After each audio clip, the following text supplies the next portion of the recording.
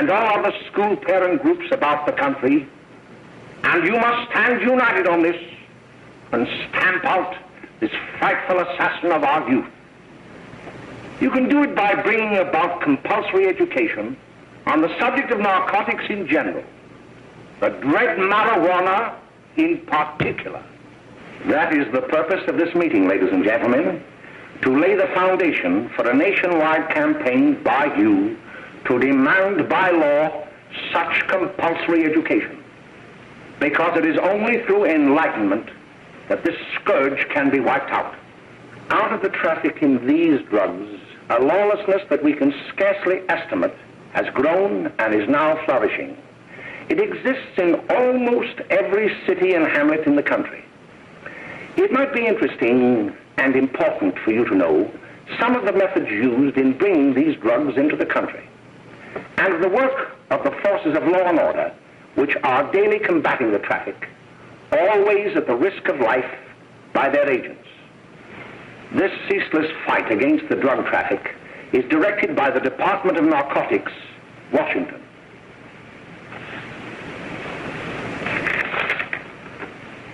I've received a letter of vital importance from a member of the Narcotics Bureau.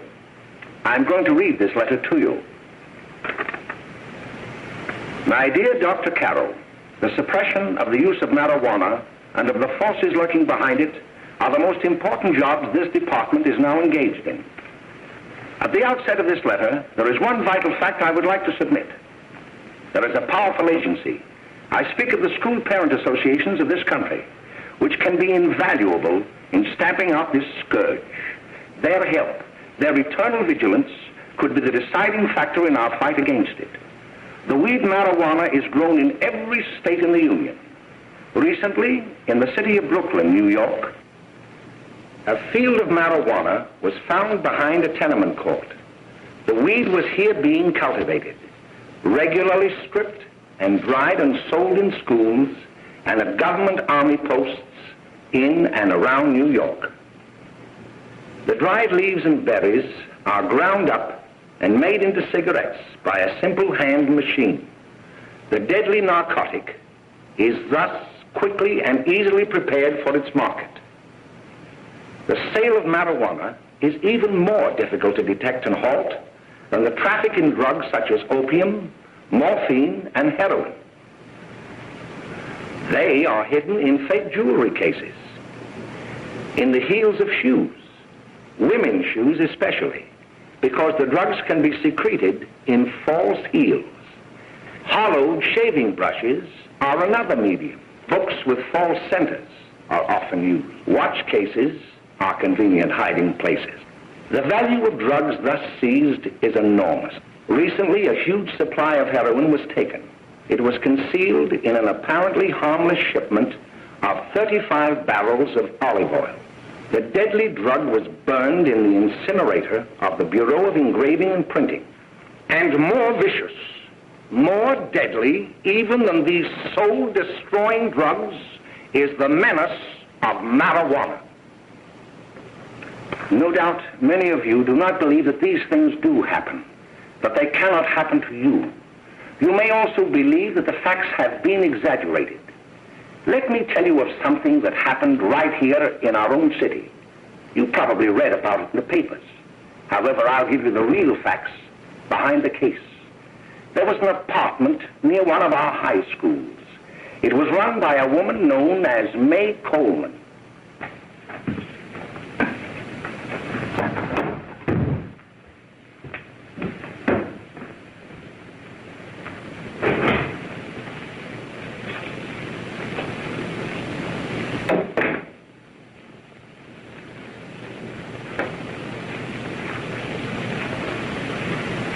Hey, come on, May, get up. What time is it? Time to get up and give this place a going over. Looks like the Marines had landed. Oh, that bunch last night was high enough to take over the Marines and the Navy. You better get on the job. Some of the kids may be up this afternoon. Oh, Jack, we can get along without dragging those young kids up here. Oh, why don't you button up your lip? You're always squawking about something. You got more static than the radio.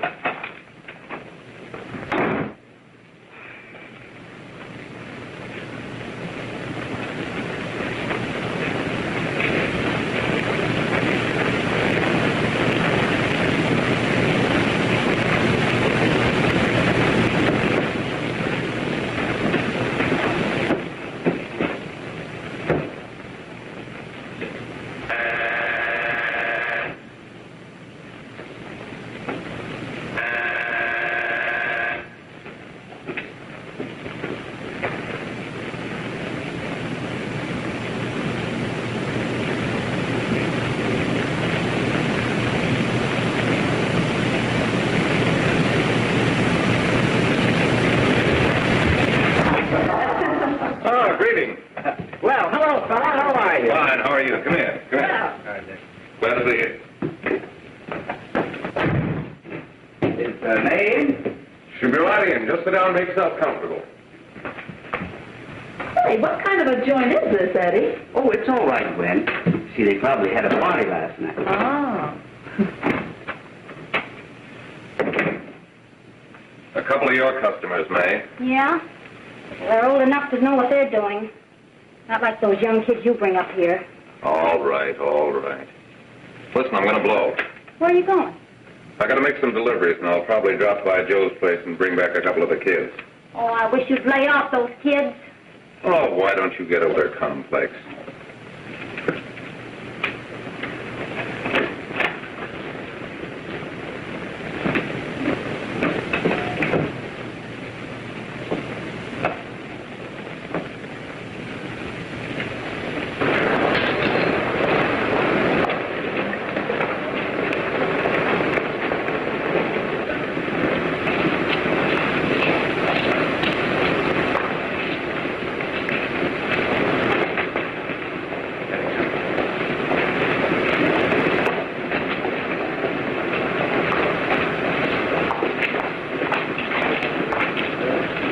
Oh, by the way, Ralph, I'm sort of getting a little party Saturday afternoon over at my grandmother's. You know, the place with the swimming pool? Like to come? Thanks, Eddie. Maybe I will. I'd sure like to have you. Okay, I'll probably drop over. So long, Ralph. See you later. Hey, Ralph. Hi, kid. Fine, Jack, and you? Oh, great. Where you heading? Oh. Hey, how do you like that?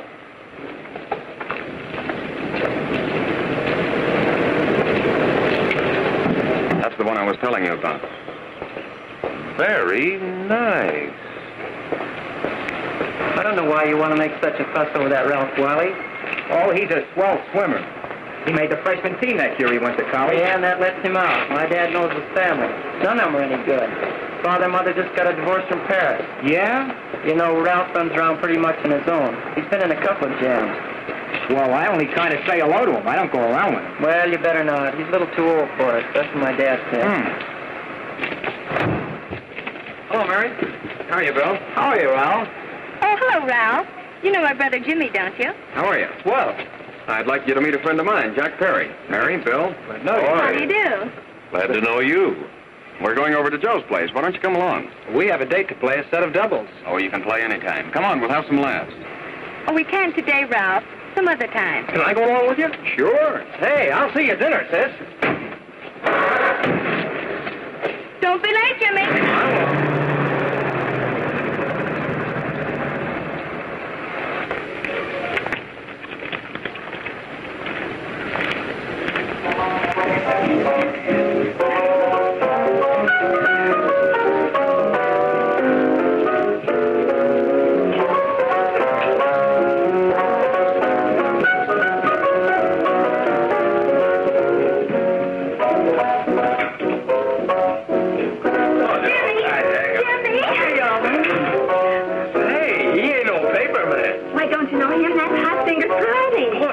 Swings out hot with a mess of jive. You want to dance? Do I?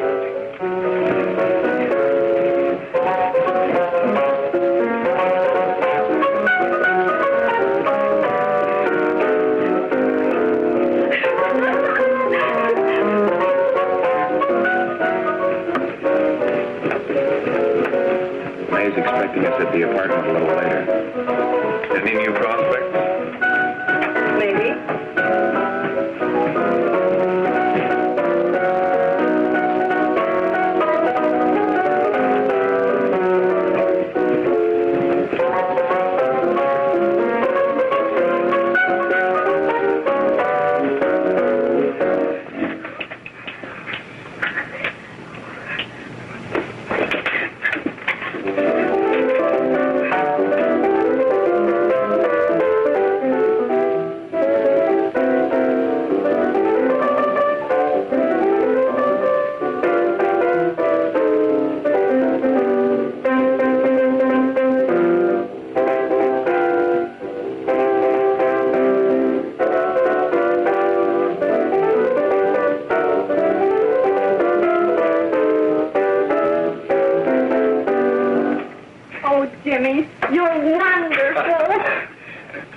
You just finding that out?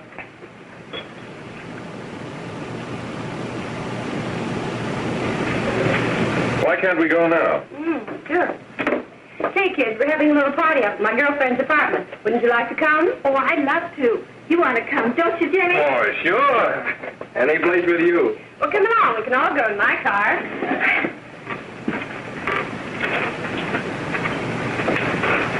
See you later, Joe.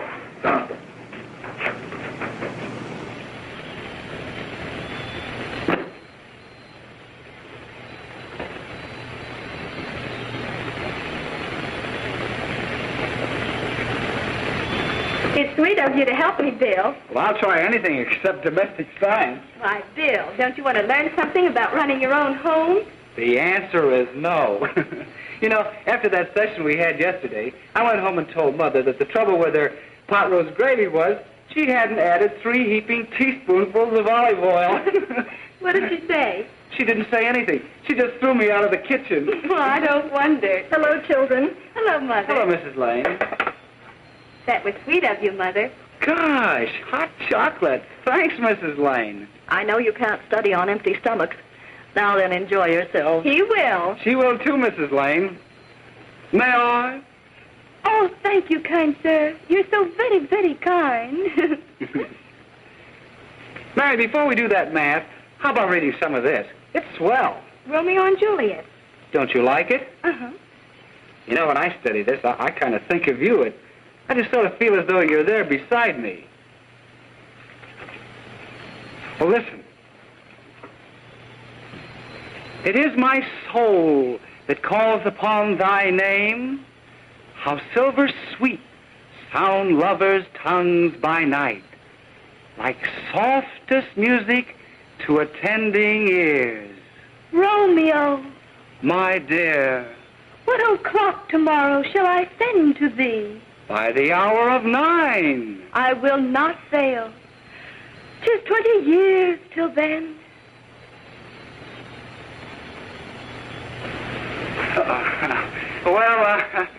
I'll see you tonight, Mary. Goodbye, Mrs. Lane. Goodbye. Goodbye, So Bill. long. Gosh, Oh,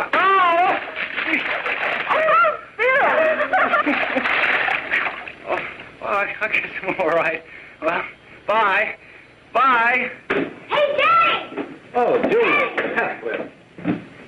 Hey. Hey, Dad, you got anything for me? Well, there should be. Don't bother your father every night. Have you? There you are. What made you so late, Bill? I was getting worried. Oh, I had to study, Ma. He was not. I saw him out walking with his girl. Bill's got a girlfriend. Ma, make him cut it out. Junior, Well, Bill has got a girl. quiet. And put that candy away till after dinner. Henry, you shouldn't have given it to him. Well, he has got a girlfriend, and her name is Mary. Yeah, I'll shut you up. Bill, Junior, put that carrying on. Junior. Oh, that's a phenomenal. They're all right there, John. Mary's little lamb, Mary's little lamb. I didn't mean to Bill Ernest, I didn't. Oh, well, what I'm burned up about is that you didn't say Bill had a swell girl. Gee, it must be love. She'd have to be swell for you to like her. Uh-huh. Sounds like you want something. Come on, what is it? Well, it's my model airplane. It won't work. Gosh, Bill, you could fix it. You can fix anything. Okay, I'll fix it. Hey, Dad, read me 20 pages, will you? Yeah, here we are. You see? Oh, hello, Jimmy. Mary told me to wait and tell her she had to go home. Her mother wanted her to go to the dressmaker with her. Oh, thanks, Jimmy. Must be getting grown up. I see Mary let you have the car. Yeah. Can I take you any place? Well, I wasn't going any place in particular. Well, then, how about driving me over to the show's place with me? I'll buy you a soda. I never drink that stuff. Oh, gee, I'll buy you something else. Okay, you're on the hook for 1 root beer. Well.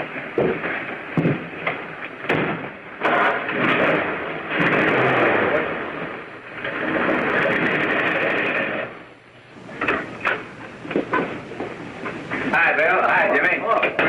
Hey, Jimmy. Hello, Jimmy. Hello, Bill. Come on, slide in. Hello, Blanche.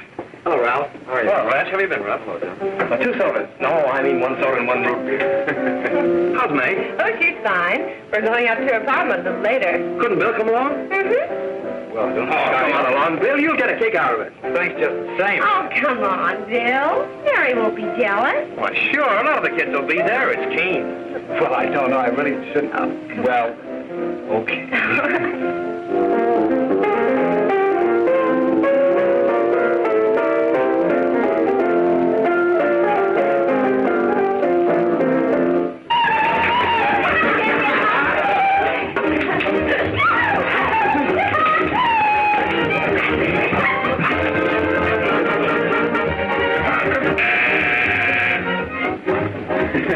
Hi, kid. Hello, Jack. What do you say?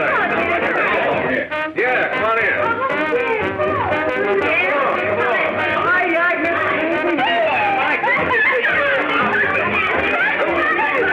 Come on, Bill. Don't stand there.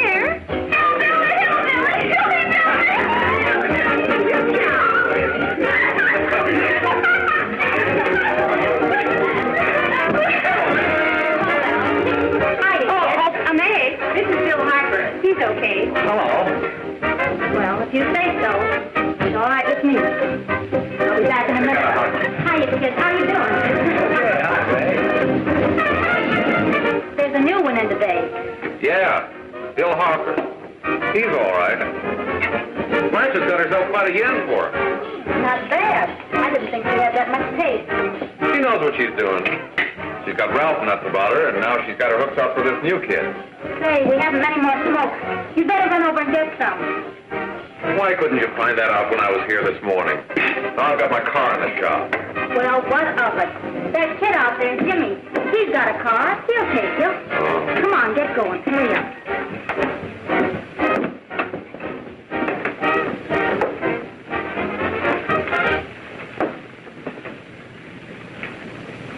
Hey, Jimmy. Yeah? I've got to run over to Cedar Avenue for a minute. You've got a car, haven't you? Why, yeah, my sister. Mind giving me a lift? Why, sure. Come on. Okay.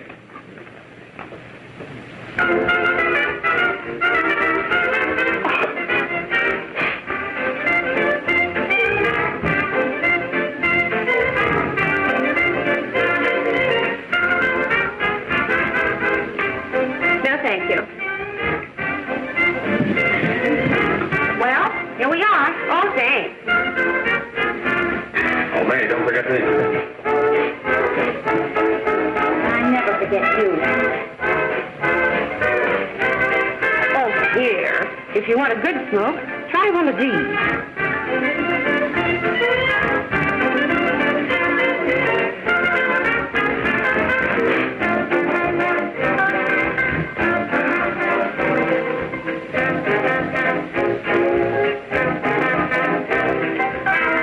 I thought you were a squirt. Of course, if you're afraid. That's bitter. That's more like it. I know you like that. Really, you will. Now just take a puff of that.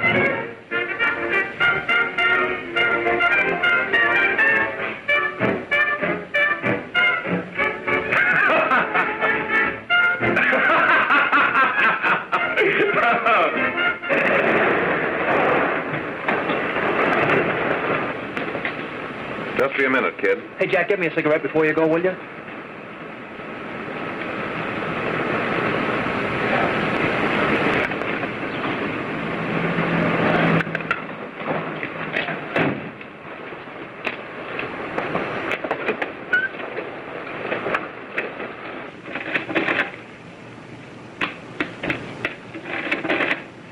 Hello, Jack. Hi, boss. How's business? Getting better every day. Those kids sure go for it. Swell. Had to run over for a couple more cartons. Ran short today. All right. Danny, pack 10 gross for Jack Perry. Who? Pete Daly. All right, send him in. It's all right, stay where you are.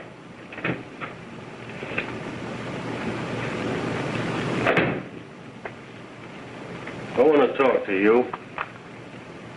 All right, go ahead. Jack's okay. What's the beef?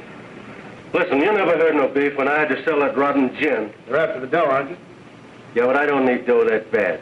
Taking 2-bit pieces from kids. There are millions of 2-bit pieces just begging to be taken. Don't be a dope. I'm just dope enough to draw the line at selling hop to kids. All right, Pete. You know what my policy's always been. If the boys are not satisfied, I'm always glad to have them retire. Retire permanently. So long.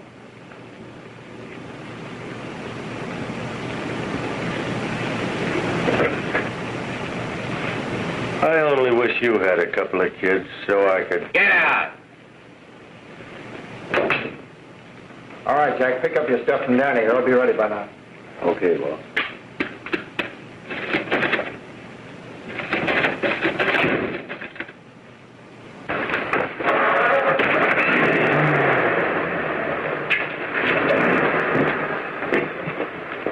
Let's go, Jack. I'm red hot. Better be careful how you drive it. The first thing you know, you'll be ice cold.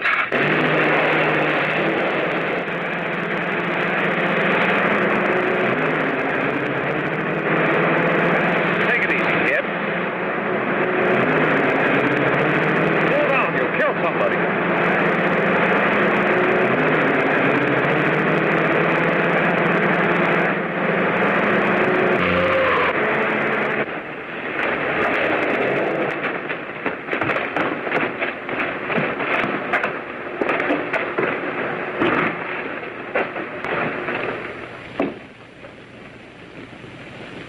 Mary, you're not eating your breakfast again. Bill Harper hasn't been around lately. Anything wrong between you two? Why should there be anything wrong? There shouldn't be, I'm sure. And whatever it is isn't serious, I know. I'm sorry, Mother, for snapping at you like that. Don't worry about it, dear. Why don't you speak frankly to Bill? He'll be honest whatever the trouble is. I'm sure Bill Harper never lied about anything. Yes, that's right. Bill's mother says he never lies. There, you see? You think it'd be all right if I speak to him about it? Why, of course. Oh, Jimmy. Sit down, darling, and I'll have your breakfast for you in a moment.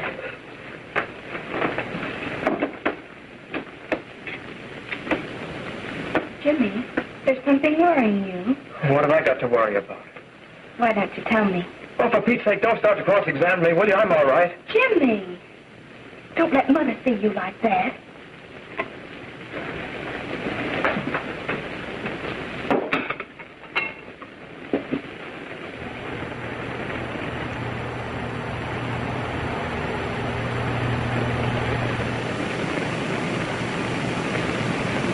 There is no doubt that there is an organized gang distributing the narcotic to students, not only in my school, but all over the city.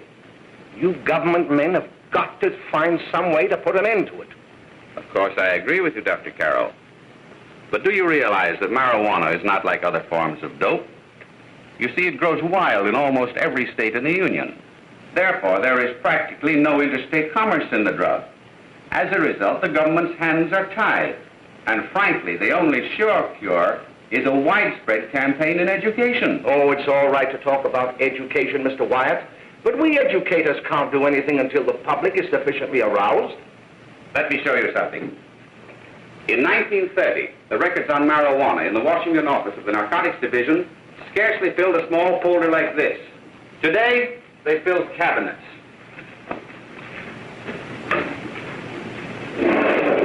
All these devoted to marijuana records.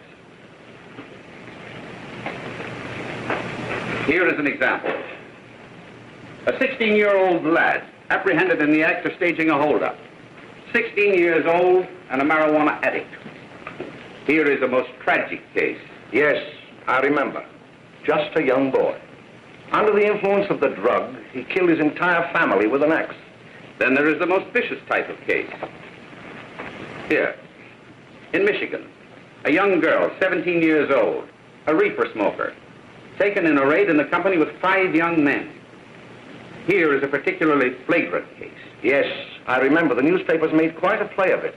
In West Virginia, wasn't it? Yes, and there are hundreds of them coming up, new ones every day. I'd like to take these records, if I may. I feel they would be of invaluable assistance to me in combating the evil in my school. You're very welcome, Dr. Carroll. Thank you. Sit down, Bill. There seems to be something wrong. What is it? You were always a fine student. You always had excellent grades. Well, I guess the work is getting a little harder, Dr. Carroll. No, it isn't that. Bill, I'd like to help you. But of course I can't unless you let me. You're undermining your health. Well, there's nothing, Dr. Carroll. Really, there isn't. I'll study harder, honest. Honest? If you were being honest with me and honest with yourself, I'm afraid you'd tell me an entirely different story. Bill, I'm going to ask you a straightforward question. And I'd like to have a straightforward answer. Yes, sir. Isn't it true that you have, perhaps unwillingly, acquired a certain harmful habit through association with certain undesirable people? Well? Oh, no, sir, I haven't, Dr. Carroll. Well, that is, you see, I'm worried about something at home. All right, my boy. We'll just have to let it go at that. But remember, if you ever want to confide in me, no one will ever be the wiser. Well, thank you, Dr. Carroll.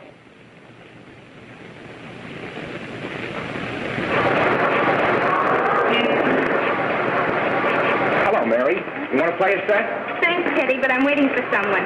Well, if you're waiting for Bill, he hasn't been here for weeks.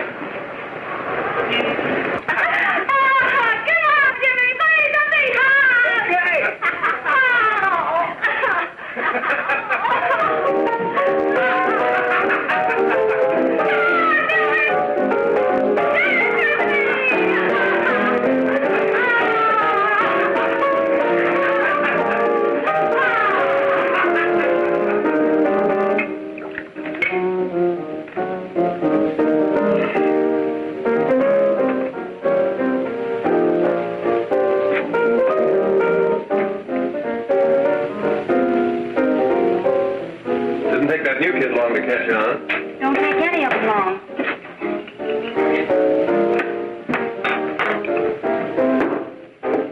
Say, don't you ever get fed? You're feeding me, can't you see?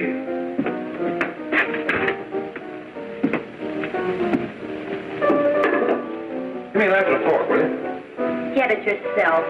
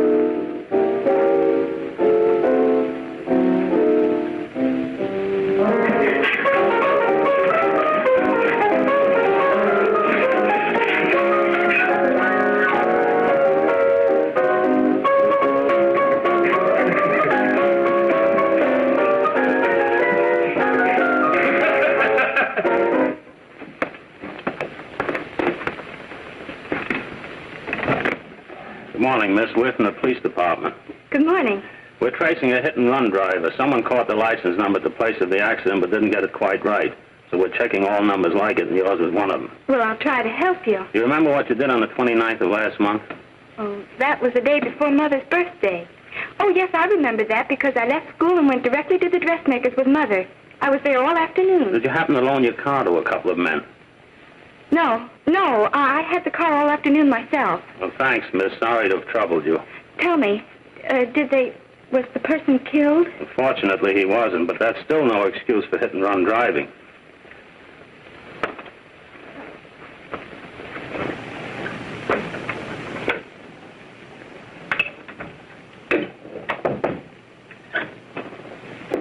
Has Jimmy Lane been here today? He was in. He went over to May's place. You know where that is. Well, he was going to wait for me here, so he didn't give me May's address. Are you sure Jimmy didn't leave any message for me? Mary? No, he didn't. But I guess you're okay. I'll write it down for you.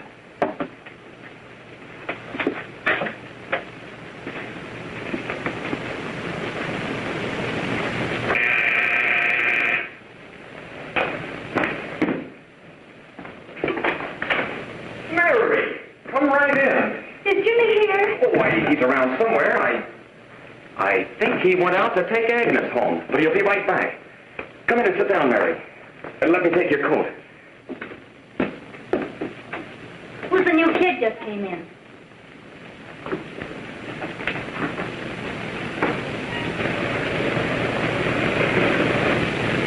Oh, it's that gal that Ralph's gone overboard for. It's funny, we've never been able to get her up here before.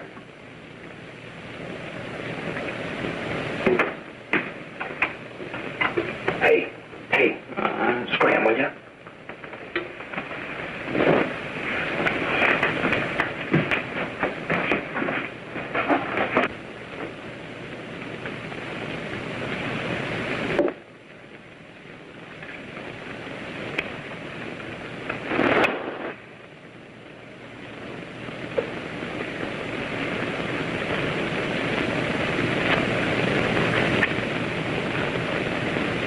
Smoke, Mary? Thanks. Are you sure Jimmy will be back soon? Sure, any minute.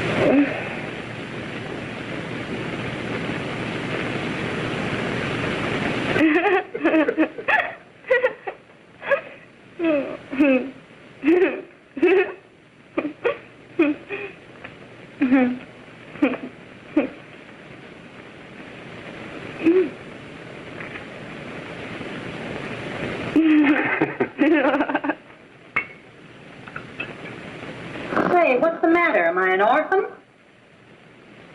Where do you put it? You got a hollow leg? Thanks, dear. Thank you, Mary. Oh, Mary, give me a kiss, Mary. No, don't! Please, Oh, Mary. Leave me alone! Go away! Mary, get out. Go away!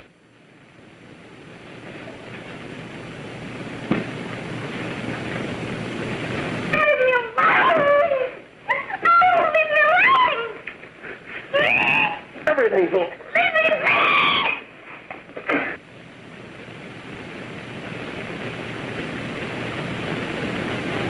Romeo, what o'clock tomorrow shall I send to thee? It's sweet of you to help me, Bill. Oh, thank you, kind sir. That was sweet of you. You can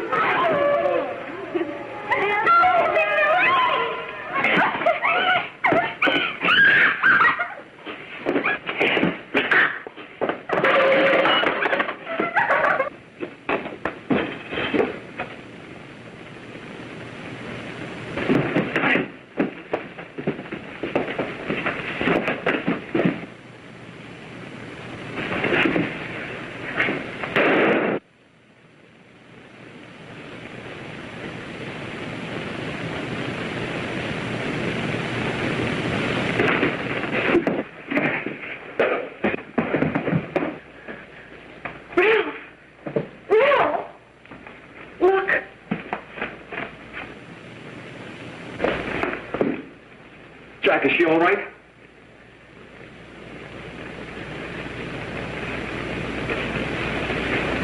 She's dead. Nay, get me some water. Now listen, you two. I want you to get out of here. Get out of here and forget you're ever in here today. I'll handle this. Now get going.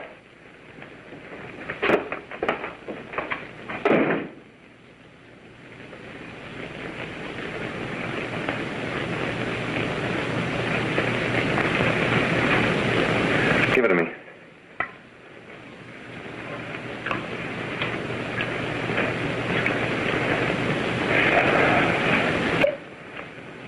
Here.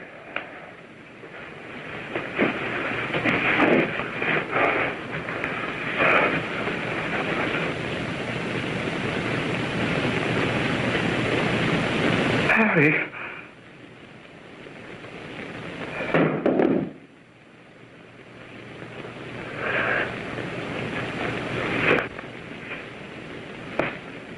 Mary. Mary. What happened? You killed her.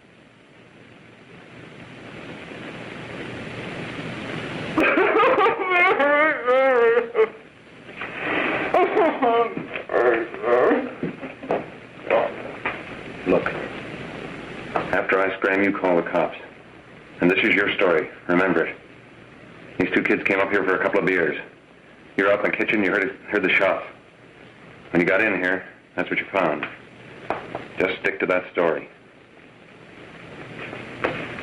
Mary! Mary, speak to me. Mary!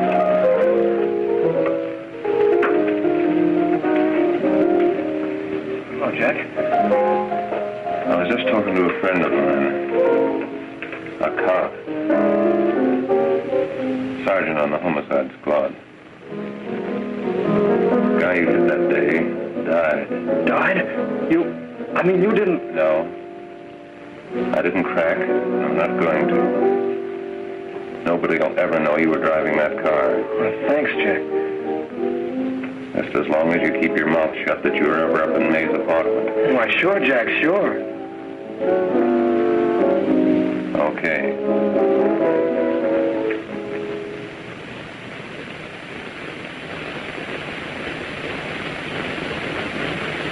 Your Honor, I'd like to recall Dr. Alfred Carroll to the stand. Call Dr. Alfred Carroll to the stand.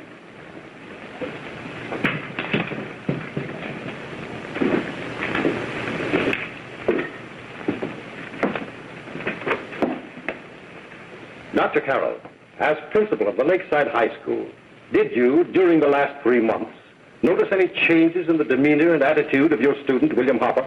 Yes, in a number of things. For example, at times disassociation of ideas. In another instance, I happened to attend the recent interscholastic tennis matches. And while Bill Harper had been considered an exceedingly good player, I saw him miss the ball by as much as 3 or 4 feet. This, I understand, could be attributed to the use of marijuana. It causes errors in time and space. Objection, Your Honor. The witness isn't qualified to express opinions upon the effects of narcotics. Sustained. Dr. Carroll has been called merely as a character witness. Well, then, although you didn't know to your own knowledge that the defendant was using marijuana, did you notice any changes that would lead you to believe, as an educator, that he was under some severe mental strain, which might possibly have been induced by some drug? Yes, I recall distinctly a few weeks ago. It was during a class of English literature. There was a serious discussion of Shakespeare's Romeo and Juliet, when he suddenly burst into an uncontrollable fit of hysterical laughter. Oh, by the way, Dr. Carroll, 6 months ago, what would have been your opinion regarding the character of my client? He was a fine, upstanding American boy, a good scholar, a good athlete, and representative of the caliber of young men we are proud to graduate from our school.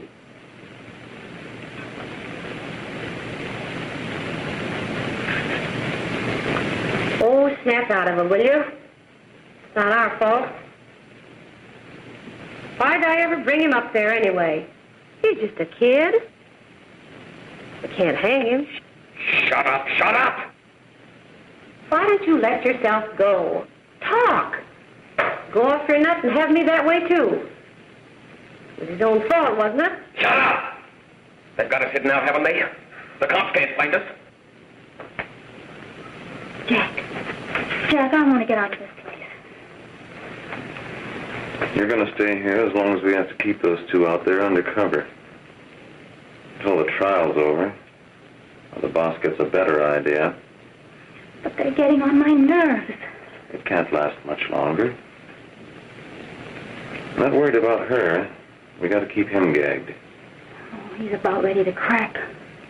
All you got to do is keep him from having too many reefers. Any day now, that punk will get hot. He'll probably spill and tell all he knows if he gets a chance.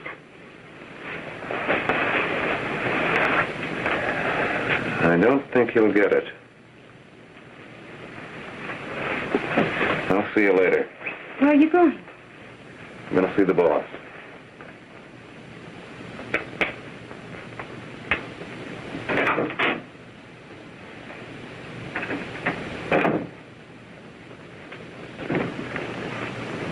Hello, Jack. Hello, boss.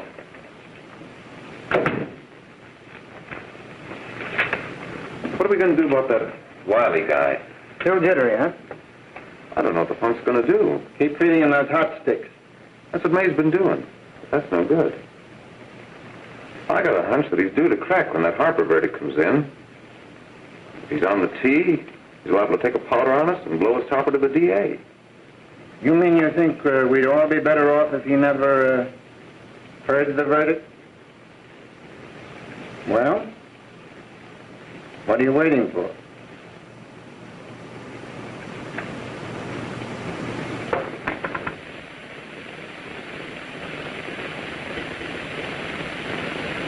You, ladies and gentlemen of the jury, have a duty to perform.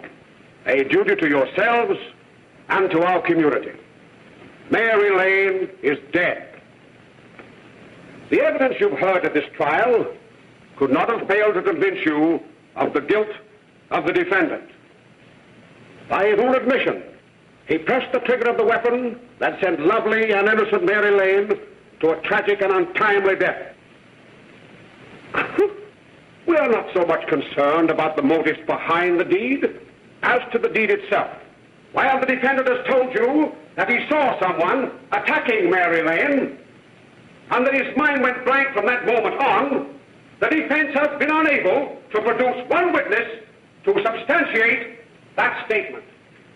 Now, ladies and gentlemen of the jury, you've heard able men testify at this trial, men who have tried to bring out the fact that the defendant might have become momentarily insane when he fired the shot that killed Mary Lane.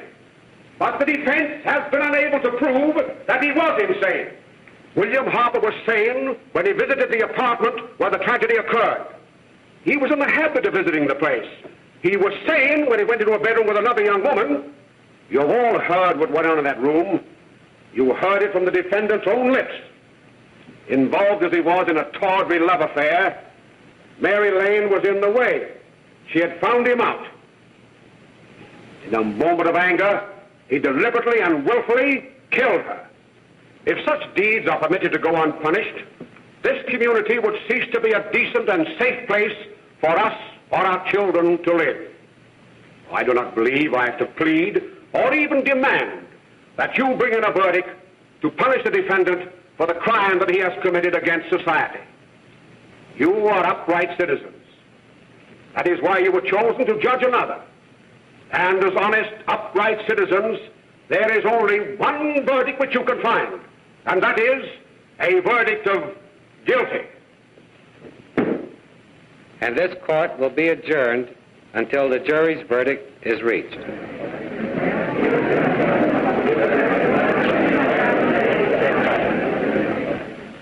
I suppose you all feel the same about this case.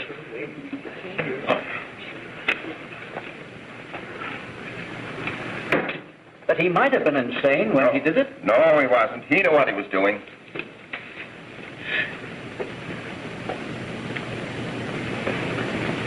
But supposing he was insane? You can never make me believe it nor anybody else. We'll take a first vote.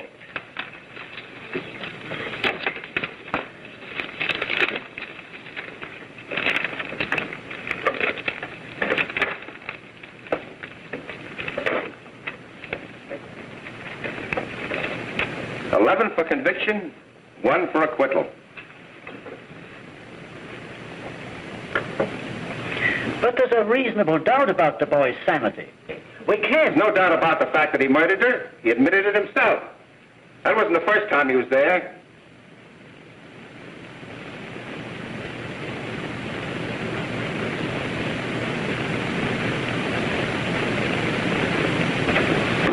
We gotta make an example before boys like that contaminate all of our children.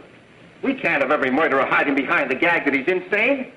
Sure, they see red before they kill somebody. But whose fault is it?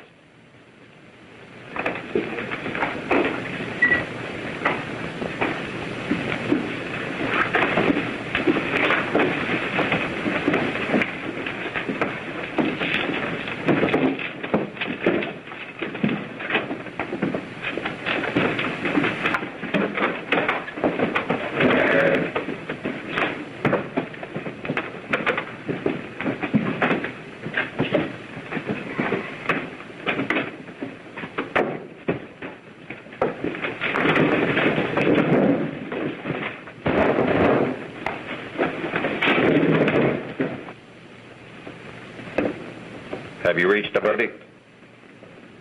We have. The defendant will rise. What is your verdict? We find the defendant guilty as charged.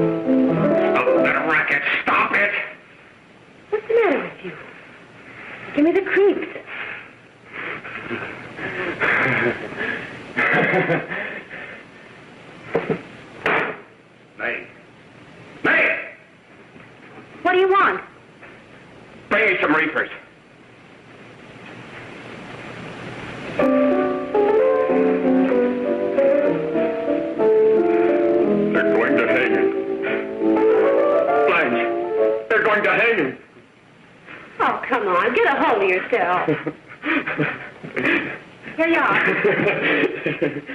Quit that crazy laughing. Where's Jack? I want to get out of here. They'll pick you up and hang you if you don't pipe down. I want to see Jack. Jack. I want to see Jack. Jack. You better quiet him. I can't do anything with him.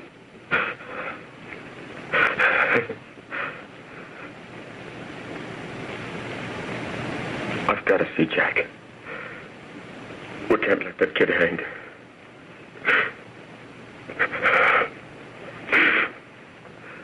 He'll be here. Don't worry, he'll be here in a little while.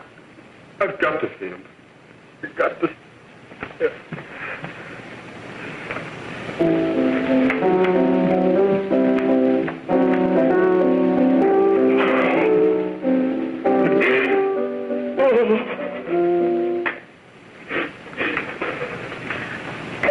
darling. Everything will be over soon. Do you want me to play something for you? Yeah, that's it. Play something. All right. Come on. Sit down.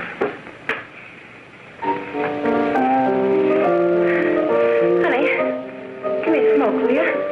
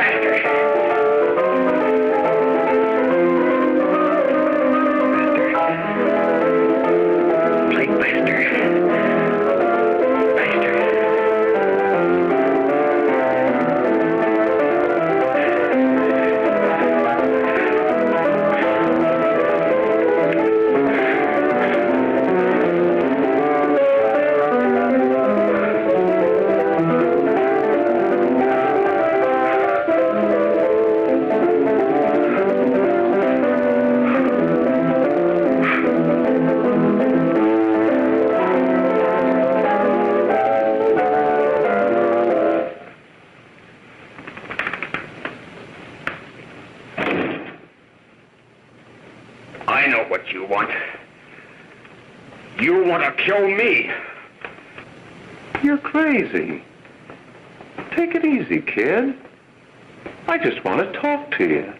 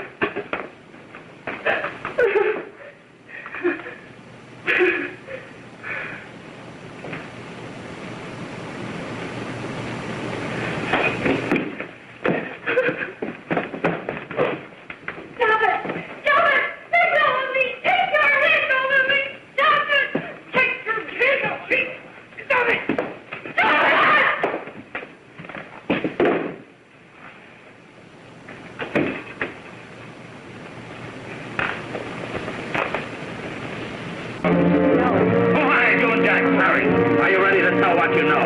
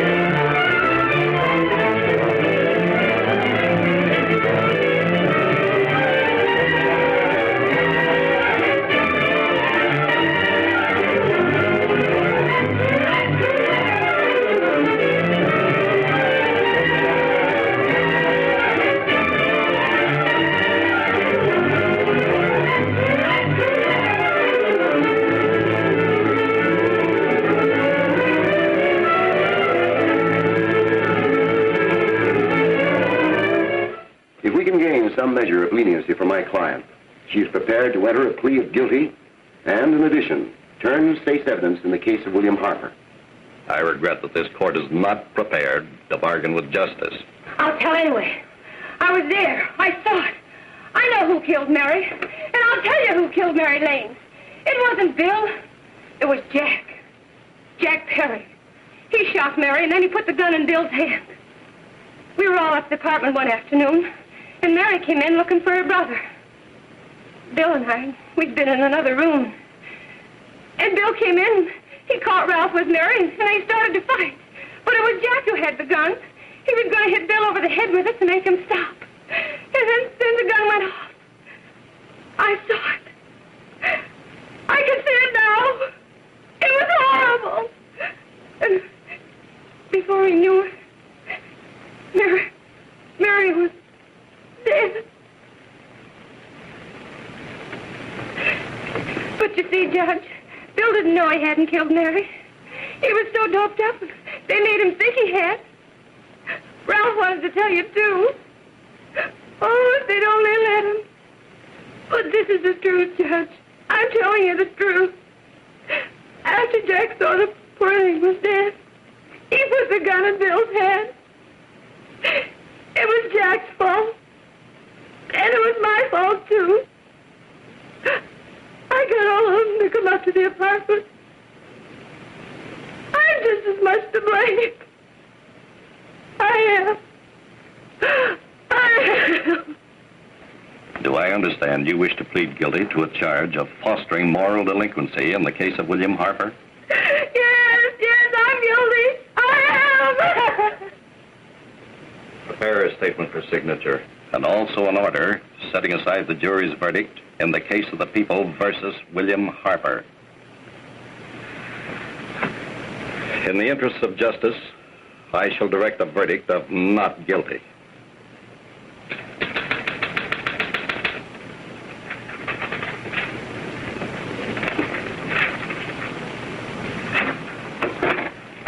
Sign here, please.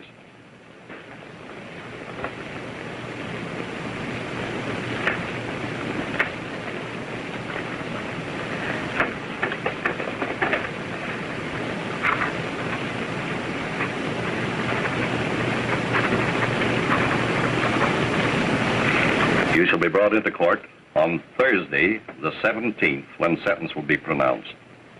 Meanwhile, you will be held as a material witness in the case of the people versus Ralph Wiley.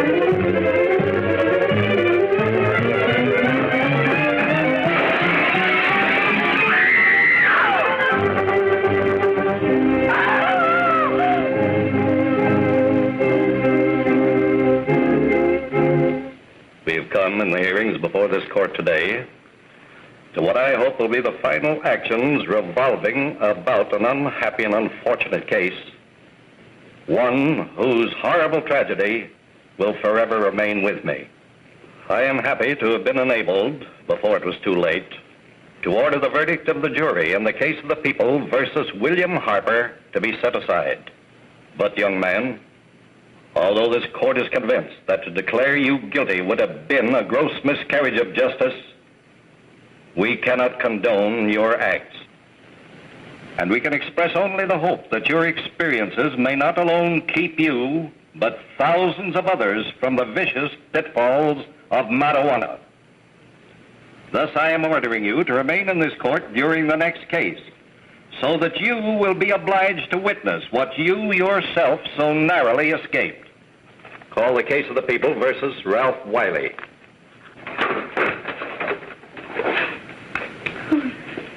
Bill.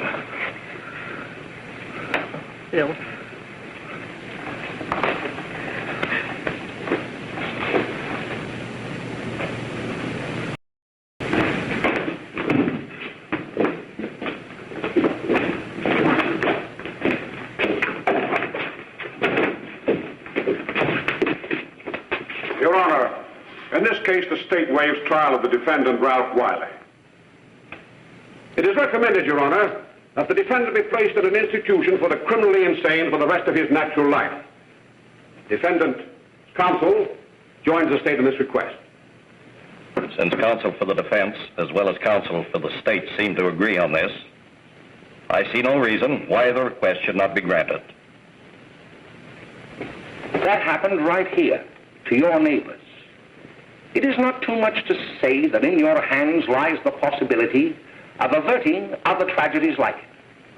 We must work untiringly so that our children are obliged to learn the truth, because it is only through knowledge that we can safely protect them.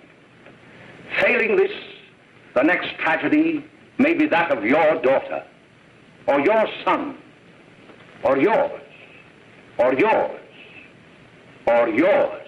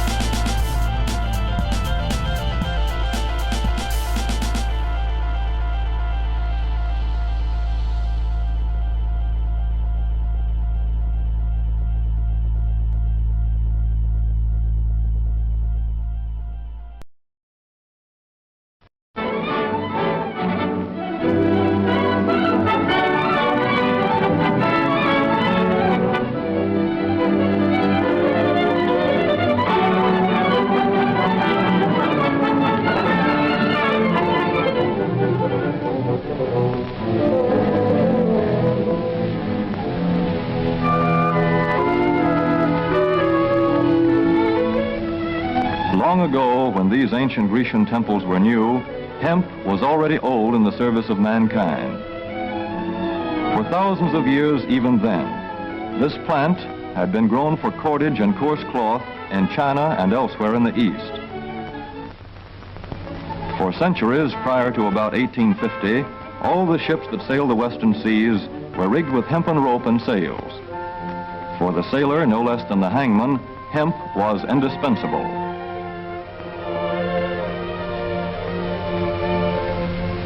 A 44-gun frigate, like our cherished old Ironsides, took over 60 tons of hemp for rigging.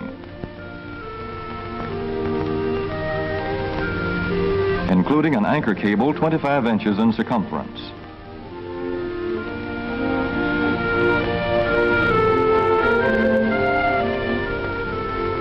The Conestoga wagons and prairie schooners of pioneer days were covered with hempen canvas.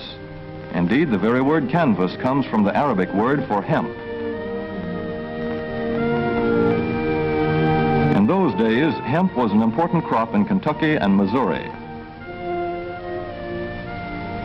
Then came cheaper imported fibers for cordage, like jute, sisal, and manila hemp, and the culture of hemp in America declined.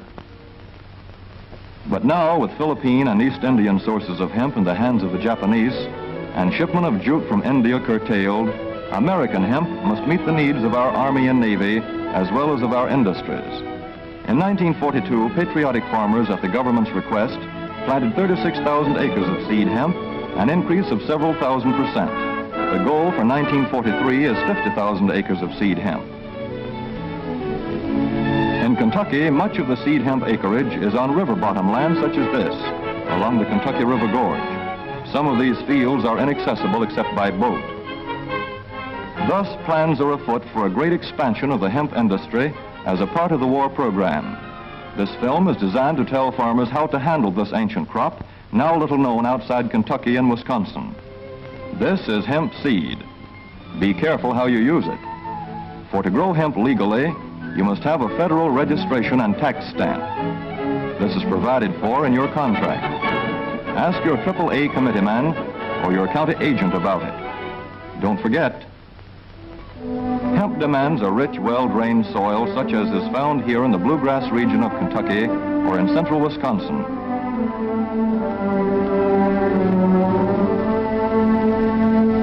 It must be loose and rich in organic matter. Poor soils won't do. Soil that will grow good corn will usually grow hemp. Hemp is not hard on the soil. In Kentucky, it has been grown for several years on the same ground, though this practice is not recommended. A dense and shady crop, hemp tends to choke out weeds. Here's a Canada thistle that couldn't stand the competition. Dead as a dodo. Thus, hemp leaves the ground in good condition for the following crop.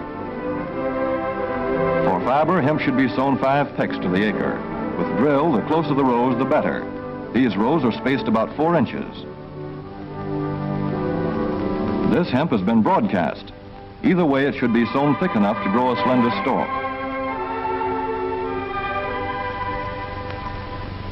Here's an ideal stand. The right height to be harvested easily, thick enough to grow slender stalks that are easy to cut and process.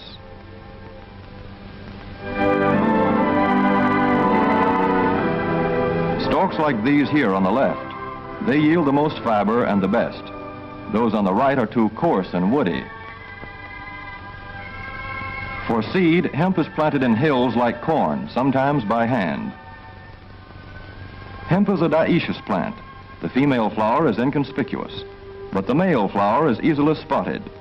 In seed production, after the pollen has been shed, these male plants are cut out. These are the seeds on a female plant. Hemp for fiber is ready to harvest when the pollen is shedding and the leaves are falling.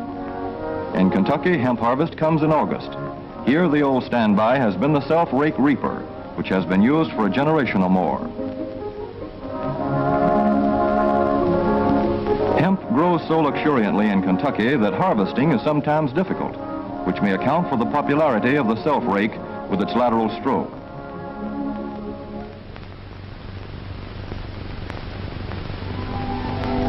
A modified rice binder has been used to some extent.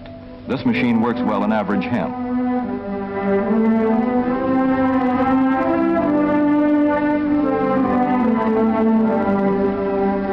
Recently, the improved hemp harvester, used for many years in Wisconsin, has been introduced in Kentucky.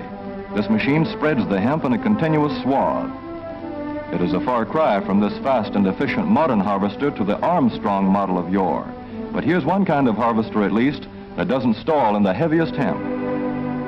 In Kentucky, hand cutting is practiced in opening fields for the machines.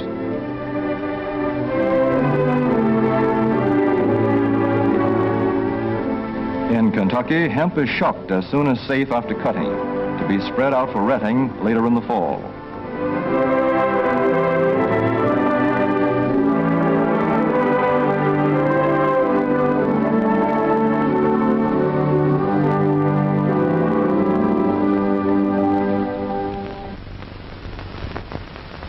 In Wisconsin, hemp is harvested in September. Here, the hemp harvester with automatic spreader is standard equipment. Note how smoothly the rotating apron lays the swath preparatory to retting. Here it is a common and essential practice to leave headlands around hemp fields. These strips may be planted to other crops, preferably small grain.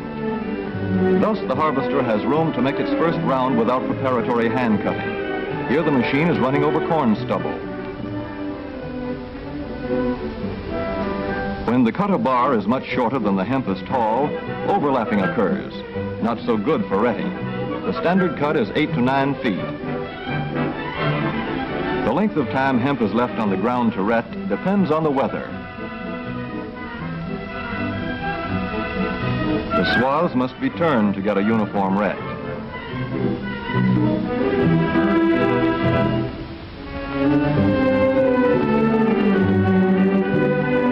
When the woody core breaks away readily, like this, the hemp is about ready to take up and bind into bundles.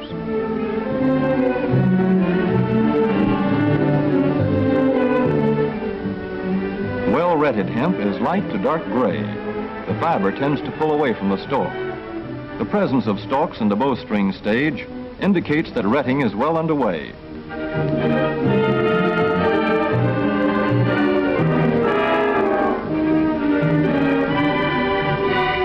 When hemp is short or tangled, or when the ground is too wet for machines, it is bound by hand. A wooden buck is used. Twine will do for tying, but the hemp itself makes a good band.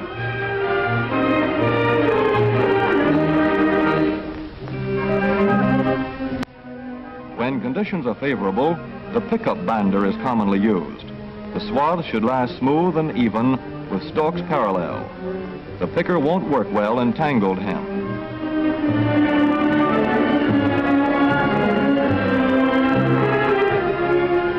After binding, hemp is shucked as soon as possible to stop further retting. In 1942, 14,000 acres of fiber hemp were harvested in the United States. The goal for 1943 is 300,000 acres. Thus, hemp, Cannabis sativa, the old standby cordage fiber, is staging a strong comeback. This is Kentucky hemp going into the dryer of a mill at Versailles.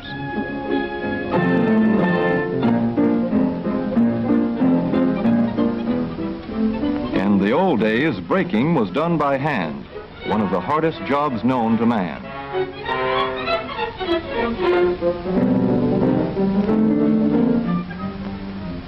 Now the power breaker makes quick work of it.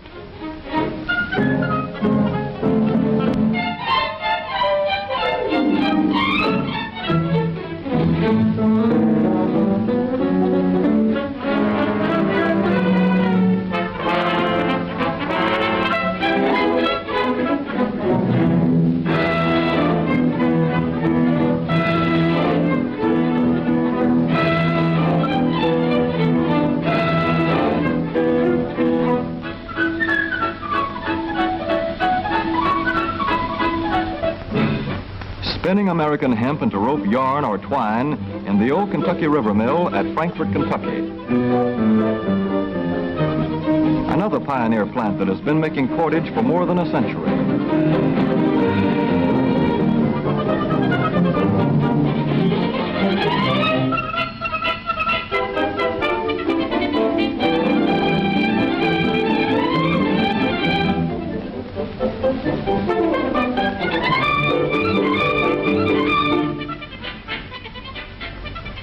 All such plants will presently be turning out products spun from American-grown hemp. Twine of various kinds for tying, winding armatures, and upholsterers' work. Rope for marine rigging and towing, for hay forks, derricks, and heavy-duty tackle. Light-duty fire hose. thread for shoes for millions of American soldiers, and parachute webbing for our paratroopers.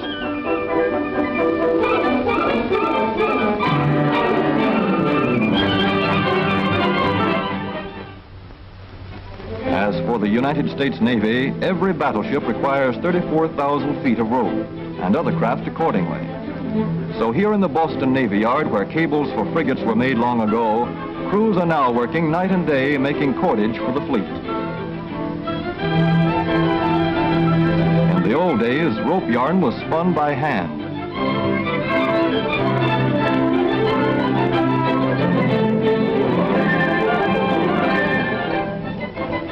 Today, even the rope walk is mechanized. 160 fathoms to go.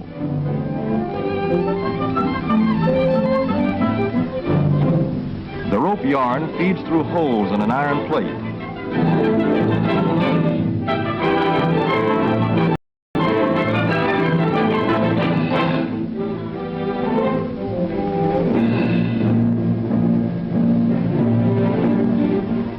This is Manila hemp from the Navy's rapidly dwindling reserve. When that is gone, American hemp will go on duty again. Hemp for mooring ships, hemp for tow lines.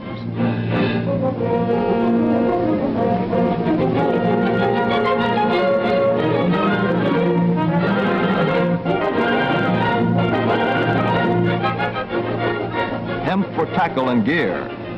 Hemp for countless naval uses, both on ship and shore.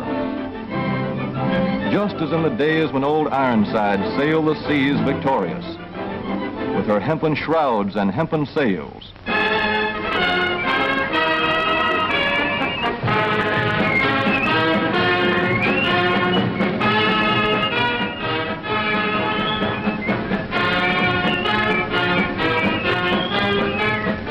Hemp for victory.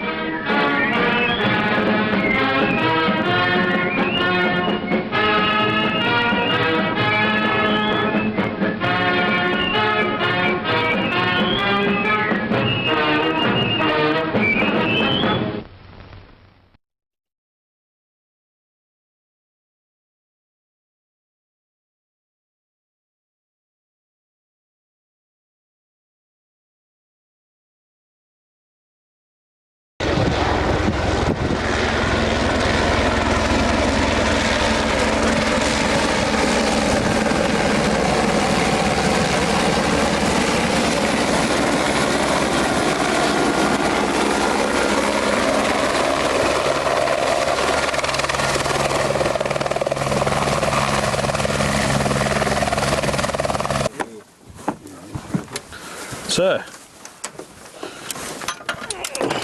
With your buckles on the plant. Sorry, mate. Door. You're not coming? Ah, yeah, I'm coming. Yep. Move over a bit if you can. This is not No going to playing be... with the controls, Michael. Maybe we shouldn't have stuck the skinny guy in the front. That's the 750 kilo load. 87% max. 87%, 750 kilos. He reckons this is... It's up on the rock. Can you tell me which way the wind's coming in? We shouldn't have 700... From the east a bit? It's coming into this side. It's coming from the east. Oh, I don't know which way to come in. So it's the west. 750 kilos. This first one of ours shouldn't be 750 kilos, should it? That sounds a bit plain heavy, doesn't it? Should this first one be 750 kilos? Huh? Should this first one be 750 kilos? I don't know, 450. No, he reckons it's 750. Oh, mate, everybody get down. He's got to punch it.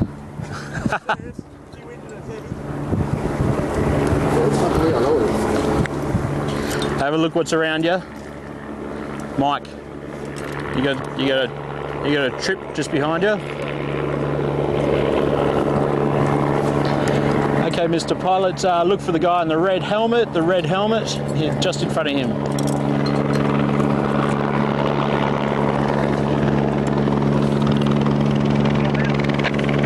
It's one hand, Michael. It's one hand. point. Way out in front of you. A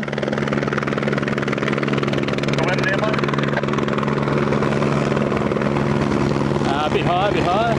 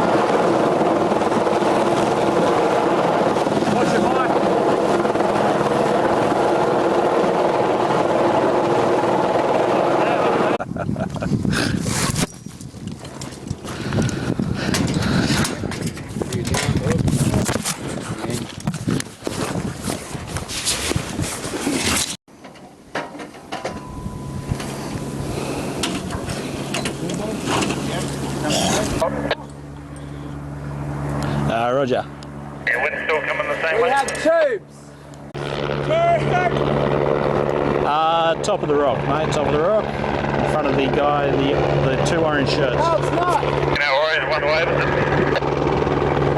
Yep, it's him. it's on the flex bit above it, isn't it? No, it's not tubes.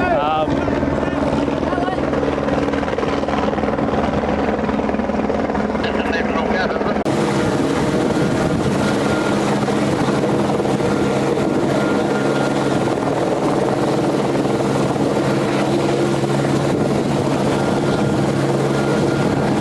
That's good down there, down there.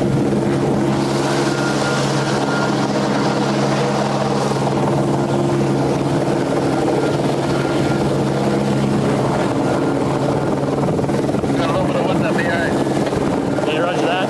Oh, it's the wind! It's the wind!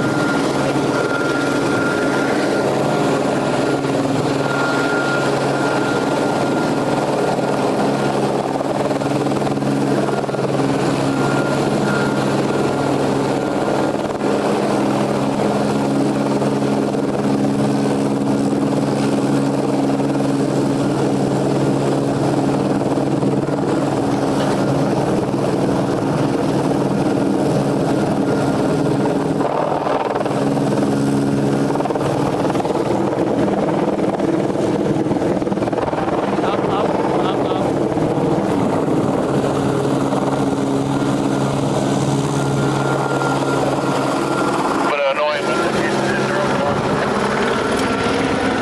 Nice and calm before you got here, mate. The wind came up as soon as fucking he got here, mate. The wind came up.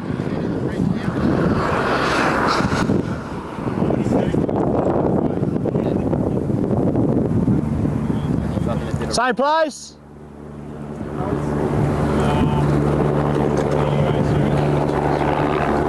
That looks like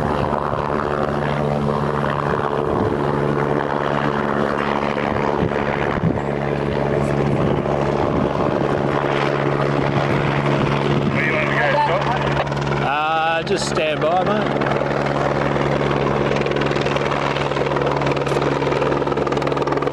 Same place?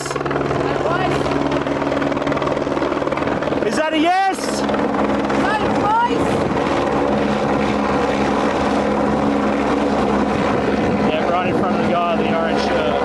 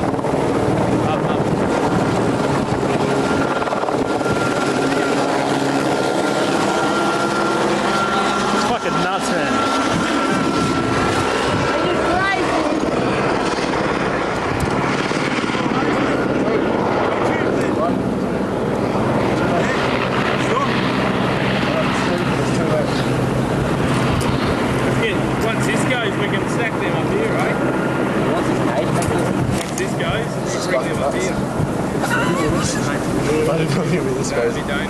I knew it was going to be this crazy, man. It's going to be easy to land it. So you'll be right. Easy. First one. Fucking don't listen to Eddie, man. First one. Eddie is full of shit. No, not Eddie. Fucking the pilot. Like landing will be easy. You just say where it is, stick it where it is. Well, the way he said it, I thought it would be there'd be a lot more room up here. Yeah, everyone said there was going to be a lot more room up here. Eddie wanted it all. I shook my head at everybody. All on you. He's like, just say where it's going, point. I'll get there, and you'll be able to move it a little. I need you here. Oh, then, my blue bag. Just at the base of this trail. Downstairs. So you go back down through the crack, and then just as you start climbing, where do you want it? Looks like it's landing in the same place, mate, same place.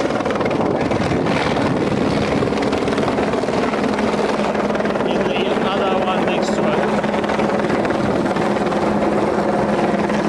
I think the ditch those two.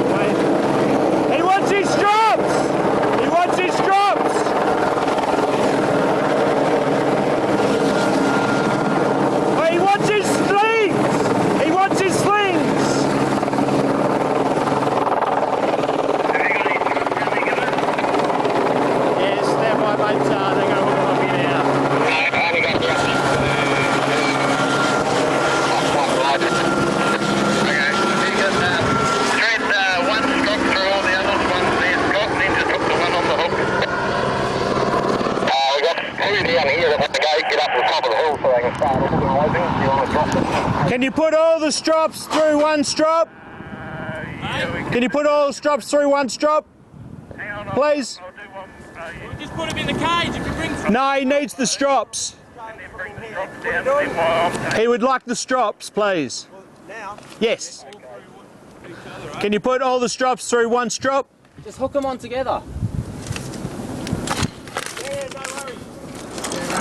Did ask that last time.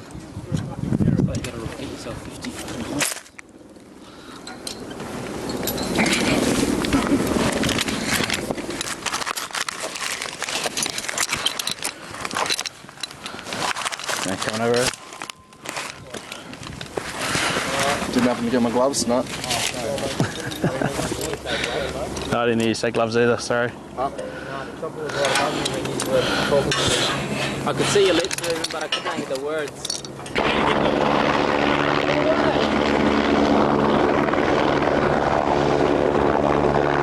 Same place?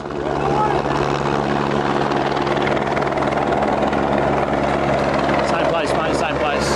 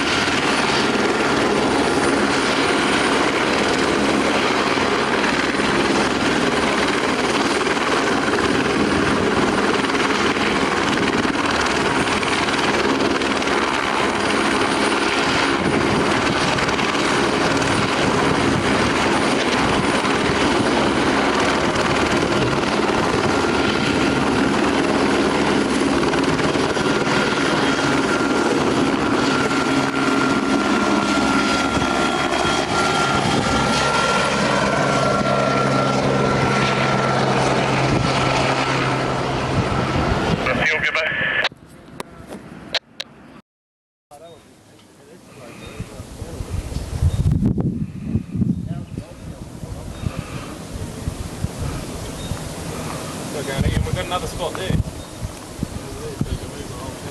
We can do. We've already seen we can do that from the World Cup.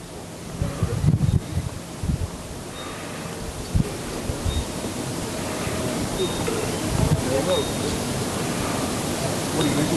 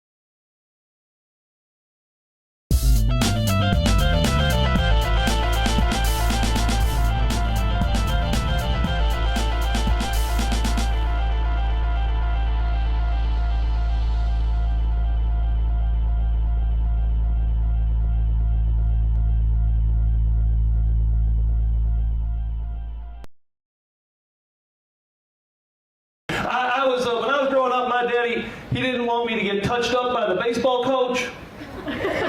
So he taught me a little song. It goes like this: I'm a little teapot, short and stout. This is my handle. You can't touch my spout. When I get all freaked out, hear me shout. I'm only 9 years old, Coach Larry, get out.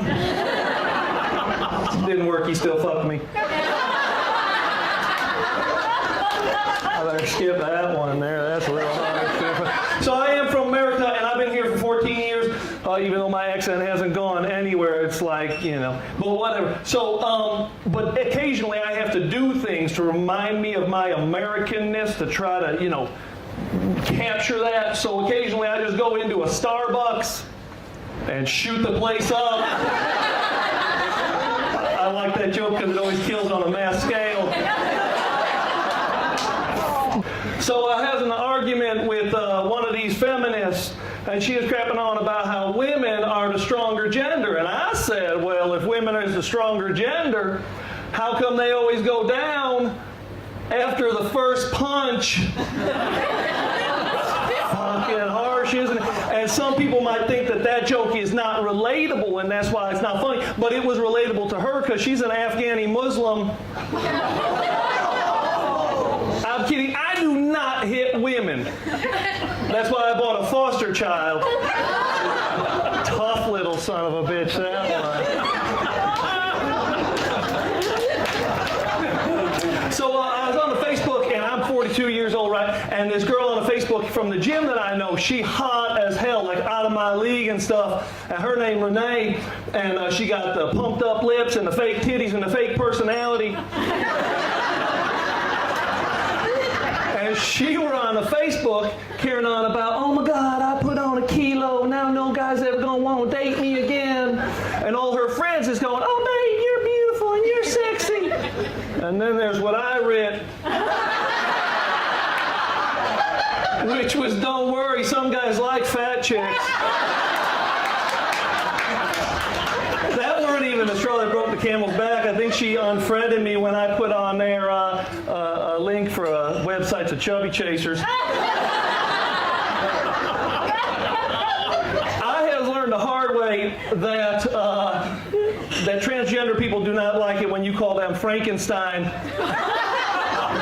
The one I know prefers Frank and Sue.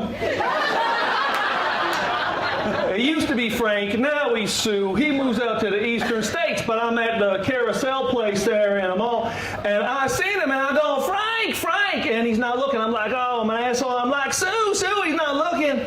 And so I finally get over there, tap him on the shoulder, turns around, it ain't him. It's just a really ugly fat woman. And then she was all mad. She's like, do I know you? Do I know you? I was like, no, sorry, I just thought you were this tranny guy that I know. Oops. Let's see what we gonna pull out of this one. Fuck, I don't even know how this one goes. So a lesbian was crapping on with me about telling me that because I'm a straight white male, that I'm entitled to everything unless that thing is my opinion about climate change.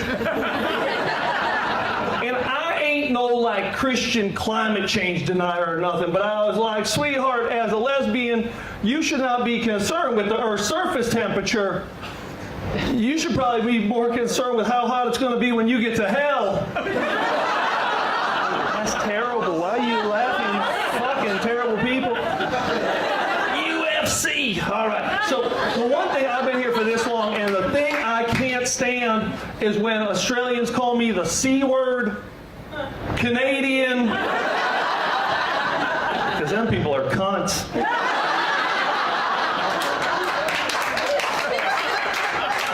Oh, this one's rough as well. Okay.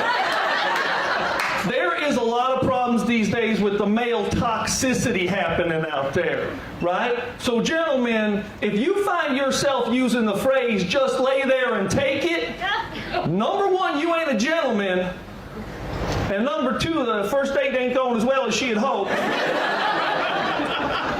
I like this one, fuck it. Something I really don't understand is bestiality, because people who do that is just fucking animals.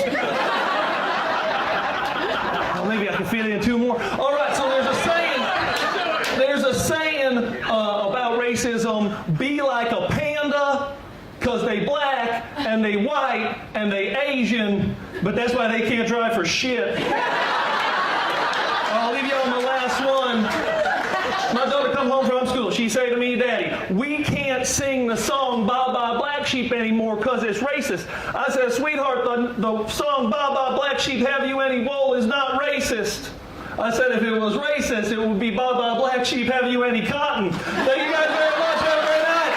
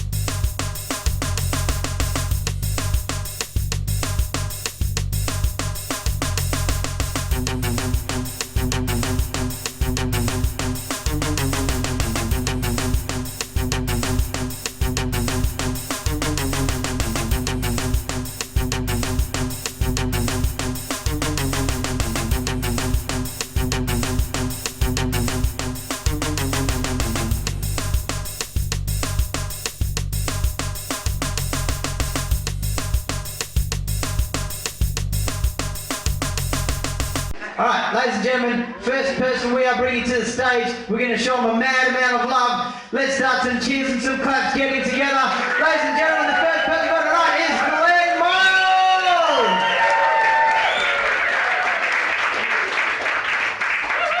Thank you, thank you. Don't stop, keep it going. Thank you very much. Thank you much to Jason, he knows his shit. Which has always thought is a very interesting phrase. He knows his shit. As an English teacher that I used to do, So think, where does that freaking phrase come from? He knows his shit. Was there a guy somewhere, a Jono or something, walking around one day and he goes, nah, not mine. I didn't do that one. This is my shit. And his mates were standing there going, that's Jono, he knows his shit. Very interesting phrase. But yeah, doing stand-up, people often say, don't you get scared? Don't you get scared doing stand-up? I was born in Belmont, mate. Been a public high school teacher in Armidale. This is a fucking dream. This is beautiful. This is like bliss. So, you know, Belmont, Armidale, I've got a bit of the outfit tonight to show that you can't take the bogan out of Armidale. Even if he goes on the train line to Armidale, to Belmont, back again, can't take it out of him. So, you know, born in Belmont, raised in Belmont, you know, sausage rolls, chocolate milk or a healthy diet. Pay week, we get Leamington Scroll, which was special. So I loved it, loved growing up in Belmont. Went to Kiddo Senior High School. Beautiful. Yeah, that's right, a couple of Kiddo kids over there. Kiddo, great place. Smoking Winnie Blues and Akadaka was on the timetable. It's a great place to grow up. So yeah, and then of course, working in Armidale as a teacher, I used to fang it up Tonkin Highway every day. There's a phrase, fang it up Tonkin Highway. Can't get any more bogan than that. But beautiful. Working up there in Armidale, parent-teacher night. I was shitting myself the first time I had to be a teacher at parent-teacher night. First person come in, second person, third person. It's like a school reunion. It's where all my old classmates had moved to. I was sitting there, Shazza, Gazza, Kazza, Bazza, how you going, mate? Beautiful, fantastic. But the Belmont kids, it's as if we just went up the train line and fell off the train, maggoted, and stayed there and bred. Cannington, Gosnells, Armidale, so we just landed. Beautiful. So yeah, we spread that bogan culture all the way through Perth. I'm very proud of it. You can't take it out of us. And Perth, we really have embraced that bogan culture. We're secretly very clever business. Adventure World. They know what they're doing up there. They've really embraced that bogan culture as well. You get to that car park, because you see, years ago when the kids were little, we got to the old season passes. So you get the season pass, you go as many times as you like. Get there first thing in the morning, that was the secret, really early. That car park was just a complete haze of smoke and bintang singlets. That's what you saw there, all it was. Slowly they filter through. So, you know, you walk in, you're standing there, you know, you got your esky, you got your kids, you're standing there, next thing you know, meow, meow. Two little rat tails called Harley and Jaden would just cut you off before you knew what you were doing. You get there, it's beautiful. Bintang tickets everywhere. Lined up for the water slides. It made me think one day, I'm standing there staring at the sign. No denim. What theme park needs a fucking sign outside the water slides that says no denim? I've been to the Gold Coast, they don't have them there. Only Adventure World in Perth. No denim. That's how fucking bogan we are. We're told to take our denim clothes off before we go on a water slide. Now, unless they've got some new Speedos out that are made out of denim, gives a whole new meaning to the Tunnel of Terror, I tell you. But that place has slowly embraced that bogan culture. You can buy a crownie, probably a rusky, next to the water slides for the kids. There's a bar right there for the dads to get a crownie, stand there, watch the kids in spare time. Beautiful. But I was standing there one day at Adventure World, lined up with their new attraction called the Kraken a few years ago. Think about it. The Kraken. Kraken. Bogan culture, beautiful.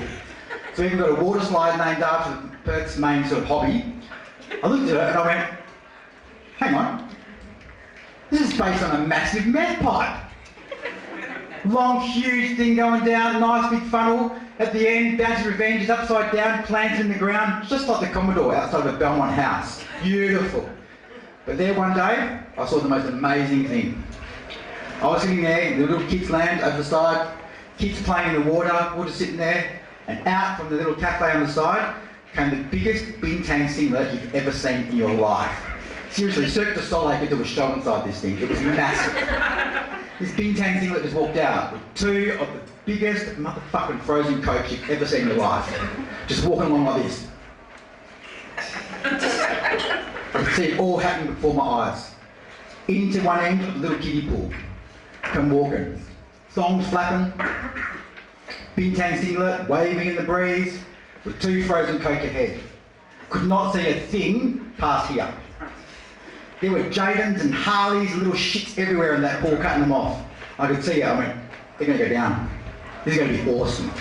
I looked to my right, the guy on the side, I could see his face, thought the same thing. Lady to the left, same thing. We all looked at each other going, this is going to be fucking hilarious. Walking through, and all of a sudden it was slow motion. One rat tail did not get out of the way in time. And she started to go down. Little kids was a tsunami slap to the side of the pool everywhere as they went down. And no word of a lie, as they went down, was just straight back up again. Back on their feet, walking along beautiful. Did not drop one little bit of those frozen cokes anywhere. You know why? She knew her shit. She knew what was going on. She'd been raised on that chopped milk. She'd been raised on those lemons rolls. She knew what was going on. She knew how to look after her shit, those frozen cups of beautiful shit.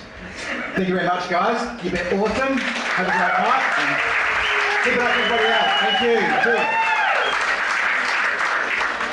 Ladies and gentlemen, give it up again for Glenn Miles.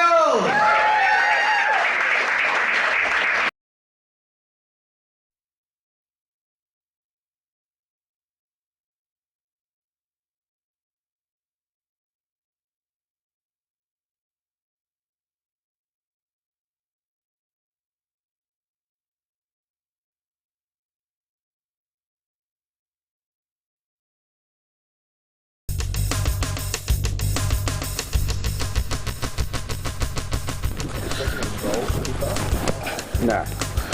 We almost rolled off this fucking mountain with the helicopter, man. Took him 3 goes to get it down. Yeah. Got it down, we just started slipping, mate. We just started down the fucking rock. We just were. Yeah. And he fucking took back off, went right on the other side, put it back down again, and then went, no, this isn't right, put it back down again.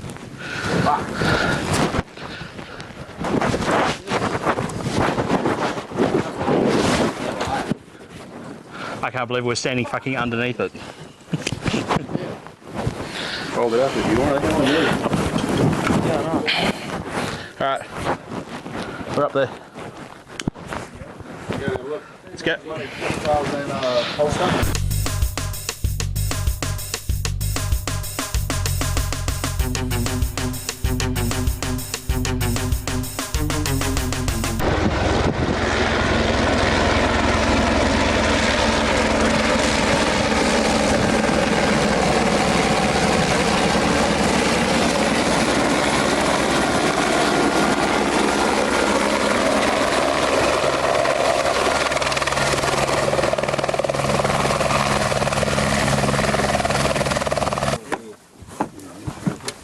Sir.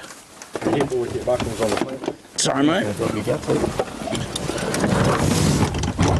Door. You're not coming? Yeah, I'm coming. Yep. Move over a bit if you can. This is not No going to playing be... with the controls, Mike. Maybe we shouldn't have stuck the skinny guy in the front. That's the 750 kilo load. 87% max. Everybody get down. You gotta punch it. Okay, Mr. Pilot, look for the guy in the red helmet, here, just in front of him.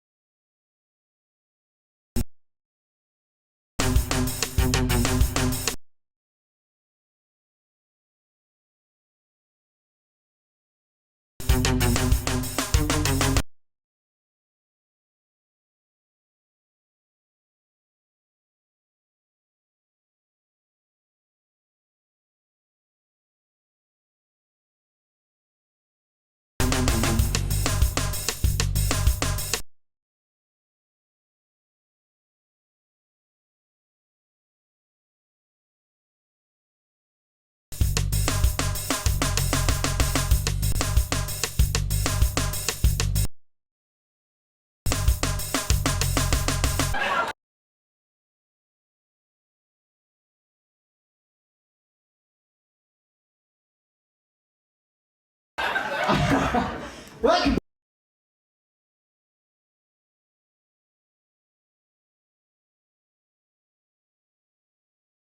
Please, fuck my joke up, so let's move on to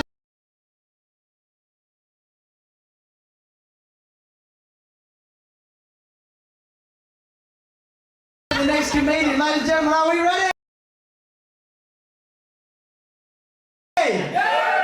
Beautiful.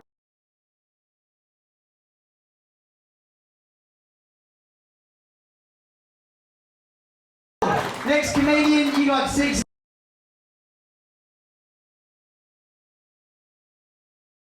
minutes like John showed you.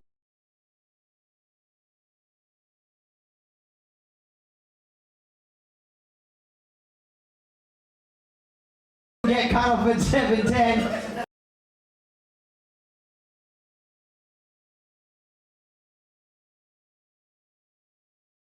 Pretty sure those headlines aren't reading.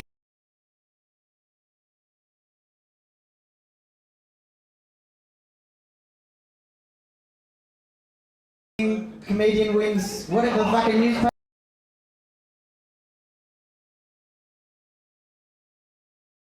you put it in. As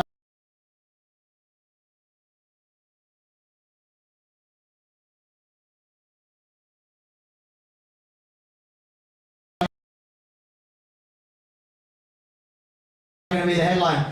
This is my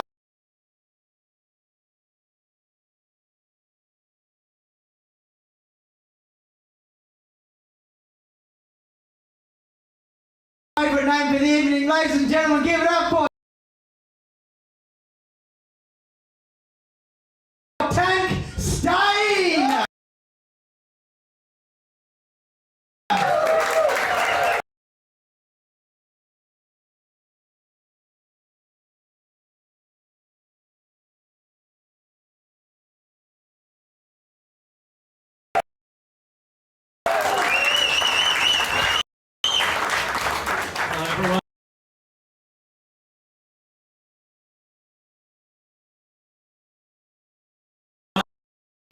You may notice on stage, but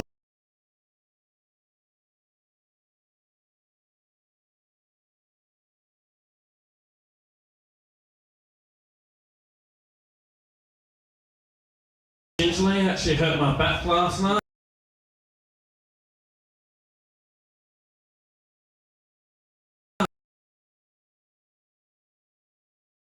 Doing the most manly thing possible.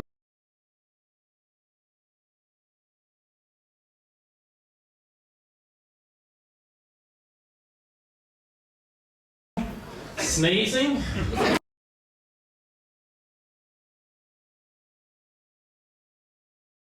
Yeah, every time I bend over,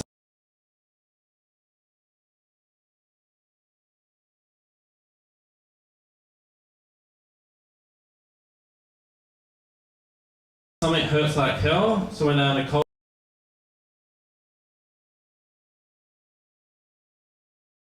Let's get some Panadol. Still got Panadol for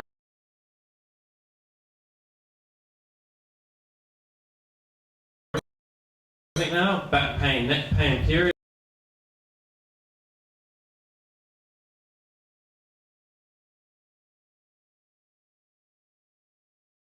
Pain. Feel like throwing one of those period pain ones just to see what happens to me.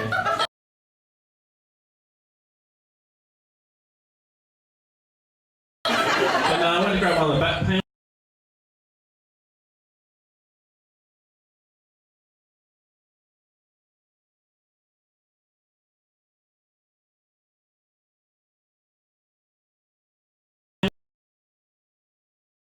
Ones, but then I realised some cheeky bugger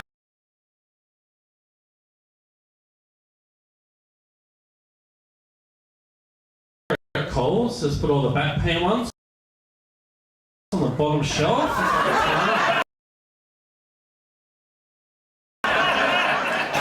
So,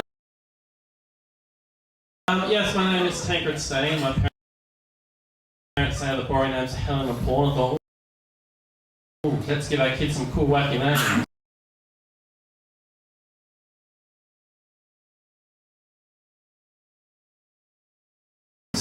That's fine, all, but when you give a kid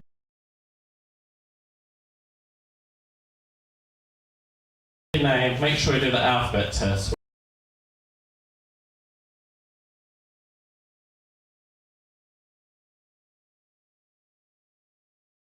We change the first letter of the name with each letter of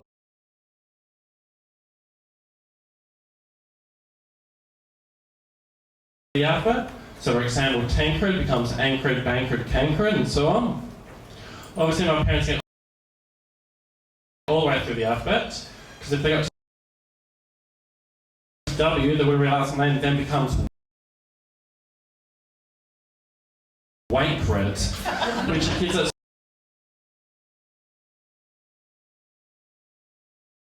school found out. But it gets worse. Also at school I found out my middle name's an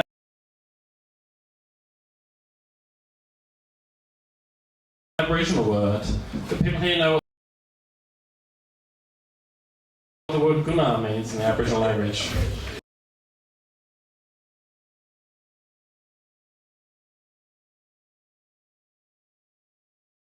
Yeah, it means shit, that's right.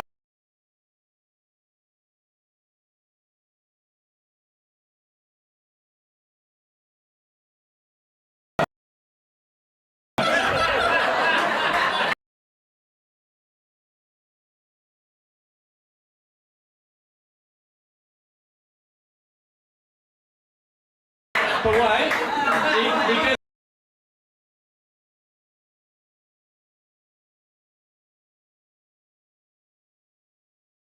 gets worse if you were paying attention earlier. I think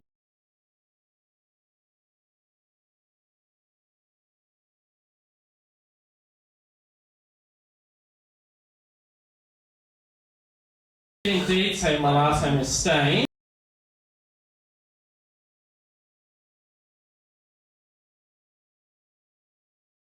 So in high school I was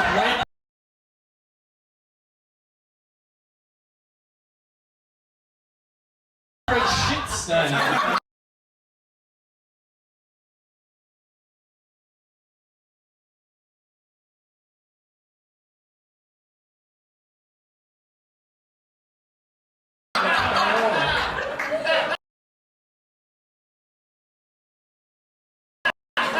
Yes, my name is Tancred, but everyone just calls me Tank, not because it's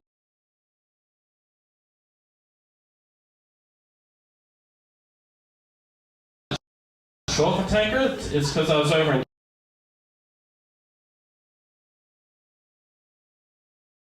China last year visiting Tiananmen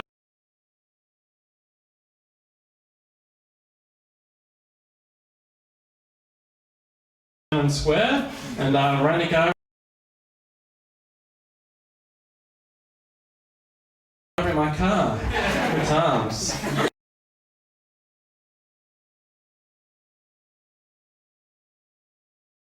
But I think the best name I've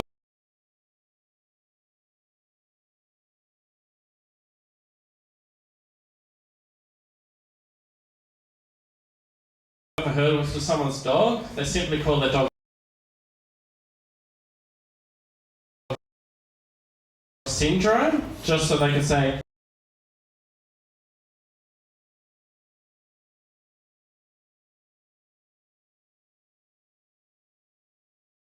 Down Syndrome!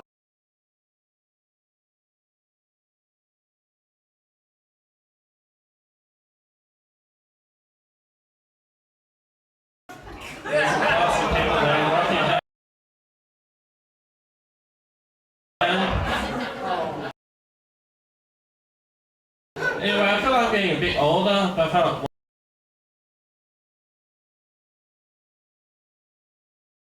one thing that's easy when you're getting older, and that's by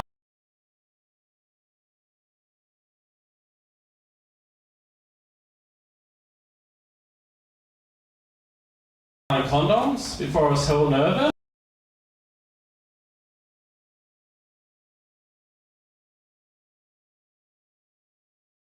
But now I'm like hell proud. I love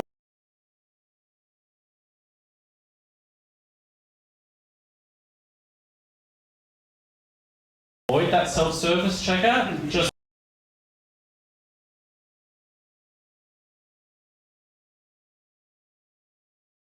so I can see someone at the counter when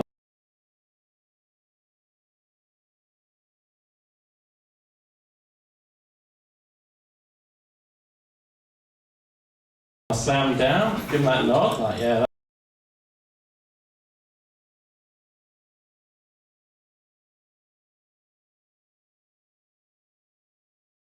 That's right. Someone actually wants to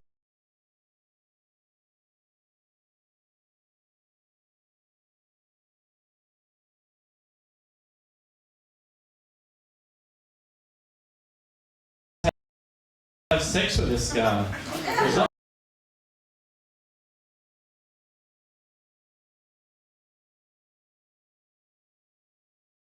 just Mr. Lefty again.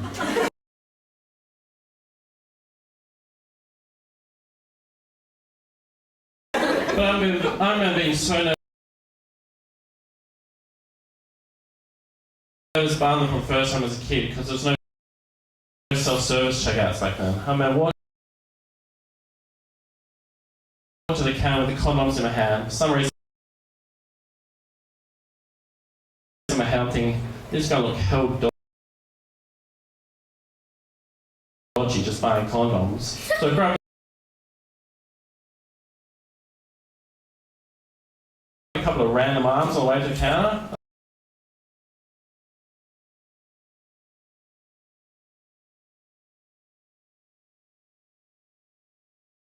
I threw them down. As soon as I started scanning them, I realised I've just made this look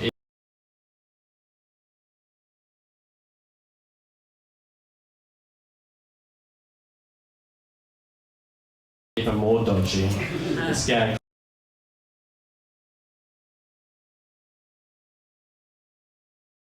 condoms, 6-pack of Red Bull.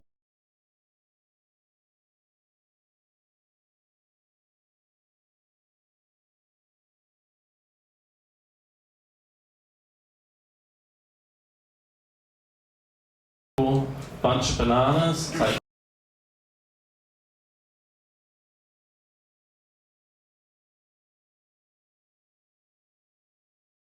you're in for a good time there, buddy.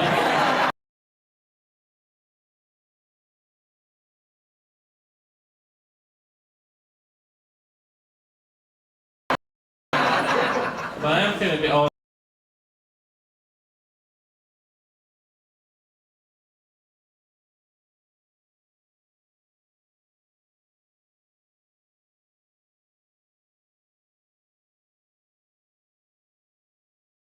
Because my mates are teaching my old high school. He's teaching at John Curtin, and he asked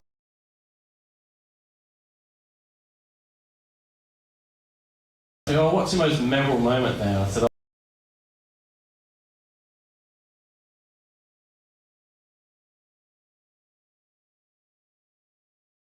oh, it's got to be when they appeared on that TV quiz show. It's Academic, being against other schools.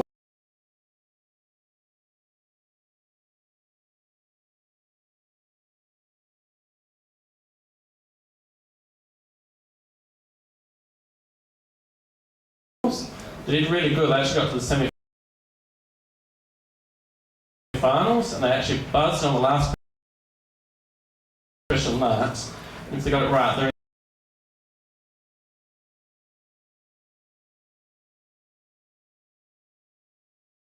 into the grand finals, but if they got it wrong, they're out. And this was the question they were asked. Which Labour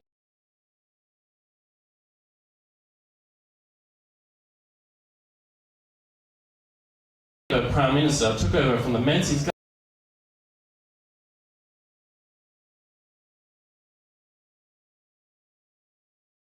government during the Second World War?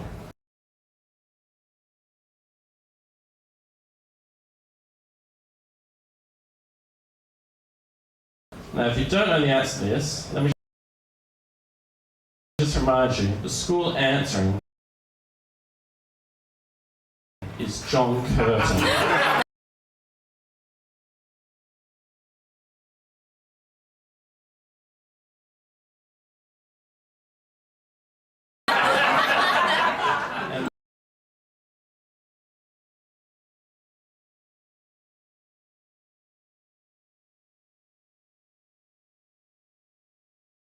They fucking got it wrong. It was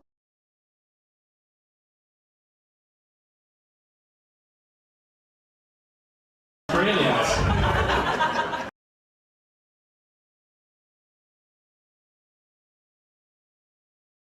Yeah, but I think my most memorable moment of primary school was when my brother was doing a sermon on dolphins. Don't remember it that well. Just this opening line he wrote to it. It was,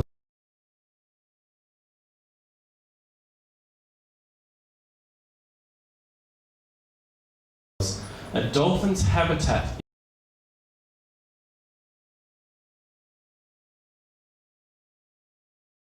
is a wet one. It's like, fucking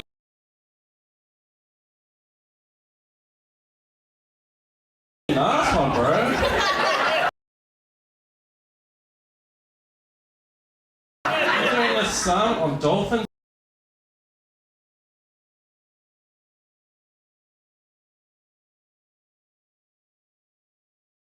On my dick there.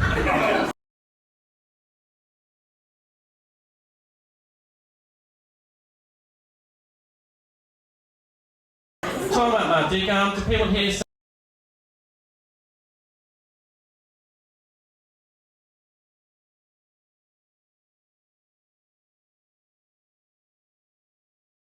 send dick pics? Look like I can't hear. Send dick pics? No one? Just me? Okay. I've got a few good techniques you want.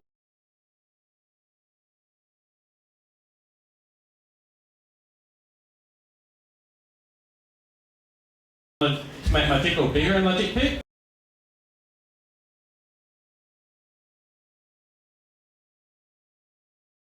Sometimes I'll just paint my dick all black.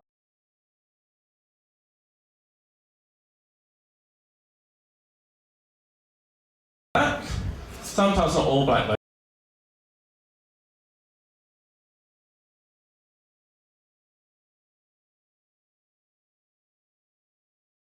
Just black parallel lines going down, make it look.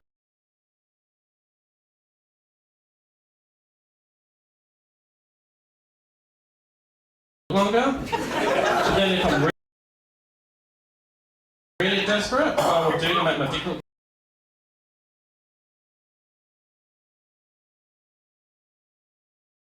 bigger on photos, instead of holding it with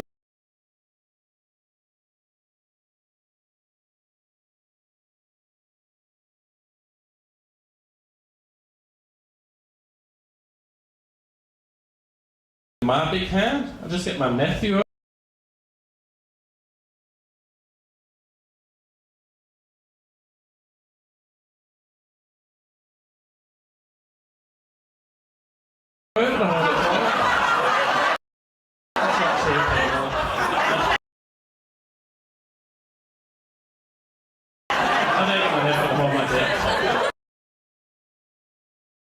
I use my niece, I'm not gay.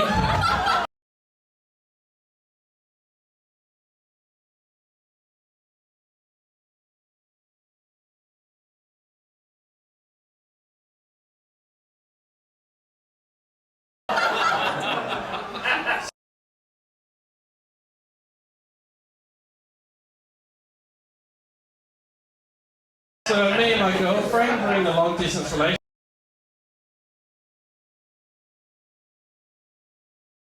and I hadn't seen her for a couple of months, and I noticed her belly had gone a bit bigger. I thought, oh fuck, don't tell me I got a preggers.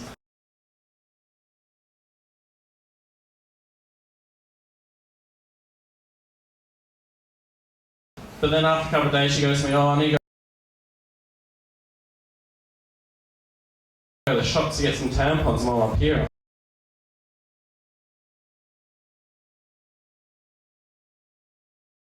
fuck yes. She's not pregnant. She's just getting fat. And I thought, oh no.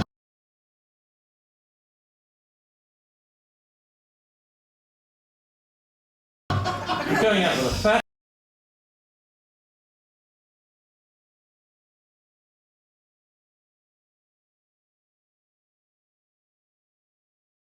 bitch.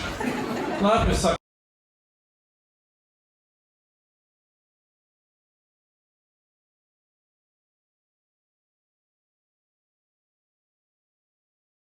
so much more expensive than an abortion.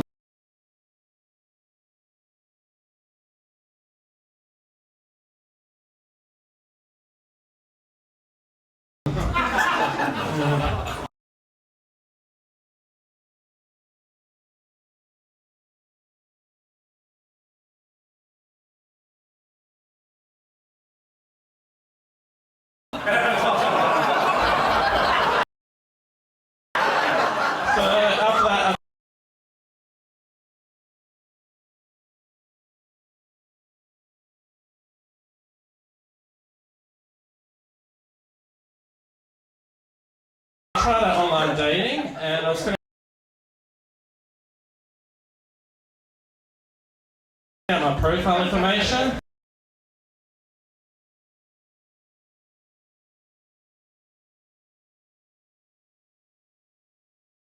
And I came up with a question asking relationship status, had a drop bar of different answers.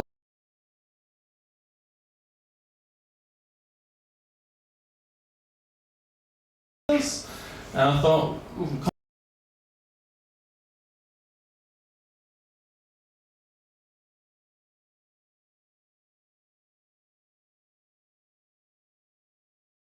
call me old-fashioned, we're going to date start showing you that should be single. What's with the answer?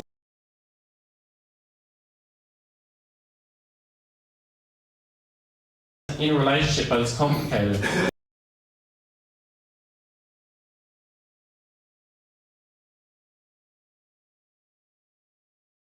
Give that answer, you have to say why. Like, in a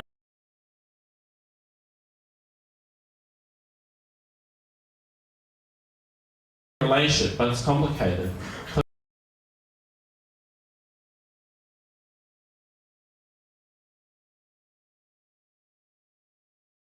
Because I want to bang other people than like my wife. Or in a relationship,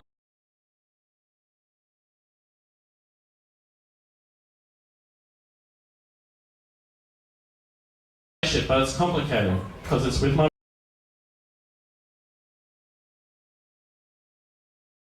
brother, you know, shit like that. See, I gave up on all that dating while doing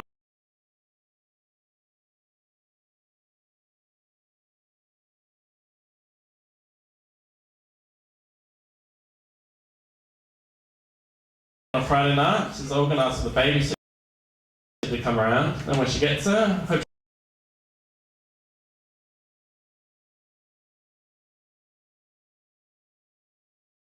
she doesn't ask where's the baby and why I'm not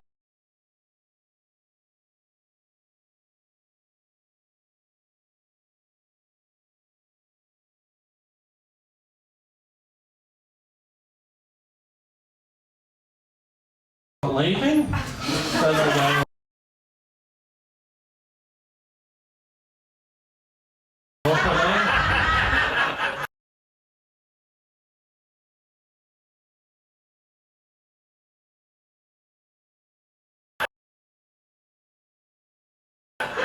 and I tried to write a love song this afternoon, but then I couldn't find a word that rhymed with necrophilia.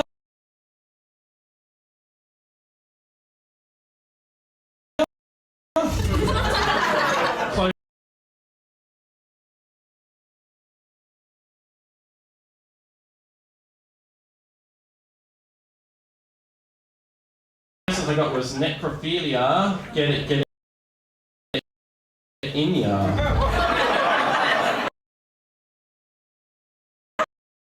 And so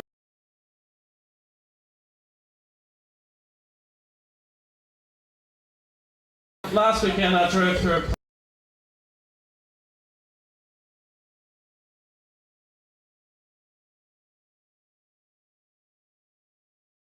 police booze bus, and the officer pulled me over. And he goes, "Oh, this is just a random breath test."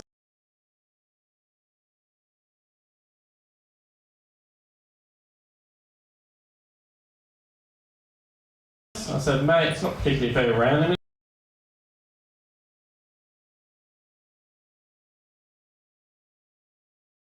Is it? You set up on a main road here. He organised this big police bus to be here. And there's 60 officers in a straight line.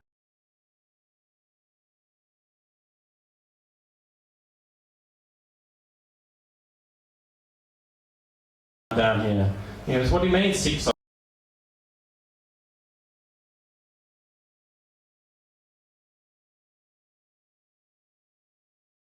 officers? There's only 3 of us here." Well, fuck, there must be more piss than what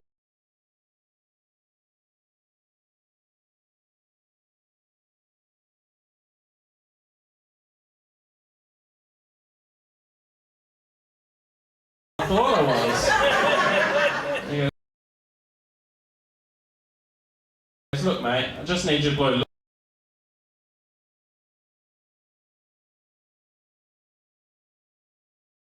long and hard with this till I tell you to stop." I was like, "Whoa, whoa." As I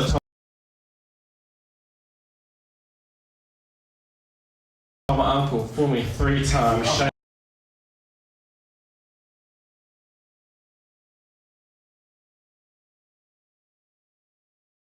On me. Alright, thank you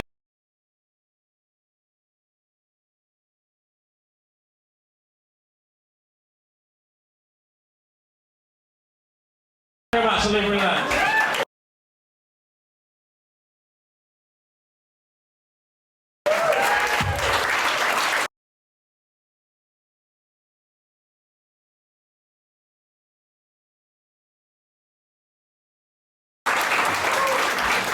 Ladies and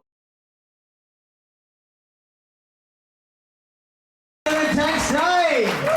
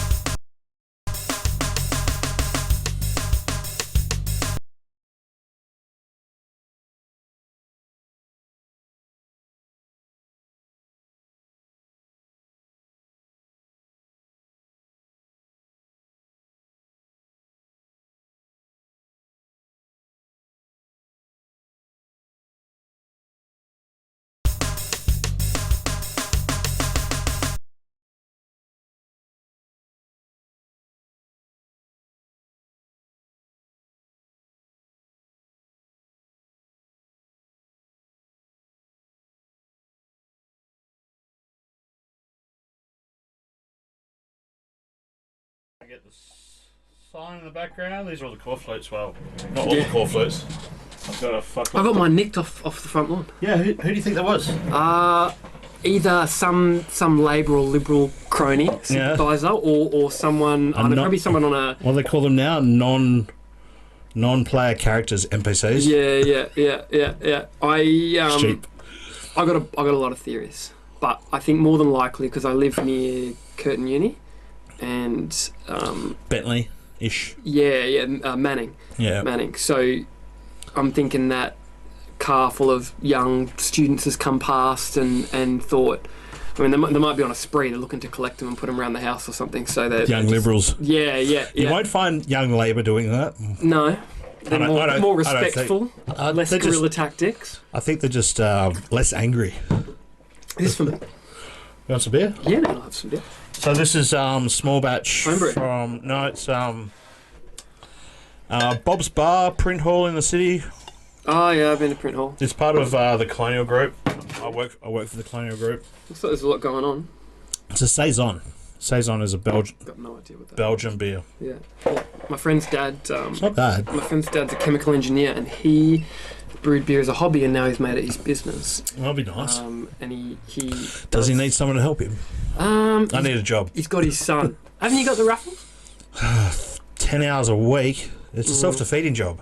Yeah. So if you fix everything, you don't get any fucking hours. You go hours. through in the middle of the night and break everything.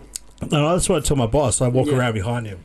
Yeah. Just punching stuff. Yeah, and you do you use the cheap paint and that. And only do one coat, so you got to do it in 6 months. I thought I got the expensive paint. 20-year stuff. Yeah. Honestly, I thought I got the expensive paint, but it's actually not wearing that well. You get the expensive paint, and then you take that home use it on your own house. And then there's stories about that. There's a guy who don't give me ideas. Yeah, shout out to Taz. Corruption's no good. We're not big on corruption here.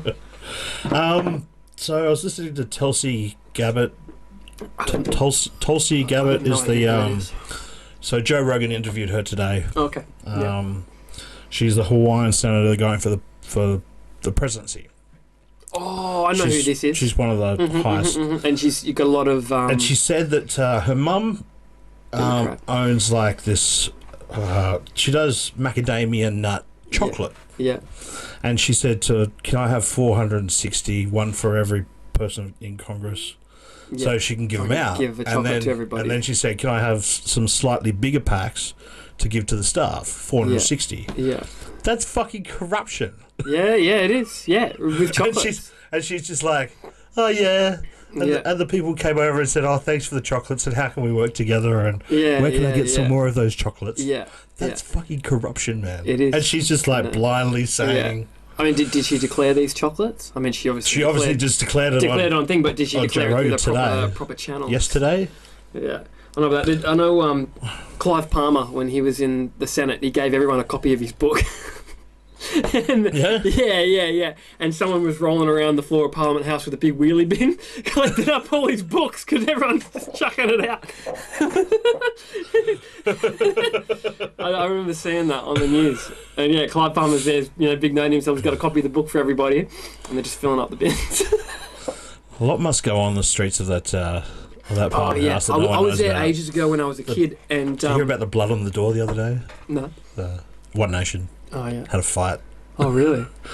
Jeez, doesn't surprise me. But yeah, I was there ages ago when I was a kid. Only time I've been to Canberra, and they it was like the whole water crisis thing, and so they shut down all the fountains, especially the ones outside. But there was one place in particular where they didn't, and they kept it on. And the tour guide said, "We keep this one on purely so there's some white noise around, because people are walking around and communicating here, and they need a place where they can talk to each other without whispering, and communicate." And so apparently this part of Parliament House, they kept the fountain going, in spite of being no good for water, so that you had that white noise, so people could have conversations without it echoing through the halls. Yeah. Yeah. I mean, that's what she said. She was the tour guide, the official tour guide, so you think she'd know what she's talking about. And every other one they'd switched off for the interest of saving water, doing their bit. They could just do some white noise generators around the place. Yeah, you could. But then it's also, visually... I mean, maybe she was full of shit. I don't know. She could have just been saying it. It was interesting. I remember it. if you just said that they have halls it going will be very echoey. because, yeah. Like this, it's all, this place has got fabric on all the walls, so it's not, yeah, not so echoey. Well, it was echoey. But this place used to be echoey. yeah. You had two CDs play into that at all, or they just for fun? So I made this into like a cool room, a cool room panel. Yeah. And I was either like, do I paint it? What do I do? And like, holy shit, CDs look awesome. Yeah. In low light, you turn all the lights down, and you can almost see like the individual photons. Oh, really? It's trippy as, man. Nice. I haven't finished it. I ran out of CDs. You can get them pretty easy these days. Go through. Yeah, people don't really want to part with them. I've asked all my friends. Yeah. They're like, you'll get them if I want to give them away. But go to the op shop. Go to roadside pickup. I'm a big fan of going roadside pickup. You get people's albums full of DVDs and CDs and boxes full of their old DVDs and stuff like that. That they just, they got Netflix and that now you can download anything. I know, right? They don't do it anymore. They don't. Takes up space. All these CDs, physical media. Yeah, doesn't work. Well, talking about stuff that is better than the last generation. Congratulations on your pre-selection for Flux. Thank you. Cheers. Going for the low house seat of Perth. Yeah, in the House of House of Reps. Yeah, that's me.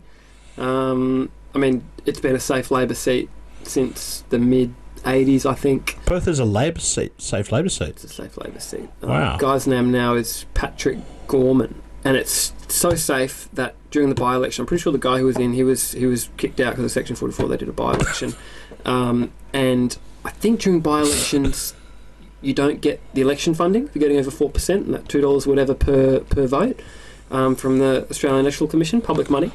I don't know if you know about this, but they give public. I know the 4% rule. So but I didn't realise. I mean, I don't know, because I had no interest. Well, it's a bad thing to say I have no interest in the seat of Perth until I have a lot of interest in the seat of Perth.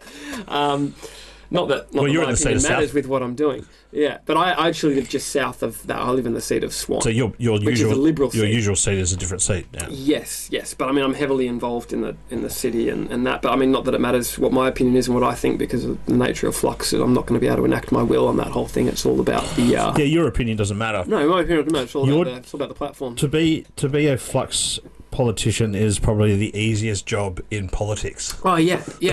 I'm getting these emails from people. And it's so much stuff. You got people who are for this mine, against this mine. People who are, anti-vax. People who are pro-vax. People who are absolutely anything and everything. Like I could tear through my emails, and there's just that many specific interest groups that email me and ask me a list of questions. And if I was for any other party, I'd think, well, geez, these people are emailing me, and they're the people I represent. I've got to develop an opinion on this, and I can't just come up with something based on the people who are. I've got to educate myself. I don't think that normally. This is why I think that Flux dilutes extremist behaviour. Definitely. And promotes because these people are getting in my ear, and they're from extremes. Flux promotes centralism by dilution. Yeah. And there's a lot of mechanisms in the philosophy and mechanics of issue-based direct democracy to not. I was talking to Jordan Steele John about this, because he says, well, he himself, being in a wheelchair, being disabled like that, he's part of a minority. And so something like Flux, where the majority would be voting, or direct democracy, where the majority is voting on these issues. If you have things that affect a small amount of people, yet everyone's voting on it, you're not going to get an outcome that represents those people. But there's a lot of mechanics in Flux and in issue-based direct democracy that overcome that. Like, just as an example, a very simple and easy example. Totalizator, it's called. You've got. Yeah. Just tyranny by majority, but you've got as an example, really basic example. You've got you don't have to use your vote. It's not like a one vote, one person thing, and so you're not incentivized to vote on things. That you're actually disincentivized because you're using up your voting capital. You're not incentivized to vote on things that don't affect you or that you don't understand. And so if there is something that does affect a minority group of people that other people don't care about, that's inconsequential to them, then that group gets to get better representation and get the outcome that suits them and doesn't really affect anybody else. There's also another part of that we've been talking about is that you must be involved in the app to actually get that. Yes. So you must read the question. Yeah, and that's another thing you don't have to. 'Cause you can delegate. And then you can delegate that vote, but if you want to bank, you actually have to have read the question. Yeah, okay. And said that I'm abstaining. Yeah, there's so much functionality. You can't just watch TV for the next 10 years. Yeah, and then go, oh, look at all this. Yeah, there's also a decay rate. Abortion's up. I don't like abortion. Yeah, I'm going to unduly influence this with all my can't do that. Saved up. Yeah, so you've got that you consciously have to. You have to be involved. Abstain, and you've also got a decay rate on the accumulated capital. And there's you have to be involved. There's a decay rate. Yeah. And it's also a totalizator. So if anyone's been involved with betting, TAB, totalizator actuator betting is TAB. That's what it stands for. It's a mathematical thing. So the more, say I go and drop $10,000 on a horse that has only got $15,000 in bets, it's going to affect the odds. That is now the favourite. Yeah, I get it. So you only get paid out a certain amount of money. Yeah. That's totalizator. Yeah. So it's kind of like it's a market that figures itself out. So if people's involvement, if 5 people care about a road that's going in down the road, like if you drop a whole heap of capital on it, your capital is actually not going to be worth that much. It'd be worth more somewhere else. Yeah. No, okay, that's I'm learning stuff new about this whole thing every day. But I'm a TAB officer. I've run 3 TABs. I know all about totalizators. Really interesting you mentioned TAB, because the guy I spoke to tonight at this event I went to where Jordan Steele John and to the Senate candidate, thank you, Senate candidate, who's a candidate, but he's also a sitting member for WA, and Brad Petit, who's the mayor of I have heard Brad Petit. He's been the mayor for like 10 years or something, almost 10 years. I think he said 10 years in October, but I had a good chat to them. I wasn't aware he was re-elected. Yeah. Congratulations, Brad. I know, yeah. Well done, Brad. You're still in. I'm just outside of that 10 zone. 10 more years. I'm just outside of that zone. It's like I used to live in Murdoch. I think that was Melville, so I was a bit outside of it as well, but I don't live there anymore. Freo. Mayor of Fremantle. But, anyway, TAB, this guy that I met at that event, he goes, I was at the TAB in 1964, I think, he said, when they digitalised it. It used to be all on, bookies, like ledgers and things like that. And like a proper tote. Yeah, he said, yeah. Tote is totalizator as well. Yeah. So and they'd be doing the same thing, but it's all manually. Yeah. And so they digitalised it. It was all done digitally, and he got to see that happen firsthand, and was like, "Oh man, this is incredible! This is going to change the world." This is in 1964, and he said to me that he remembers specifically thinking about the voting system, and how you could vote in the federal election, and you would that night you'd be able to call the result, and it would be so much more reliable. Yeah. You would. All these recounts and lost votes and all that kind of thing. And and he said, he was like, this is 1964, and he's gone, this is just around the corner. It's just happened in the TAB. It's going to happen with the Electoral Commission. And here we are 50, 60 years later, and we're still there doing it the same way we were pre-1964. TAB got onto it, and they've got to see the benefits of accountability and security, and we're just so. Banks have been using blockchain technology for decades. The guy that created blockchain and Bitcoin and all that, he used to work in the banking industry. The Bitcoin guy, they don't know who he is. Yeah, he doesn't live on the streets of Sydney at all. Really? Oh, this is a conspiracy.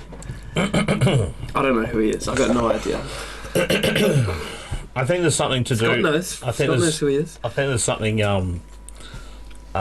So the guys from Flux grew up just down the road from his one of his alleged aliases addresses. Yeah, and I know that Nathan was involved in Ethereum. So it's all, you'd think, they might have. Okay, so you got the inside scoop. I'm not claiming to know anything. What's the guy's name? Nakamoto? Yeah. An alias for.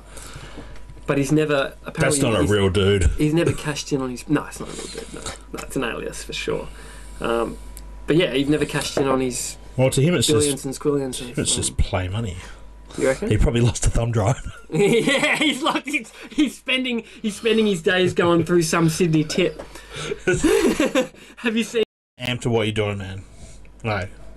I really believe in it. So, like I was saying before, I used to just not care about politics or be involved whatsoever, and I can definitely sympathise with people in the same boat who don't care and aren't interested. But disenfranchised. Disenfranchised is the proper term. Yeah, 100%.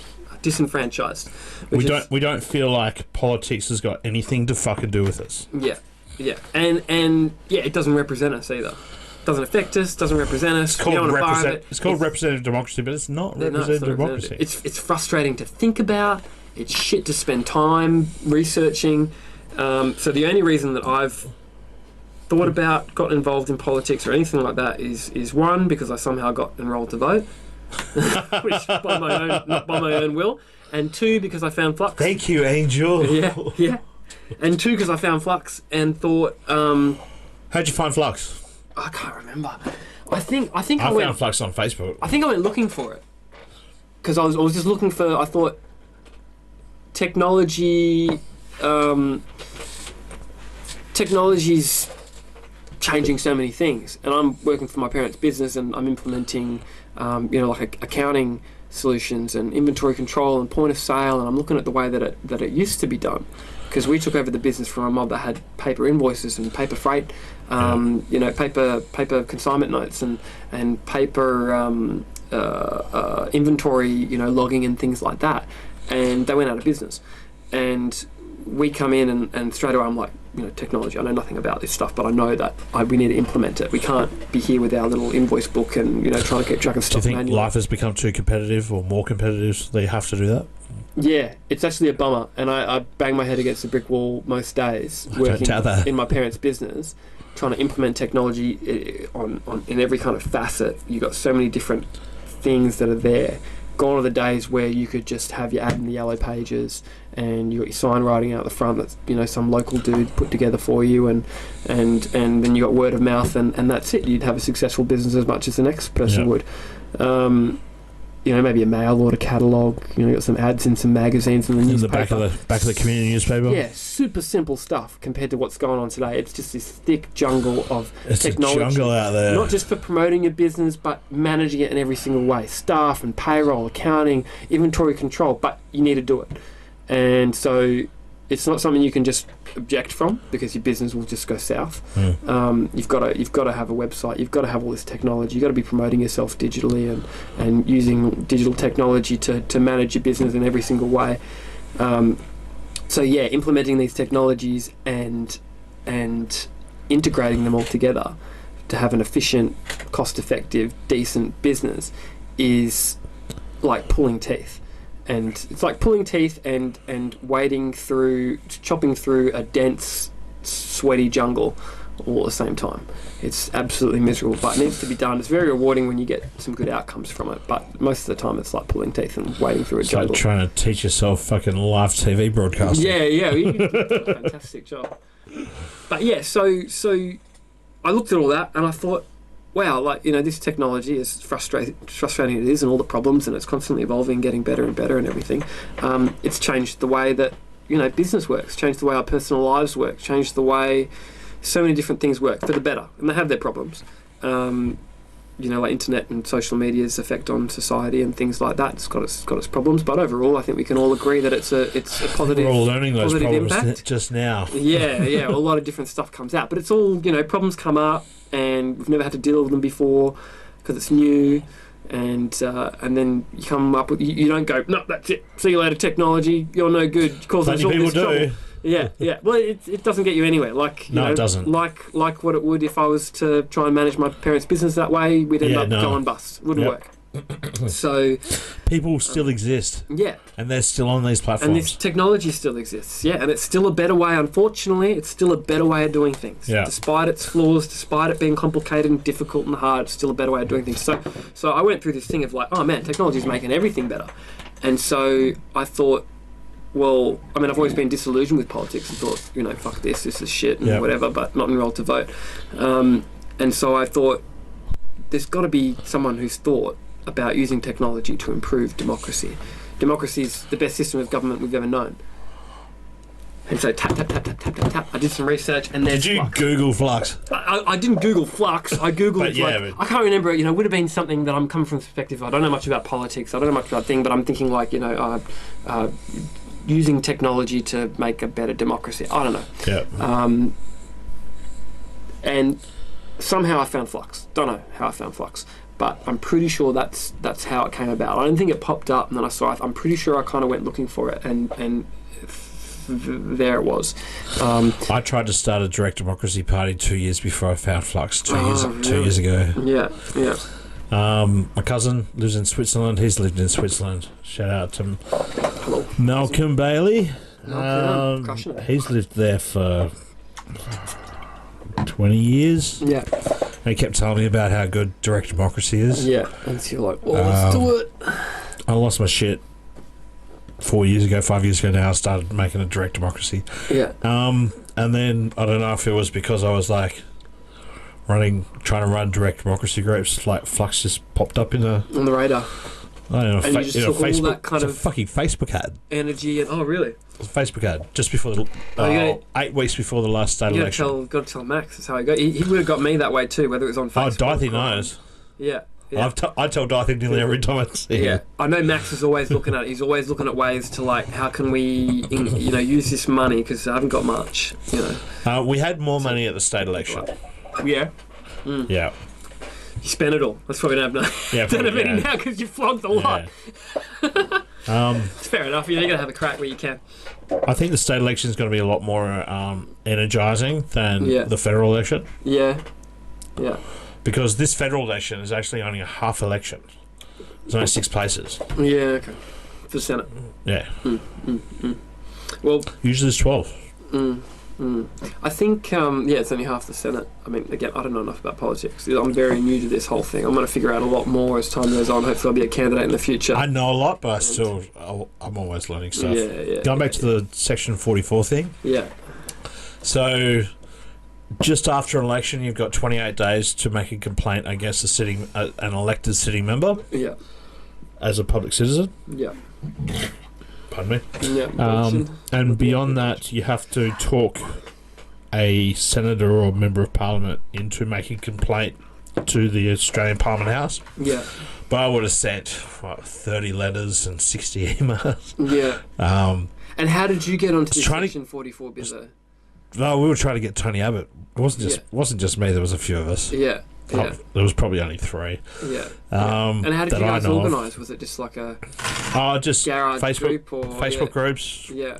Subversive Facebook groups. Someone must have been the first person to say, let's. No, there would have been someone to go, let's look into the law around whether they're legitimate to sit there, whether they're... It's all about Tony Abbott. We were trying to bring down Tony Abbott, and then as soon as it came out, Tony Abbott's like, oh no, here's the letter from... Yeah, that I reneged my citizenship. No one knows when it happened. Or was he way ahead of it? Retrospectively. Yeah. He'd been a sitting member for 26 years. Yeah, yeah. When he said, here's my letter saying that I... Yeah, and it's all in the past. There's too much going on with people who are sitting there now for them to be too bothered about that. It's just fake. We're going to destroy the legitimacy of the entire government then, if you're going to go that far back. So he was English born, and he had to become an Australian citizen so he could get scholarship, a Rhodes Scholarship. Yeah. So he could go back to England. Yeah. To become a Rhodes Scholar. Yeah. Oh, what a piece of shit. So he had to be an Australian citizen. Been playing the system his whole life. To fuck off back to England. Yeah. Yeah. Yeah. Yeah. Yeah. And that's how we found out that he had to renege on his English citizenship. I still don't believe that he has, but hey, he's got a bit of letter. Yeah. But wow. But in that, and so the whole thing with that was just to become a Rhodes Scholar. In that sting operation. Yeah. You found out that holy shit! How many people, how many politicians do we take down? Yeah, lots. It's the biggest kind of scandal. $3,000 en masse. Yeah, yeah. How do you reckon? I mean, I'm quite politically literate and haven't been keeping up with the times until very recently. Most of them are Kiwis, an Italian, and English. An Italian guy. His mother applied for his Italian passport. Yeah. For him. Really? Apparently. And so he's trying to be like, oh, come on. He never signed the form. and it went through without him signing a form. But I thought it was like, because I know I looked at it with Germany. The Italians, yeah. Yeah, like I said, like my mum was born in Germany, so she was. But then when they came over, they. How many records are left from World War II Germany? This is the thing, right? So it's all wishy-washy. Because you're talking about, back in the 30s and the 40s for most of these politicians, their grandparents or even their great-grandparents, where, this whole... And a lot of these countries have a thing where, well, if your parent was a citizen at the time you were born, then you have, inherent right to citizenship, Yeah, so that's enough. I'm born before 1982 to Australian-born parents, both of mine. Yeah. So technically I'm actually a British citizen. British subject. Yeah. So I actually have to renege that. Yeah. If I was going to stand for this federal election, I maybe could have battled it out. Yeah. I didn't want to try that. Yeah. I would have had to renege. Yeah. Well, I looked into it because my sister before had tried to get an Italian passport for going to Italy on exchange with the whole Germany and the EU thing. And so she went through the whole thing of talking to the German consulate and doing all that, and found that, well, apparently my mother was never a German citizen. Probably, records, like I said, they burned all those records. Yeah.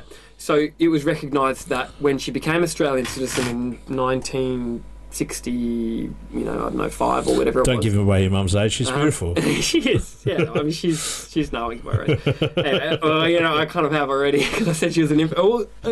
She might have been older when she anyway. So anyway, but I mean, it sounds like she was living here as a citizen of nowhere until she became a citizen of Australia. And when she became a citizen of Australia, they either renounced her German citizenship or she was never considered to have it in the first place.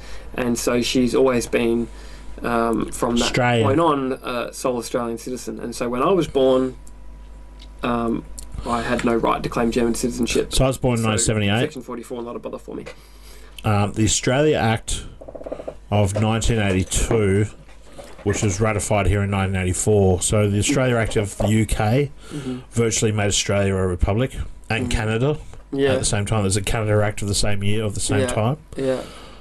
So the Australia Act of 1982 made Australia virtually its own country. Yeah. Virtually. But we still got the Queen on our money. Well... And the Governor-General. No, our head of state is the Governor-General. Yeah. Not the Queen, because of the Australia Act of 1982. Okay. Which was ratified here in 1984. But then the Governor-General's meant to be a lackey of the Queen. No one's proved that. Or the CIA. Depends on who you talk to. When was Gough Whitlam? 1973? Yeah, and that was meant to be all CIA stuff. That the CIA wasn't, because he was a... Is that Harold Holt? He was a communist. No, Harold Holt, the Japanese submarine took him away. It's a socialist, not a communist. No, full on, like, Sicker and Hamill. Yeah, both of them. Labour, Sicker and Hamill. Fully, yeah. Sickle and Hammer. China, Russia, whatever you want to call it. No, look, I don't know. I'm happy to have fun. I know that Labour's in cahoots with the unions, Yeah. But whether the unions are people. I mean, they're workers. They're inherently more socialist. That doesn't mean they're communists. No. Different things. Yes, absolutely. Yes. And Australia Communism and socialism. I'm a democratic socialist. That's where I fit in. I think that's a lot of it. Australia's quite socialist when it comes to like Western kind of countries. I'm an absolute centralist when it comes to economics. Yeah. But I'm a left leaning when it comes to socialism. Yeah. I think I'm in a good position. The more I find out about everything, politics, the economy, the environment. Did you do the ABC where you... Yeah, but I'm just there thinking, gee, I don't know. The more I find out about all this stuff, the more I feel like I am not in a position to have a valid opinion. I used to be a lot more opinionated when I was younger. If I did that vote numbers thing, I'd be like, 100%. That's pretty much exactly what we want from a flux candidate. Yeah, I think I'm in a good position. Not only, I can not only just say that, oh, look, I won't let my opinions get in the way of things, but look, I really don't have opinions. I feel like I don't know enough to be able to form opinions on that kind of scale, to be able to present them to people en masse, and to be able to, affect other people's lives with my decisions. So I would much rather, and I don't think I'm an idiot, I don't think I'm uneducated in all these things, You know, as much as anybody else my own age is, I think I'm probably more educated than the majority of people my age that probably have bigger opinions on all these things. They're all flying around with, oh, well, this is what we should do about the environment, this is what we should do about energy, this is what we should do about, you know, the economy and social services and whatever it be. And I don't think they know what they're talking about any more than I do. And I feel like I've come to know enough to think, well, I don't know nearly enough. I probably never will. I don't think anyone's got the right answer. No, I don't think anyone does at all. I think government should be a system that at least represents the people, eliminates the opportunity for corruption, and for foreign interests and for political elite to have an outside, or even, I mean, be it a foreign interest through another government, a foreign company, even I mean, you could say, you know, a foreign interest is a mining lobby. I would consider a foreign. It's just outside. It's foreign to my interests, to Australian people's interests, to the interest of us as a society and an economy and all that, to perpetuate us into the future. So a lithium mine down the road, maybe got started by an Australian company, but they want to make a tailing pond which takes up a valley. Yeah, like that's foreign to the Australian interest. And these politicians, they're not making a decision. I mean, if they lend, you know, if they're able to have an impact on whether this happens or it doesn't, and in what way it happens, and what kind of responsibility these people have environmentally, this company has, they're not in a position to be able to make a properly educated decision that represents the people or does the best by the people.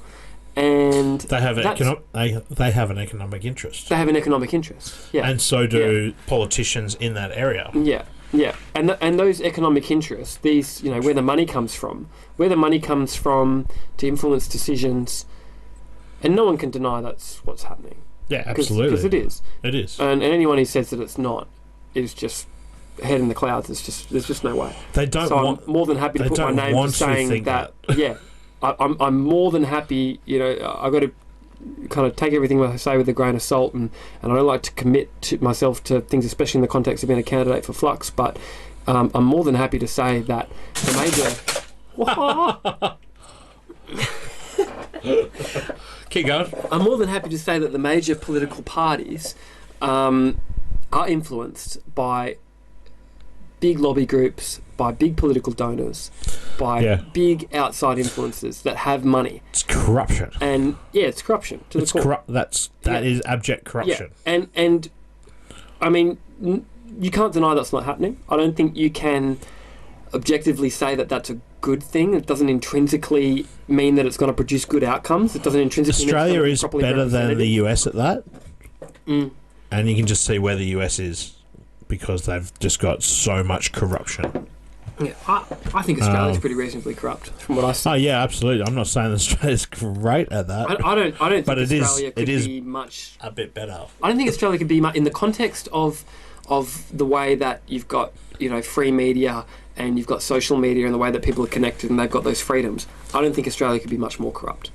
In that, if living in that context of a free, living in a free society where you've got, you know, a free media and freedom of expression, and you've got social media, I don't think Australia could be more corrupt. Really, I personally don't think it would be possible.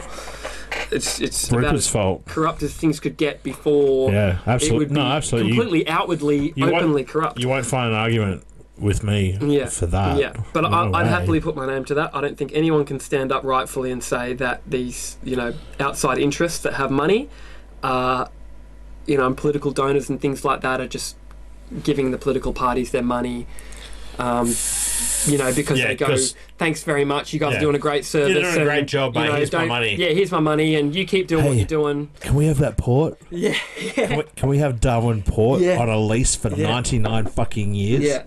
For $1. It's okay. We'll look after it. Hashtag Chinese government. Yeah. That was pretty cool. Yeah. It's light. I looked at this before and I was like, oh yeah. It's gonna go. It's just a bit of tape. Just keeping itself together. So yeah. And then, we were talking before, I'll have to wrap it up soon. No, you don't. Yeah, I do. Slave to the grind. No. So Wednesday. What's Wednesday? Today's Wednesday. I think it's still Wednesday. Not for much longer. For another 40 minutes or so, 42 minutes. You were saying before how not many people enrolled to vote. So I did a lot of questioning at the last state election, and 30-40% of the people that I met, oh no, I'm not enrolled to vote. Yeah. I just wasted like 5 of my minutes of my life on you. Yeah. Well, I actually found today when I was handing out flyers to people at this event, people were saying like, "Oh no, I've already voted." Yeah, you can pre-poll. Yeah. Or why the fuck no, are you here then? I'm heavily, I'm Labor or I'm Greens or something like that. They were very nice about it. Like, oh, don't waste your flyer. And I'm sort of like, no, take the flyer. I'm still keen to change your mind. I don't have to have you vote this election. I want to. This is a new concept. You probably haven't heard of it. You're probably looking at this in the context. Haven't heard of it. Yeah, you're probably looking at me handing you this flyer as a member of a political party, as a candidate for a political party in the context of it's just of another every party. other party. Yeah. That you're going to have to look into this and agree with me, like and maybe I've got these wild ideas and wild opinions. You got to worry about. Look at this guy. He looks like he's about 17 and he's here trying to get me to vote for him. Doesn't matter if I'm a pig. It doesn't matter if I'm nobody at all. It could be a phone sitting on a chair, and with Flux, I'd get the same outcome. I mean, the benefit, the idea of a candidate. I mean, one is that they've got to, follow the current system. The Australian Electoral Commission's got to let you put them on the ballot, so they've got to be a person. They've got to be, over 18. Over 18, Section 44, whatever else. Yeah. But it's also good to have somebody, I think, have a group of people that can operate on the same plane as what current politicians do. People for the major parties who are, they're good public speakers, they're good influencers, they're good debaters and things like that. It's you've still got to get the idea across to There people. is room for both of them. Yeah. I think. Flux majorly is an upper house at the moment.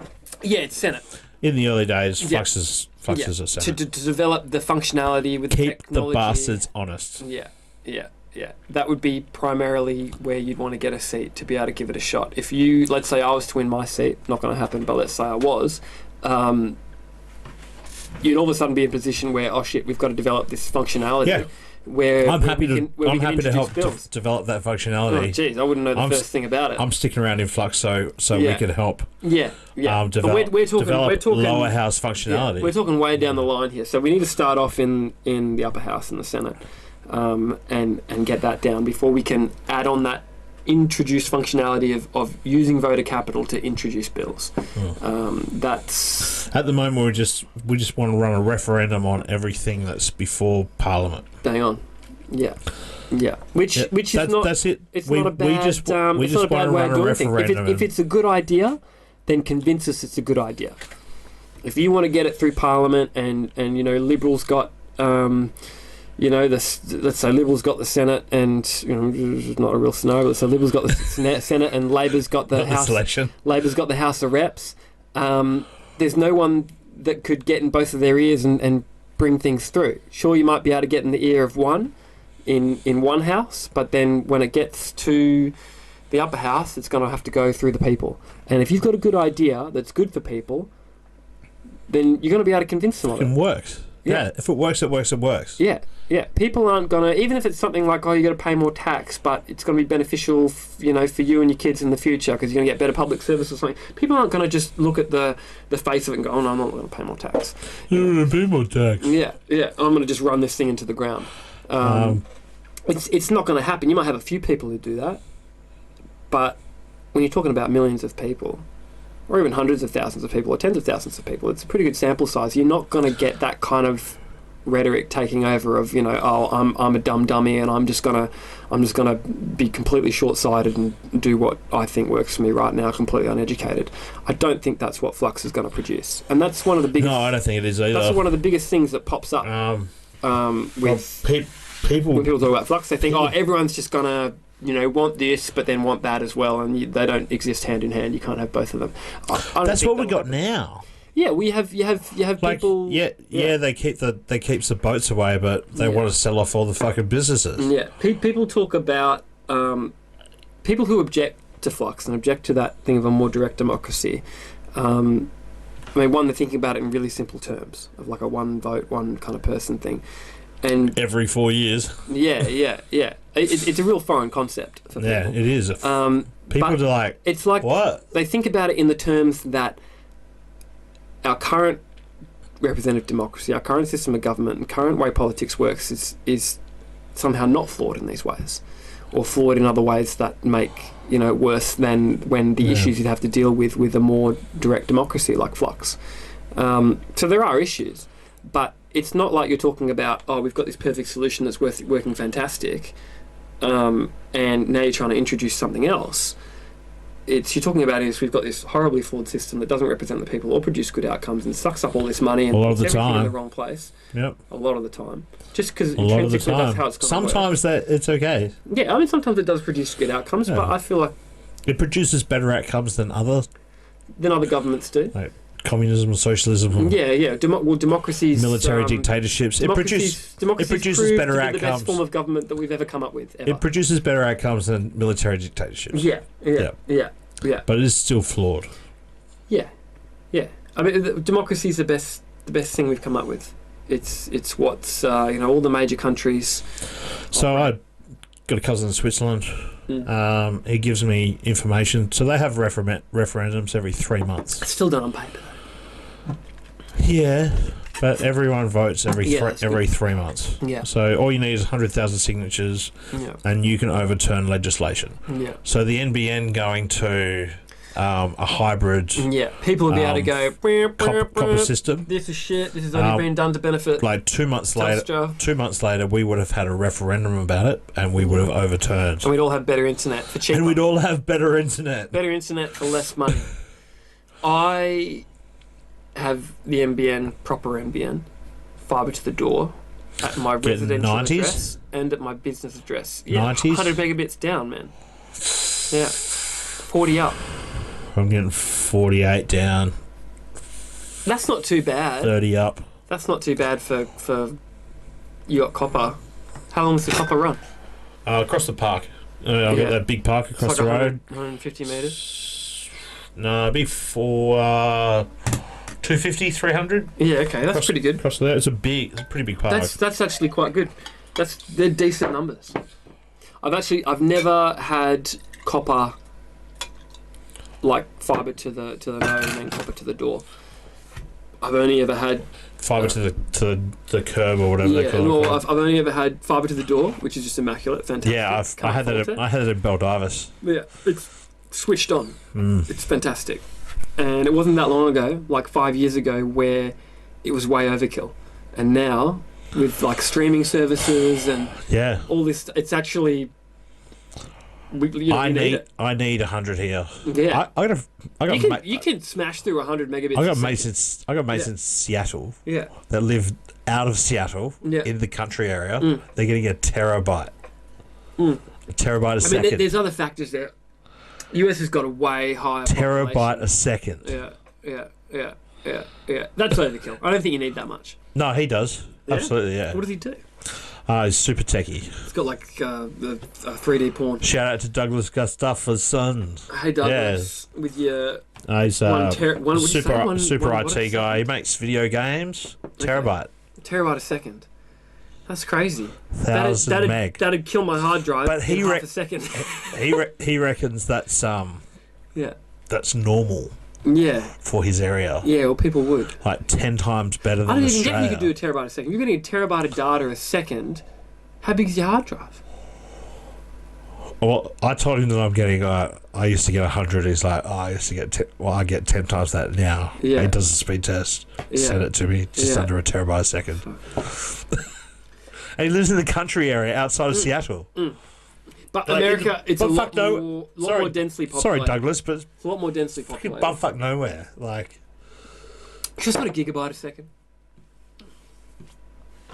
Terabyte's an awful lot. Actually, 100 meg, isn't it? Well, 100 meg is what we're getting. Yeah, so it's 10 times 100 meg. No, it 100 is a gig. megabytes a second. Sorry. Gigabyte a second.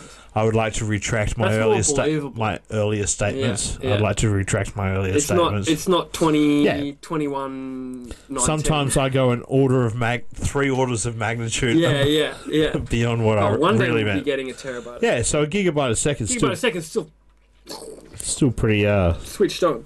Sorry about that. No, that's all right. It's confusing you. I don't know enough about this stuff. But a terabyte a second seems a bit... Yeah, it does, doesn't it? Off the charts. So 1,000 meg. Yeah, 1,000 megabytes a gigabyte. 1,000 meg. Yeah, is that how it works? Yeah. Just under 1,000 meg. Yeah. He's getting. Yeah. Yeah, it used to get kilobytes. Kilobytes a second. So it's... What do you get? 56. You used to get 56 kilobytes a second. That's where the old... Ding, boom, boom, ding. Yeah, 56k. Yeah, 56 kilobytes. That's what. And how many kilobytes? That's what we used to send over two-way radio. Yeah. Breaker, two-way radio. So you could get data on a screen. So 56 kilobytes a second. And what's a byte of data? A byte? No, a byte is 8 bits. Yeah, and that's like... So a bit is a switch. Yeah. 0 or a 1. Yeah. Yeah. So that's a lot of stuff. And you're just sending like... So a bit tap, is one transistor. Yeah. So a multiplexer is multiples of transistors. Yeah. So even when you're talking about 100 megabit a second, and we used to have 56 kilobytes... Which is what you're getting. Well, 50... Yeah, I'm getting 100 megabytes down. And I used to have 56k when I was a kid. Well, you had the computer... You had the calculator in you. Yeah. So what... I've already overstayed... I've already shown that I'm bad at maths. Are we talking... Is it thousands? Radio tech being bad at maths. Yeah, it's just... So there's... 3 zeros. How many... 3 zeros. Kilo, mega. Yeah, so 1,000. So it's just 3 every so time. 56, so 1 megabyte Megas divided million? by 1,000, which gives you kilo. which gives you kilobytes. So 1 megabyte is 0.01, so it's 56. There's a better way of doing this. So 1,000 kilobytes is a megabyte. Yeah. So 56 divided by 1,000. And times by 8 for bits, if they measured it in bit. Is it kilobit or kilobyte? Oh, jeez, I don't know. I'm sure it's byte. Well, what's dial-up? So 8 lines of code was byte. Yeah.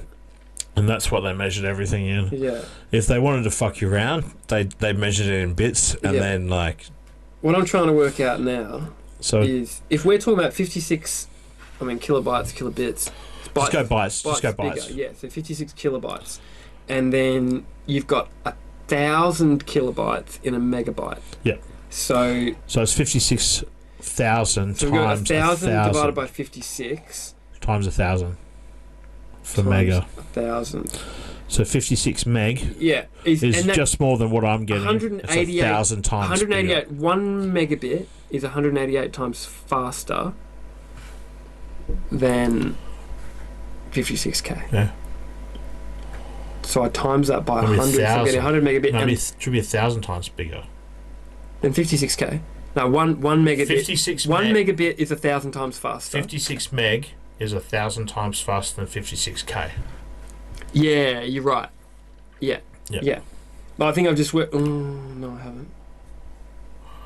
Okay, so it's at least, say, 1,500 times faster. So my internet is not quite as fast as the internet dial-up. I think it's safe to say the internet I have now is at least 1,500 times faster than the internet I had as a kid. However, your friend has... Gig. As a gig. Second. Which is 1,000 megabytes. Which is 100 times faster than mine. Yeah. And he lives... it's Comcast as well. It's like... Private company. But Comcast is like... the devil. Telstra. Yeah. Here in Australia. Yeah. They service all the country areas. Yeah. What have you got? You got Comcast and... What are the other ones? AOL. But AOL's... Yeah. America Online. I'm going to podcast with him through Zoom. Oh yeah, I've already done one podcast with him. I'm going to release soon. And the image is going and the voice quality is going to be direct crystal clear. I'm friends with all these direct democracy guys all around the world. Send them the message. Because I know Flux has installments in like Brazil, Hawaii. I don't know how big they are. I think they're quite. Most of the groups, Flux groups, except Brazil, except UK, Canada, and the USA. Yeah. I am the admin. Oh, really? Of all them. Oh, wow. I went around, started one for every country. Yeah. Botswana. Yeah. And made Ben the other admin. Yeah. Yeah, Botswana. I think I got through to like F. Yeah. And you got well and truly sick of it. There's a lot of countries here. So they've all got their own Flux thing. And every now and then you'll have some... Flux members and volunteers groups. Yeah. So every now and then you'll have someone who comes on and goes, oh, hey, what's Flux? In some sort of language I don't even understand. Yep. I've even had these African guys try to scam me. Really? Because it's like, how do I make money out of this? I'm like, oh, you make money out because you become a politician. Yeah. And you make like long conversations. Gee, I'd be more on the boat if we got to figure it out here first before I start going through A through F. I think the idea is selling itself. Yeah, I think it's probably actually good because you'd have all these other little offshoots that come up, and at least if somebody in any other country tries to think like what I did, go, oh, surely there's got to be a better way to do democracy, and you've got technology. I've got 3 guys in Palestine. Yeah. That are interested in Flux. Yeah. And spreading Flux in Palestine. Yeah. So if you're going to come up with the idea of direct democracy, at least it can be under one umbrella and we can do it in There's tandem. 2 in Gaza, Everyone can do it. and there's another guy in the West Bank. Oh, really? And they're shooting each other. No, one's a Christian in the West Bank. Oh, really? And there's one Christian and one Muslim in Gaza that want to show this to all their friends. No, they're all independents. Oh, okay. Yeah. Because they can't work together around there. Well, I just don't know each other because they don't have phones. They can't talk to each other. The only thing that they have is Facebook Messenger. That's the only way that we can contact each other. Yeah. No, nice. I've got a wee again. Yeah, go, man. Midnight we're done. Bullshit. 25 minutes. Yeah, I got to... Oh, man. You're so much to do and I got work all day tomorrow. Yeah. Amateur.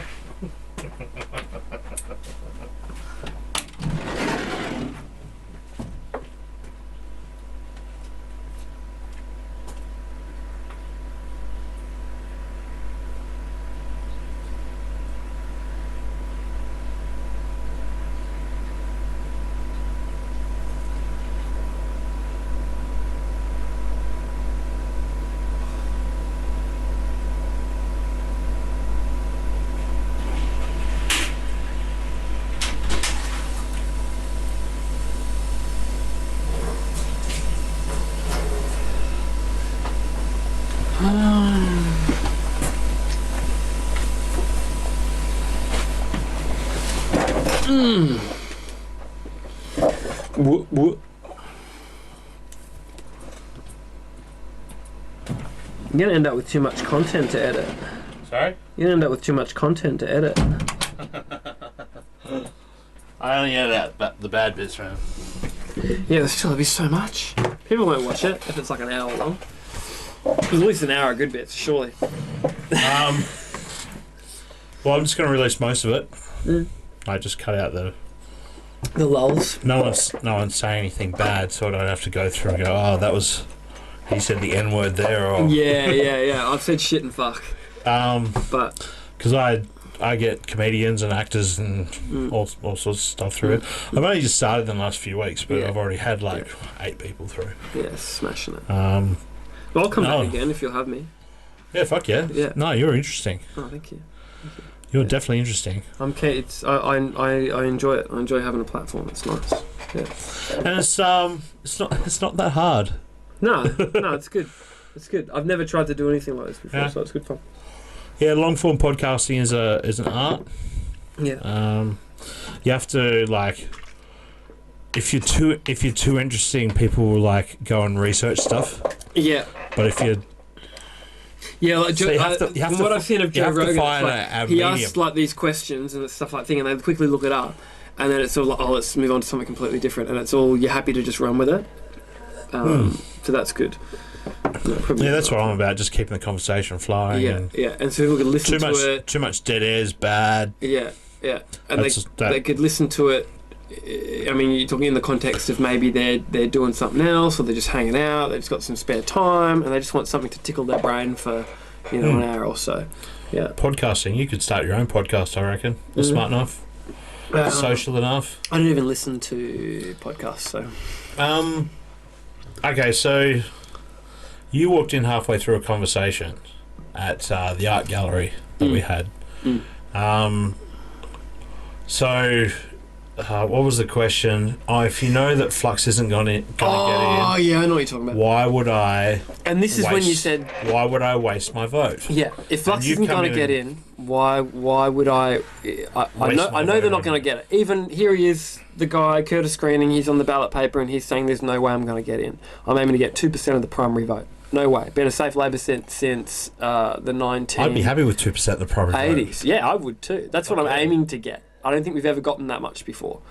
We were like It's only the second 1.2 time. or 1.3 or something They only like that. formed like 16 days before the last federal election.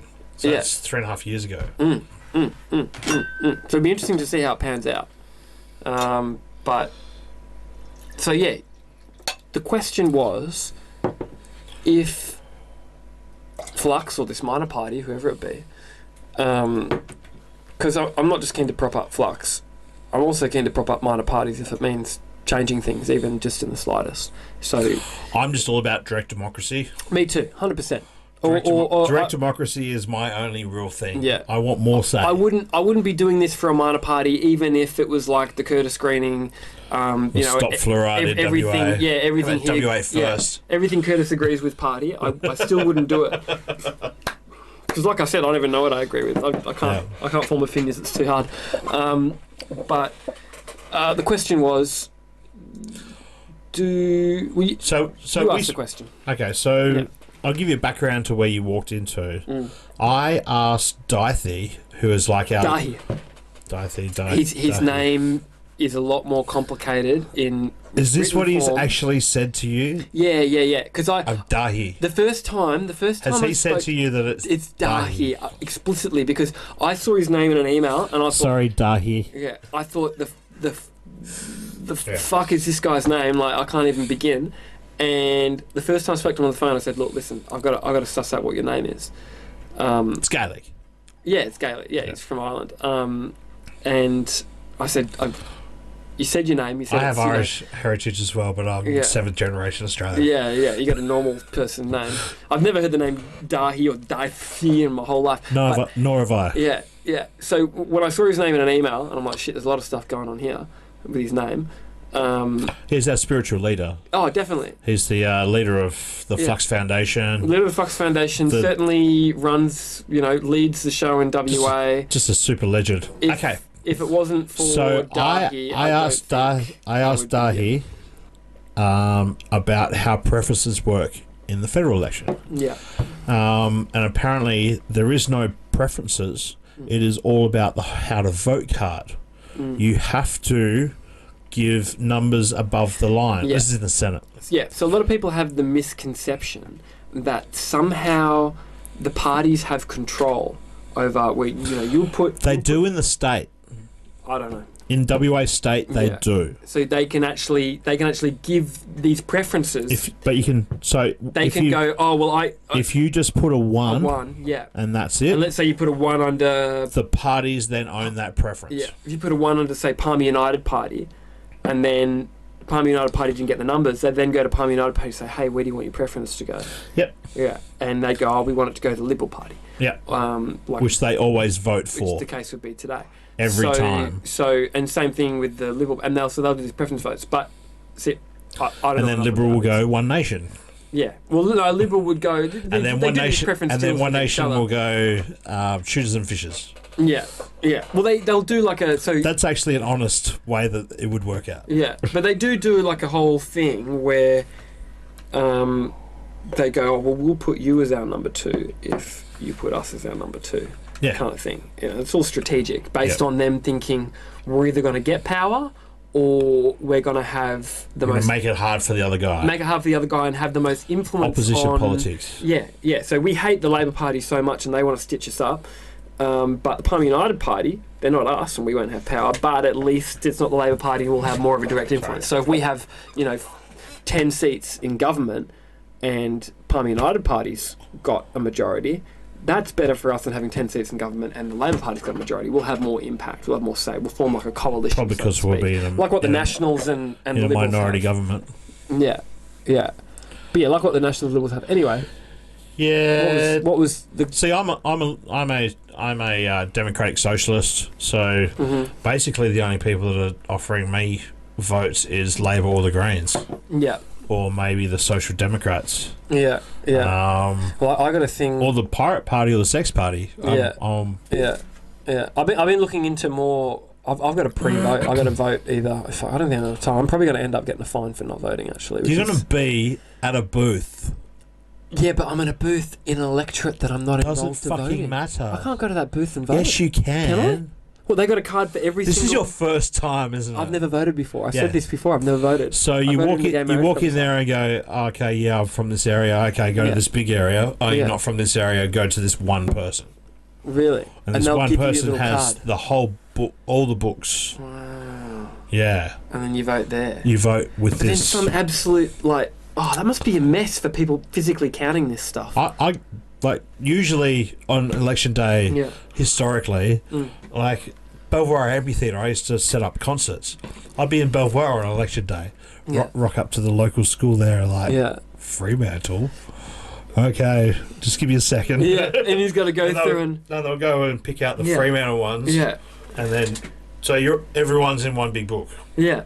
But then these poor people who are pouring through these votes, and they're going through and going, oh, fuck, this one's for some electorate, wherever, thinking all these different things. Then what do they do with them? They're going to, like, put it in a post pack and send it off to someone else to count, or they... That's what they do, count it. basically. Jeez Louise. And then it gets lost, and they go, oh, shit, let's just forget about that. It wasn't that many anyway. My brother's worked for the election days, like for the last 4 or 5 or something. Yeah. And every morning on election day, he makes a Facebook post. Yeah. Vote early, vote often. My friend did it one time. His dad worked for the HL, and somehow through that he snagged some sort of backdoor job counting ballots in some warehouse. There was less than Malaga. 170 people charged for multiple voting at the last election. Yeah. Federal election. Yeah. Less than 170. Yeah, because there's no way they can consolidate all No, this they data. They can consolidate all the data after the fact. Yeah, way after. Not at the time. If at all. No, they do. Yeah. Yeah. Yeah, every single polling business, every single electorate, and they're able to then bring every single one in the country. You're talking about tens of thousands, if not hundreds of thousands. They've got computers that read them all. Yeah. But they're just marking them with a pencil or something, aren't they? But this person's voted here. But you mark in the pencil between those two arrows. Yeah.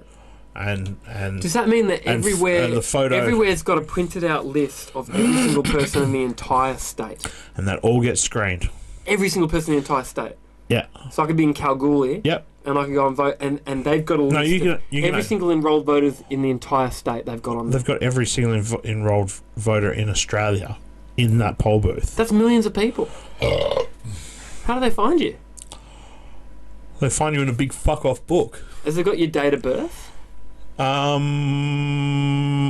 how many John Smiths would there be? It would just be your name and your address and your electoral roll number. Yeah, okay.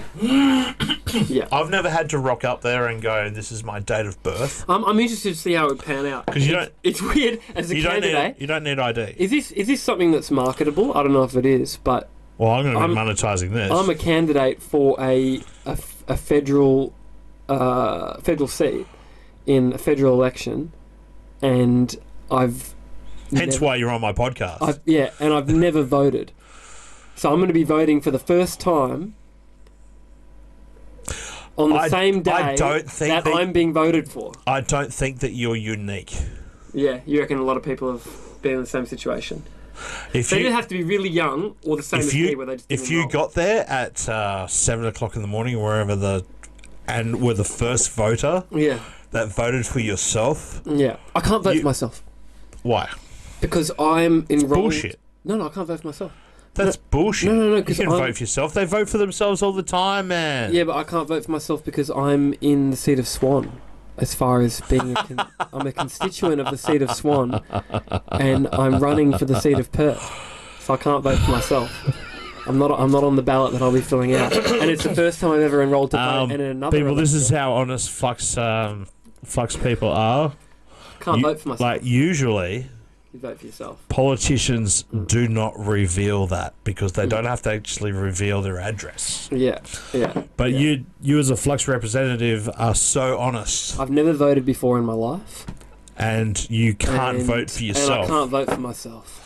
Maybe that's unique. That's very unique. No, maybe not. No, I think there might be a handful.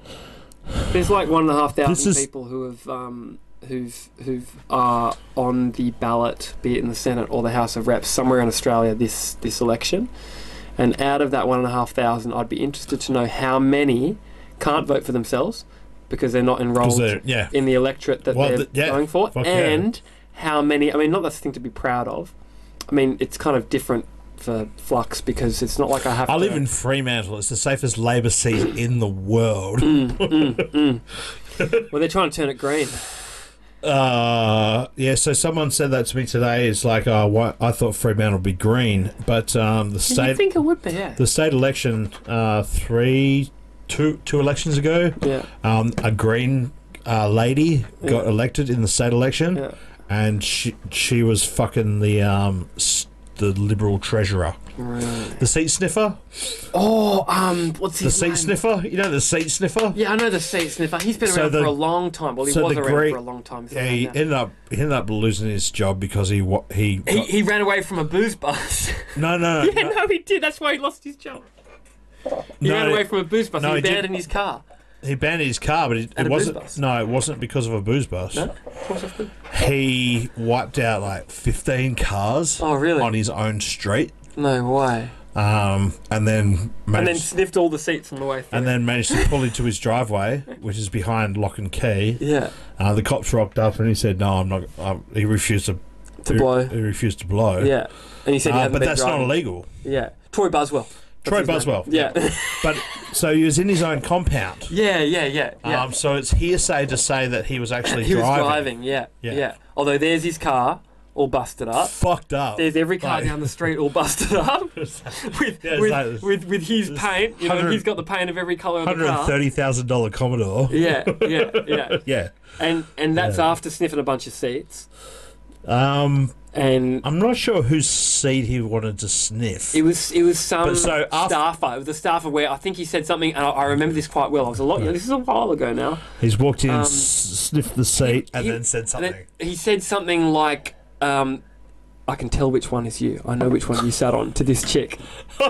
Yeah, and he goes, I can sniff every seat and I can tell which one was... I mean, I don't know what that's about. So is that how it got back to her? Well, I think... Because it had to have got back to her somewhere. He says that, so this is happening in this office, you know, like it's not public kind of information until it comes out, you know, from this lady and other people have witnessed it. But he's, for whatever reason, gone to this chick who's like a staffer or, you know, whatever. And he was down south, Troy Buswell. I think it was the seat of Vass or something like that.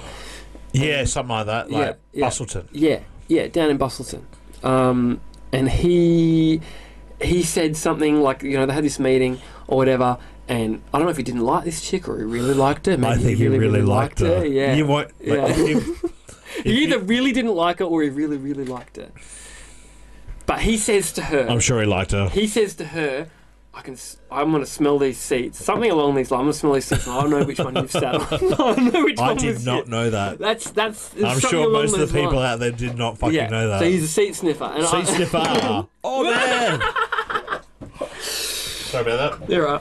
And so he's a seat sniffer. That's how excited I just got. You got the paper. You got the paper towels because you know you're going to spill a beer. About that new information. But yeah, so he's a seat sniffer and he's also a drunk driver. Supposedly, these are all alleged. No, it's all allegedly. Yeah. Look, you have to I don't want to get sued by Troy Buswell or anyone really. You have to say allegedly. Yeah, and I think it was what's his name at the state, and he came to his defence because he's been the premier. He was the premier for a long time. Colin Barnett. Colin Barnett, yeah. Premier for a long, long time, and he came to his defence for the seat sniffing thing, and he said, poor old Troy, he's having a hard time. Give him a go. And then when he wiped out all those cars and did a runner, then Colin Barnett was like, all right, Troy, that's enough. You've really pushed it as far as you probably can. I think that's it. and so he called it quits. But these are the type of people that are able to get into a position to represent you. Seat sniffing, drunk driving. Remember when we were talking about trade-offs? Yeah. You vote for this guy, but he's also got these other things. Yeah. Colin Barnett, I'm a Labor voter. Yeah. I'm a lefty, a bit of a lefty. Yeah. But I voted for Liberal the last 2 elections. Wow. I'm a surfer, and I've lost 2 friends to sharks. And so... and I've had many... That's statistically a very big anomaly that you've lost 2 friends to sharks. I'm a surfer. Even losing 1 friend to a shark. But I'm a surfer. Yeah, but... They weren't close friends. I knew them. Yeah. They weren't my besties. How many people die from shark attacks in Western Australia? They weren't my besties. So there's 17 since 2000. Yeah. So less than 1 a year. So the first guy... And 2 of them, that's the great. first guy I knew... Cottesloe Beach, straight outside the Blue Duck, which is like across the road from the OBH. Yeah. So OBH, walk across the road, walk down. There's a reef break there. Yeah. Great for bodyboarders. Great for sharks. The shark that took Ken Crew and his mate beached itself like it was in Antarctica. Really? It felt that bad? No, it came like they were in knee deep water when they got taken. Yeah. This great white shark had rushed the beach and beached itself it was on the beach, hungry or something, trying to get at these people, and took 2 of them. Wow. The second guy didn't die, but he's like half his arm and stuff. So I knew Ken Crew just because I was there nearly every morning that morning surfing this reef break. Yeah. And they used to swim in the channel. Yeah. Between reef breaks. Yeah. If you know North Cottesloe Beach, you know what I'm talking about. On the shore and that. Yeah. Oh, it was always there when I was there. It's like, and another guy down south, just got taken out of deep water. Yeah. But and this, so before that's a controversial topic. So before 2000, there was really no shark attacks. Yeah. But you'll have to date it back to like 1995, 1996 when they started taking the shark fishing license away from people. There's no shark fishing licenses. They don't fish for shark anymore. But they used to. And so when they stopped fishing for shark, that's when you got these shark attacks. Yeah. Because the numbers weren't being controlled. And these things are predators. So they're allowed to breed. There's a sanctuary in South Australia. There's nothing that'll stop them. There's a sanctuary in South Australia. Yeah. And is now overgrown. Yeah. So.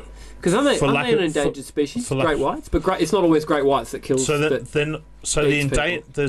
the vulnerable and endangered species list. The two different. Yeah. They call them both endangered. Yeah. But they've never been on the actual endangered list. They've always been on the vulnerable list, but they're actually no longer on the vulnerable list. And is that why they stopped giving people licenses to fish them? Yeah. They thought that... we're going to contribute to wiping these things out. Yeah. But in South Africa, their populations have always been massive. Yeah. Is that because they've never been allowed to fish? And they just come here. If there's too many sharks over there, they just come here, and then they go to South America. It's too hard to get a snack. So the world... Because that's a controversial topic. Yeah, it is. Now, again, I don't have an opinion on these kind of things because I don't know enough about them at all. But I definitely know that the consensus I'm fat now because, and I know a lot of other surfers in the city are fat now because... You don't want to surf because you want to get emotional. Well, we don't want to go surfing because... It is... Because we'll get eaten by sharks. Very unlikely, though. It's more likely here than anywhere else in the world. Yeah, I think... Anywhere else, even South Africa. You're still more likely to die in a traffic accident. Even in South Africa. In fact, you're definitely more likely to die in a traffic accident. So I am probably more likely to die in a traffic accident because I'm a psycho. Yeah. But I guess because you've known people, that's a bit more personal. Okay, so 80% of the people that I know that surf Yeah. don't surf anymore because of the sharks. Yeah, okay. And that's 80% of my... So 80% of maybe 400 or 500 people. Yeah. And it's talking about hundreds of people. So that's one of the reasons why I voted Liberal. Yeah, because they're doing the drum lines and that. And row 8. Oh, they're just doing something. Yeah. And you think row 8's good? Oh, you were saying this. So you got your place. So where I You live, get all the trucks coming where I past. live here, Yeah. actually it would bring more trucks to the area. Yeah. We've got Stock Road here. Yeah. And then Forest Road's here. So I would have had a freeway to work at Canning Vale and then a freeway to the beach. Yeah. So you're like, yes, please, thank you. Yeah, it would have all been tunnelled. Yeah. For the sake of a few trees over there. So that is, they would have knocked down those trees in 1960 something. Yeah. But they reserved it for the road. Yeah.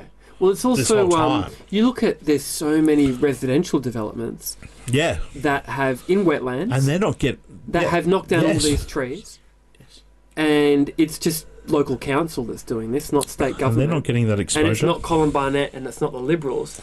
I always felt when this was going on that it was more to do with people not liking the Liberals and not liking Colin Barnett than it's an environmental issue. Because if it was truly 100% environmental issue, then there's so many housing developments that have gone on that would have raised more ire from people who were concerned about the environment. Yet it didn't, because it doesn't involve Colin Barnett and it doesn't involve the Liberals. The Liberals were toxic at the time. Yeah, definitely. But I think... Well, they'd been around for a long time. They'd gone through the whole Troy Buswell sniff and seat phase. And, they were the third-term government. Yeah, yeah. Which is pretty wild. But I still Stick think around for that long. still think that the Liberals could have got back in if they didn't want to sell off Western Power. Selling off Western Power turned the tide. You reckon? It's like, why would you fucking say that before an election? And there were all sorts of things dumb- about that, like they weren't getting there's a lot of rhetoric around apprenticeships at the time as well, and how there's not enough apprenticeships for young people and jobs ever- in the state. There's never And- enough apprenticeships. Yeah, but Western Power, Even under Labor. but Western Power at the time, because they were gearing up to sell and trying to look, all swish and profitable, and have good books, they weren't taking on apprentices because it's just costing money. I don't think that was really a factor in the election, but But that's something I heard when I and that was they're trying to sell off a public asset that provides a basic service for people, and they're affecting apprenticeships. They used to at one time they had 100 and something apprentices or something like that, and they stopped doing that because they're going, we're going to sell it off. We're going to make it look attractive, bring down the staff bill. We need to train up apprentices, and so it was sort of like, these people aren't thinking about the future for Australians. They're just trying to flog off, whatever. Yeah, Liberal governments like to sell shit off. Tawny Port. Look at you go. Oh shit! No, I gotta go. If you don't want it, I'll drink this and then I gotta go. So, what are we at now? 7 o'clock? Does 7 o'clock is the elections open? The ballots? 8, I think. 8. I believe. So yeah, I 8. believe it's 8. Saturday 8. So Thursday 48, 56 hours away. Yeah. Yeah. 56 hours away from an election, people. And I've also got a volunteer little info night rally tomorrow night. Tonight. At Holmes & Co. This isn't going to be published before then, I don't think, is it? You never know. I might be able to edit tonight. Just smash it out. I'm not. I don't have work tomorrow. So. Okay, so you might smash it out. All right. Well, if it does and it gets to enough people, then I'd like to. We got Holmes & Co. I mean, if it's done before the before election night, then we got Holmes & Co. On Saturday night, which I'll be at. You'll be at. I'm going to try and get there. Yeah, get there. I'm going to try and get there. Yeah, get there. It'll be sick. I think we're going to have quite a few people. It's going to be quite good fun because I'm certainly looking forward to... I mean, at the moment... Holmes Co's in the city. It's a bar. It's a bar on St George's Terrace, a little laneway there. It's quite nice. They got good music. When I was there, they were playing... You might not know these. Soundgarden? No, not Soundgarden. Nirvana? No, not Nirvana. Pearl Jam? So good. Can we make them play these? Such a bummer. Yeah, we could. Yeah, I mean, we're running the party. But I could bring them. that guy killed himself from Soundgarden. Was a bit of a bummer. Yeah, and Nirvana. And No. they're all killing themselves. Yeah, I don't think Eddie Vedder's going to kill himself. That cut's too good. You reckon? Say that I was about a pretty lot of upset people. when I found out about Soundgarden, though. Yeah, I was pretty upset when I found out about Kurt Cobain I as knew well. him from Audio Slave. So Kurt Cobain killed himself 2 years after you were born, and I fell apart. Supposedly, same year the Dockers started up. Supposedly, I he already killed had himself. a Dockers jumper Yeah, when Kurt Cobain killed himself. it would have been real new, real fresh. I was already the captain of my AFL team in Brisbane. Oh yeah. If you What were you doing with the Dockers jersey in Brisbane? If you grew up in WA and then moved to Queensland, Yeah. and decided to play AFL, you're automatically the fucking captain. Yeah. Okay. Oh yeah, Queensland's all NFL. Yeah. Yeah, you wouldn't. Yeah, rugby league. Yeah. So you're like one of maybe 10 people that's into the AFL in Queensland at that time. Probably. I mean, they got their own teams now. You But got the Gold Coast Suns. How old's the Gold Coast Suns? They're like there 5 years old or There something. was 3 people at my high school. Yeah. And I was the less of all them. How long's Gold Coast had a team? Oh. The Suns. Oh no, Brisbane Lions. They've been around Be for a ages. decade, yeah. So Brisbane Lions was South Melbourne. Oh really? And then they switched up because it was too hard. It was too hard to compete with all these Melbourne teams. South Melbourne was destitute. They owed a lot of money. Yeah. And so they got bought out. We got to go somewhere where we're not competing with as many. That AFL sort of thing's way worse in America. It's like, you have the Isotopes. There's like, they've been in Arizona, they've been in Milwaukee, and they've been in... There's a thing, the Redskins, where they had controversy. The Washington Redskins? Around the name, the Redskins. Are you talking about the South Park episode? Yeah. The Redskins. Yeah, that's funny, eh? Yeah. Yeah, they I watched that last night. They named their business the Last Redskins. night, yeah. And they're all like, Guys. "Let's take the Redskins." The perfect name. The Washington Redskins. No, it's free. They gave it up. South Park does I watched really, that last night, man. They do a really good job at social commentary like that. Yeah. And turning like an issue that's quite not complex but very heavily politicized. If you didn't get it, you didn't know about it, or you're just too dumb. Yeah. But it's not even. Yeah, they do a really good job on a whole range of issues to turn something that's just heavily convoluted and politicized, where a lot of people don't know what to think and it's all very taboo, into something quite plain and palatable. Yeah. And manage to just And holy shit, you make like a joke at the, of end, it. at the end of it, you're like, what? Yeah. Just confusing yourself. Yeah. What are they Questioning, like? questioning, what questioning. should I be thinking here? Yeah, that that's is just- art. Yeah, that is art. That is the art. essence of art, is Yeah. to get you to question your own moral values and values. Is that what it is? As I got it explained to me by my drama teacher. Yeah. Well, that's cool. Yeah, because I've always thought like art is just, and this is a way less cool explanation, is that it just looks good. If it looks good or it sounds Probably good, less cool. If it like tingles your senses in whatever way, and it's not explainable in any tangible way, that's art. But something that makes you question your own kind of thing. So say you're looking at a landscape and someone draws that landscape, you'll look at that and go, wow, that's captured in a different way than I look at it. Yeah, but I can still see that it's And it there. makes you question reality. Yeah. I'm a big fan. I'm a big fan of that. I'm a big fan of turning your back on what you've believed in for your entire life and not being attached to it because you've believed in it. I'm a nihilist. Yeah. I don't believe in anything. I have beliefs. I have no beliefs. Yeah. I have thoughts. Yeah. And I know stuff. Yeah. But that is all within reason. Yeah. Yeah. Belief and faith. Yeah. It's beyond reason. Yeah. Do you think faith is important? No. No. Faith is false. Yeah. Faith is a belief that you...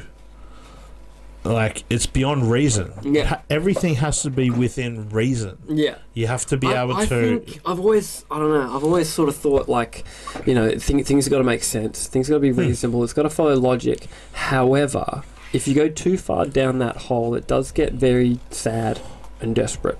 Because life... But then you can't believe beyond that. No, you can't. You can't believe, but that's not. You have to snap that shit off. Yeah, but that's not what faith is about, though. It So is. faith is about just going, well, logically, if I'm to go down the path, I think that everything is just destitute and miserable, and there's no hope for Probably anything. right. There's no reason why I'm here, right? Like nihilism, pretty much, right? But however, Nihilism just says it's all an illusion. yeah, but however, It's not destitute. I want to be happy. I want to be able to function in I'm society. happy as fuck. Yeah. So I feel like having some sort of faith or level of spirituality, not connected to any religion or anything like that. I feel like for me that's kind of important because you can then switch off from that logic train that leads me down this path and of hence just why like, it's fault. everything's miserable, because Hence it is. fault. Everything is quite miserable. I mean, there's no, I don't think everything's miserable. I see good things in most things. I'm definitely an optimist. In but every if shadow, if I track everything, in to every its thing, it's shadow, like, I see a rainbow. Yeah. And I can Yeah. I can actually prove Yeah. that. I can actually prove that. Yeah, there's rainbows everywhere. So in every shadow, there is a rainbow. You know the spectrum from like Pink Floyd's Dark Side of the thing. In every shadow, Yeah. on the edge of every shadow, there is a rainbow, and I can prove that. You just can't see it. Yeah, you have to have the right glasses. Yeah, but it's there. I had some pretty awesome Yeah. set of sunglasses. Yeah, that show the. But yeah, So every cloud has a silver lining. yeah, but logic. So I just think like But that's not faith. Like, we don't know what's going on, and there's no point in being here, and we're just going to die, and then that's it. And there's like we've got all these ideologies, and we're That's here. a dreary life, man. Yeah, no, it is. It's like it just leads you like there's no. I can't help but feel the more I go It's down a the path of like non-player character. leading back. NPC. Yeah, but it's like there's really no point to it all, as far as I'm concerned. And we're this insignificant speck. And if I go too far down that kind of way of thinking, You could think like that, but yeah, then it gets quite miserable. So I've got to have this element of like joyful faith, where it's just like it's not linked to anything. It's not linked to any ideology or religion. It's just like, well, his two things can be fun and they are fun. So his two we'll go on that. two lines of philosophy. Mm. The universe only exists in the eyes and minds of those experiencing it. Mm. If you're dead and not seeing this, it doesn't fucking matter. Yeah, it's not happening. So the universe only exists in the eyes and minds of those experiencing it. And if it wasn't for sentient beings, there would be no point. Yeah, well, If there it wouldn't wasn't- even be anything here to make If sense it of wasn't it. for people who were self-aware, Yeah. sentient, It's like if there would be no point. If a tree falls in the woods and nobody's there to hear it, doesn't make a sound. Life happens for us, not to us. Yeah. Yeah. And that's There's pretty so much, many points. That's pretty much the secret and meaning to life, all in one. If we weren't here, if there was no conscious being to interpret what was going on, then could it even be said that it Sentient exists? being, yeah. Yeah. Could it even be said that it exists? No one. Yeah. Yeah, it's the Zen falling in the forest thing. Yeah. The tree. Yeah. Does it make a sound? Because. But I think therefore I am Descartes principle. Yeah. Yeah. And that's the only thing that we can still prove. And my philosophy that I just told you then is all based around Descartes' principle. Yeah. Interesting. Yeah. I've always just tried to have this just pointless, nonsensical faith that there's It something, works for some people. that there's something good. Yeah. Because if I try and think, if I think logically, So Elon Musk used to be a nihilist like me, but now he's a fatalist. yeah, He believes that he is on a path and everything is going to happen regardless of what he's doing. yeah. He's a fatalist. He believes in fate. I I find it can't- very I hard to can't- believe in fate. Yeah, I can't trigger logic with that. But There has to be- faith Yeah. is fatalism is like extreme faith.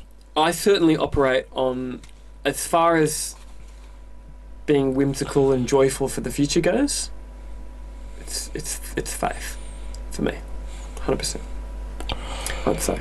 I would trigger. I mean, perhaps it's just As just a descriptor. It's just a way As of a using nihilist, words. as a nihilist, I believe this is all an illusion. Yeah. So anything... Oh, wow, that's out there. Yeah.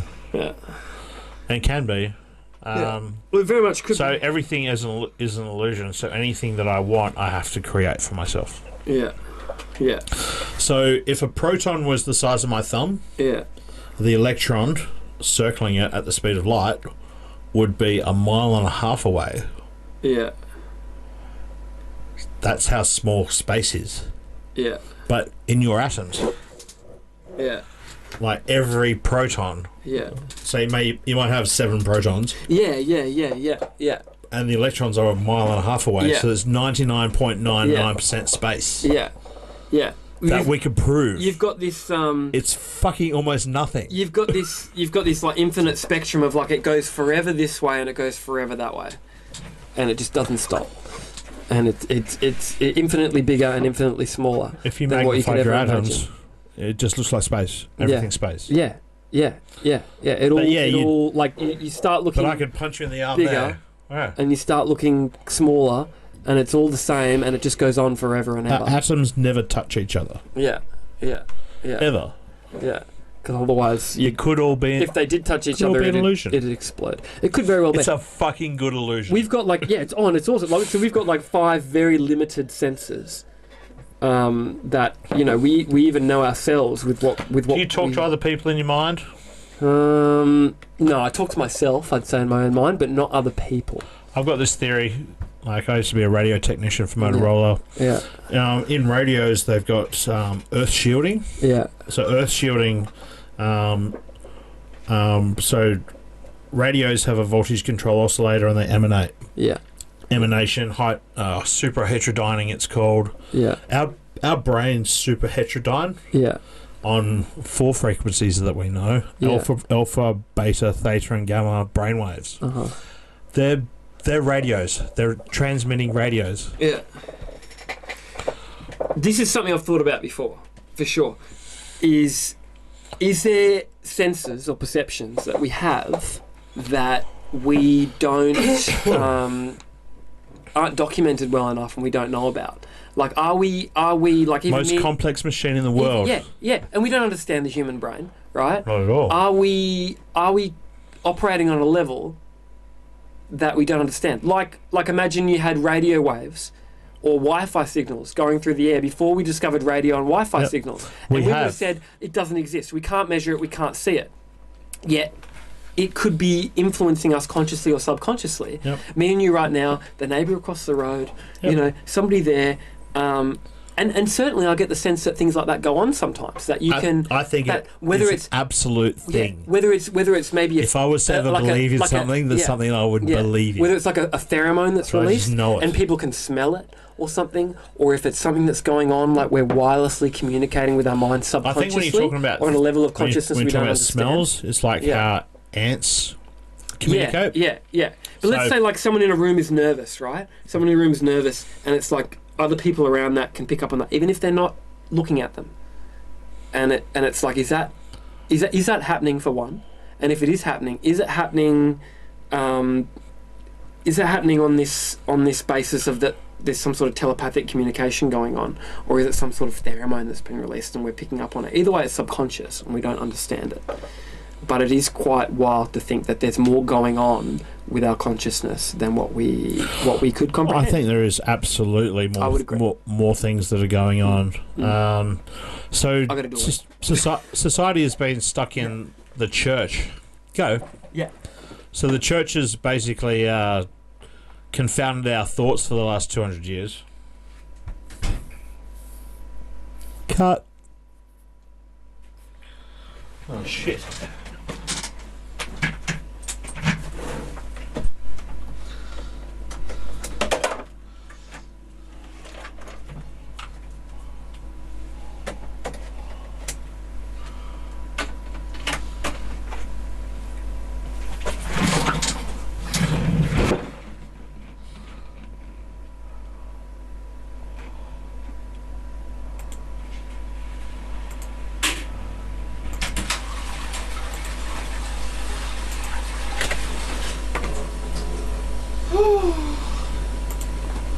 I gotta go. I got work at 8 And then I've got. It's just getting interesting. I know. I do fly Alex Jones now. I got work at 8, and then I've got work all day until 6, and then at 6:30 I got that volunteer thing, and I've got to prep for that volunteer thing tonight. So I'm gonna be up until like 2 o'clock doing that. What do you got to prep for the? What do you got to prep for that? I gotta. Just do your prep here right now. Just tell them stuff. Actually, just tell them stuff. We can do it right here, right now. Let's do it right here. Just tell them stuff. No, I can't just tell them stuff. I've got to get up. I need a computer. Tap. I've got to get. There's some slides that Dahi made about the do's and don'ts. Slides that Dahi made about the do's and don'ts of like elections, like the whole 6 metre rule from the front door and all these different things. No stereos. Yeah, no, like that you can hear inside the thing. So no drinking at election booths. Is that a rule? I don't know. Usually at a school, so yeah. So I've got to do it. Not like, that stopped us last year. I want to condense it into one A4 page, and then also have my contact details on there as well, so people can call me on the day, and then I'm going to hand that out at the thing tomorrow. Tomorrow night. Yeah. At the volunteers. At the volunteer thing. So they've got a quick. I'm going to go through it with them, and then they've got a quick list of like these are the do's, these are the don'ts, and then we do like a Q&A session. I've got to plan the whole thing. More water? No. You got more water? I got a bottle of water. Yeah. So keep explaining. So yeah, I've got to do it up in an A4 sheet so that I can give it out. I can concisely communicate it in a short space of time. All this different stuff that these volunteers who are handing out at the election booths need to know. And also, thank you. Nice. Also, so that I can give it to them, and they've got it all on an A4 sheet. So if they're there on election day, they've got this quick reference for, okay, this is the answer to that, and this is the answer to this. So I've got to put that together tonight because I'm not going to get a chance tomorrow. Can we delegate that? No, we can't delegate that. I can delegate that. Who to? Dorothy. Melissa. He's not going to do it. Melissa's not going to do it. It's just a little tick sheet, right? You can't do this, you can't do that, you can't do that. Yeah, I'm going to do it myself. If you want to. I want to do it myself. If you want to take the responsibility on yourself. Actually, this is something about... I'm just saying I could delegate the responsibility if you want to. This is something about you. You delegated setting up that Facebook event to me today. You're very I was at work. Very good at delegating. That's a manager's role. Yeah.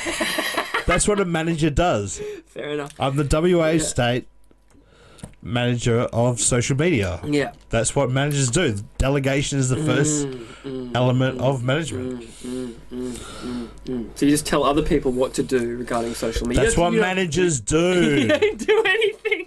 You just tell people to do stuff. No, I get the role of management. My mate's a producer. It's very important. However, and that's what he does. However, I came to you saying, hey, this event's got to be created, and then you delegated it back to me. So it's not as if you've done nothing in this whole thing.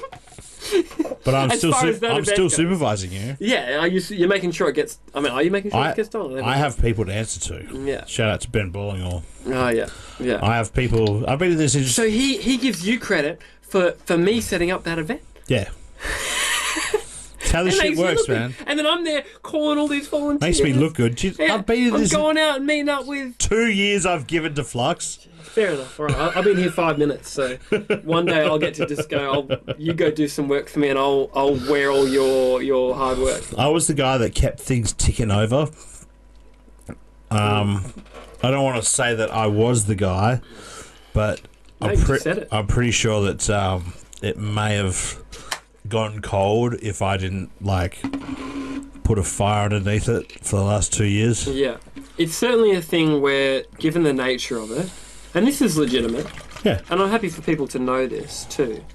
But it's certainly the type of thing, given that it's a very new political party, that there's absolutely no outside interest, as far as we can't get donations. Because we're not offering anything to any special interest parties. Who's going to give us a single dollar? Because it's not going to be able to relate back to them in any way. There is no interest. There's no interest for them. Business interest. They would have to go... Economic interest. They would have to go what the Liberal and Labor Party and the Greens would like to say their political donors are saying, and go, look, we love what you're doing, here's a whole bunch of money. Absolutely. Which is obviously not what's going on. And that's why Flux will always struggle like that. Flux will always struggle financially, 100%. Absolutely. Until the only way Flux will do well is if you have some absolute arty person, philanthropist, arty with a whole bunch philanthropist. of money, who just goes, here you go, That believes in have a people. whole, yeah, and that believes in trusts people. Here you go, have the whole lot, and whether they're involved or they're not, they just give it. Or, I mean, that's very unlikely because people don't part with their money easily, whether they earned it or they didn't. They really don't. Part with their money easily, or it's going to be public money. It's going to be public money through grassroots after an election, getting that after an election, or getting into power and being able to have those resources to develop the platform. That's the only way Flux is ever going to get, to be flush. So say you're getting, so to speak. So the majority of money that comes out of an election is the actual pay. Yeah. Say you got $220,000 a year. Yeah.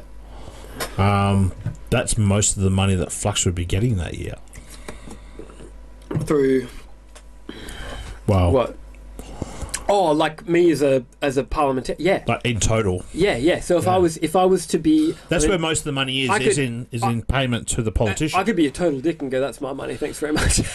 That's where Flux would fall down. Yeah. You'd have to be the type of person, and I certainly would be, where I would go. What did I say the first day that I met you and someone said that? I said assassination is always on the cards. Yeah. I would certainly go. I mean, I've existed on about $40,000 a year for the majority of my life. $150 a week or less. I usually not exist. $150 a week. I'm existing on about $150 a week at the moment. Wow, crushing it. It's crushing it. Yeah, I did New Start. That was $407.50. I was $204.75 a week, and I existed on that. I've existed on $20 an hour, cash in hand. I'm on less than New Start at the moment. Super. I'm not claiming it. Yeah, that's great. Crushing it. I would be. I thought you were a socialist. I am a socialist. Yeah, you're right. Yeah. You're fucking right. I'm a proud socialist. Yeah, so proud you don't even claim the benefits. Yeah. So I've existed on not much money before. Not much money. My parents are quite well off, and I've got a lot out of that for sure. I would say that I'm somewhat a silver spoon kid. My old lady's on a pension. Yeah, well, been for the last. My parents aren't. My mum's parents were, but my dad's parents never were, and my parents at the moment probably never will be, with the assets that they earn and things like that. And I want to get your dad on this. Yeah, I want to pick his fucking brain. Yeah. Oh, he's awesome. He's an interesting character. No, he's great. Yeah. I've only met him once, but I reckon I get talking. He's there's a lot going on in Neil's head, and I take a lot out of his book for sure. Shout out to Neil Greening, my father.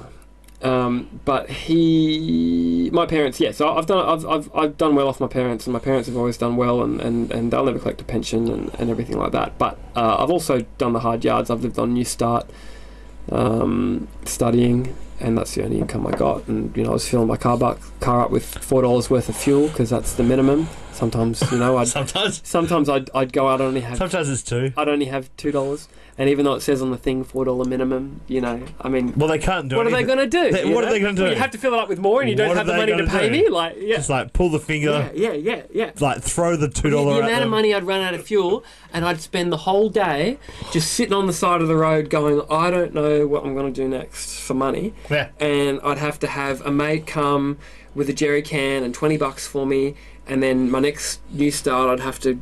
here's your jerry can, here's your $20. Universal basic income. Universal basic income. Yeah, especially with automation. How do you feel about that coming from a sort of almost well-to-do person? Yeah. Now, I'll loop back to that. I don't feel like I have enough wisdom to have an opinion on things, and also being a candidate for Flux. And you are how old? 27. And also being a candidate for Flux, I shouldn't publicly express my opinion. You're in the 27 club. Yeah, I'm going to kill myself. Yeah. No. You heard it here first, people. Hey, picked it. So I'm not going to kill myself. No, you'd make me very famous if you did. I couldn't do it. I'd bitch out. If you did it tomorrow, I would be very famous because this would be your last interview. Yeah. As an Australian aspiring politician. I'm too optimistic. Through faith, I'm too optimistic. So am I. So I wouldn't Which has got nothing to do with faith with me. No.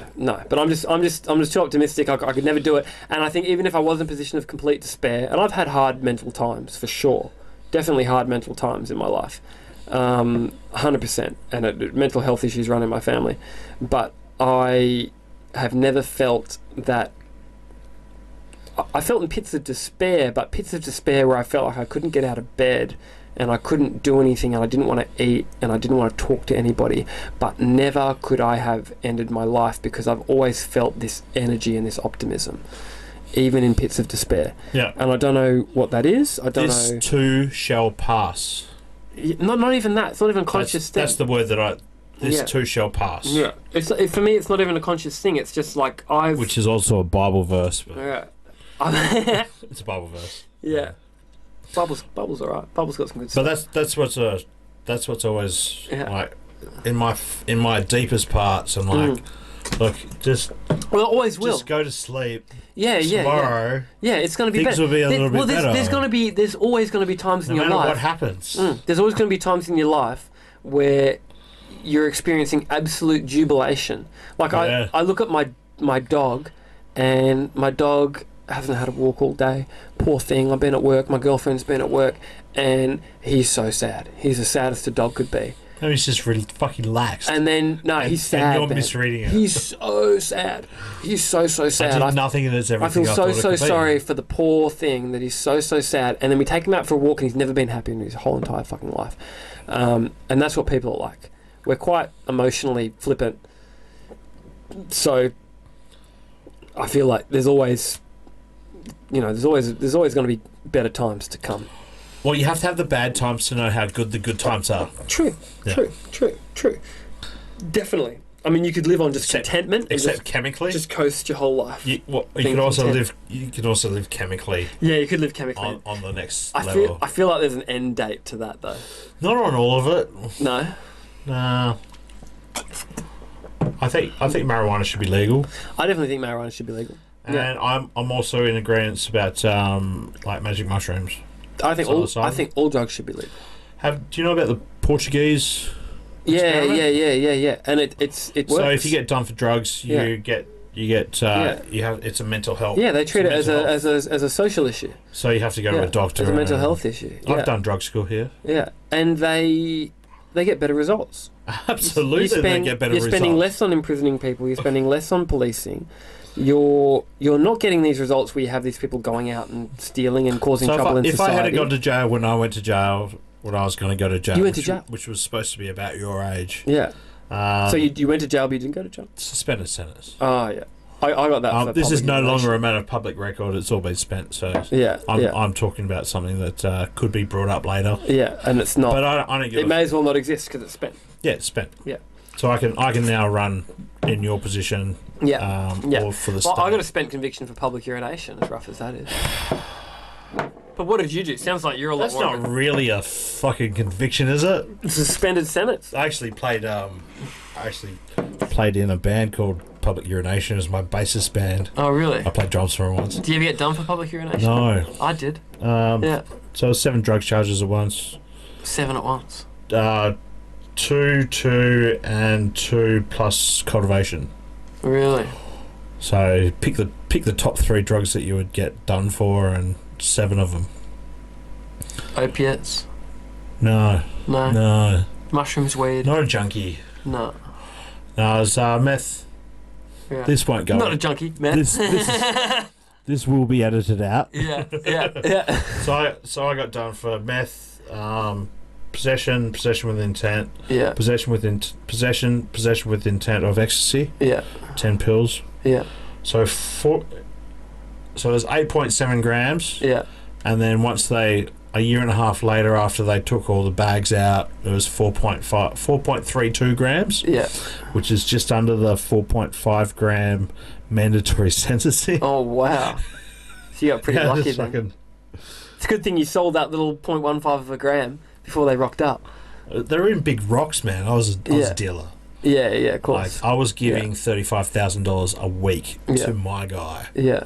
And I was turning. What was your markup? 100%.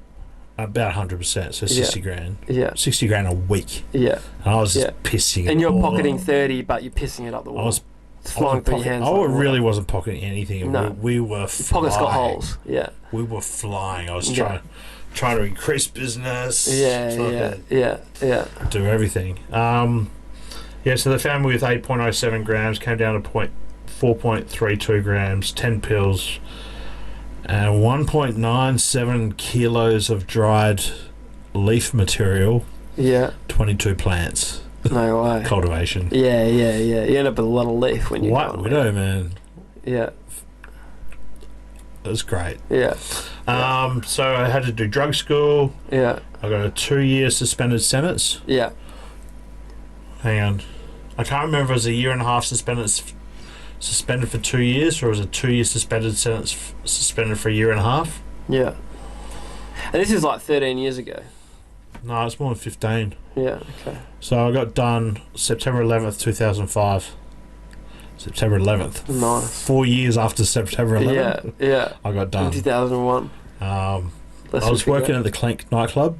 Yeah, in Freo. I was working the Clink nightclub, and I had like people dealing for me. Yeah. So I never actually dealt in the nightclub. Yeah. I just had like 5 people dealing for me. Yeah. So you've left not that gonna whole... print. No.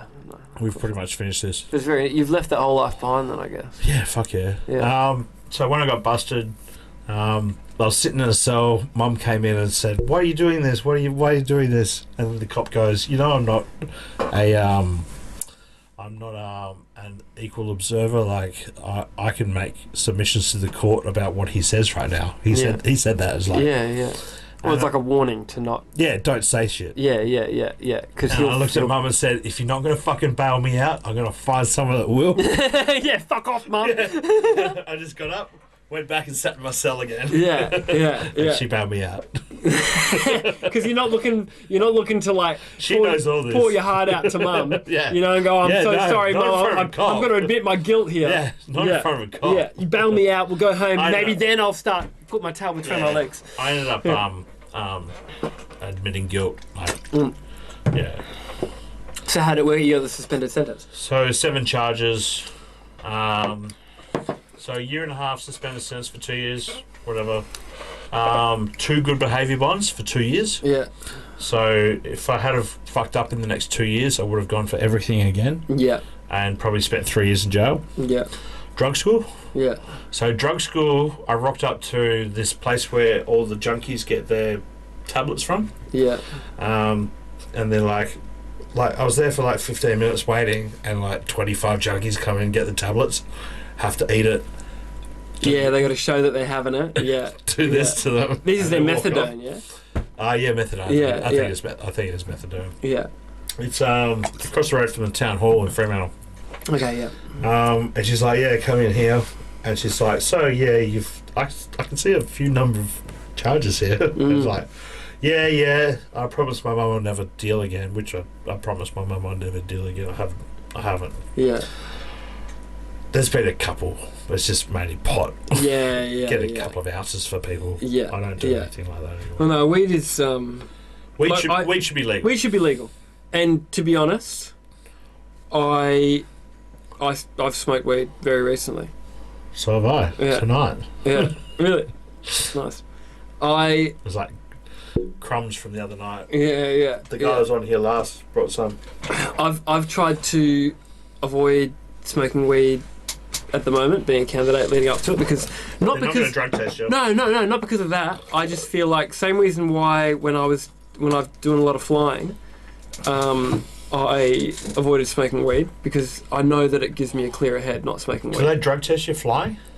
They can. I never have been, but they can. But that wasn't why I didn't do it. I did it because I knew that I'm very comfortable smoking weed and driving and... Yeah, no, me too, 100%. 100%. But I definitely find very that comfortable. I have a clearer head when I don't smoke weed than when I'm a lot less angry.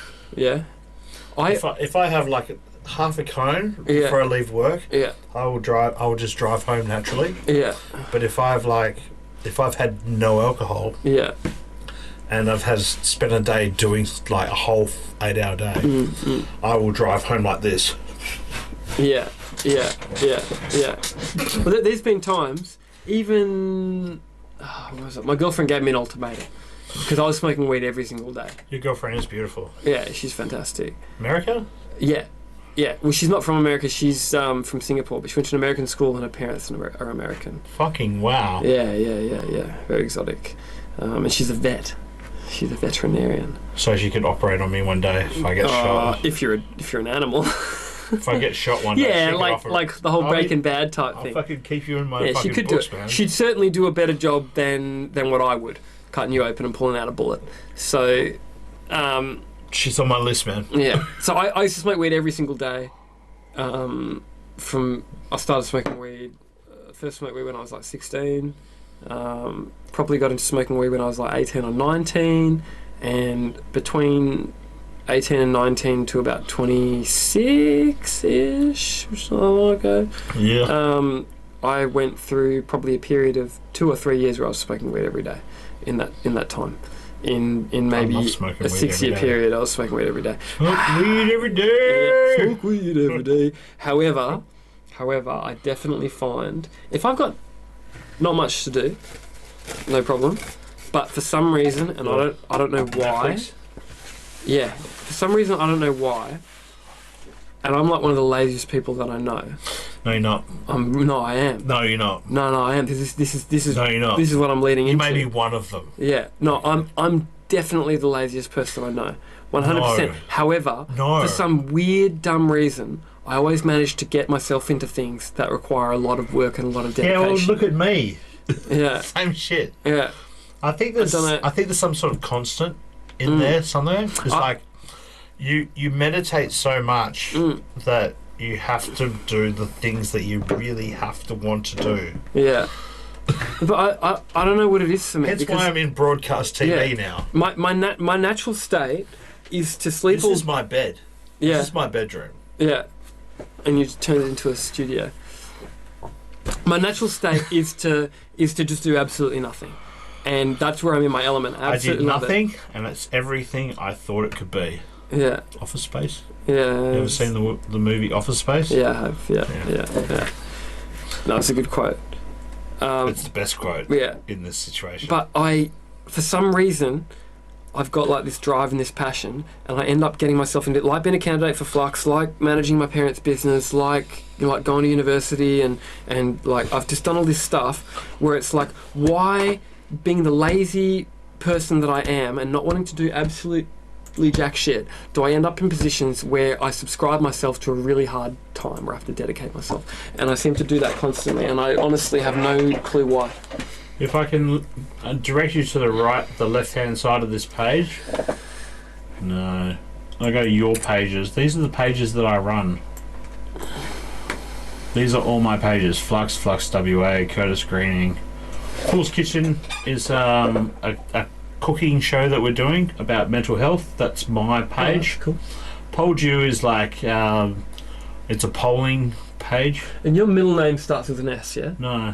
What's Sexy Scotty Shortland? Oh, okay, I get it. It's a radio handle. Yeah. It's from one of my radio shows. Yeah. And I've got a face for radio. Yeah.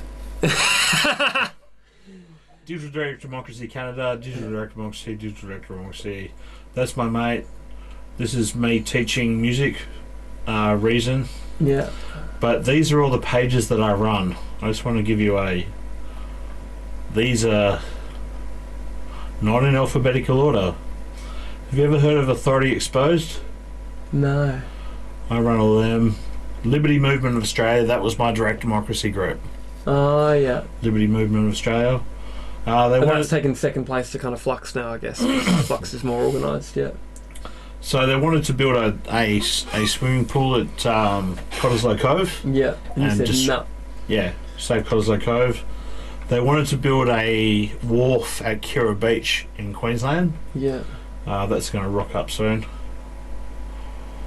So these are all Facebook pages. Jeez. Where's the Kira Beach? Save Kira Beach. They wanted to build a wharf here at the best surfing place in the world. We should just chop it up. Halfway through your fucking left-hander, there's a fucking... seawall. Yeah. Seawall. Yeah, good on ya. I rocked up here one day and there was like a big group of people in the park, and I walked over and I go, what's going on over here? Yeah. And the mayor of Coburn said to me that we're going to dig up all these grass trees and put them into gardens. Yeah. And I said, what, you're going to dig up all these grass trees? And I looked around, there's like more than 100 grass trees around.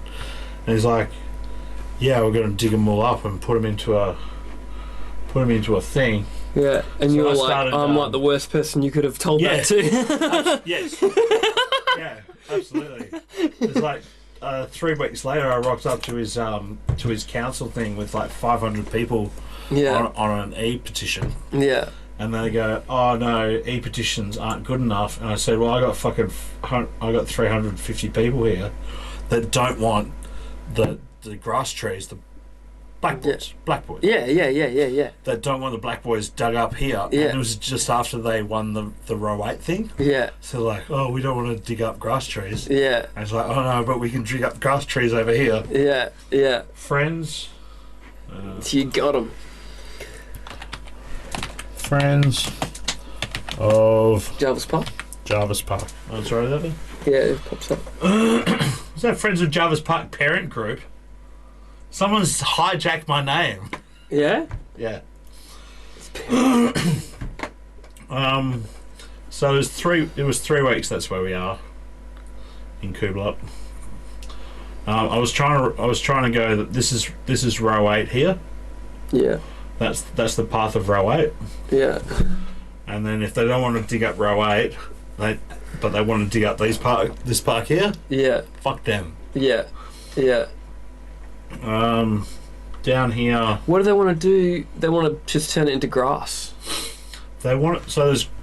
Or develop. You can't really see it in the darkness. Yeah. But it's random grass trees everywhere. Yeah. Like because it's all bushland. Yeah. It's virgin. Yeah. It's virgin.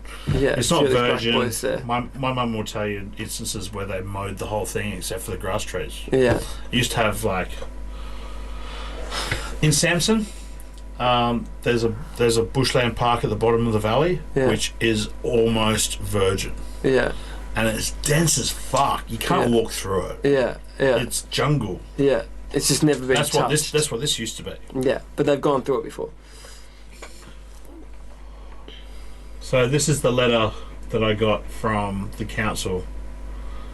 Following community consultation, the design will not involve large-scale relocation of grass trees.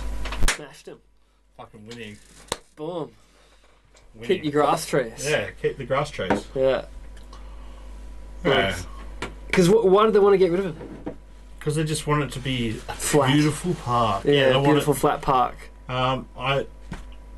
Where the wind howls through and you My mum keeps saying that they always wanted to build a sporting ground there.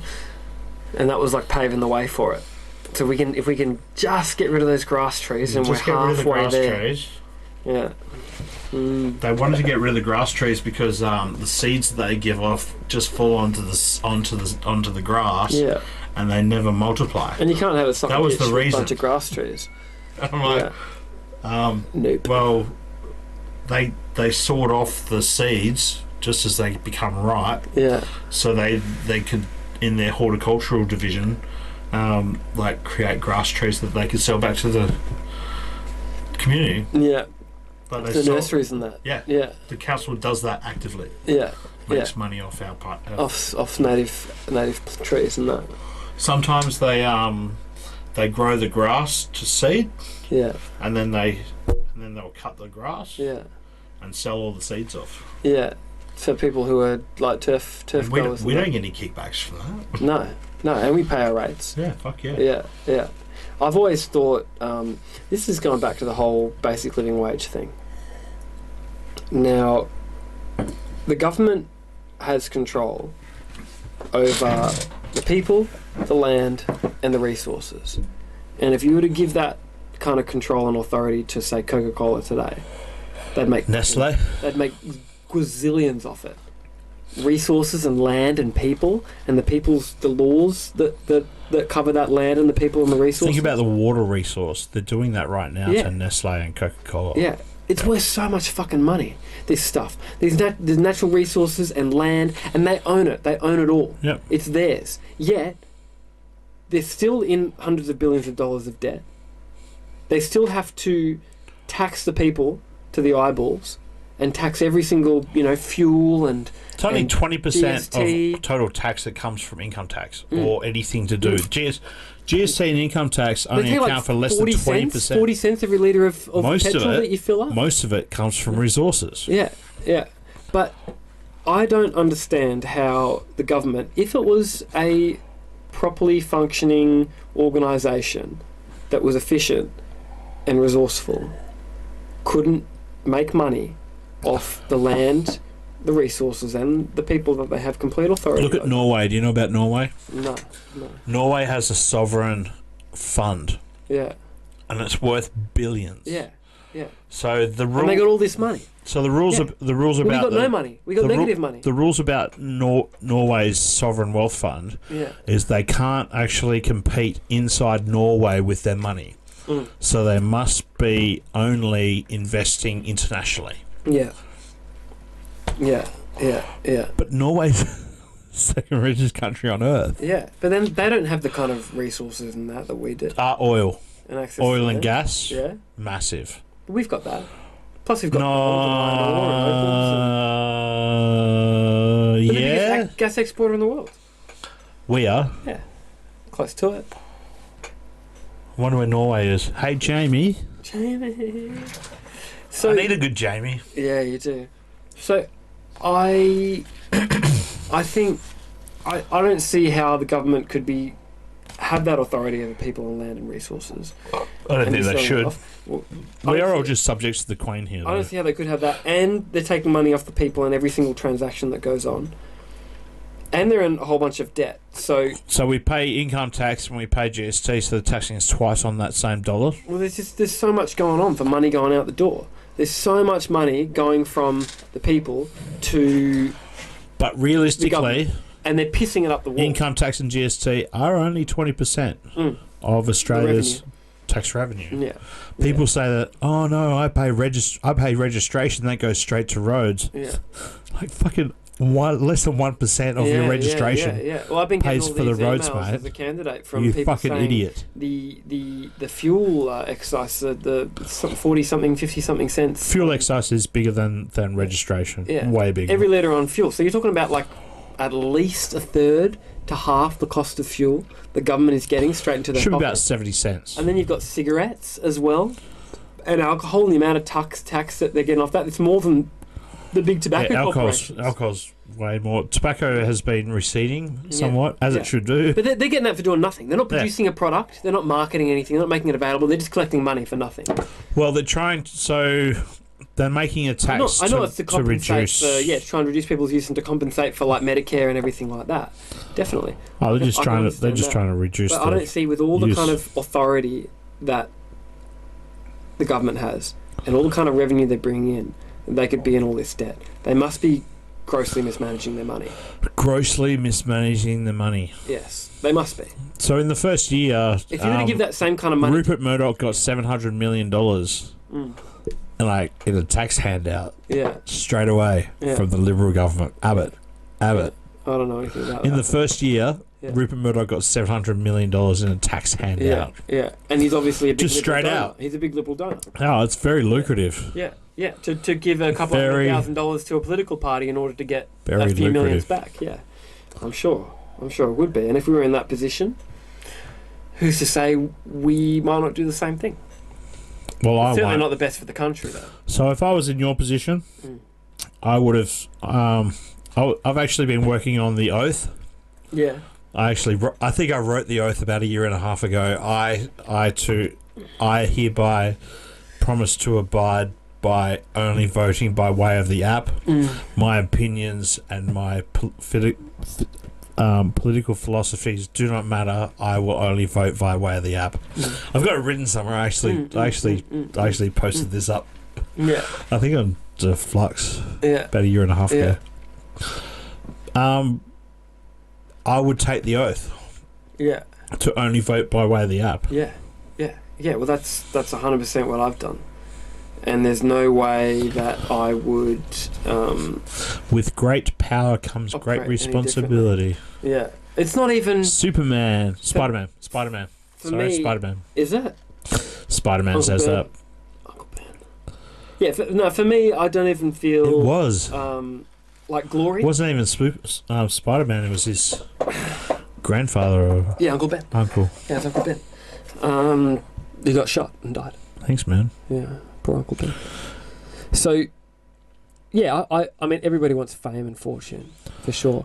But I feel like I am happy to just represent the people, and that would be better than... Because I've got to lie straight in bed.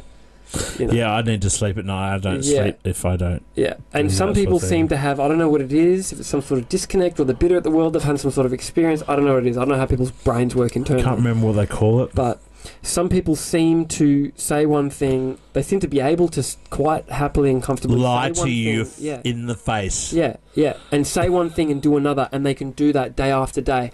And if I did that, I would be a physical, emotional, and mental wreck. I would just be totally beside myself. I couldn't sit here in front of you. I'd be a mess. Maybe this is where anxiety comes from. People lying to themselves.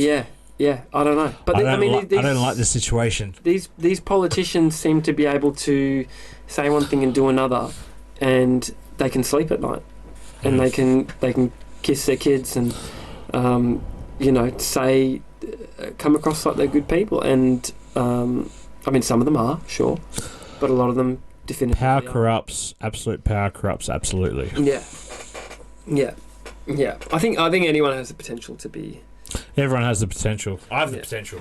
Yeah. I know it. Yeah, I would say I would too. Yeah. I mean, I'd like to think that, I would always have the integrity, but I'm sure everybody's got a price. Dahi. Yeah, Dahi. So the state definitely Dahi, like D-A-H-I. at the state election, I think I've told you this story before. Yeah. Dahi said to me, "Okay, so pick the topic that you're most interested in this state election." I said, "Well, row 8. Yeah. I really want row 8 to go through." Yeah. And he said, "So say you got in the seat of Fremantle, which is the seat for it, and your constituents voted against row 8. Would you vote against row 8?" And I said, "Yes." Unapologetically, I will vote the way of the app because I really believe in direct democracy. Yeah, more than you believe in. More than I believe personal opinion in a road to the freeway. Yeah. And a freeway to the beach and a freeway to work. Yeah. I believe in direct democracy. Yeah. More than like heaven on earth. Yeah. It is heaven on earth. If I could make it to the beach in 13 minutes. Yeah. That's pretty good. I'm a surfer, man. Yeah. Holy but shit. People having direct will over the government. I could make it better. to the beach and back again in half an hour and get 7 minutes worth of surfing in. This reminds me back to that question of you can't waste your vote. Can you waste your vote? No, you can't waste your vote. You can't waste. Well, you can waste your vote. You can waste your vote by drawing a dick on the ballot paper. Voting for One Nation. One Nation. I mean, it's not a wasted vote if that's where you want your vote to be. Everyone's got their own thing. If you're going to vote for Clive Palmer, just fucking vote for the Liberals. Please, just save us. You can vote for Clive Palmer. You vote for whoever you want. But Clive Palmer only votes with the Liberals in Parliament. I don't know enough about it. That's the only thing. That's the only thing. He has never introduced any of his own legislation. Well, he was in the Senate, and he falls asleep. No, he still can. Private members' bills. No, yeah. He fell asleep like 5 times. He was hardly ever there. 200 days he wasn't there. Yeah. He was the most absent parliamentarian. Yeah. And he only ever voted by way of the Liberals. Yeah. You know more than me. Don't vote Clive Palmer. Give him a go. He's as good as anybody else. One Nation has broad support. Yeah. In northern Queensland. Yeah. Yeah. It's so does incest. Yes. They're in Tasmania, the two biggest incest. Like legitimately, if you were to clock it on an actual legitimate scale. Well, my family tree grows in and out. Multiple times. And they were in Queensland. It's like a DNA. No, just once. Just once. Yeah. They were first cousins. Yeah. First cousins. First cousins before the First World War. Yeah, that's not too bad. In outback Queensland. That's nothing. You can get away with that a few times. I'm not going to say that there wasn't. What's the word? I don't want to say retards. Yeah. I'm not saying that. But there were a few retards. Not many. Yeah. Very, very fleeting. I do win. But I do want to talk about the not wasting your vote thing. That is going to be edited out. Yeah, fuck yeah.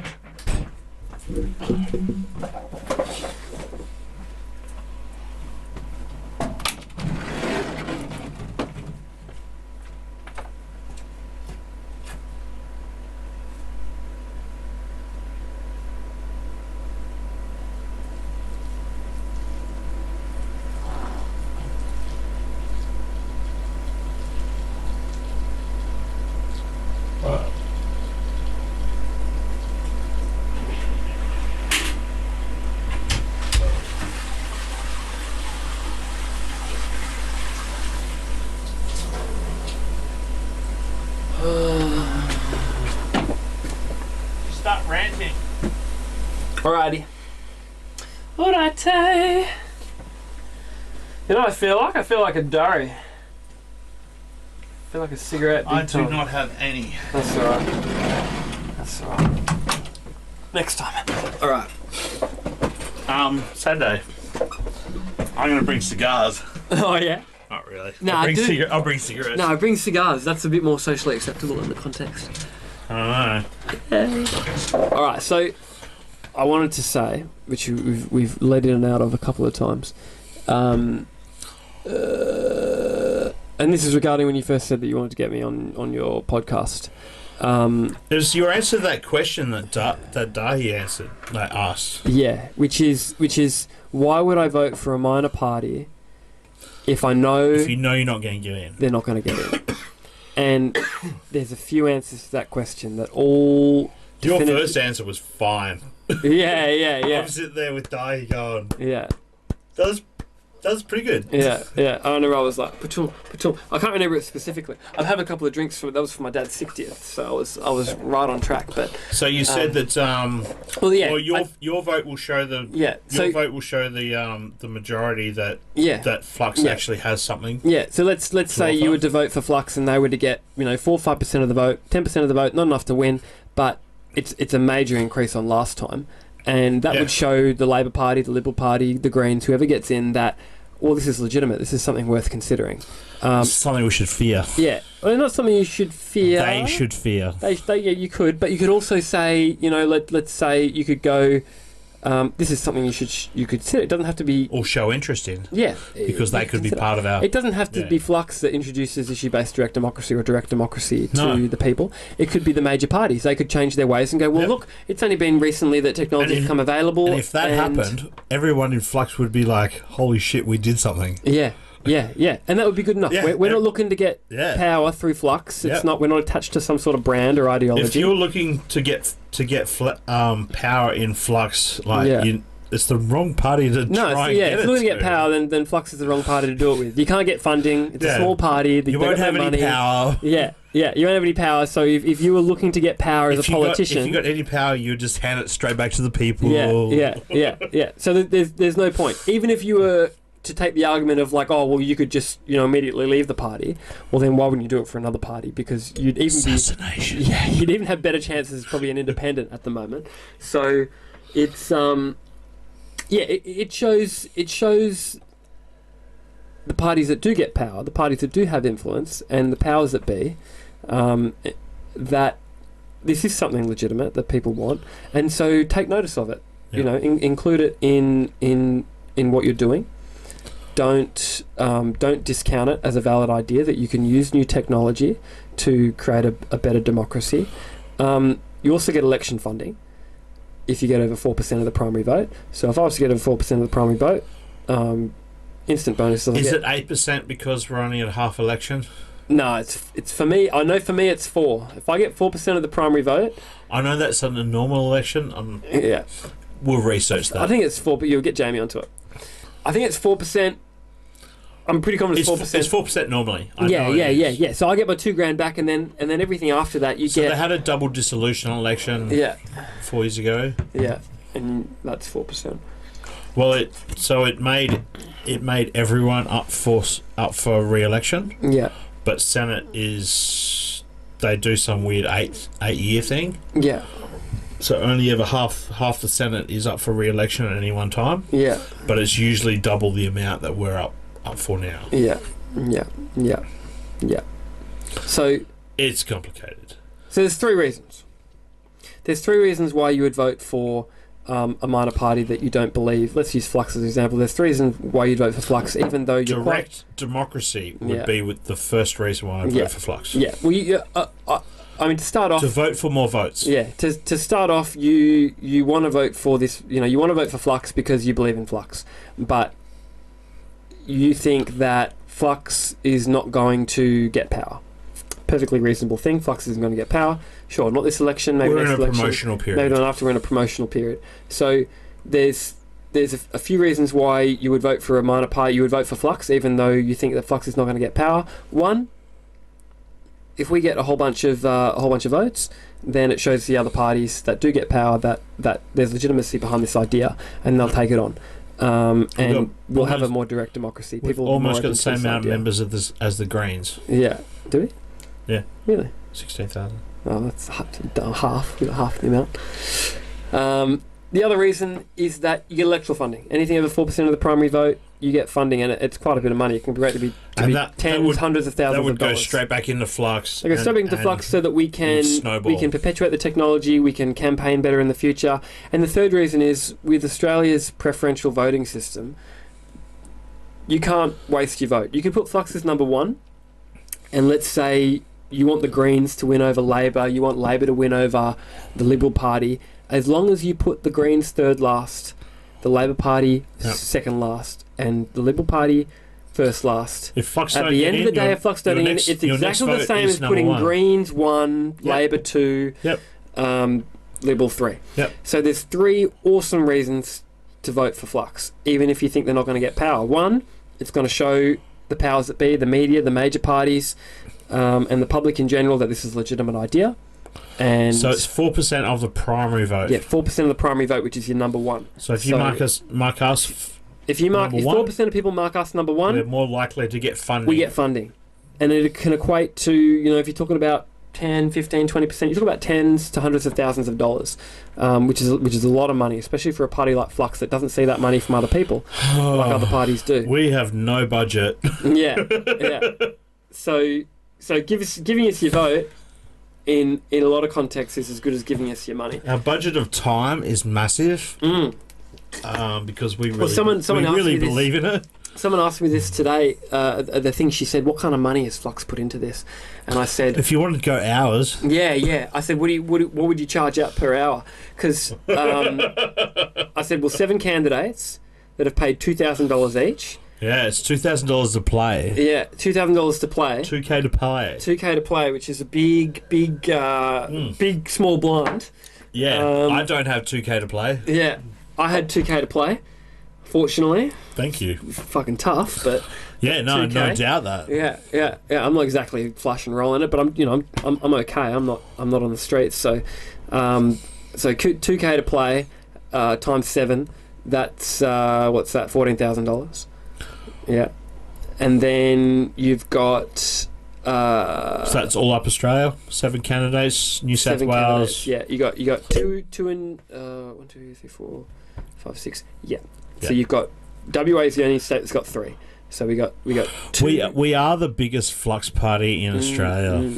Crushing it. We're doing well. New South Wales technically has more more people per capita though.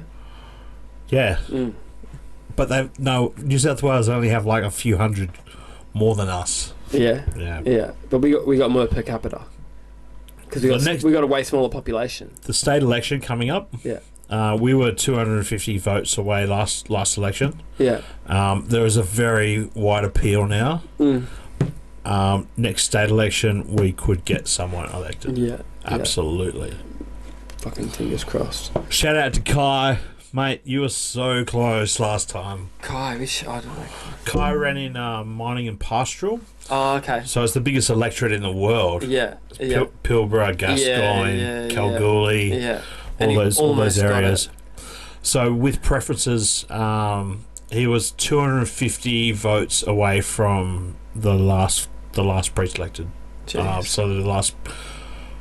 Which doesn't sound like that much. It's not much. Yeah. Yeah. Yeah. And who got the There's seat? 250,000 people there. Like. Yeah. 250 votes come down to the last seat. Yeah. That's not many people. Shooters and Fishers got it. Damn, buddy. We owned.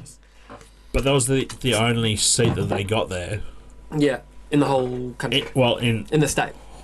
I don't know if they got more than one. Yeah. But Shooters and Fishers, we were fighting it out with Shooters and Fishers for the last seat of mining pastoral. Yeah. So close. We were like. Next time. We were at the How do you reckon we're going to fare in this federal election? So we got 16 days before the last federal election. Flux formed. Yeah. Someone's going to pull me up on that. It was very close to the last federal election that we So if you extrapolated that down to WA's state election, we got 360% of a year later. Yeah. A year? Maybe less than a couple of years. When was the WA state election? I think it's a 2 while years. back. 2 years ago. Yeah. So I think it was about a year. Yeah. We can argue about this later. Yeah, I don't know. We need So Jamie. a year later, a year after the federal election, we got 360% more votes here in WA than we did in the federal election that was also here. Yeah. So 2 years down the track, as far as federal elections go, I would like to see 1,000%. So 10 times. So we went 3 times. Yeah. We went 3 times You reckon that's that's 2 years doable? ago. I think 1,000% of you got to. It wasn't a very big vote. Yeah. We didn't in the first federal election. We didn't get that much. Yeah. So 10 times it's is not that probably big. completely doable. I think it's too much. I think because 10 times that's like 10% of the primary vote. I don't think it's going to happen. No, I don't think it's that much. Yeah, because we got like 1% or something in the state. I don't know the figures. We can fight about the figures later. We need Jamie. So if WA got 3 times the vote from the federal election, and it's 2 years later, double. I would like to see 10%, 10 times. Yeah. So 1,000%. Yeah. From our first primary vote of the first federal election we were ever in. I'm being very specific here. Yeah. Yeah. So not from the it's state not election, big. but from the We from actually the federal had election in we actually had 2016. more people in the last one. Yeah. Yeah, we did. Yeah, because like 27 people. it didn't take $2,000 to play. Yeah. How much did it cost to play? I don't know. Someone would be able to tell us in here. But not 2,000. But not $2,000. It's $250 to be in the state election. Yeah, okay. That's it. And I thought it was similar. Any chump to come up with that. So Jackie Lambie. Yeah. Jackie Lambie pissed off Clive Palmer. fucking so many people. No, Jackie Lambie in the last one stood for herself. Yeah. It was the one before that she was Palmer United. That she got voted in for Palmer United. Yeah. But she actually got re-elected under her own thing. Yeah. So Jackie Lambie pissed off everybody, and then increased the money to play. So it used to be $250 to play or $200 to play. She drove it. No, the Liberal and Labor Party got pissed off at her. Oh, for coming in. So because she wanted like all her friends, all her army mates. Yeah, to come. All her army mates were gonna. Yeah. And it's like no. It's like It's like $2K to play. Yeah, it's like a trip to Bali. Yeah. Yeah. Yeah. But 2K, oh geez, I'm going to think about that. Well, I don't have to go 2K to play, so Yeah. I didn't do it. I certainly had to think about it. It's not like I was 2K just gonna is come not up with 2K. fucking... Yeah, It's not a small amount of money for most people, no. Holy shit, if I had $2,000, my podcast would be fucking heaps better. Yeah. Well, geez, Heaps better. I could have given you $2,000 or to improve the podcast, or I could have No, I'm glad what you the did. Seat of Perth. No, I wanted you to do what you do. I think it's good. I've learned a lot, and I I'm one think of it's those going to put me guys. in a way better position for the future too. And I'm certainly not going to win this time around, but it's gotten me. It's got a foot in the door. I've pretty much bought myself a position in the Flux Party. I've brought myself. I didn't know who you experience. were. No. Yeah.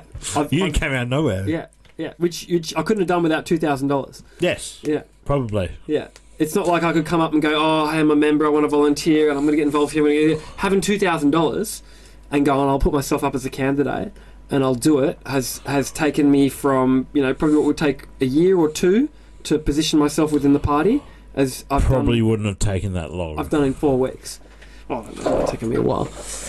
So the last state election, there was lots of people. Yeah. But as the caretaker, maybe 10 people. Yeah.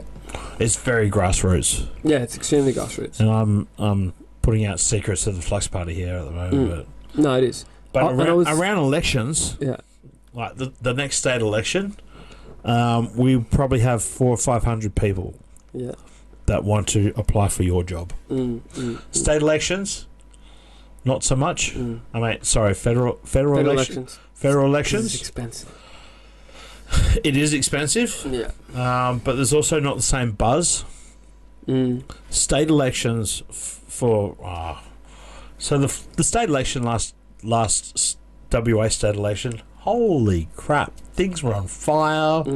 Like people were fighting each other for like the Fremantle pit. I was like, oh yeah, I'll get in here, talk to some people. I'll go help my friend over here. Yeah. It was very competitive. Yeah. And is that the election, or is that Flux losing momentum? Or a bit of both. So Probably a bit of both. State elections are much more excitable for WA.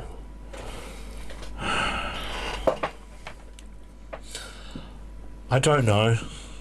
I'm not sure. I don't know either, because I haven't been involved in politics long enough to have a scope on it. It would be nice to know that, but I just don't know. I think federal politics people are more disassociated with the state election. With Colin Barnett, there were a lot of issues: privatisation of public resources, Row 8, the whole shark thingo. Everyone was really, really, really up and about. I remember that being a lot more polarising, and hey, how you going, than what the federal election is now. Federal election, everyone switched off, and until election day, they're kind of, how about the state election? Every man and his dog had an opinion. There's so many lies around the federal election that people are like, I don't know what to think. Yeah, not just lies, but just very shallow kind of information that's been kind of put forward by the media and put forward by the candidates of the major parties, and so much misinformation. I think one party is telling mostly the truth, and who is Rupert Murdoch, and the Liberal Party are trying to Well, I got a sow lies. Bit of paper from the. But I'm a Labor voter. Usually. I got a bit of paper from a chick the other day. I've forgotten her name now. She doesn't represent any political party or group or anything. She's just. So she's a special interest group. She's a little one horse show, I guess. She gave me a bit of paper that said Labor has been infiltrated by the Communist Party of Russia and China, and that they want to implement communism in Australia. I can categorically say that I know people that have infiltrated the Liberal Party to to try and bring them more centralist. Oh yeah, I'm sure there's people who infiltrate all these parties.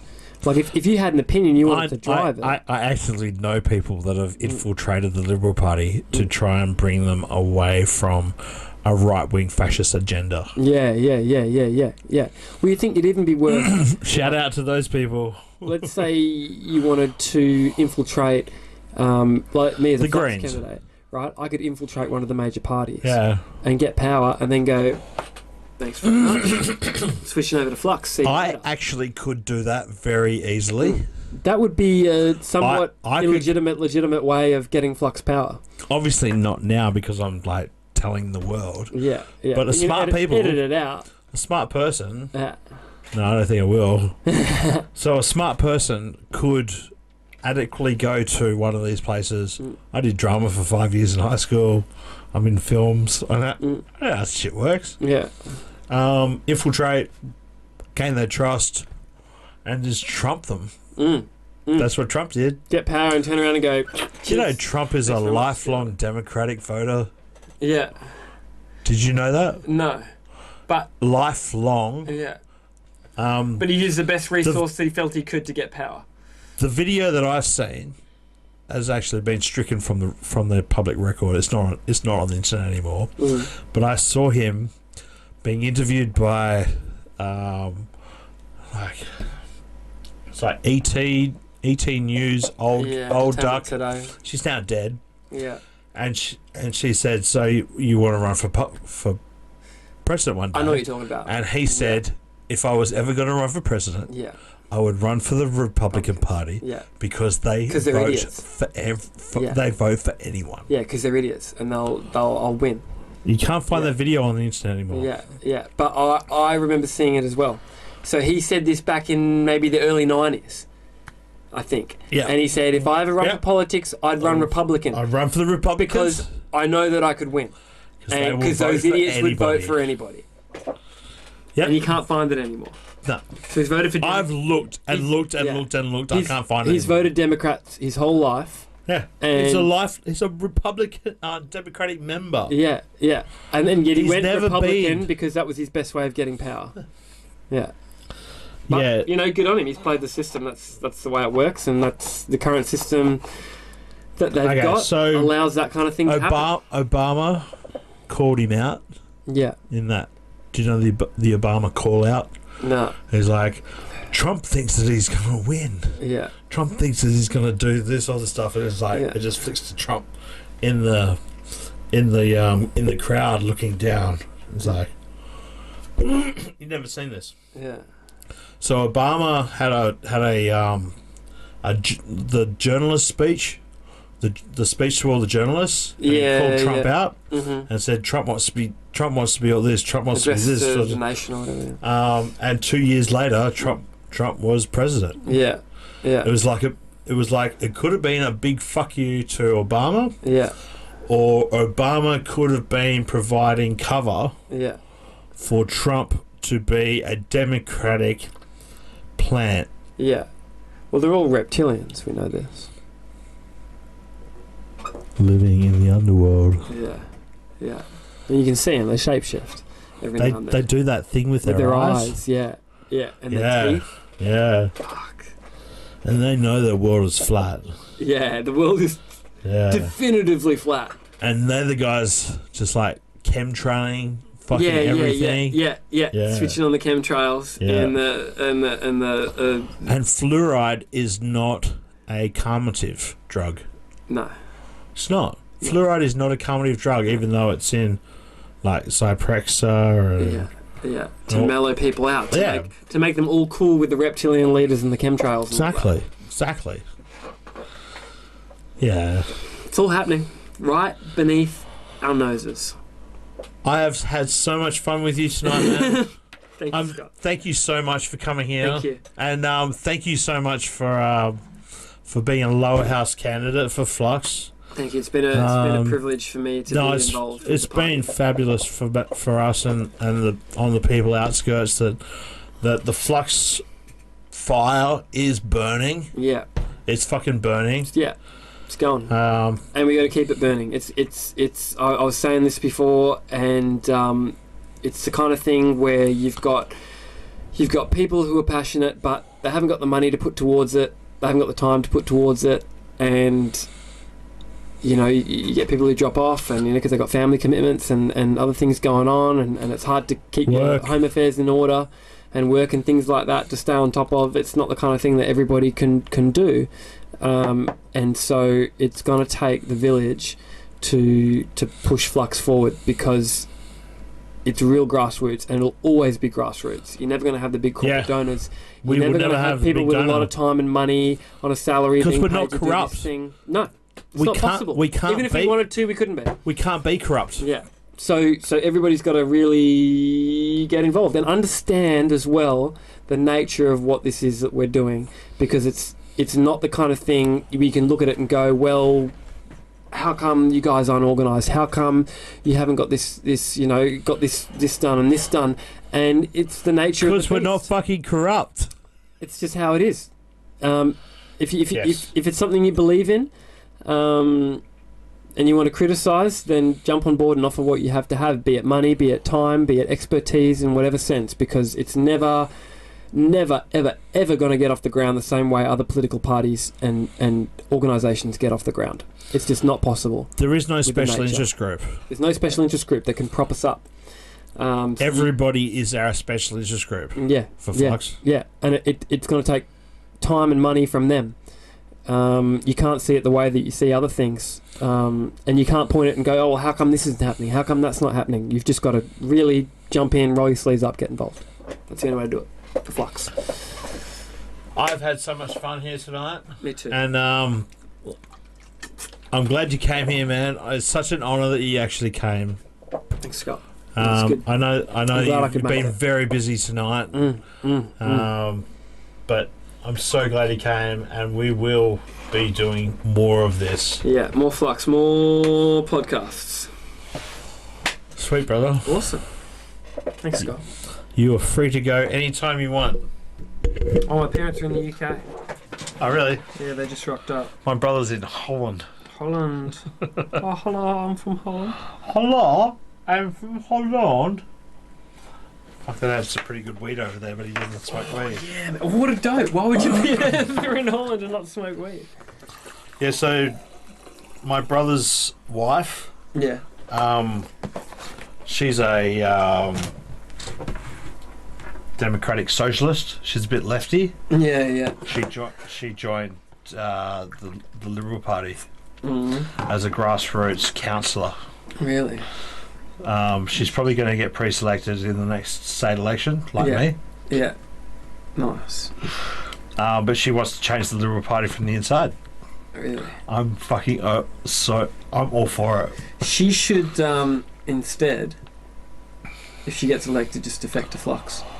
No, I don't think she should. You can change it from the inside, stick it out. I think that she should change the Liberal Party from the inside. I have so much respect for her. That's a tough call. You have a lot of different powers going on in there. Yeah. Yeah. She's a really strong person. Yeah, well, she is. Yeah, she can stick it out. A lot of people. She's not super strong. A lot of people that end up She's compromising to the point of buckling. You know. Yeah, it's very easy to do that. Yeah. You end up like, oh, well, I want. You've seen House of Cards. Yeah, a bit of it, yeah. But like, I want to present this ideal, but in order to do that, I've got to compromise here, and you end up just going down this real rabbit hole of, I'm not what I intended to be in this whole thing. Yeah, exactly. It's just the nature of it, I think, at the moment. Which is why you got to take that whole thing out of the equation. Yeah, I don't think there should be one of those people. She'd stick to her guns and. Yeah. It depends what her guns are. I don't really know what her guns are, but she just wants to change the Liberal Party because she thinks the Liberal Party's fucked. Yeah, well, it is. She could have just gone for Labor. Yeah. But she wouldn't be changing anything. No. This is what she said to me. Like, her and me went for a bit of a walk. That's why Liberal and Labor are both. She knows how political I am. Days quite similar. I think they're night and day. You reckon? Yeah. Nah. Okay, so health spending, night and day. Definitely, there's a lot of stuff that they do, socialist-wise, like as far as education, Services? health, and public services and welfare. Infrastructure? That is chalk and cheese. Yeah, chalk and cheese. Definitely. Chalk and cheese, night and day. But same as far thing. as like energy policy, environmental policy, when you're talking about like socialist type ideals, definitely it's chalk and cheese. Okay, so... But when you're talking about So anything police- else, like energy, police, economy, military, police, education, military, educate, health, education, health, police, military. They're the 4 big ones. That's all socialism. Yeah. All that socialism. I feel like they're very similar when it comes to defence. And yeah, Australia's a minnow, and we've got a fucking monster at our door. yeah. Well, they're both America's little puppet. Have you watched Pine Gap? No. TV show Pine But Gap. Pine Gap's that military base up Northern Territory, isn't it? Yeah. It's a satellite communications base. It's an Supposedly. It's an intelligence base. Yeah. It is an intelligence base. Yeah. I used to install gingerly over the horizon radar systems. I used to install those masts on Christmas Island. Yeah. I've been to Christmas Island 7 times. Yeah. Normal people don't go to Christmas Island. No. So they don't know what I know. Yeah. And talk to all the people that I've talked to there. Yeah. And yeah. still talk to them. I got heaps of friends from Christmas weird, Island. wonderful, interesting things going on. A girl from the DSD, the Defence Signals Directorate. Yeah. She wanted to marry me. When was that, leap year? 2012? Yeah. 2012 leap year? Holy shit, that was fucking like 7 years ago. Yeah. She wanted to marry me. Yeah. And she's from the Defence Signals Directorate. Yeah. We've talked a lot. Yeah. Yeah, I know a lot of intelligence stuff. Secrets. Not recent stuff though. Yeah. But like 2012 stuff. All right, I gotta go. Holy shit! No, you've done way more than you said you were gonna do. I'm gonna edit this. Oh, it's gonna take a long time. How many hours you got there? No, I'm pretty good. 10, 11, 12. You're gonna have at least 3 hours.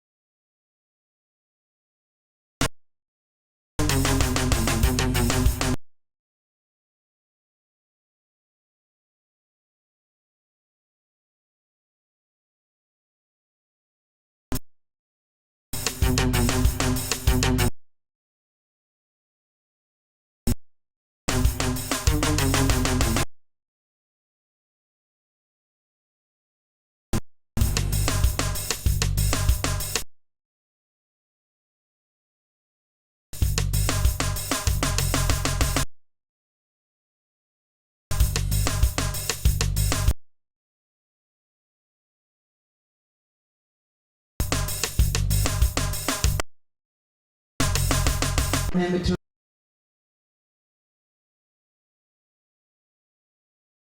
respond. I love it. Well done, Daz.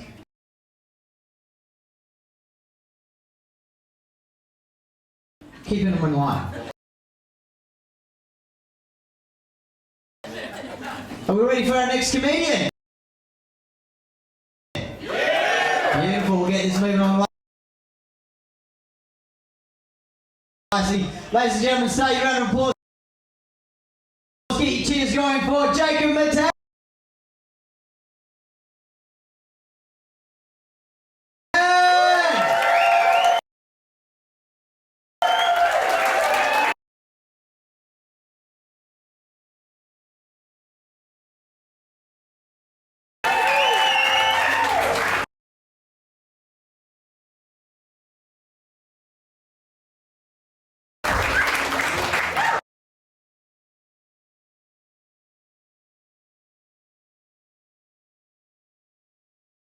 Alright, how are we all doing tonight?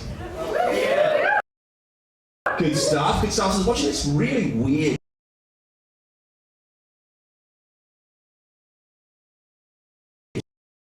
show lately. It's about a lion and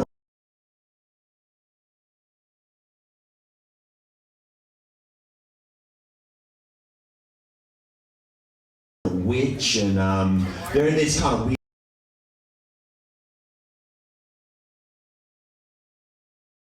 de facto relationship.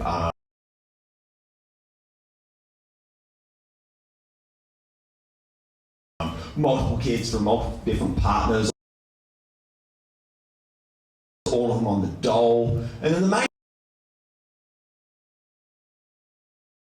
premise of the show is how the lion and the witch start a meth lab in their wardrobe. Yeah, the show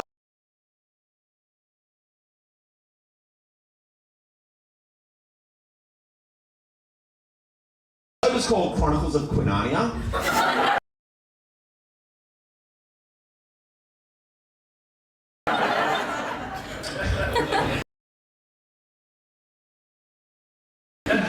Yeah, let's be honest. That joke was as cheap as this fucking Kmart hoodie. Really.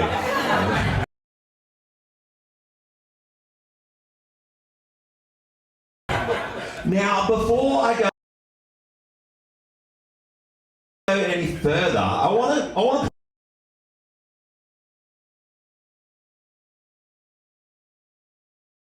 point out the fact, which I think is awesome.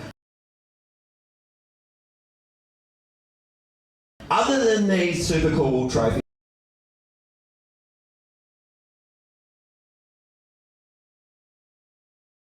over here, and obviously the respect of my peers, which you know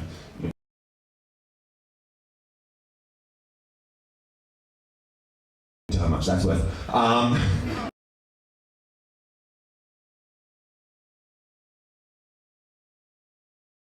Other than that, the prize for this is tickets to go see Trevor Noah.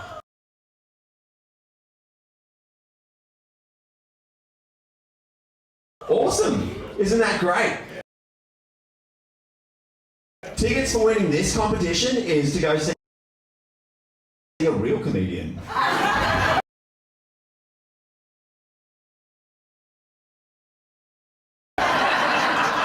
That's like if you win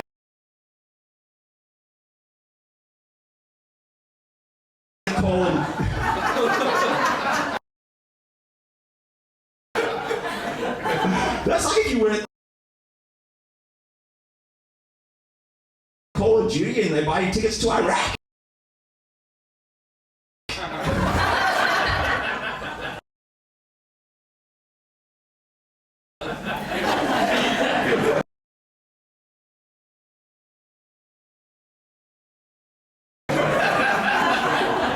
So, yeah, I've been doing comedy for about a year now.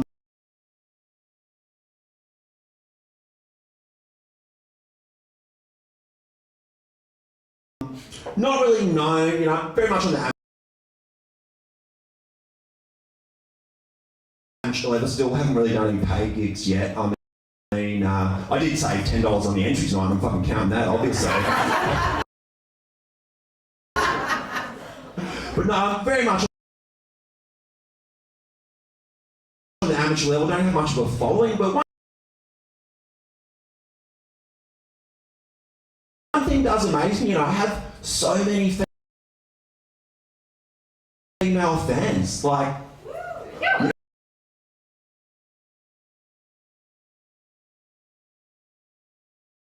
yeah, no, it's not like that, no,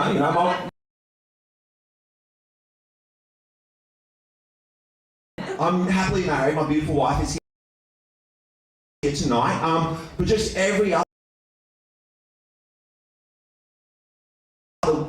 day on Facebook and Instagram, just have these beautiful, scantily clad young women just trying to add me, just want to be my friend, and I'm like, oh, yeah, okay. I open it up and I'm like, oh, Yasmin 8061Z. Wow, that's an interesting name. Okay, she must be a fan of my comedy. All right, cool. And so I look down, I keep looking at the profile, and I'm like,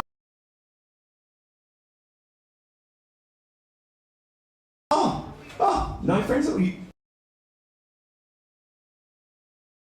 No one, you don't even know anybody. You have no friends. Okay.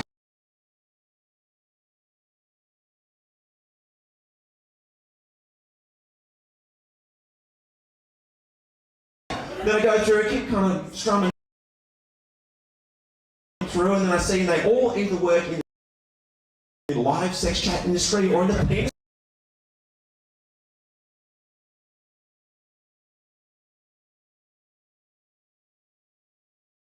still industry, and I'm like, wow, okay. Then it all starts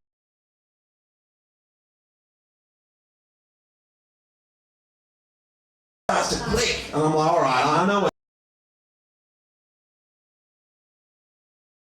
going on here. You're a hustler. You're a career woman. You don't have time for friends and family. You don't even have time to be friends with your own mother. You have time to be a fan of my comedy. That's awesome. That is so good.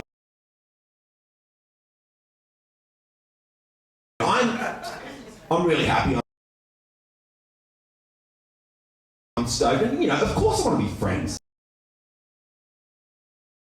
Of course I want to chat. Of course I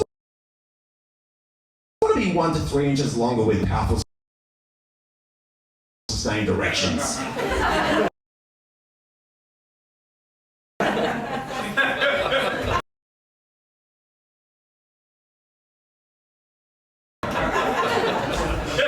Which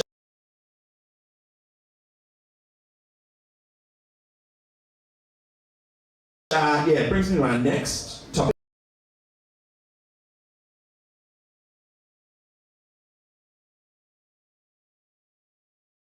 Which is, if anyone wants to buy any penis pills, I have a massive, massive surplus at the moment. Thank you. You guys are great. Honestly, you guys are great.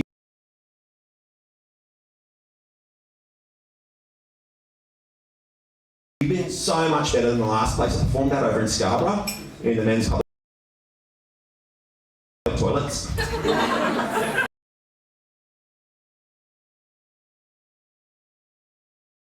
I did get paid for that though.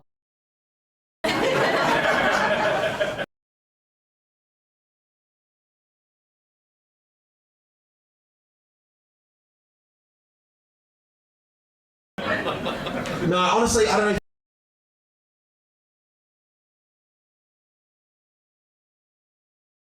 You guys know, been to Scarborough recently. Scarborough's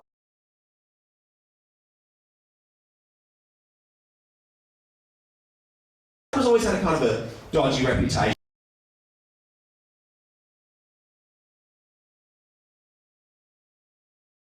A little bit kind of seedy.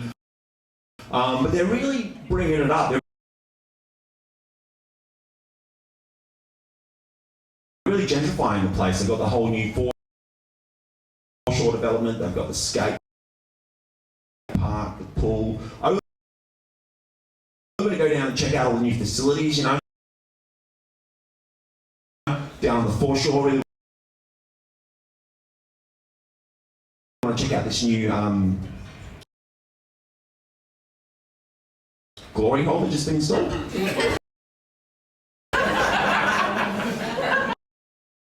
Now, if you guys don't know what a glory hole is, basically what it is, this little hole in the cubicle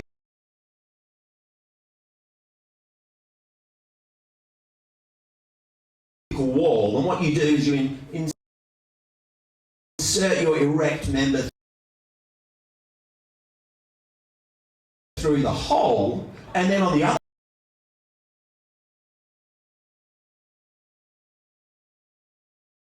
side there's this beautiful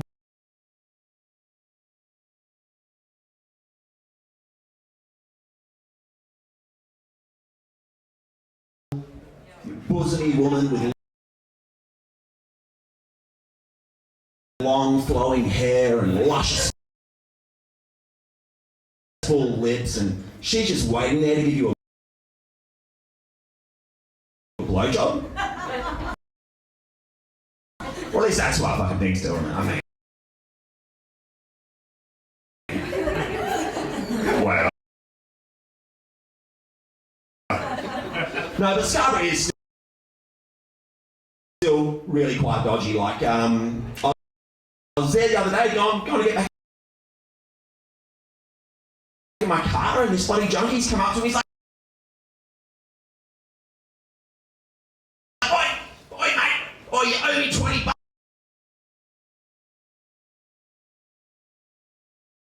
You owe me $20." And I'm like, how can I owe you $20? I've never seen you before in my life. You do have quite luscious full lips, though. Come on, guys, come on. Can you blame me, honestly? Can you blame me? Like, meth heads give the best blowjobs.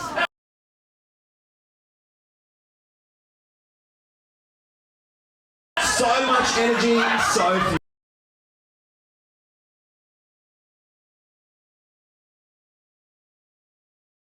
Teeth.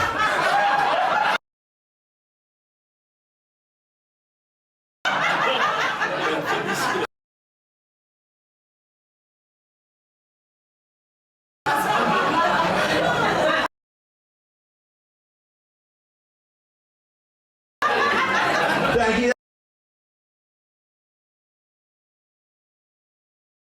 That's it for me, guys. I've been Jacob Matten. You can find me on Facebook, Instagram, Tinder.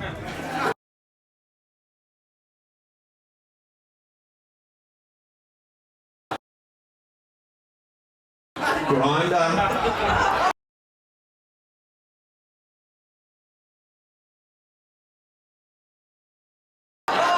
The sex offenders registry.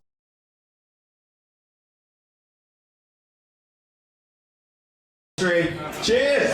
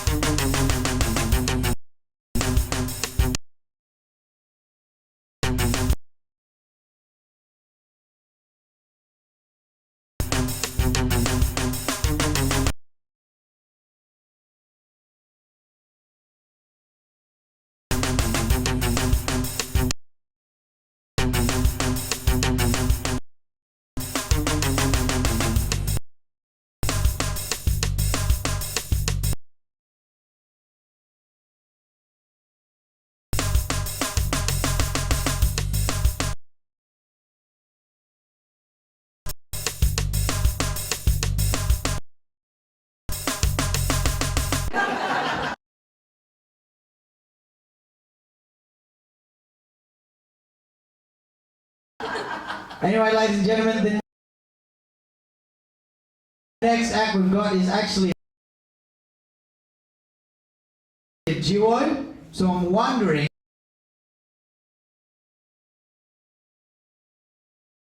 if possibly if they win, that means that there's 2 tickets to Trevor Noah.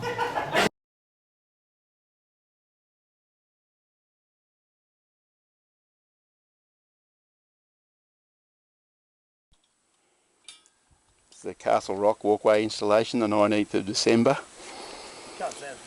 Sunday, of course. Stewie Bill. Let my blisters heal. Yep. Got about 28 sections in.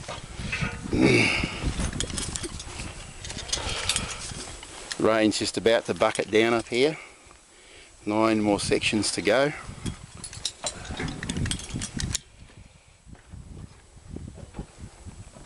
There's Michael down there. Water pump. The other walkway down there. Static line along here. Most of the steel went together fairly well. A few issues. Just a few. Stewie's having a bit of a chuckle. Everything got pretty wet overnight. It's been dried out. It's the weather closing in over there.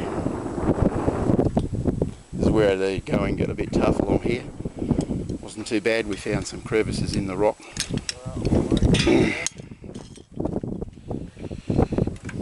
Top of the rock is up there, the old cage. That's where we lowered all the ropes down.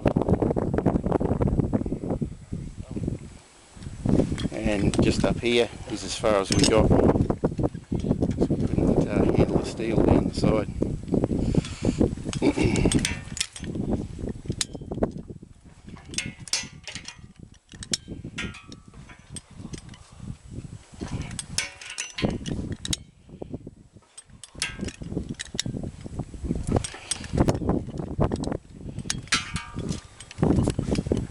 As far as we got. As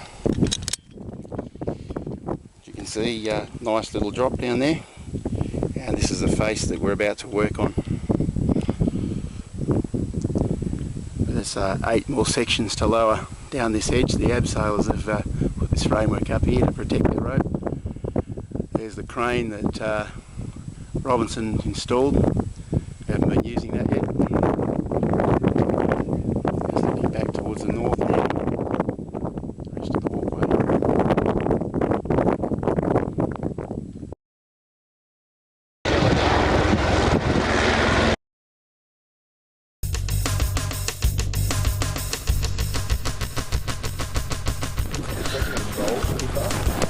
No. We almost rolled off this fucking mountain with the helicopter, man. Took him 3 goes to get it down. Got it down, we just started slipping, mate. We just started down the fucking rock. We just were. Yeah. And he fucking took back off, went right on the other side, put it back down again, and then went, no, this isn't right, put it back down again.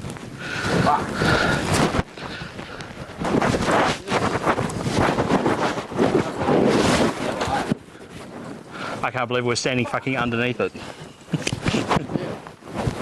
Hold it up if you want. Alright, we're up there. Let's go.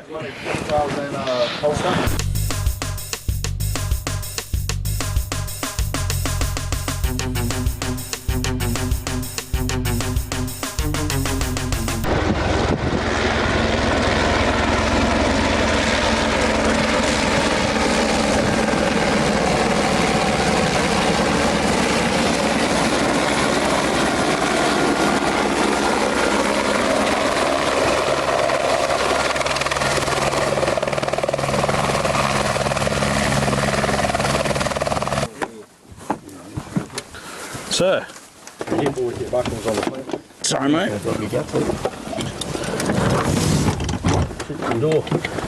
You're not coming? Yeah, I'm coming. Yep. Move over a bit if you can. This is not No going to playing be... with the controls, Michael. Maybe we shouldn't have stuck the skinny guy in the front. That's the 750 kilo load.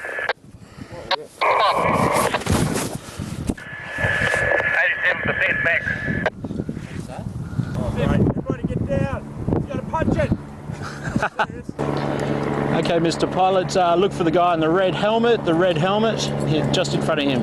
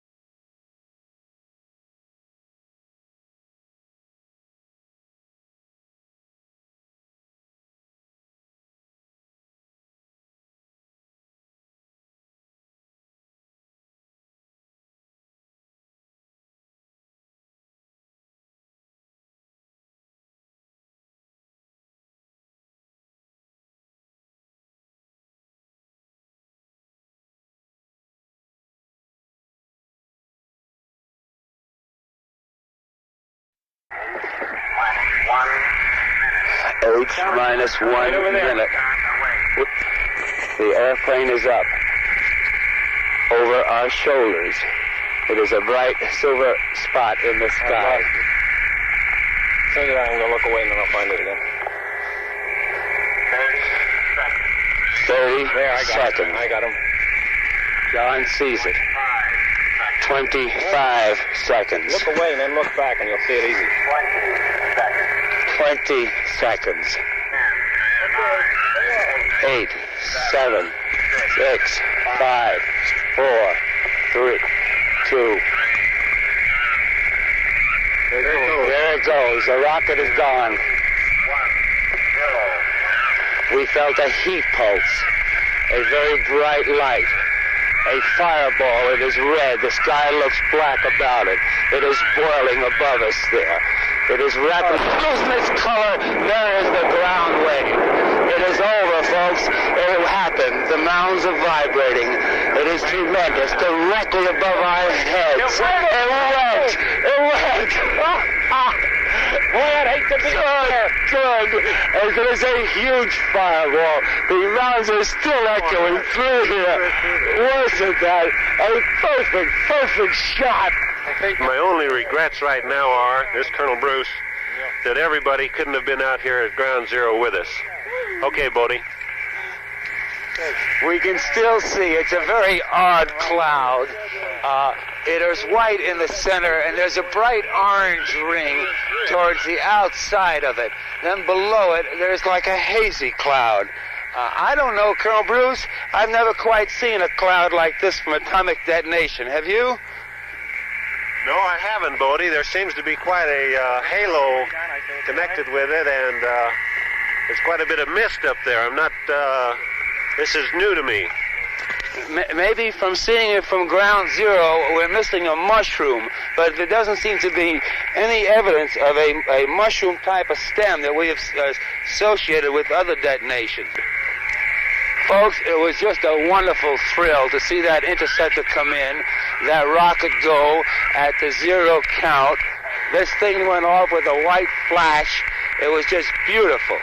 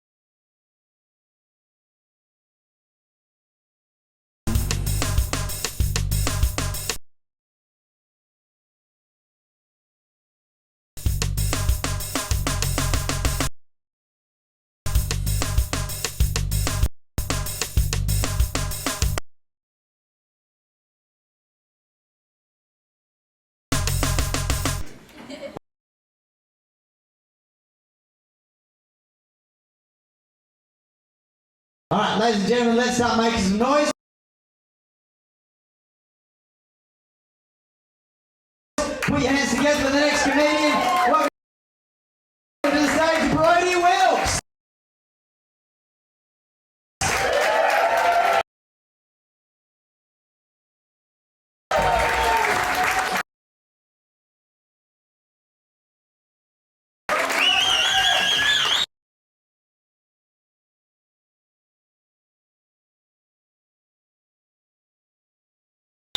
Hey everybody, how are we doing tonight?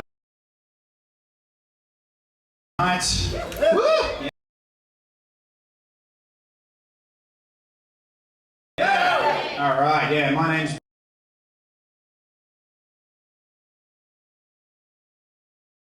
Brody Wilkes. The thing about me, my little shtick is that I like to do.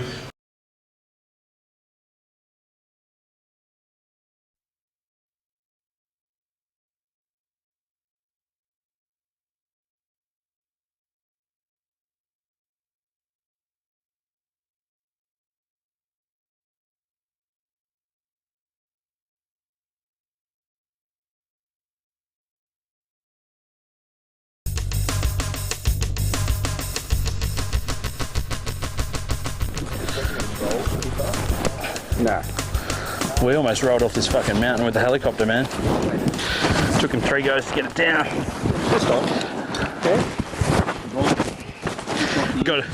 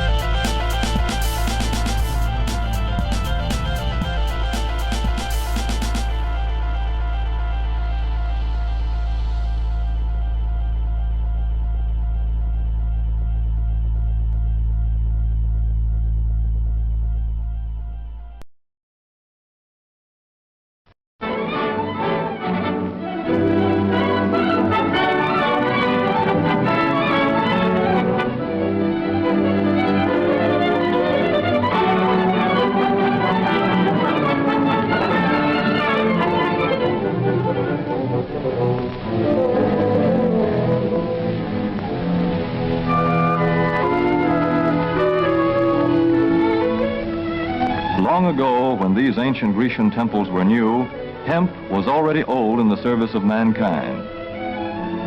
For thousands of years even then, this plant had been grown for cordage and coarse cloth in China and elsewhere in the East. For centuries prior to about 1850, all the ships that sailed the western seas were rigged with hempen rope and sails. For the sailor, no less than the hangman, hemp was indispensable.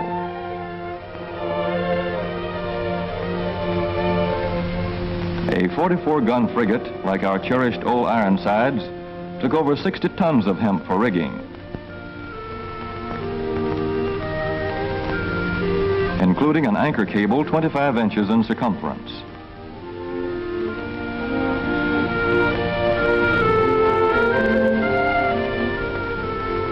The Conestoga wagons and prairie schooners of pioneer days were covered with hempen canvas. Indeed, the very word canvas comes from the Arabic word for hemp. In those days, hemp was an important crop in Kentucky and Missouri. Then came cheaper imported fibers for cordage, like jute, sisal, and manila hemp, and the culture of hemp in America declined. But now, with Philippine and East Indian sources of hemp in the hands of the Japanese, and shipment of jute from India curtailed, American hemp must meet the needs of our Army and Navy, as well as of our industries. In 1942, patriotic farmers, at the government's request, planted 36,000 acres of seed hemp, an increase of several thousand percent.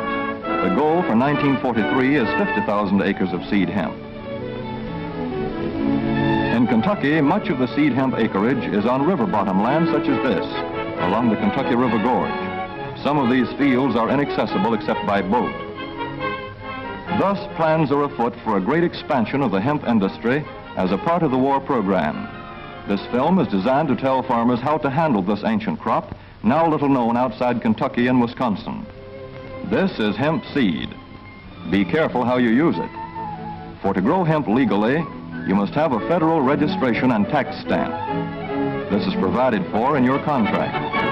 Ask your AAA committeeman or your county agent about it. Don't forget, hemp demands a rich, well-drained soil such as is found here in the bluegrass region of Kentucky or in central Wisconsin.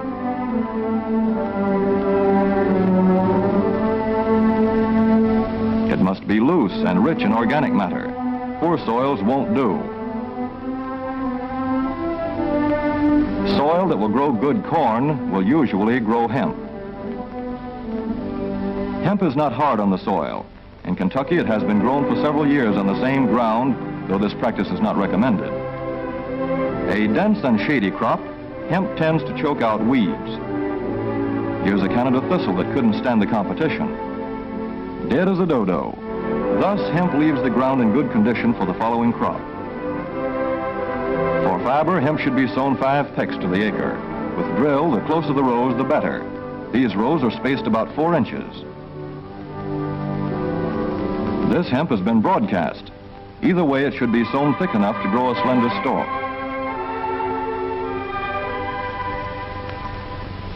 Here's an ideal stand. The right height to be harvested easily, thick enough to grow slender stalks that are easy to cut and process.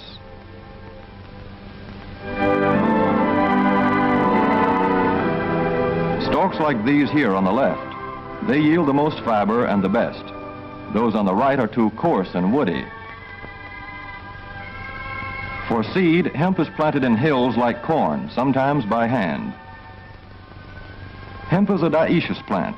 The female flower is inconspicuous, but the male flower is easily spotted. In seed production, after the pollen has been shed, these male plants are cut out. These are the seeds on a female plant. Hemp for fiber is ready to harvest when the pollen is shedding and the leaves are falling. In Kentucky, hemp harvest comes in August. Here, the old standby has been the self-rake reaper, which has been used for a generation or more. Hemp grows so luxuriantly in Kentucky that harvesting is sometimes difficult, which may account for the popularity of the self-rake with its lateral stroke.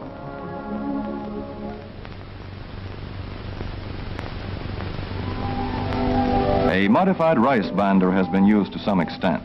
This machine works well in average hemp.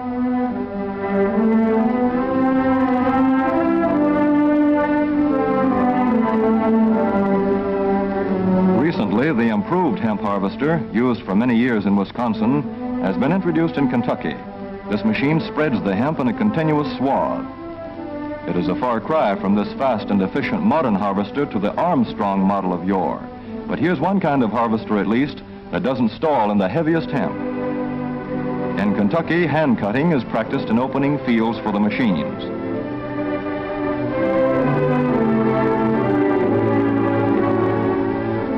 In Kentucky, hemp is shucked as soon as safe after cutting, to be spread out for retting later in the fall.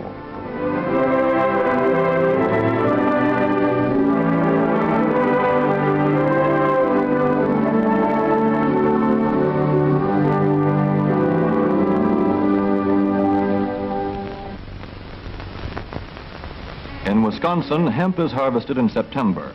Here, the hemp harvester with automatic spreader is standard equipment. Note how smoothly the rotating apron lays the swath preparatory to retting.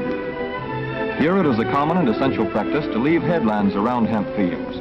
These strips may be planted to other crops, preferably small grain. Thus, the harvester has room to make its first round without preparatory hand cutting. Here the machine is running over corn stubble. When the cutter bar is much shorter than the hemp is tall, overlapping occurs. Not so good for retting.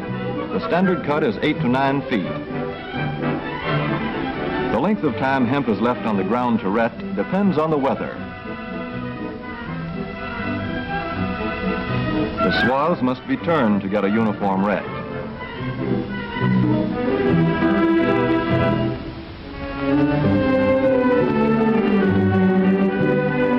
When the woody core breaks away readily, like this, the hemp is about ready to take up and bind into bundles.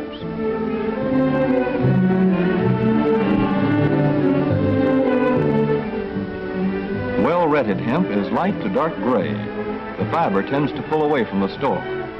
The presence of stalks in the bowstring stage indicates that retting is well underway.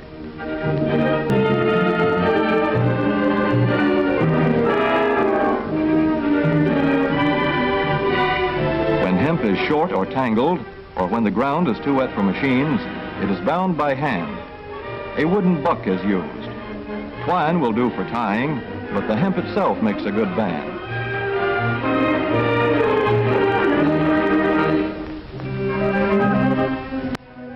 When conditions are favorable, the pickup binder is commonly used.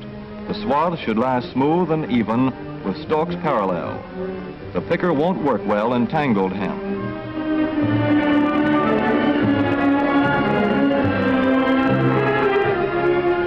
After binding, hemp is shucked as soon as possible to stop further retting. In 1942, 14,000 acres of fiber hemp were harvested in the United States. The goal for 1943 is 300,000 acres. Thus, hemp, Cannabis sativa, the old standby cordage fiber, is staging a strong comeback. This is Kentucky hemp going into the dryer of a mill at Versailles.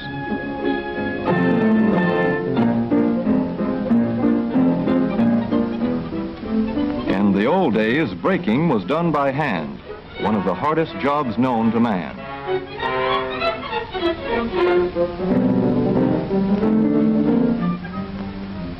Now the power breaker makes quick work of it.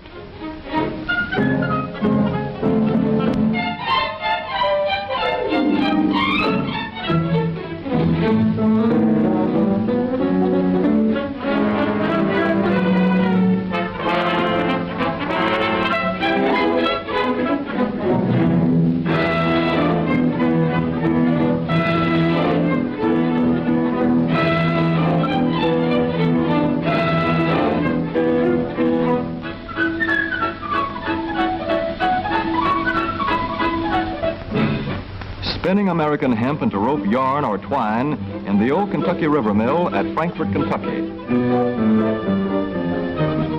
Another pioneer plant that has been making cordage for more than a century.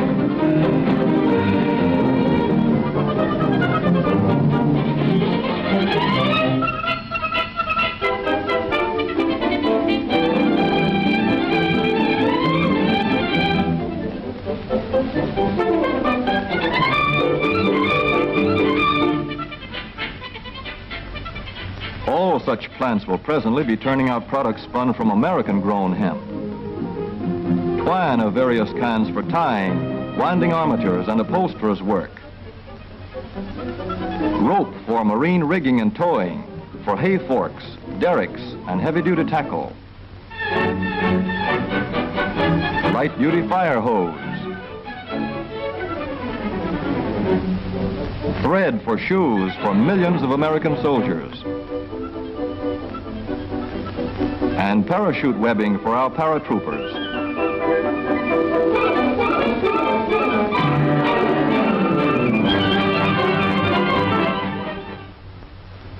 As for the United States Navy, every battleship requires 34,000 feet of rope, and other craft accordingly. So here in the Boston Navy Yard, where cables for frigates were made long ago, crews are now working night and day making cordage for the fleet. In the old days, rope yarn was spun by hand.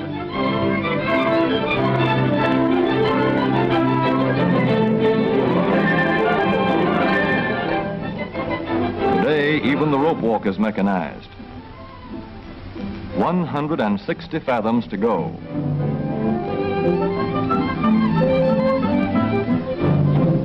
The rope yarn feeds through holes in an iron plate.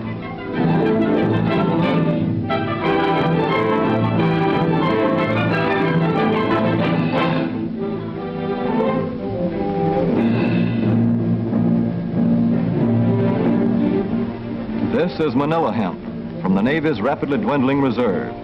When that is gone, American hemp will go on duty again. Hemp for mooring ships. Hemp for tow lines.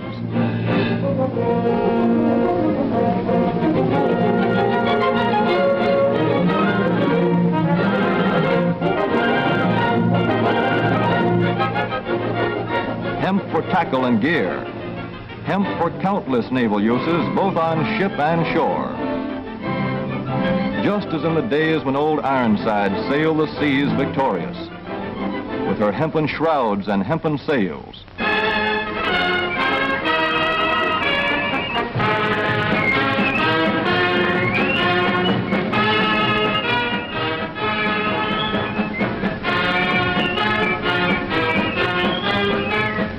Hemp for victory.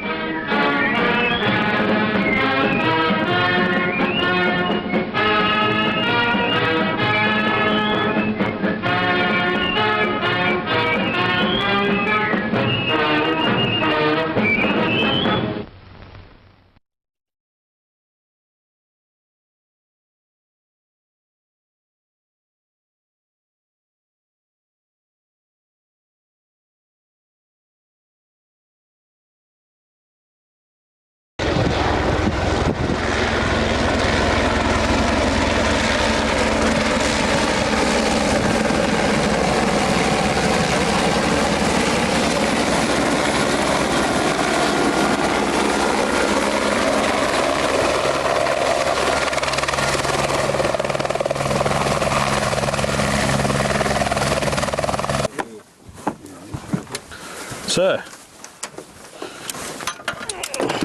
Careful with your buckles on the plant. Sorry, mate.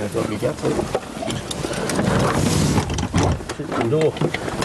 You're not coming? Ah, you know I'm coming? Yep. Screw on doors. Move over a bit if you can. This is not going to playing be... with the controls, Michael. Maybe we shouldn't have stuck the skinny guy in the front. That's the 750 kilo load.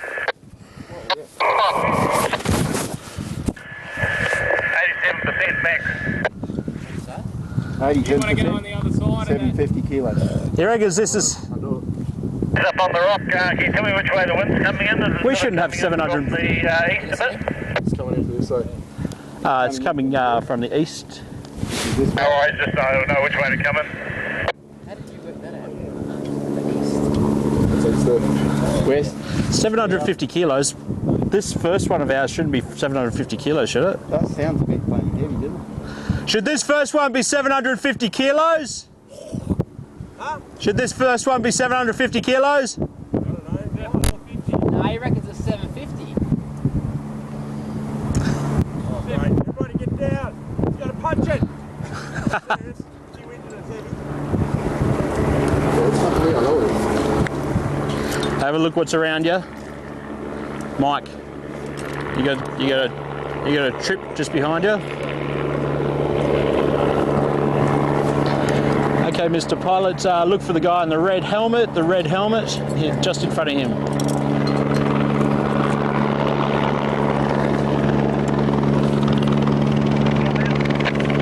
Just one hand, Michael. Just one hand. One hand point. Way out in front of you.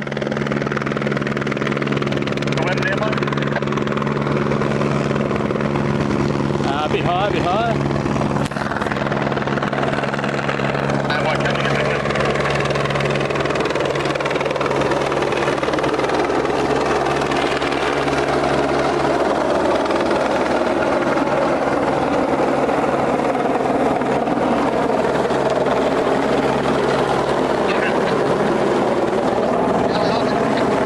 Sorry, say again.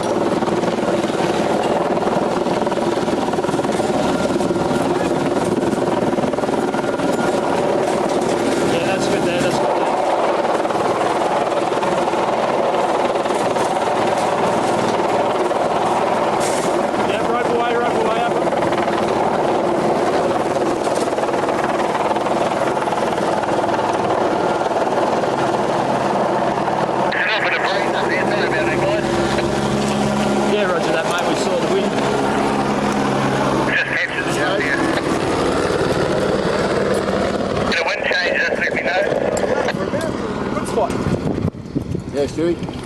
Oh, you're all right, chill. I'm just glad that the weather. Now you're glad I fucking... Scaffold. I don't know why I put that in there, but I'm sure it'll come in.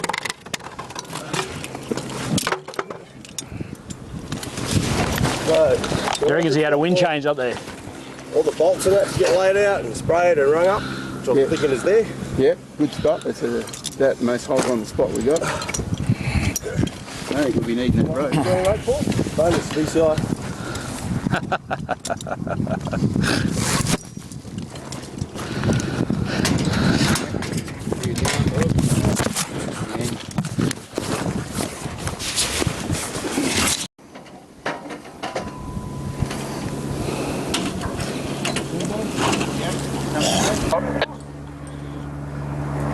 Roger. Yeah, wind's still coming the same We way. have tubes. The wind's actually dropped right off. We got tubes. It's a tiny bit southerly. Yeah, I'll just come around and come up the north of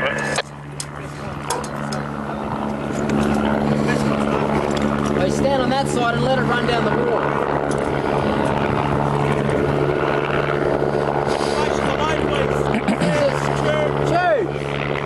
This one's going, Top of the rock, mate. Top of the rock. In front of the guy, the two orange shirts. No, it's not. No worries, one way. Yep, it's him. It's on the flex bit above it. No, it's not true.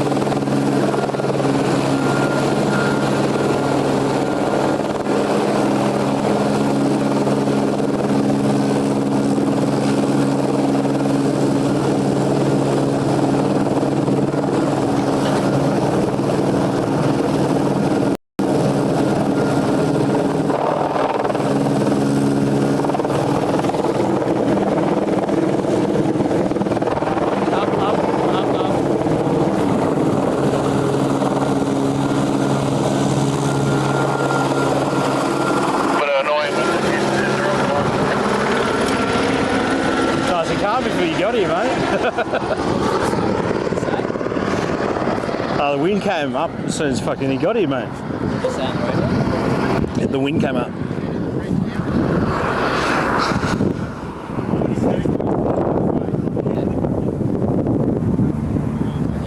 Same place?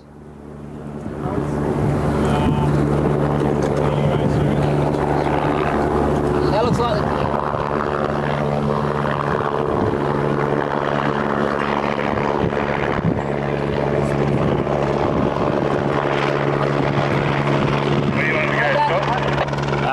just stand by, mate.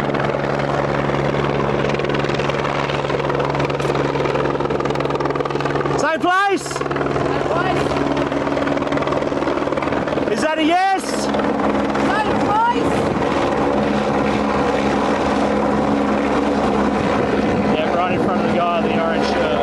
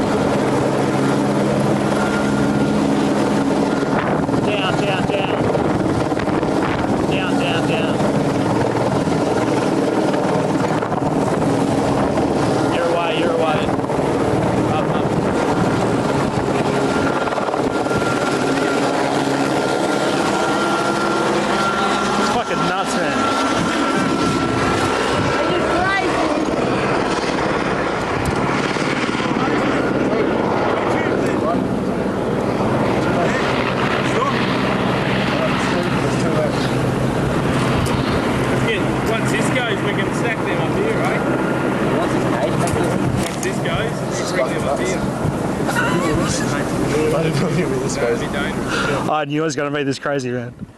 It's going to be easy to land it. So you'll be right. Easy. First one. Fucking don't listen to Eddie, man. First one. Eddie is full of shit. Not Eddie, fucking the pilot. Like landing will be easy. You just say where it is, where it is. Well, the way he said it, I thought it would be there'd be a lot more room up here. Yeah, everyone said there was going to be a lot more room up here. Eddie wanted it all. I shook my head at everybody. All I knew, he's like, just say where it's going, point. I'll get there, and you'll be able to move it a little. I need you here. Oh, there, my blue bag. Just at the base of this trail. Downstairs. So you go back down through the crack, and then just as you start climbing, where do you want it? Looks like it's landing in the same place, mate, same place.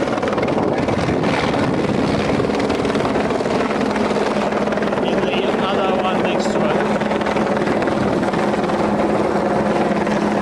think the ditch of those two.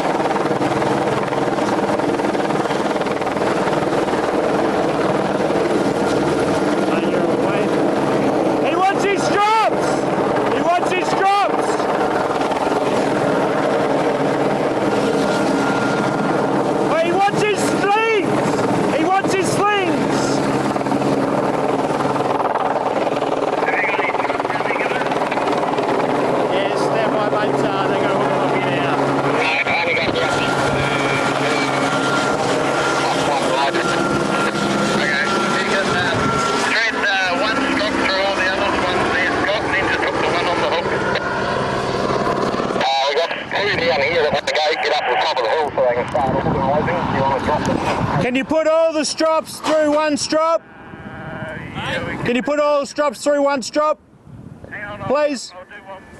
Just put him in the cage if you bring some. No, he needs the strops. He would like the strops, please. Now? Yes. Can you put all the strops through one strop? Just hook them on together. Yeah, no worries.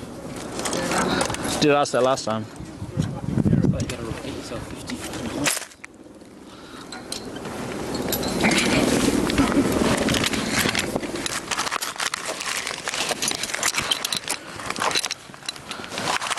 Coming over it.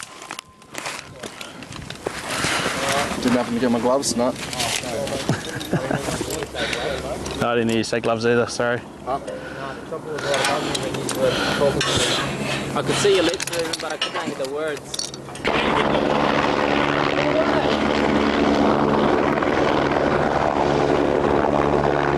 Same place?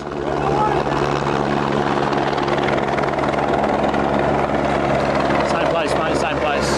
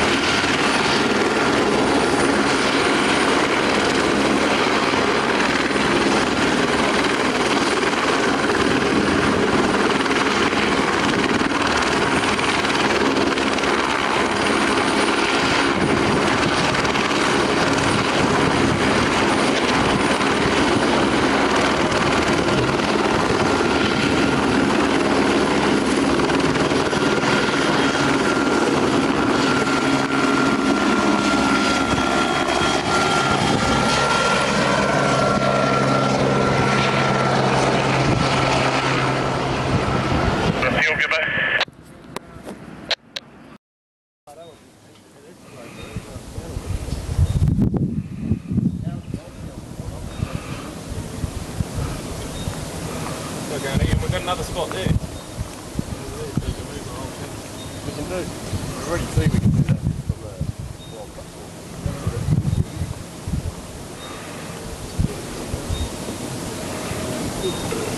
There you go. What do you think?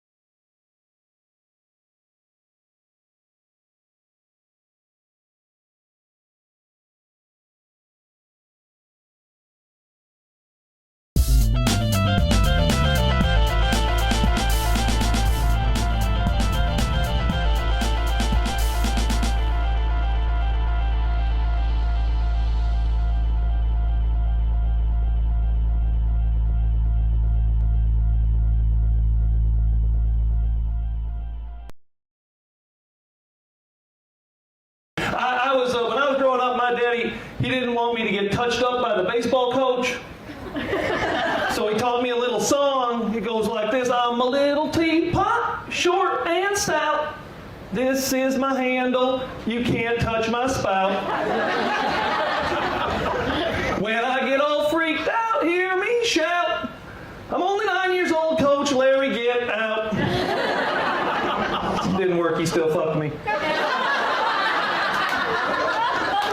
I better skip that one there. That's a little hard. So I am from America, and I've been here for 14 years, even though my accent hasn't gone anywhere. It's like, you know, but whatever. So, but occasionally I have to do things to remind me of my Americanness, to try to, you know, capture that. So occasionally I just go into a Starbucks and shoot the place up.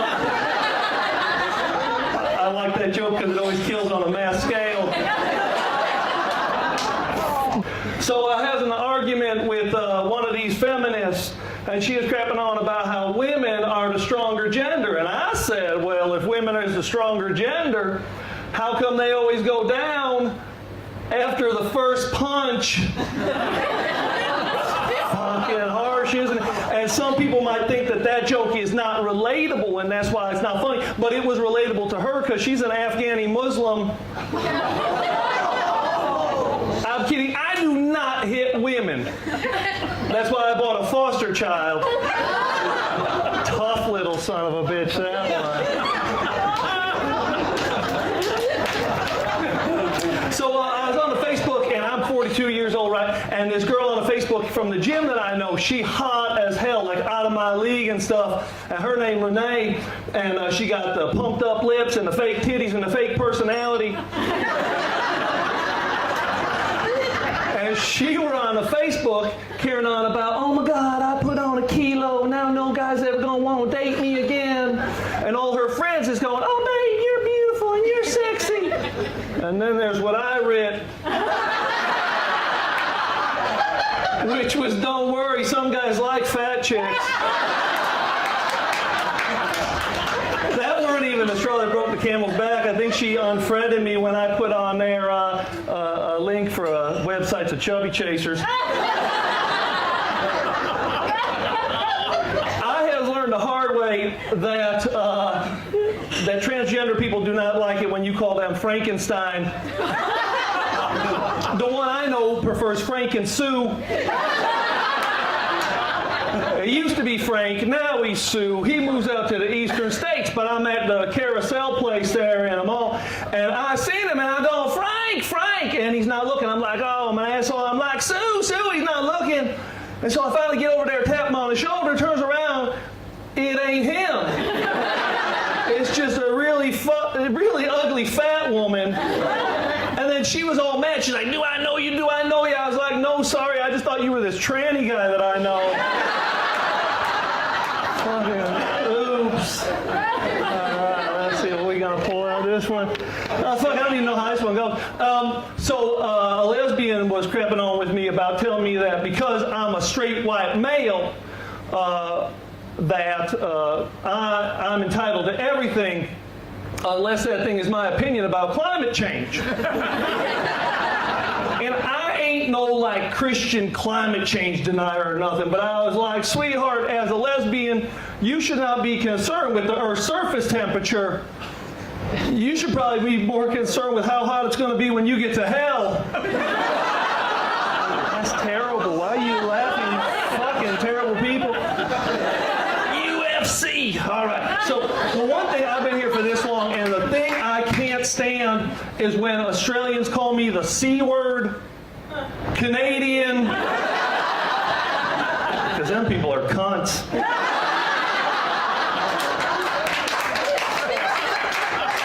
Oh, this one's rough as well. Okay.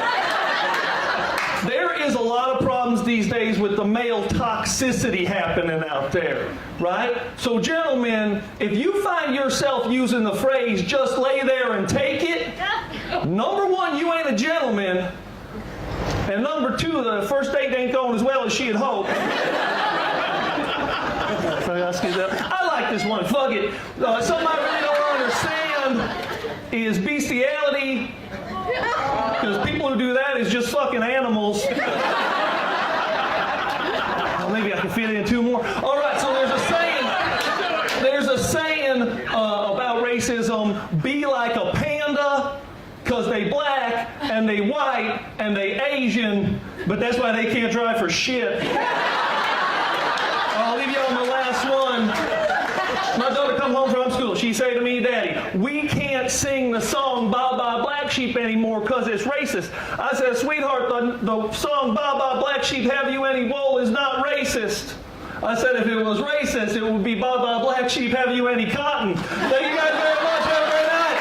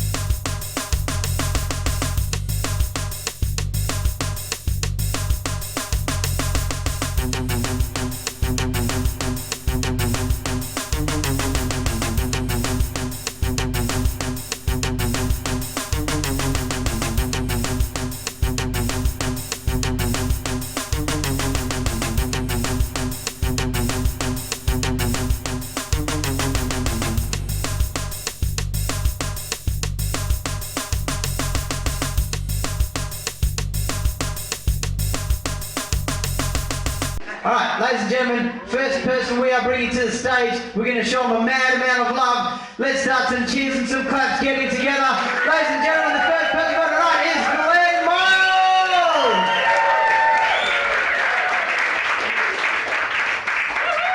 Thank you.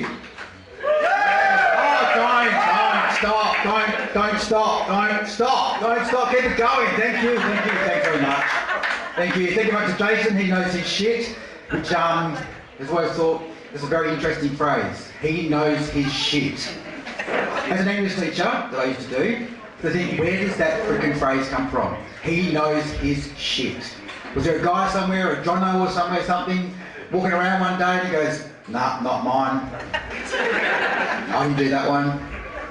This is my shit. And his mates were standing there going, that's Jono, he knows his shit. Very interesting phrase. But yeah, doing stand-up, people often say, don't you get scared? Don't you get scared doing stand-up? I was born in Belmont, mate. Been a public high school teacher in Armidale. This is a fucking dream. This is beautiful. This is like bliss. So, you know, Belmont, Armidale, I've got a bit of the outfit tonight to show that you can't take the bogan out of Armidale. Even if he goes on the train line to Armidale, to Belmont, back again, can't take it out of him. So, you know, born in Belmont, raised in Belmont, you know, sausage rolls, chocolate milk or a healthy diet. Pay week, we get Leamington Scroll, little special. So I loved it, loved growing up in Belmont. Went to Kiddo Senior High School. Beautiful. Yeah, that's right, a couple of Kiddo kids over there. Kiddo, great place. Smoking Winnie Blues and Akadaka was on the timetable. It's a great place to grow up. So yeah, and then of course, working in Armidale as a teacher, I used to fang it up Tonkin Highway every day. There's a phrase, fang it up Tonkin Highway. Can't get any more bogan than that. But beautiful. Working up there in Armidale, parent-teacher night. I was shitting myself the first time I had to be a teacher at parent-teacher night.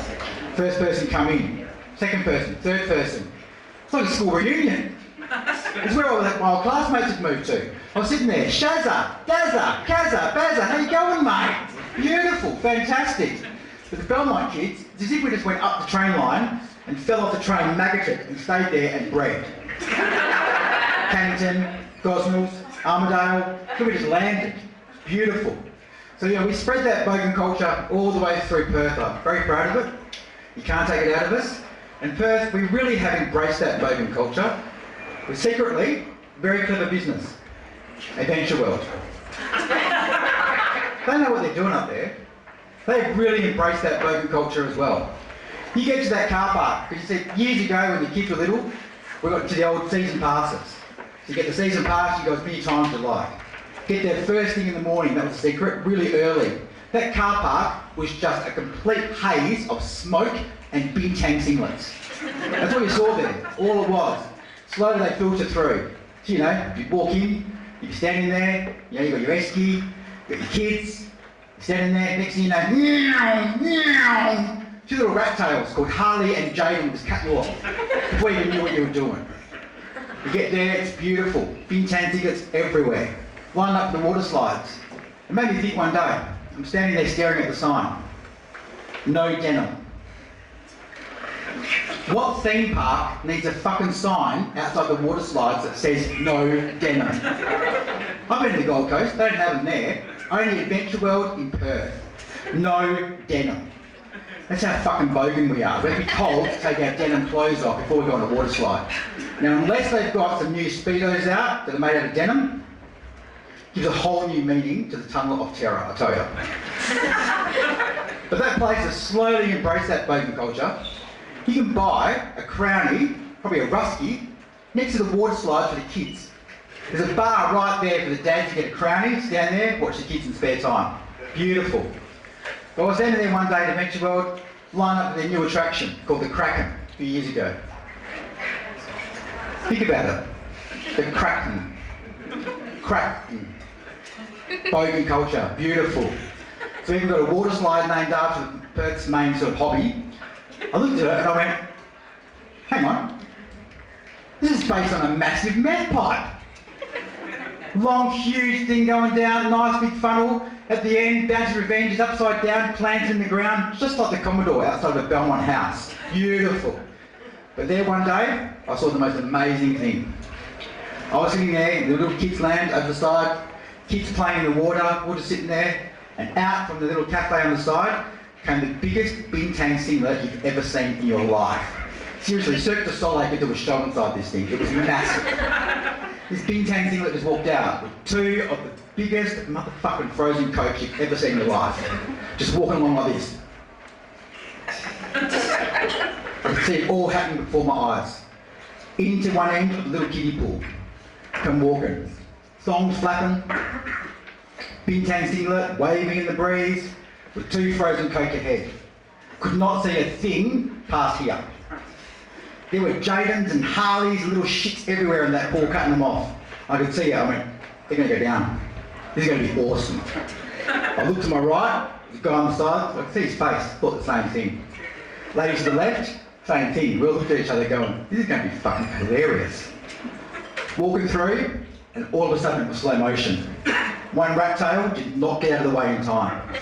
And she started to go down.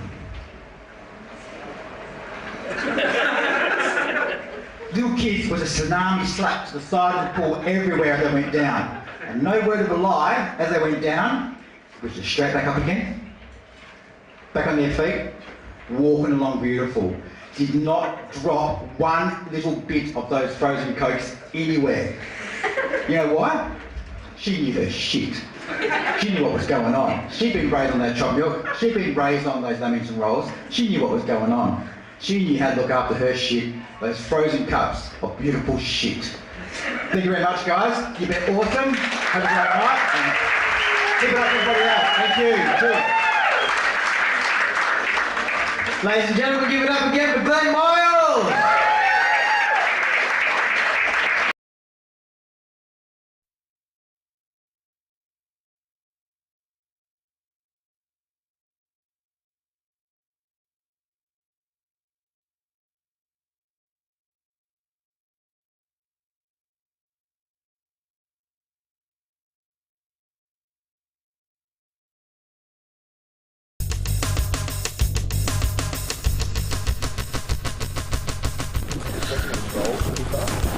Nah.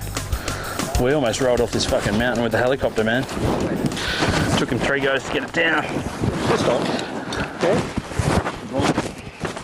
Got it down, we just started slipping, mate. We just started down the fucking rock. We just were. Yeah. And he fucking took back off, went right on the other side, put it back down again, and then went, no, this isn't right, put it back down again.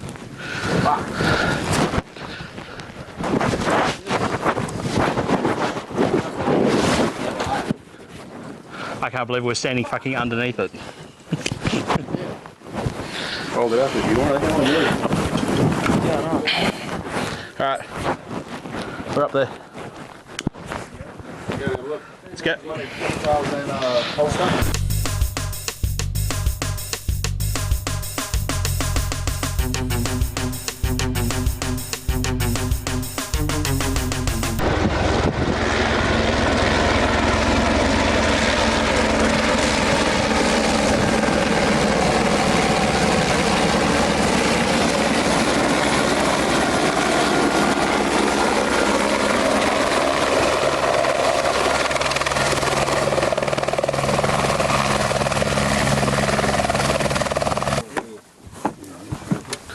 Sir. Careful with your buckles on the plane. Sorry, mate. Door. You're not coming? You know I'm coming? Yep. Move over a bit if you can. This is not going to be... with the controls, Michael. Maybe we shouldn't have stuck the skinny guy in the front. That's the 7 over and 50 kilo load. 87% max. Everybody get down. You gotta punch it. Okay, Mr. Pilot, look for the guy in the red helmet, here, just in front of him.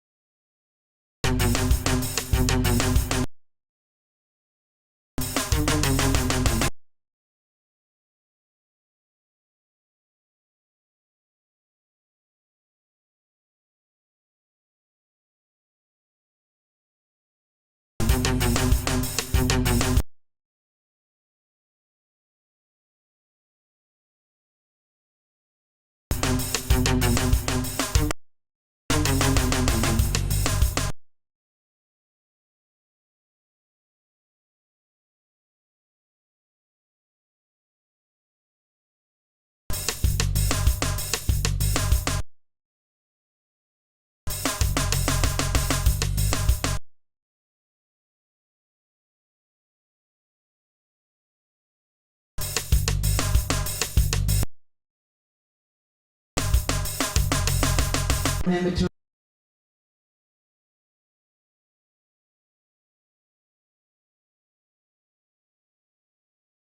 respond. I love it. Well done, Daz.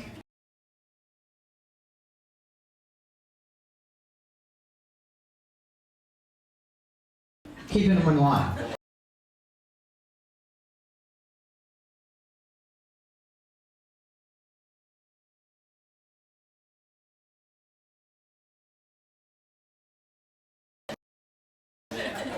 Are we ready for our next comedian?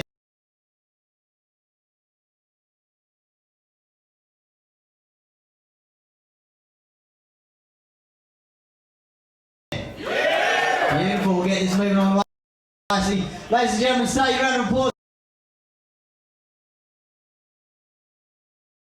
Get your cheers going for Jacob Mattel.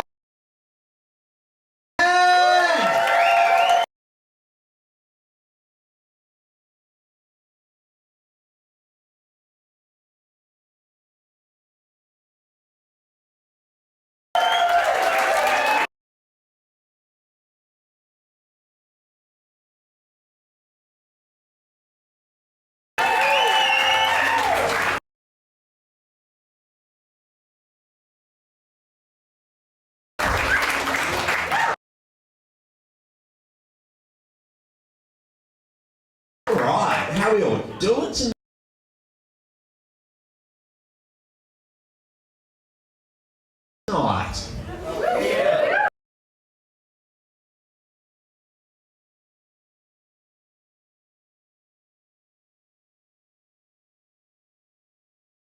Good stuff, good stuff. I was watching this really weird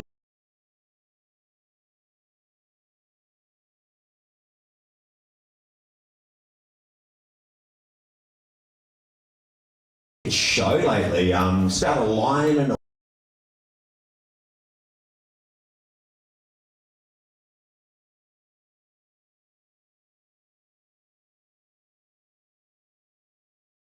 witch, and they're in this kind of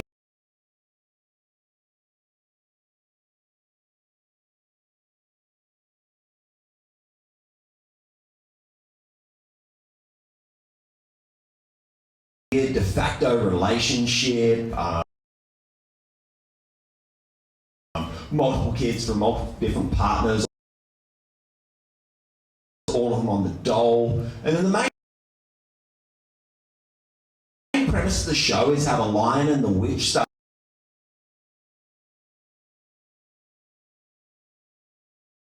a meth lab in their wardrobe.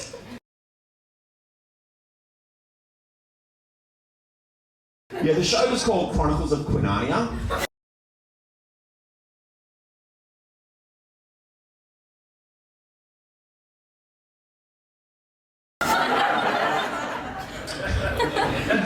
Yeah. Let's be honest, that joke was as cheap as this fucking Kmart hoodie, really.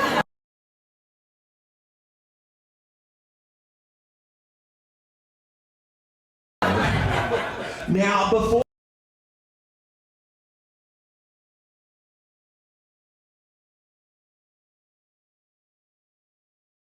I go any further, I want to point out the fact, which I think is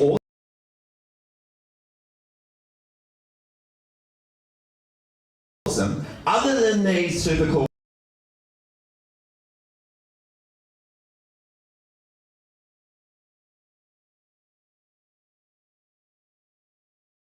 trophies over here, and obviously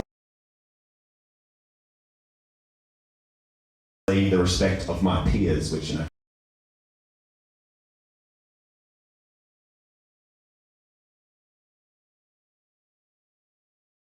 you can tell how much that's worth.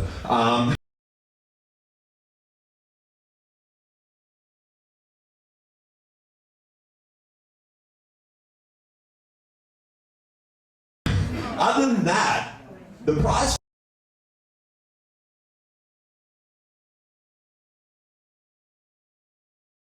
for this is tickets to go see Trevor Noah.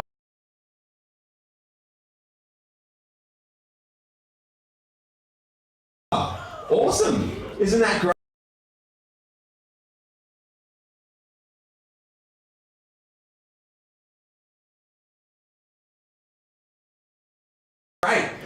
chance for winning this competition is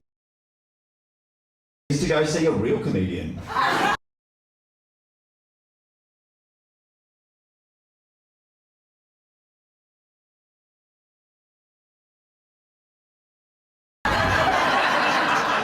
That's like if you win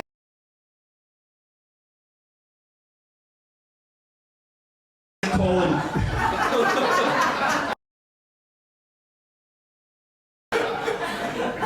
That's like if you win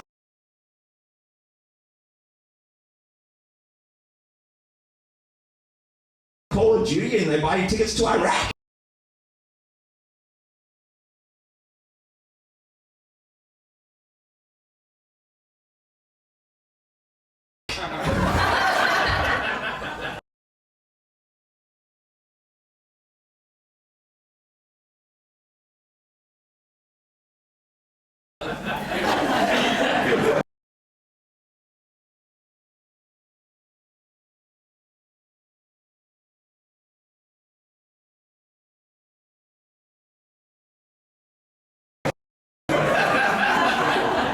So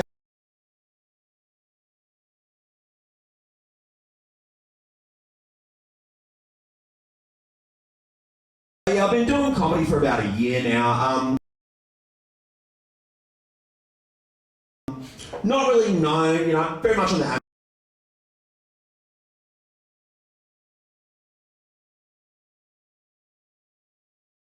amateur level. Still haven't really done any paid gigs yet.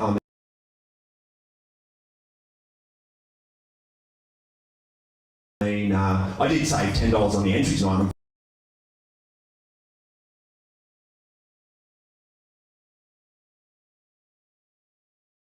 If I can count that, obviously.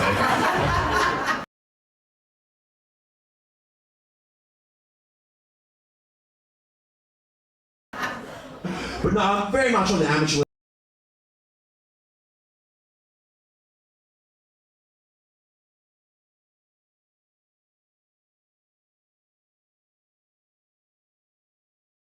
Don't have much of a following, but one thing does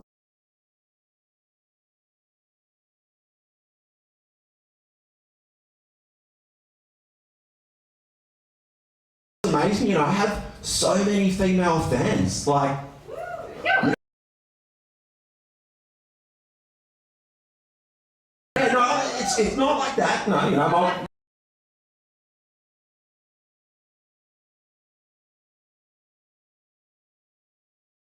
I'm happily married. My beautiful wife is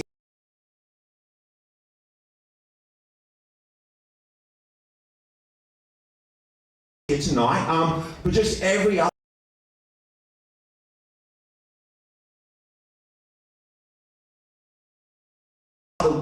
day on Facebook,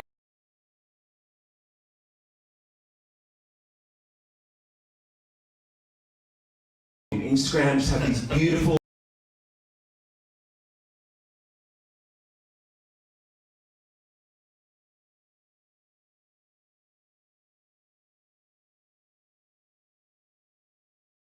scantily clad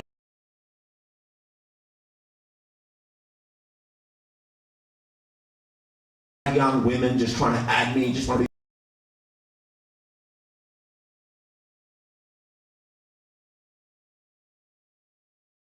be my friend, and I'm like, oh.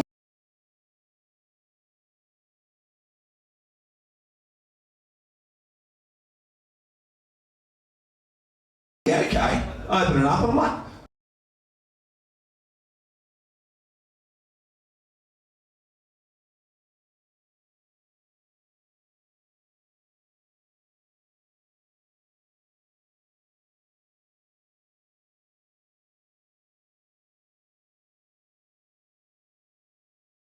oh, Yasmin 806.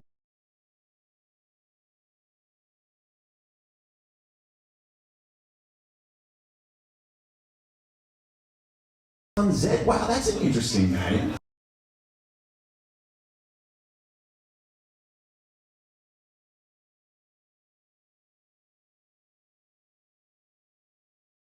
Okay, she must be a fan of my comedy. Alright, cool. And so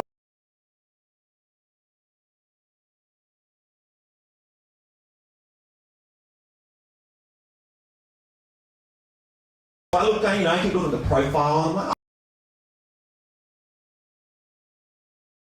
oh, no friends that you. No one, you don't even know anybody. Yeah.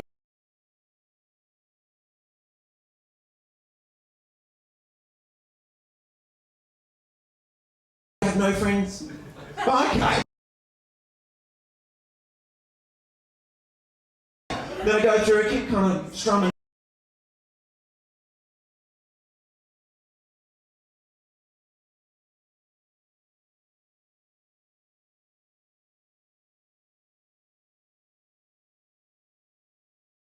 Through, and then I see they all either work in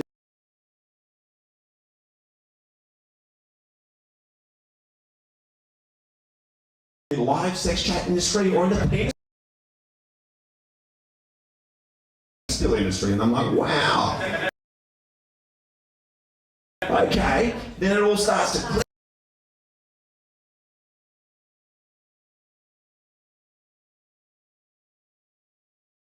And I'm like, all right, I know what's going on here.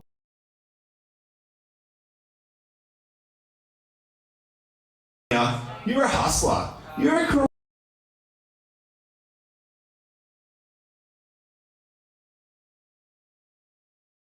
career woman. You don't have time for friends and family. You don't even have time to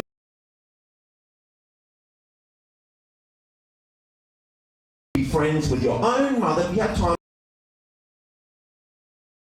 to be a fan of my comedy. That's awesome. That is so good. I'm really happy. I'm stoked. You know, of course I want to be friends. Of course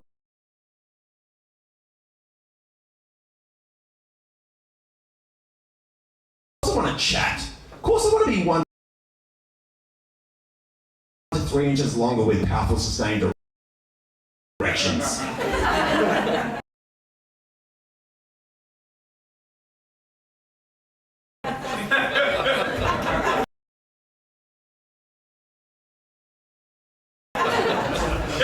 Which, yeah.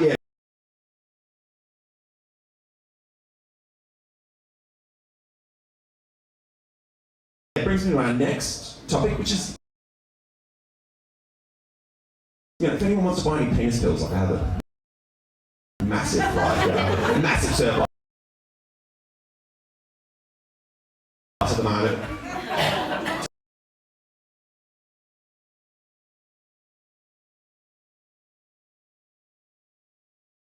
Thank you. You guys are great, honestly. You guys are great. You've been so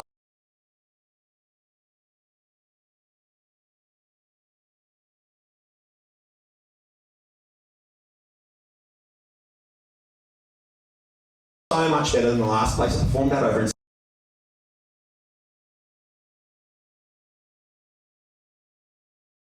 Scarborough, in the men's public toilets.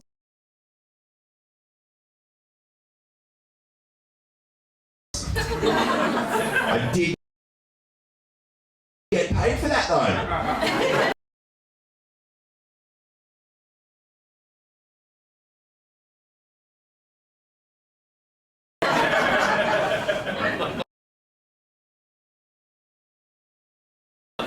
No, honestly, I don't know if you guys know.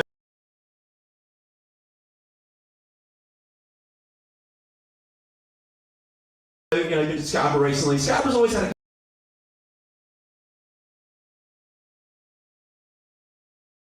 kind of a dodgy reputation, you know.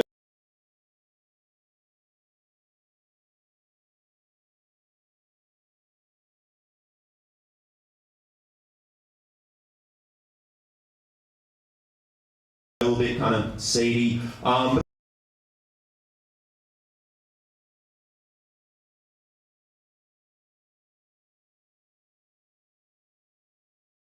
They're really bringing it up. They're really gentrifying the place. They've got the whole new foreshore development.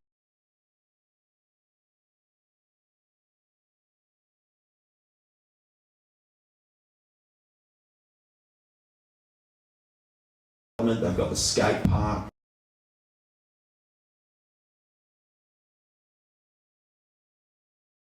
pool. I was going to go down and check out all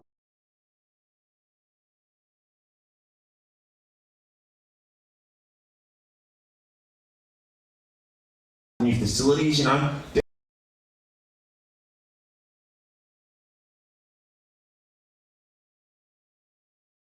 Down on the foreshore, really want to check out this new glory hole that just been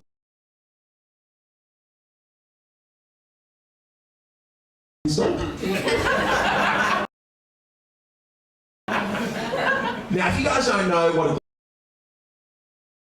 glory hole is, basically what it is,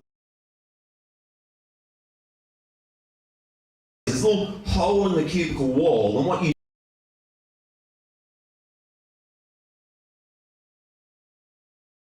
do is you insert your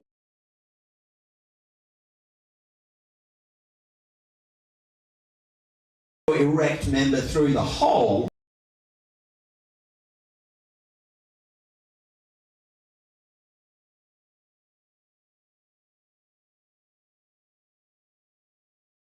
and then on the other side there's this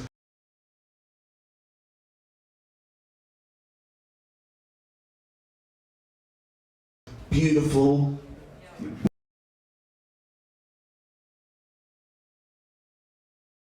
bosomy woman with long flowing hair and luscious full lips.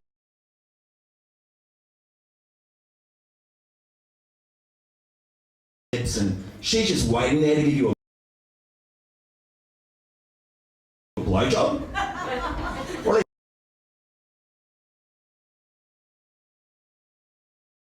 that's what fucking things do, I mean.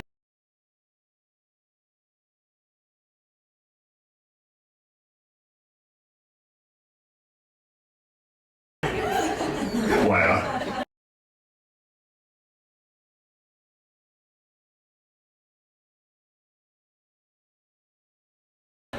No, but Scarborough is still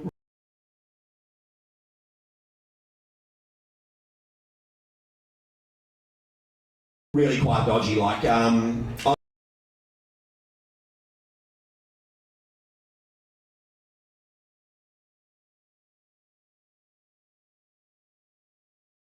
was there the other day, going to get back in my car.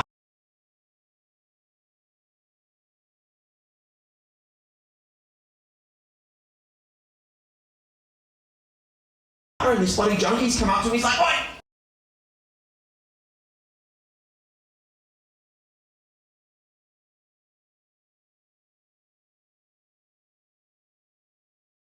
Oi, mate! Oh, you owe me $20. You owe me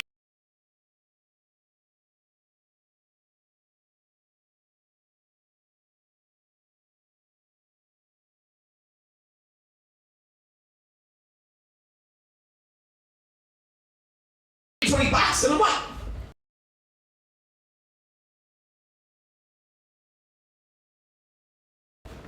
how can I owe you $20?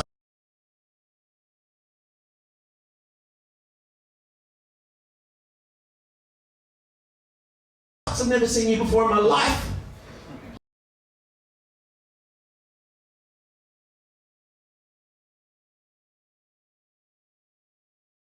You do have quite luscious full lips, though.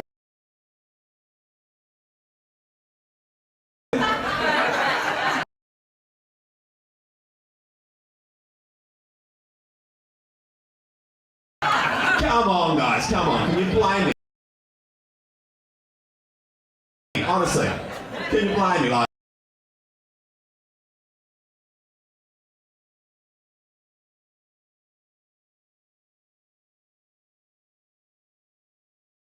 meth heads give the best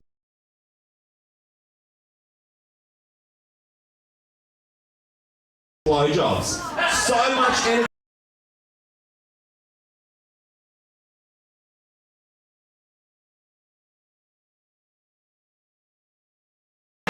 So few teeth.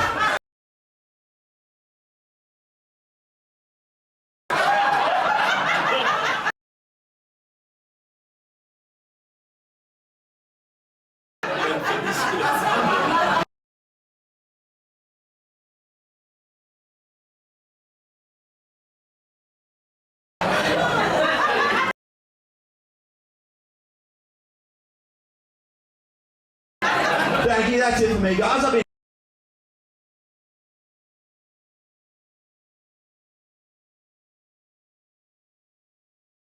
Jacob Matten. You can find me on Facebook.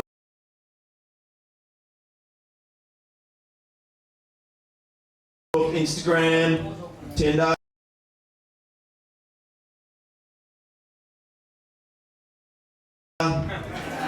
Grindr.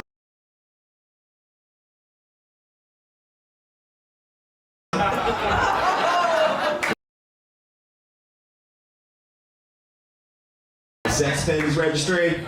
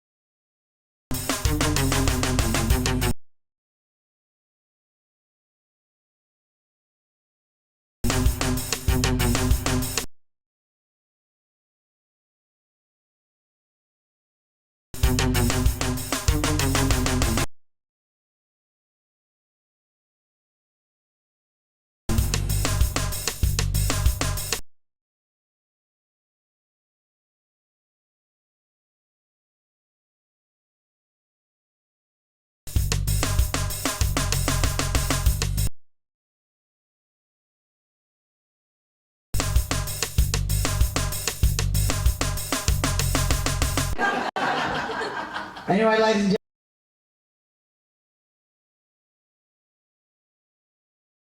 gentlemen, the next act we've got is actually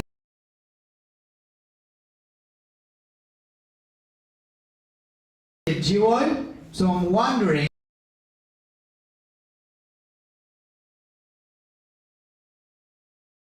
if possibly if they win, that means that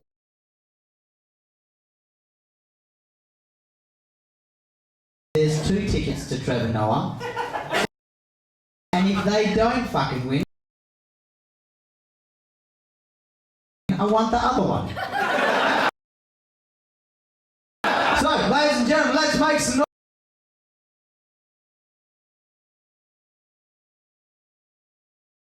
noise. Put your hands together for Nick and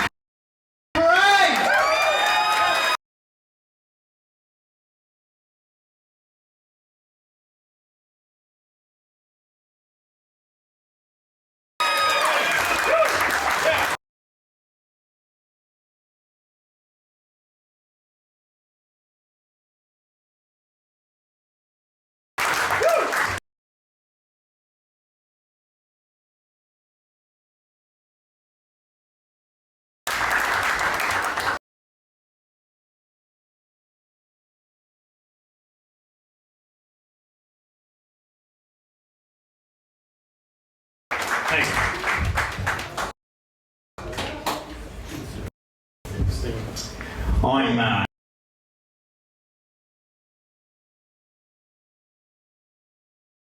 Nick Noise. Good evening, ladies and gentlemen.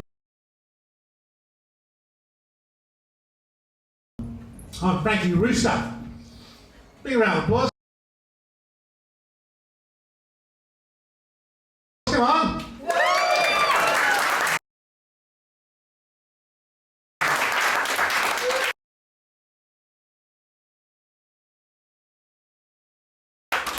So hey Nick, here we are at the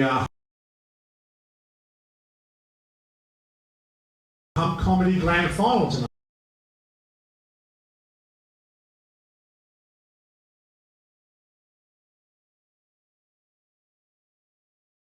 And frankly, it feels great. Feels fantastic.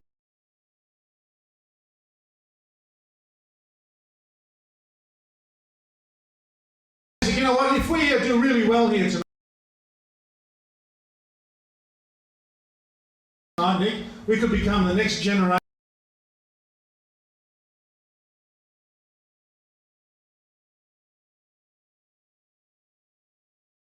of comedy in this country. Woo! Yeah! Hey! Except I don't think we've got another generation between us. That's true. That's very true.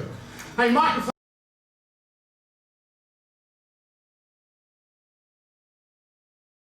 technique, ladies and gentlemen, is very important.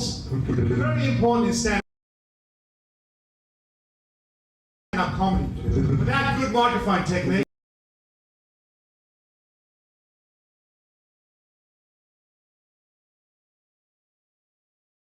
you end up sounding like that person in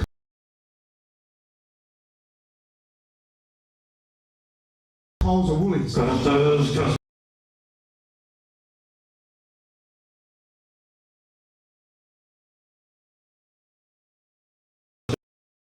Check out 3. Check out 3, customers.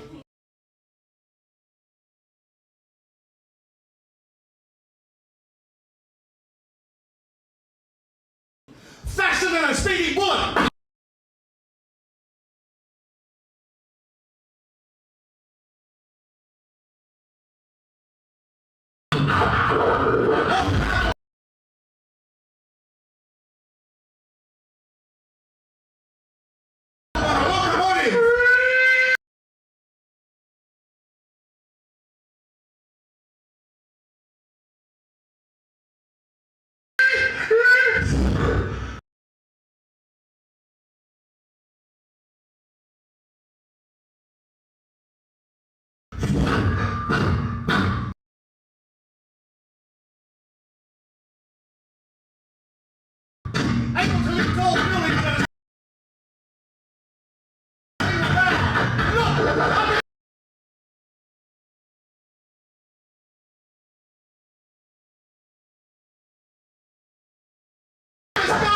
It's a bird! It's a plane! No, it's... You're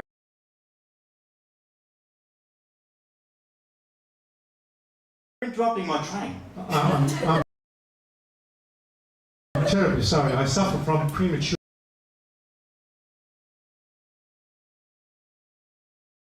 enunciation. Can I finish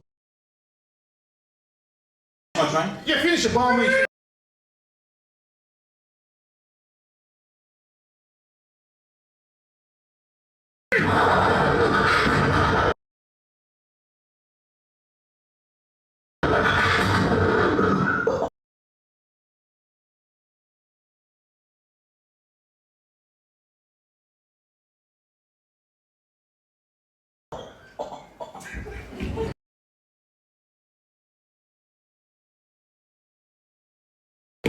It's great that Nick and I are back on the road again because we missed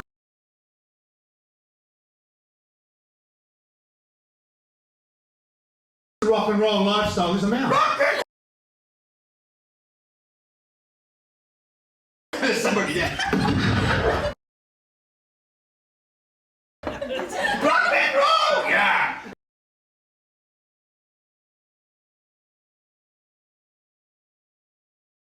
Except these days it's not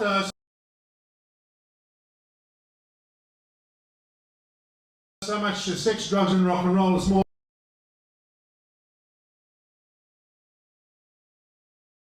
like no sex, Panadol and an afternoon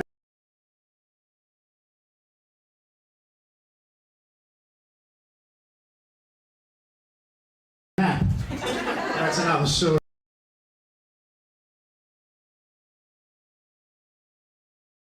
So anyway, I nick the noise and I blow noises.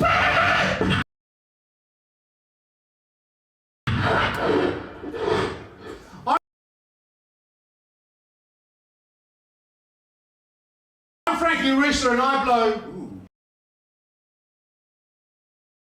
Roosters? No.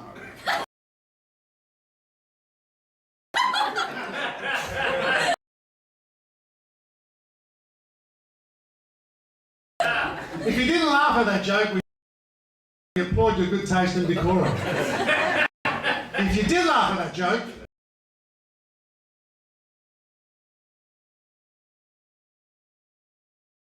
We think you've been watching far too much internet porn. hashtag chicken bukkake.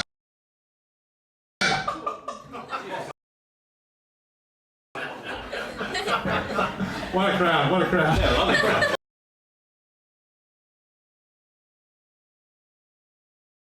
But don't worry, ladies and gentlemen, tonight Nick and I are not going to do any sexist, racist,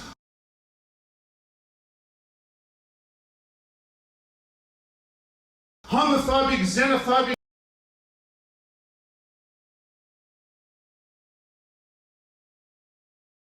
misogynist, chauvinist, gratuitously profane,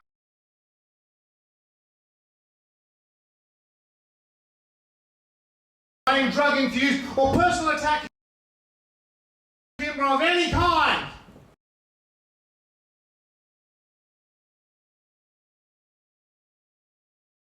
Awesome. Well, that's us then.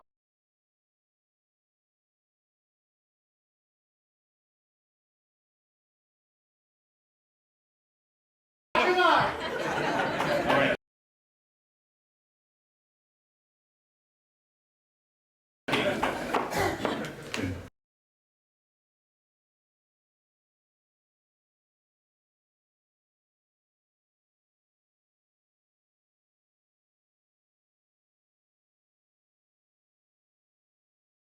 Only joking, is it? Right again. Now,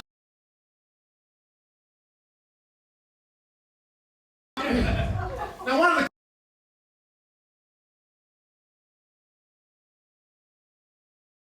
cultural imperatives in our show, ladies and gentlemen, is that we like to promote the arts. We do.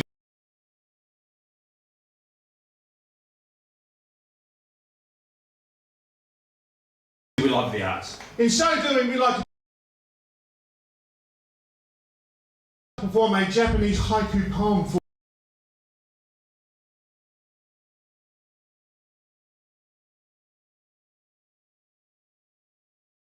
for you right now. This poem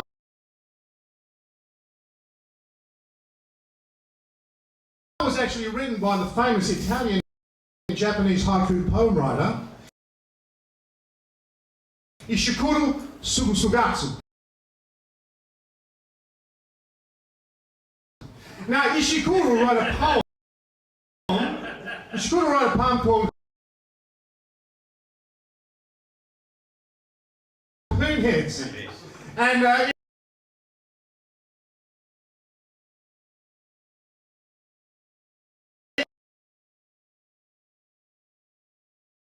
in Japanese, the translation is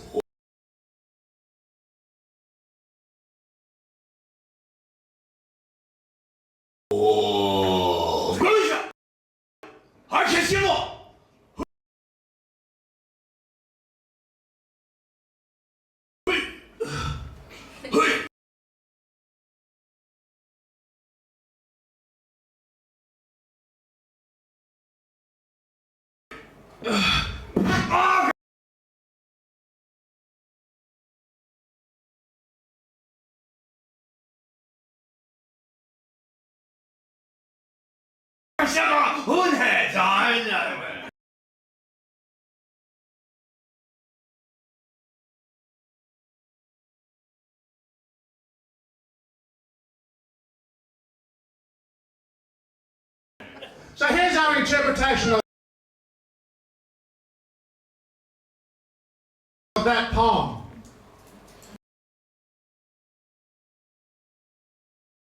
You gone there, mighty!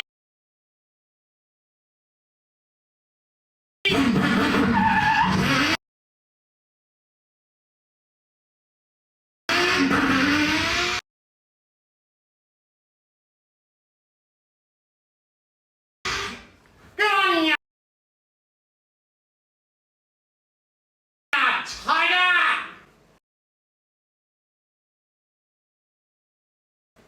Now, the haiku community is outraged by our interpretation of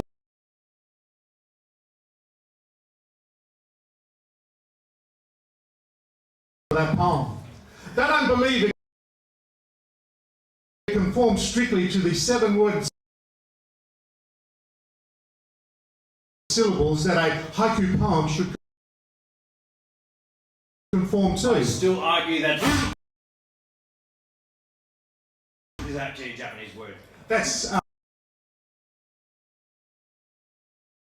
V-R-U-U-M. It is.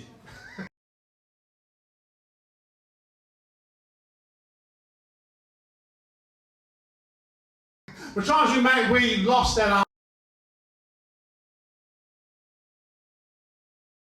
argument. Now, Nick and I, we've been on the road a lot lately. We were going up to Kalgoorlie the other week.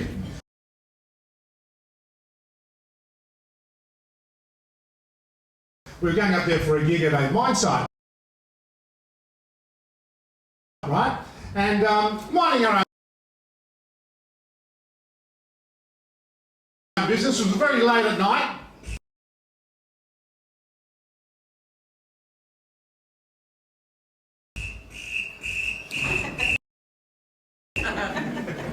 And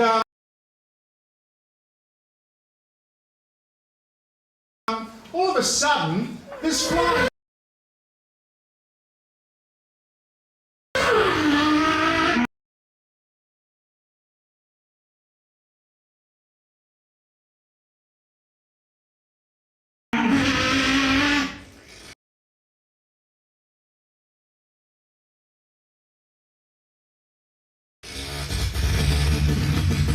that was us.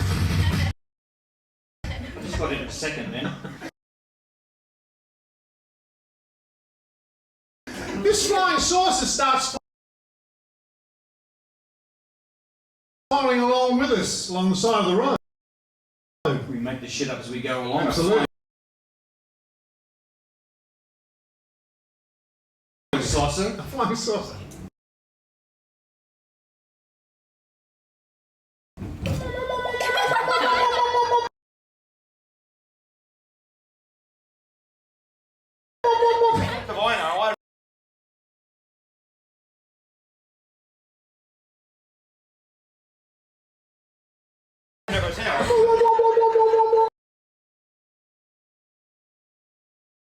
It lands about a half a kilometre in front of us on the road.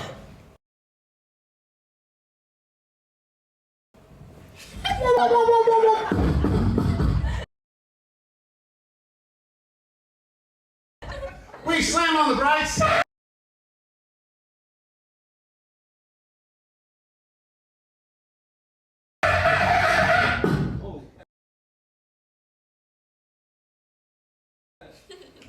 The door of this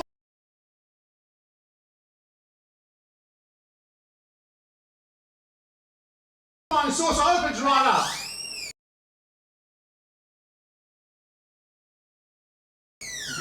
Fly screen, we're in WA.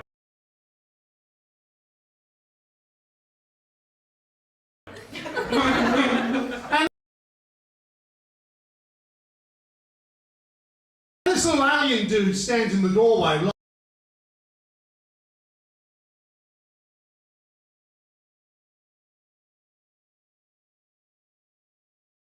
Light shining behind him, he's got long hair.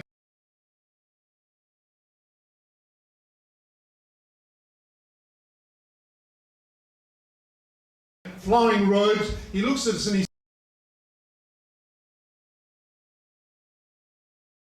says,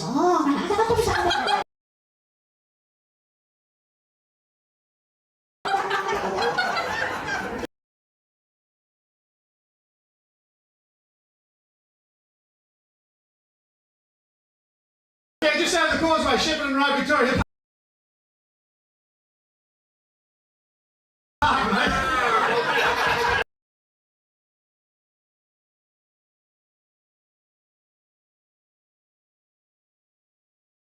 Don't forget, he'll give you $2,000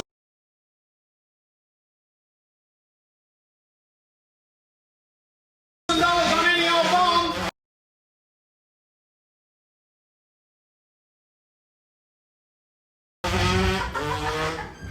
Anyway,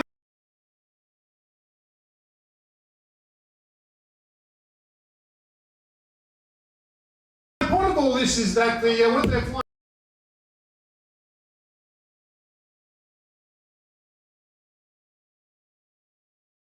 saucer took off, there was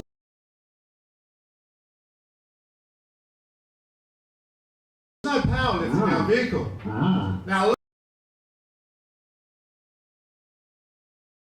luckily for us, we heard a semi-trailer heading our way, and I started waving it down frantically.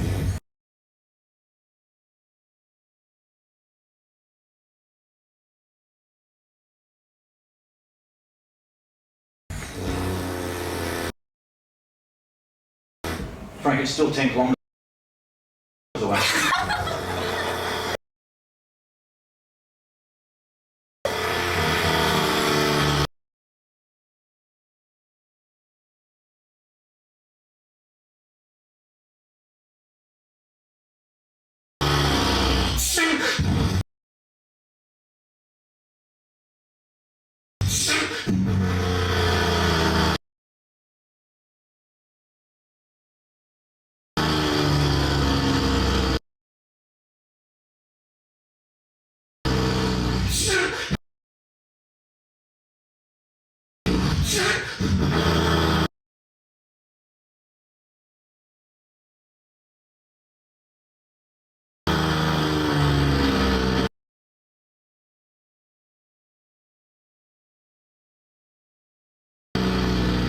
Fucking big truck.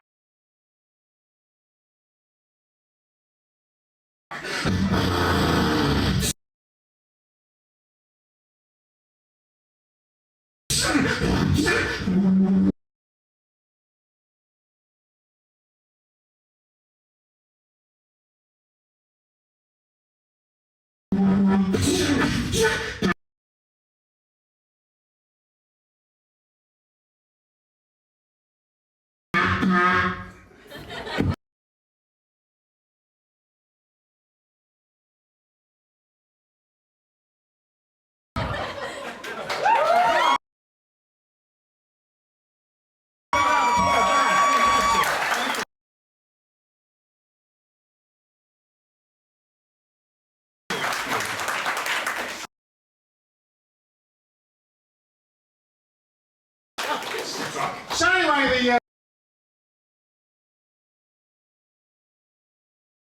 the driver of the truck, he rolls down the window in his cab.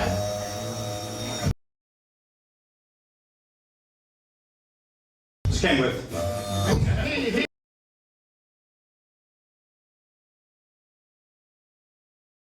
He was a big guy, 6'6", 4'.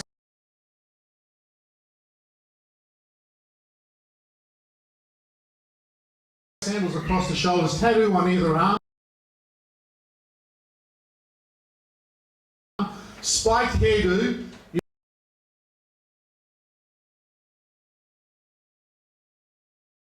He looks at us and he says, "Give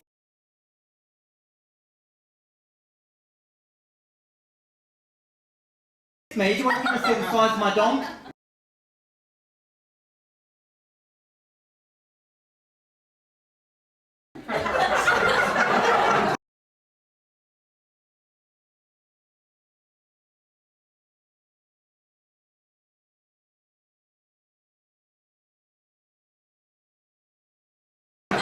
Now, the last thing we want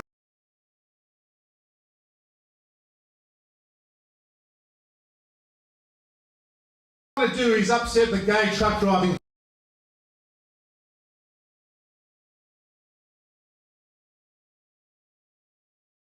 community. Not at all. Not at all. Because I am the proud father of a gay son. And I'm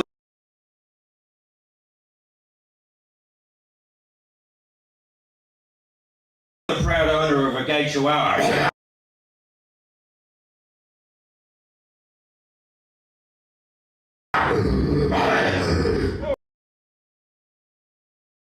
He's gay, but he's mean.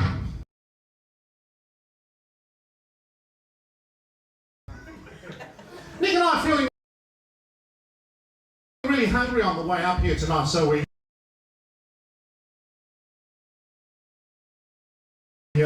we stopped off at McDonald's there. Up to the drive-through speaker.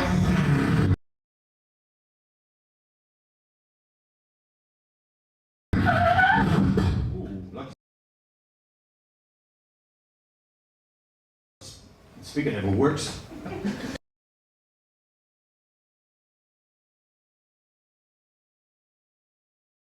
And the young girl comes over the income taker.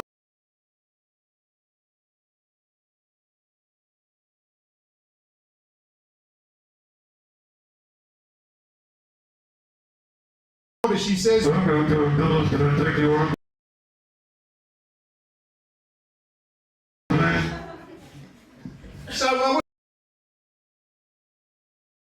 like to have a bit of fun with these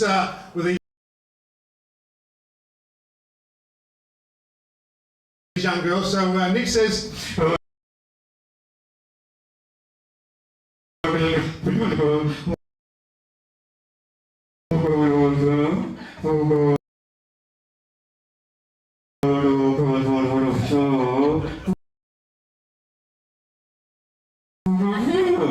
she said, we like drinks without automatic.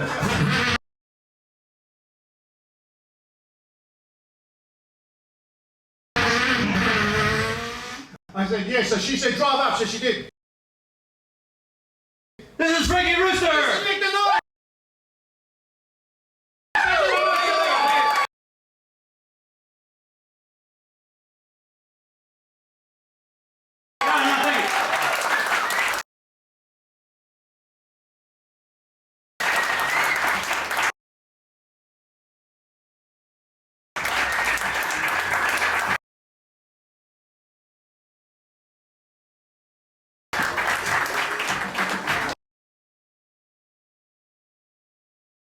Ladies and gentlemen, give it up again for Nick and Parade.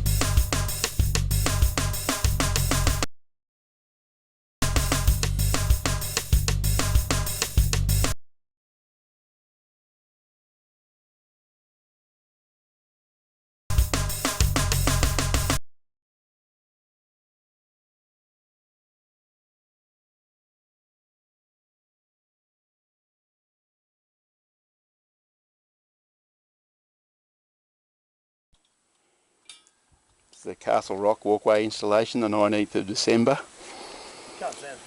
Sunday, of course. Stewie Bill. Let my blisters heal. Yep. Got about 28 sections in.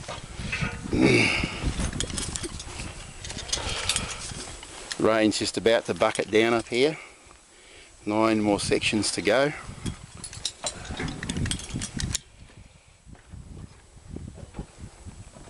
There's Michael down there. Water pump. The other walkway down there. Static line along here. Most of the steel went together fairly well. A few issues.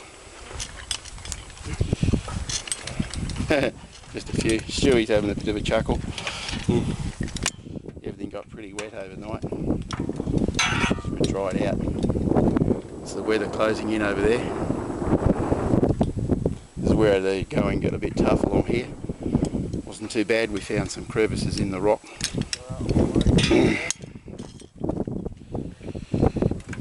Top of the rock is up there, the old cage. That's where we lowered all the ropes down. And just up here is as far as we got. So we couldn't handle the steel down the side.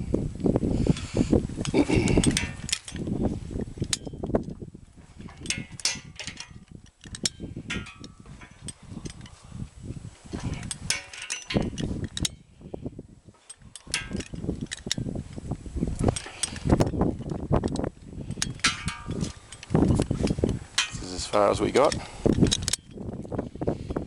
you can see, nice little drop down there, and this is the face that we're about to work on. There's 8 more sections to lower down this edge. The abseilers have put this framework up here to protect their rope. There's the crane that Robinson installed. We haven't been using that yet. Just looking back towards the north now.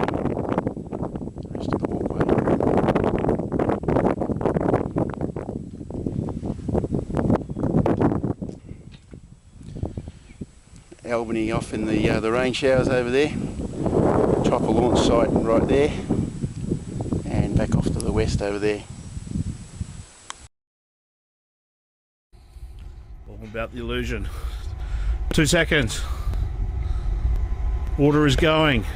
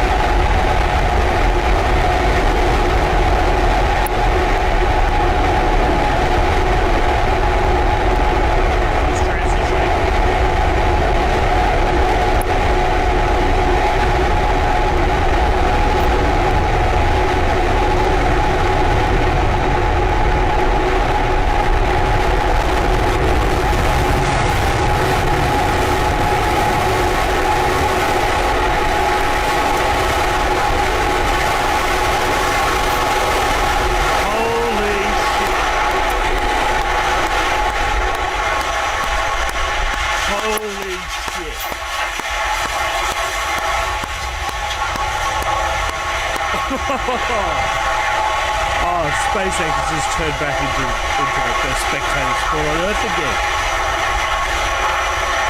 I've got chills. Holy shit.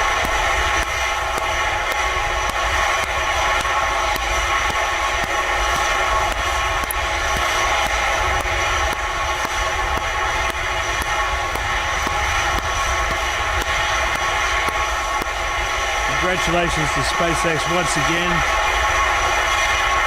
bringing that sort of entertainment to the world.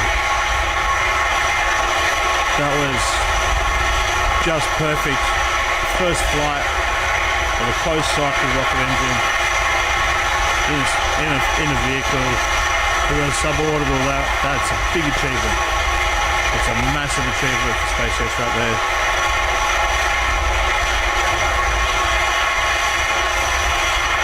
Looks like the flight took 7 seconds. I'll have to look at that. But wow. Wow. Well done.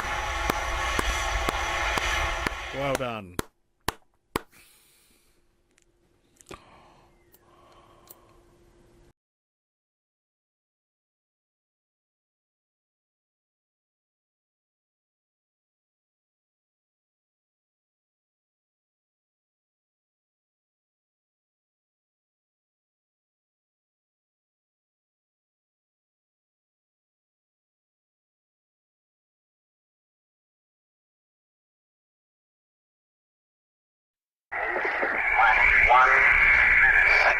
-1 minute. The airplane is up over our shoulders. It is a bright silver spot in the sky. Take it out, I'm gonna look away and then I'll find it again. 30 There, I got seconds. him. I got him. John sees it. 25 seconds. Look away and then look back and you'll see it easy. 20 seconds. 8, 7, 6, 5, 4, 3, 2. There it goes. The rocket is gone. We felt a heat pulse, a very bright light, a fireball. It is red. The sky looks black about it. It is boiling above us there. It is rapidly losing its color. There is the ground wave. It is over, folks. It happened. The mounds are vibrating. It is tremendous. Directly above our heads. It went. It went. Boy, I'd hate to be there. Good. And there's a huge fireball. The mounds are still echoing through here. Wasn't that a perfect shot? My only regrets right now are, this Colonel Bruce, that everybody couldn't have been out here at Ground Zero with us. Okay, Bodie. We can still see it's a very odd cloud. It is white in the center, and there's a bright orange ring towards the outside of it. Then below it, there's like a hazy cloud. I don't know, Colonel Bruce. I've never quite seen a cloud like this from atomic detonation. Have you? No, I haven't, Bodie. There seems to be quite a halo connected with it, and there's quite a bit of mist up there. I'm not, this is new to me. Maybe from seeing it from Ground Zero, we're missing a mushroom, but there doesn't seem to be any evidence of a mushroom type of stem that we have associated with other detonations. Folks, it was just a wonderful thrill to see that interceptor come in, that rocket go at the zero count. This thing went off with a white flash. It was just beautiful.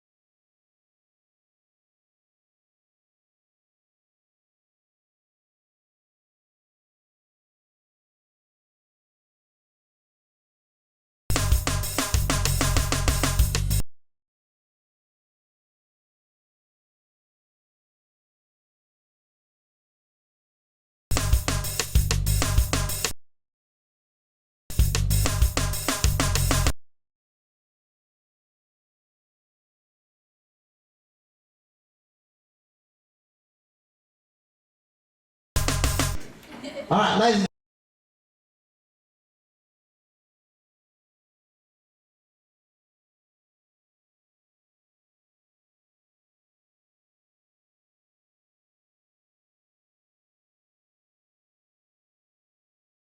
gentlemen, let's start making some noise. Put your hands together for the next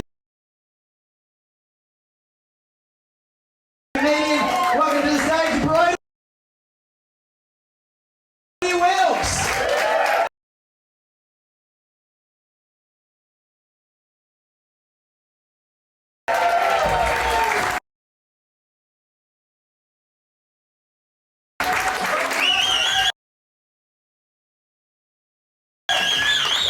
Hey everybody, how are we doing tonight?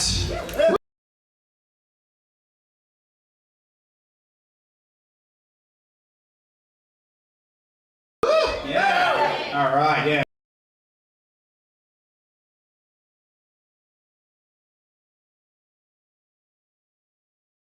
My name's Brody Wilkes. The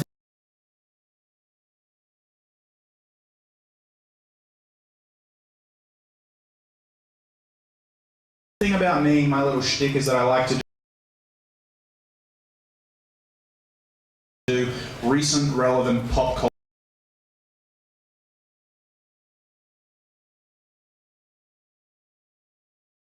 culture references. Yeah? And that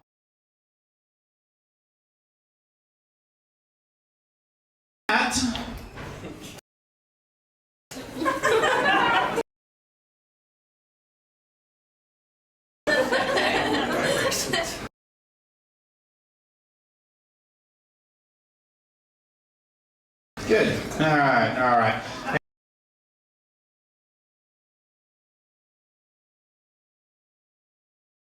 Hey guys, you know, I heard this joke the other day. Someone called a mate of mine with a large forehead, called him a five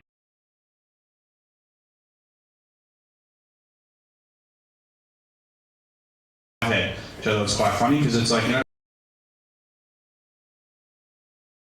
4 plus 1 is it? You guys like math? It's all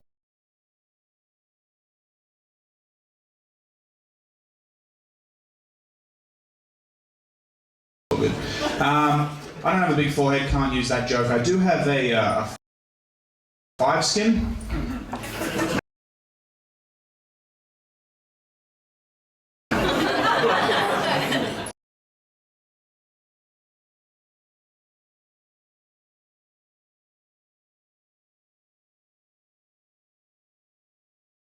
Yeah. So when I tell people it's an 8-inch dick, what I don't tell them is that 6 of those inches is just a flap of skin on the end.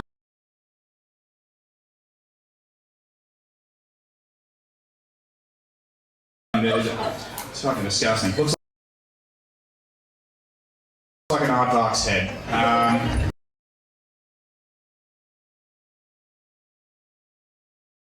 Yeah. Gotta be careful around rabbis, you know? I gotta watch myself around rabbis. They're on the lookout, you know? I'm like the white whale to them.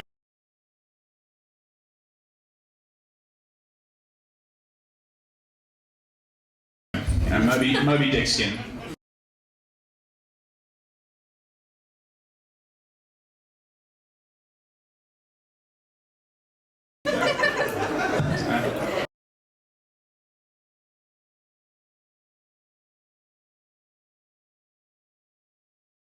They get a hold of me, cut that thing off.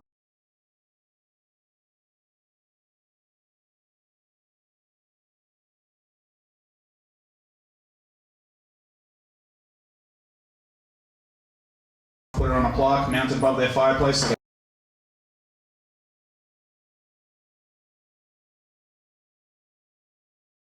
A big game hunting trophy. Ah.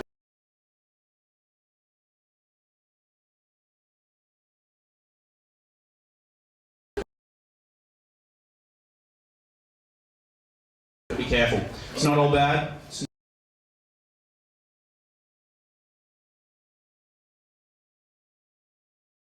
not all bad.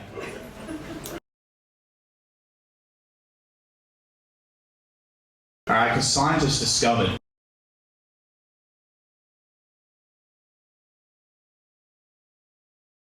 that men who are uncircumcised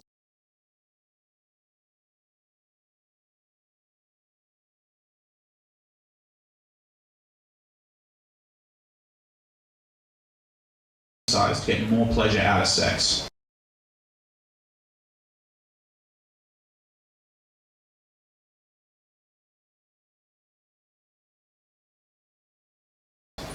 Not all bad, but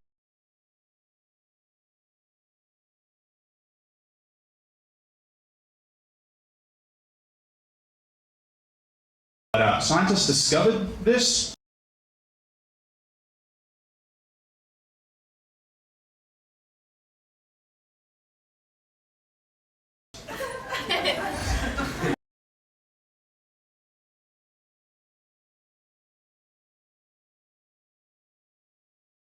Yeah, don't really know how you discover that.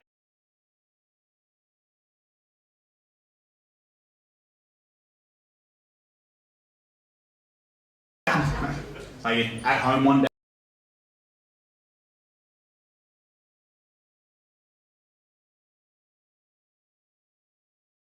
day, just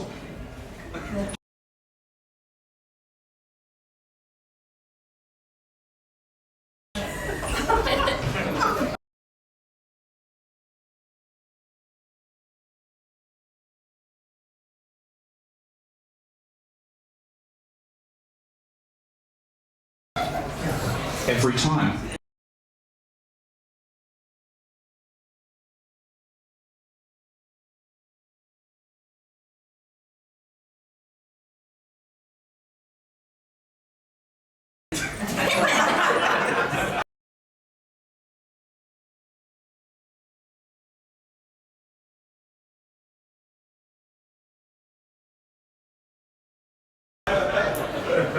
Gotta like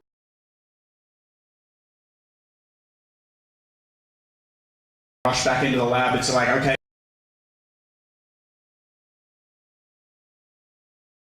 put down the research you're doing. We got some thing get the bottom two, and that's why we haven't found the cure for cancer yet.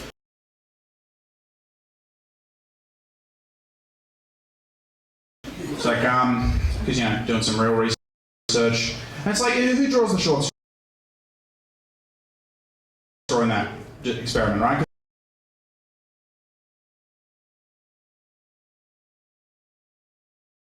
The only way you do that is by jerking two dudes off. There's three scientists. You got the guy with the clipboard. You got the guy with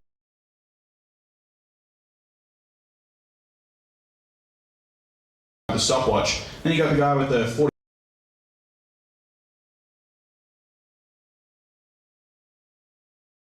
44-gallon drum of hand pump Astro.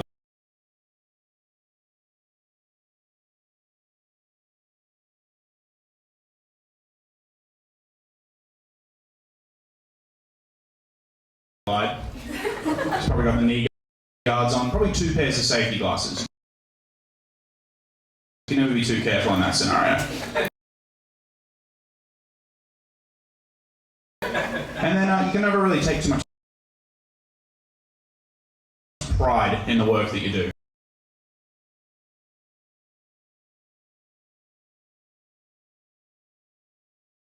Right? Now you're down at the pub and like, oh, what do you do for a living? Oh, I'm a scientist. Like, oh yeah? What do you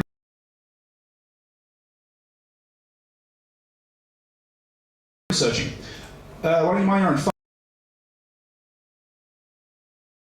fucking business? That's what I'm researching.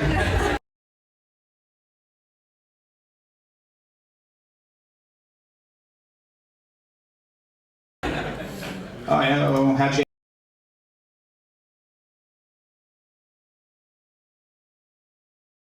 get the RSI? You ask a lot of fucking questions. Keep that shit to yourself.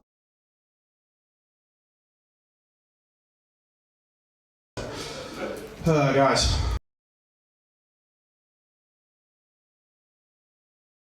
Well, like me and my girlfriend, we're in a long-distance relationship.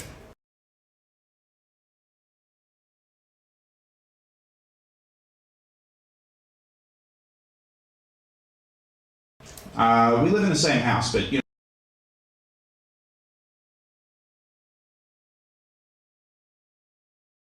know, like emotionally.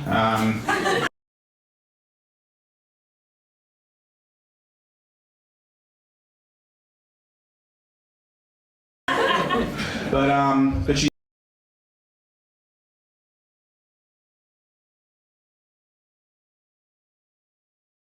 She's a much better debater than I am, much better arguer than I am, and I can't.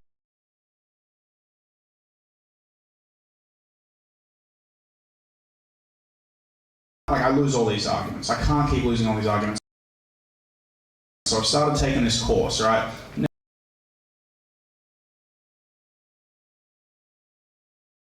Never heard of it before. Not sure if I'm pronouncing this right. You guys may have heard of this. Boxing.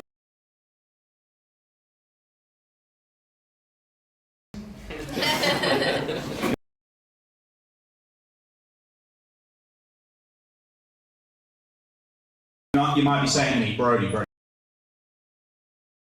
why would you take a boxing class when you've already got a natural physical advantage over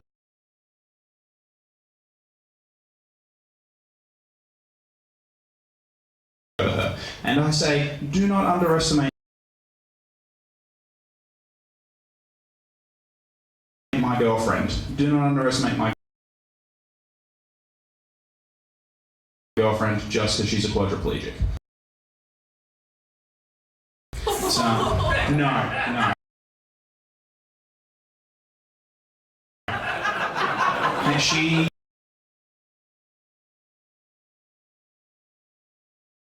just leans back in that chair and can take body shots for days. No, don't feel sorry for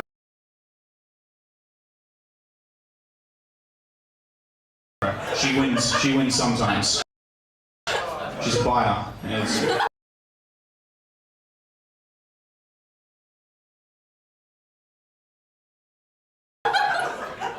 craziness.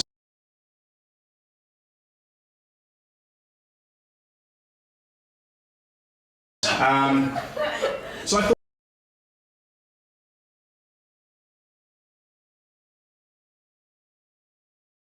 well, I didn't actually do boxing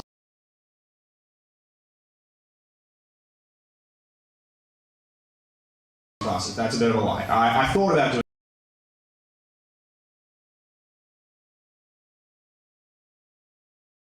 boxing classes, but I watched a couple of boxing matches, and I felt like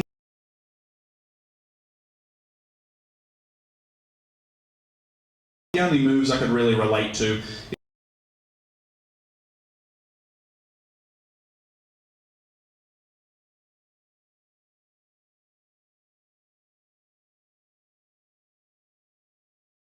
is when the guy sort of hugs the other guy, and I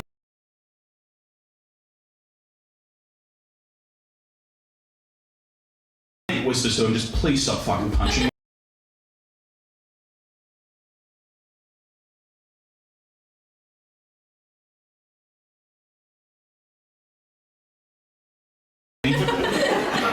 That's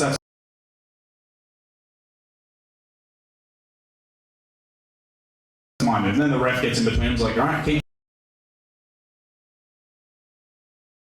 fucking punching him, man.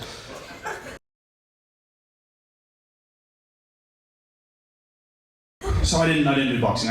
I did, however, sign up for a self-defense class.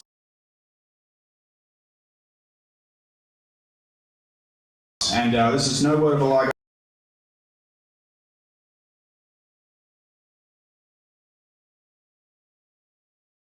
Guys, true story. I turn up day one to this self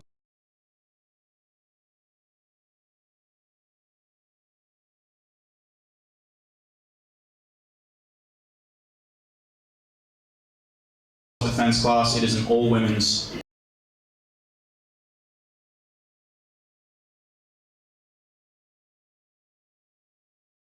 self-defense class. Yeah, and you know, that's fine.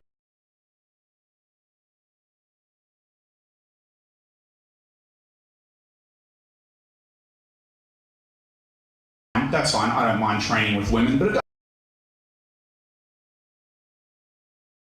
does mean that I've spent $200 and at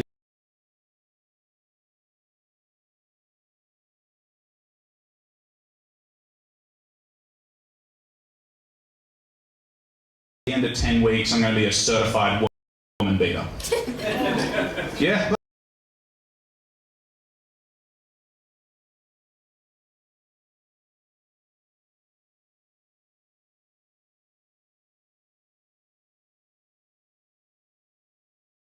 Fuck it. No, look, I'm not keen on it either, you know, I'm not looking for a job in the NRL. I am. It's not the sort of thing you put on your CV, you know?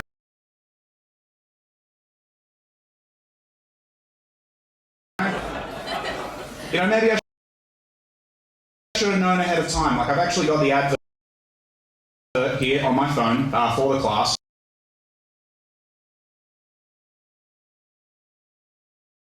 And now, tell me when you think you know that it's an all-female self-defense class, right?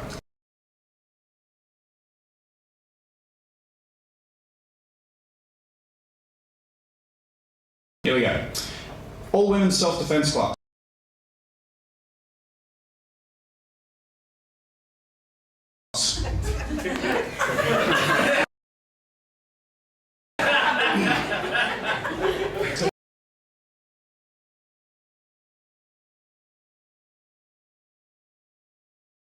Probably should have known better. But you know what they let me say? They let me say it's very nice of them. Nice of them to let me say. They let me say because in a women's self-defense class, when you're learning how to defend yourself against men, it actually pays to have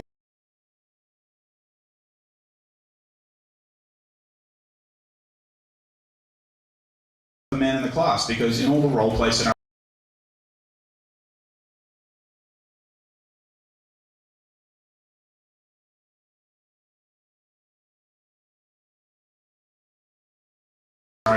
I got to fill the role of the attacker. Which is, you know, great for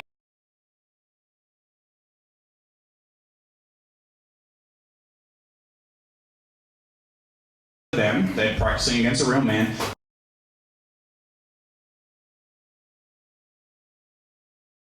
Not so good for me though, because when you're always filling the role of the attacker, you're not really getting too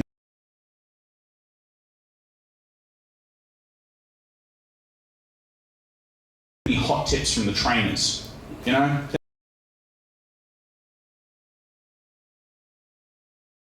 They're not really trying to help you better attack the women.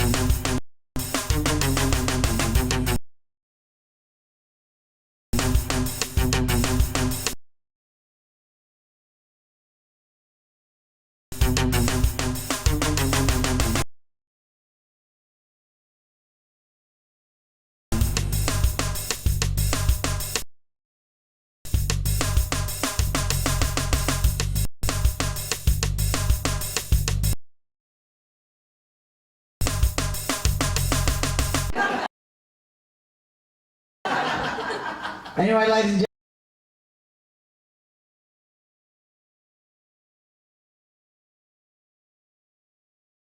gentlemen, the next act we've got is actually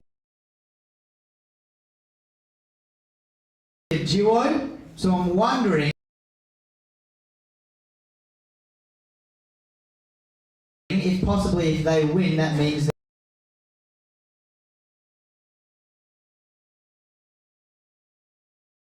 there's 2 tickets to Trevor Noah. And if they don't fucking win, I want the other one.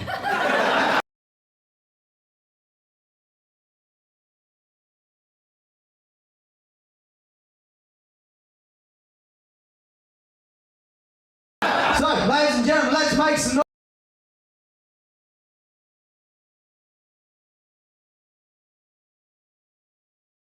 Guys, put your hands together for Nick and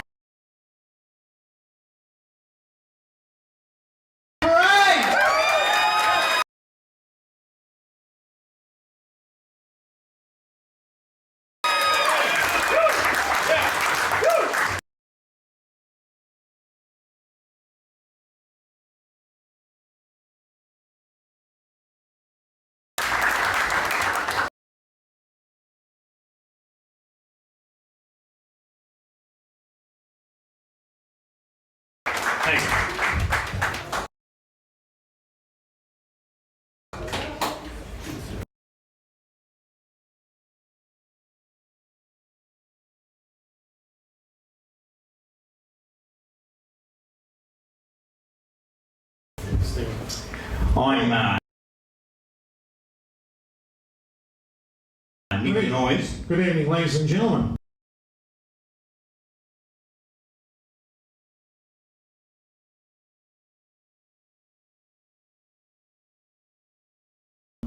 I'm Frankie Rooster.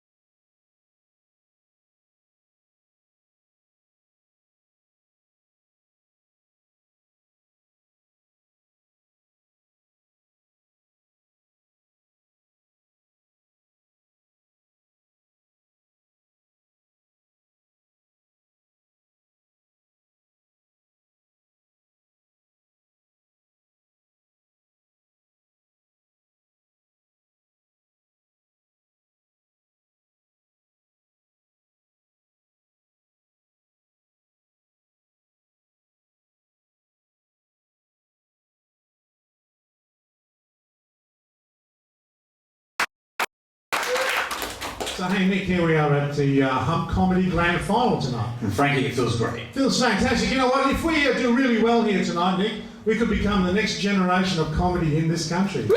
Yeah! Hey! Except I don't think we've got another generation between us. That's true, that's very true. Hey, microphone technique, ladies and gentlemen, is very important.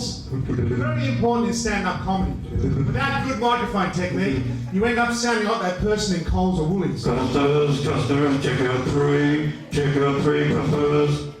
Faster than a speedy bullet! Welcome on in!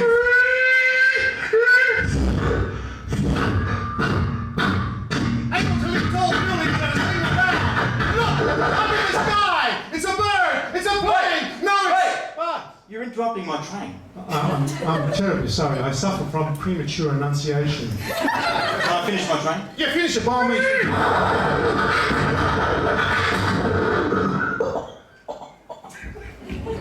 It's great that Nick and I are back on the road again because we miss the rock and roll lifestyle. There's a mouse. Rock and roll! Somebody, yeah. Rock and roll! Yeah! Except these days it's not so much sex, drugs and rock and roll. It's more like no sex, Panadol and an afternoon nap. That's another story. So anyway, I'm Nick the Noise and I blow noises. I'm Frankie Rooster and I blow... Ooh, roosters? No. If you didn't laugh at that joke, we applaud your good taste and decorum. If you did laugh at that joke, We think you've been watching far too much internet porn. hashtag chicken bukkake. What a crowd, what a crowd. Yeah, love the crowd. But don't worry, ladies and gentlemen. Tonight, Nick and I are not going to do any sexist, racist, homophobic, xenophobic, misogynist, chauvinist, gratuitously profane, drug-infused, or personal attack humour of any kind. Awesome. Well, that's us then. Only joking, is it? Right again. Now, one of the cultural imperatives in our show, ladies and gentlemen, is that we like to promote the arts. We do, we like the arts. In so doing, we like to perform a Japanese haiku poem for you right now. This poem was actually written by the famous Italian-Japanese haiku poem writer, Ishikuro Sugatsu. Now, Ishikuro wrote a poem called Hoonheads. And in Japanese, the translation is... Oh.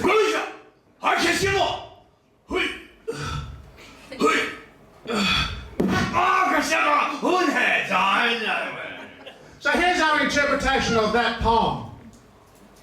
You gone there, matey? Good on ya, tiger! Now the haiku community is outraged by our interpretation of that poem. They don't believe it conforms strictly to the 7-word syllables that a haiku poem should conform to. I still argue that is actually a Japanese word. That's V-R-U-U-N. It is. But try as we may, we lost that argument. Now, Nick and I, we've been on the road a lot lately. We were going up to Kalgoorlie the other week. We were going up there for a gig at a mine site, right? And minding our own business. It was very late at night. And all of a sudden, this flying...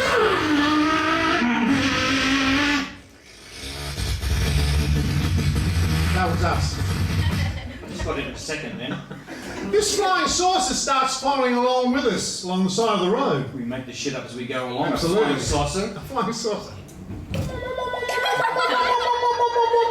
I've never seen it. It lands about a half a kilometre in front of us on the road. We slam on the brakes. The door of this flying saucer opens right up. Fly screen, we're in WA. And this little alien dude stands in the doorway, light shining behind him. He's got long hair, flowing robes. He looks at us and he says, yeah, just out of the causeway, Shepparton Road, Victoria Park, mate. Don't forget, he'll give you $2,000 on any old bomb. Anyway, the point of all this is that when that flying saucer took off, there was no power left in our vehicle. Now, luckily for us, we heard a semi-trailer heading our way, and I start waving it down frantically. Frank, it's still 10 kilometres away.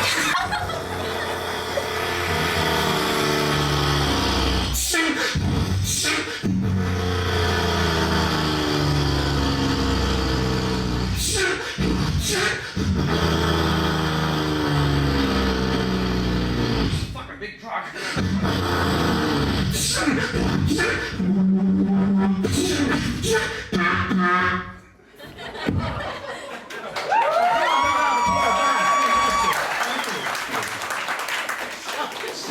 So anyway, the driver of the truck, he rolls down the window in his cab. Scanworth. He was a big guy, 6'6", 4-axe handles across the shoulders, tattoo on either arm, spiked hairdo. He looks at us and he says, Excuse me, do you want to see the size of my donk?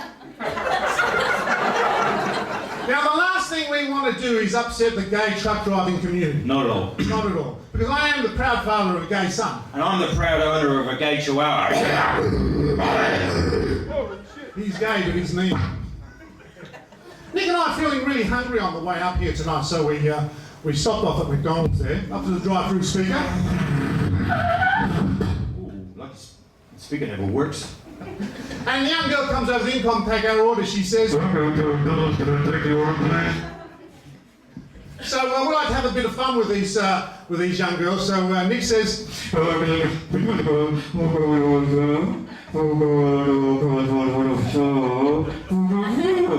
she said, would you like drinks with that order, mate? I said, yes. So she said, drive up. So she did. This is Frankie Rooster! This is Nick the Noise!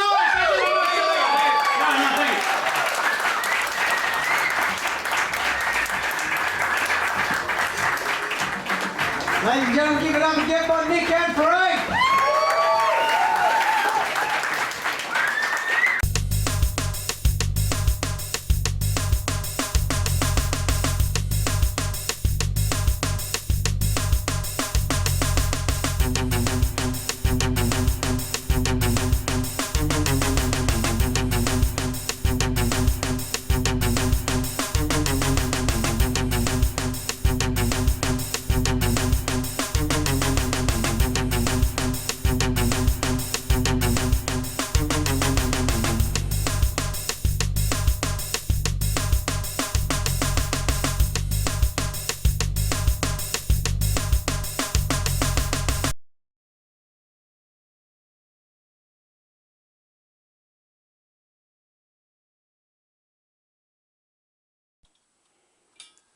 The Castle Rock walkway installation, the 19th of December. Sunday, of course. Stewie Bill. Let my blisters heal. Yep. Got about 28 sections in. Rain's just about to bucket down up here. 9 more sections to go.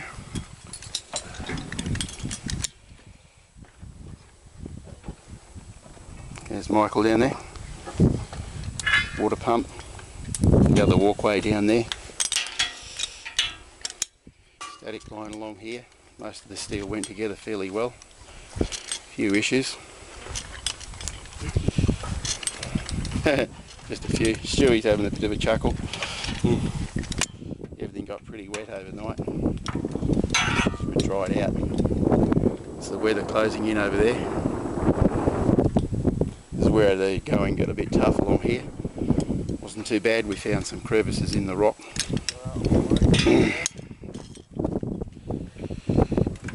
Top of the rock is up there, the old cage. So we lowered all the ropes down.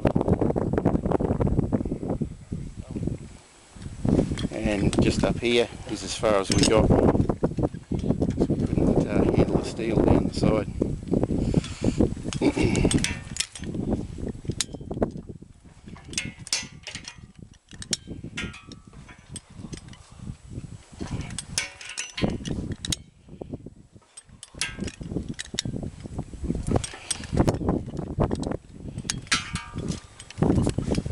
As far as we got. As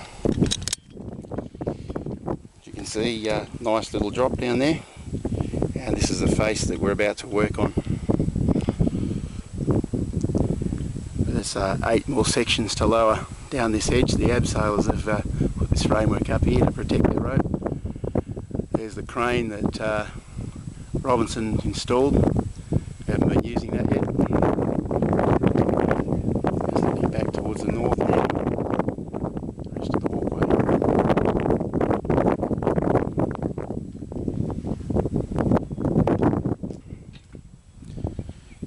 Albany off in the rain showers over there. Chopper launch site right there, and back off to the west over there. All about the illusion. 2 seconds. Water is going.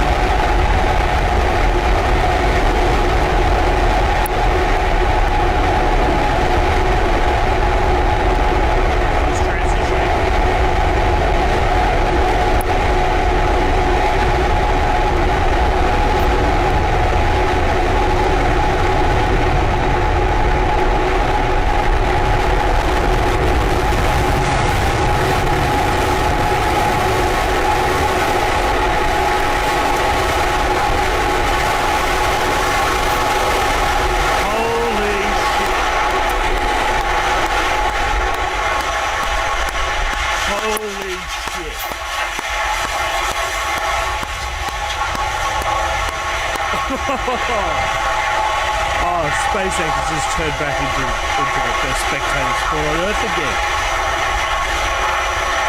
I've got chills. Holy shit.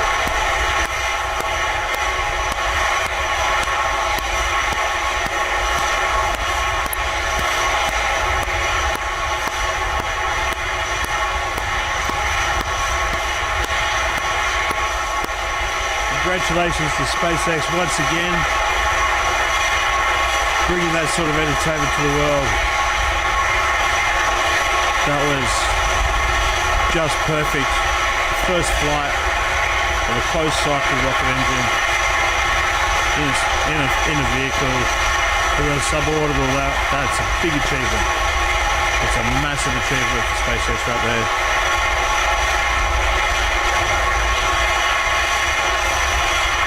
Looks like the flight took 7 seconds. I'll have to look at that. But wow. Wow. Well done. Well done.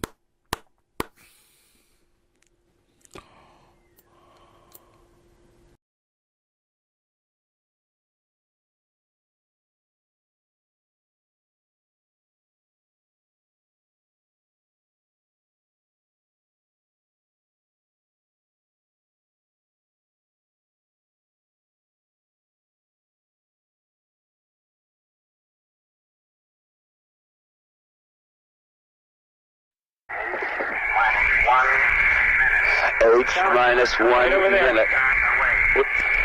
The airplane is up over our shoulders. It is a bright silver spot in the sky. Take it out and go look away and then I'll find it again. 30 there, seconds. I got him. John sees it.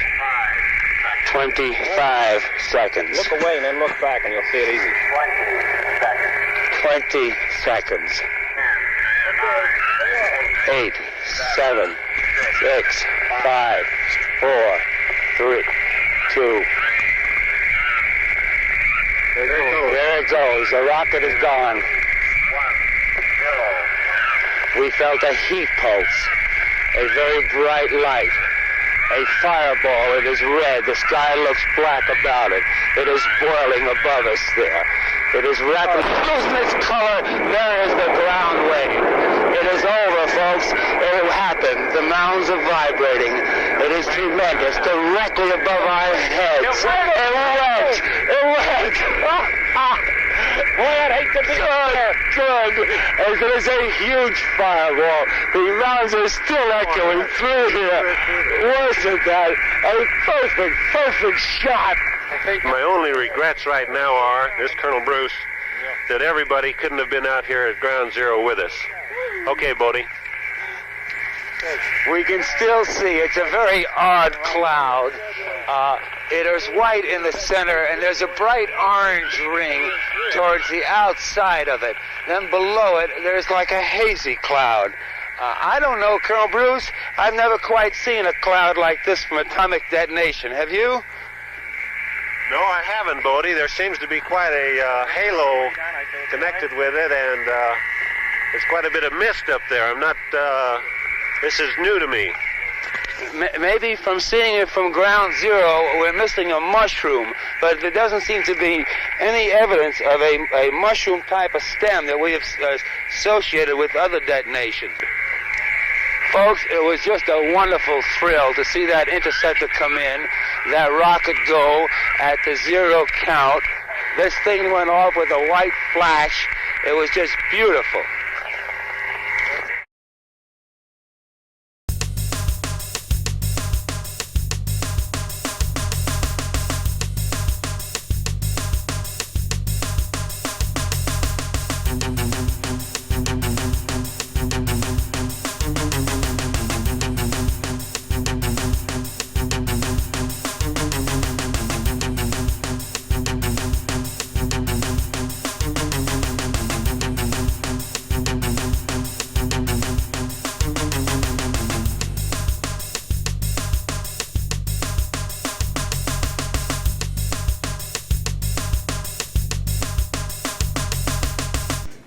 Alright, ladies and gentlemen, let's start making some noise. Put your hands together for the next comedian.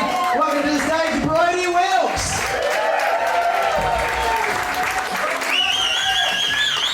Hey everybody, how are we doing tonight? Woo! Yeah. Alright, yeah, my name's Brody Wilkes. The thing about me, my little shtick, is that I like to do recent, relevant pop culture references. Yeah? And that... Good. Alright. Hey guys, I heard this joke the other day. Someone called a mate of mine with a large forehead, called him a five-head. Which I thought was quite funny because it's like, 4 plus 1. You guys like math, it's all good. I don't have a big forehead, can't use that joke. I do have a 5 skin. Yeah. So when I tell people it's an 8-inch dick, what I don't tell them is that 6 of those inches is just a flap of skin on the end. It's fucking disgusting. Looks like an aardvark's head. Yeah. Gotta be careful around rabbis, gotta watch myself around rabbis. They're on the lookout, I'm like a white whale to them. Moby Dick skin. They get a hold of me, cut that thing off, put it on a plaque, mount it above their fireplace like a big game hunting trophy. Gotta be careful. It's not all bad. Alright, because scientists discovered that men who are uncircumcised get more pleasure out of sex. Not all bad. But scientists discovered this. Yeah, don't really know how you discover that. Like you're at home one day, just... every time.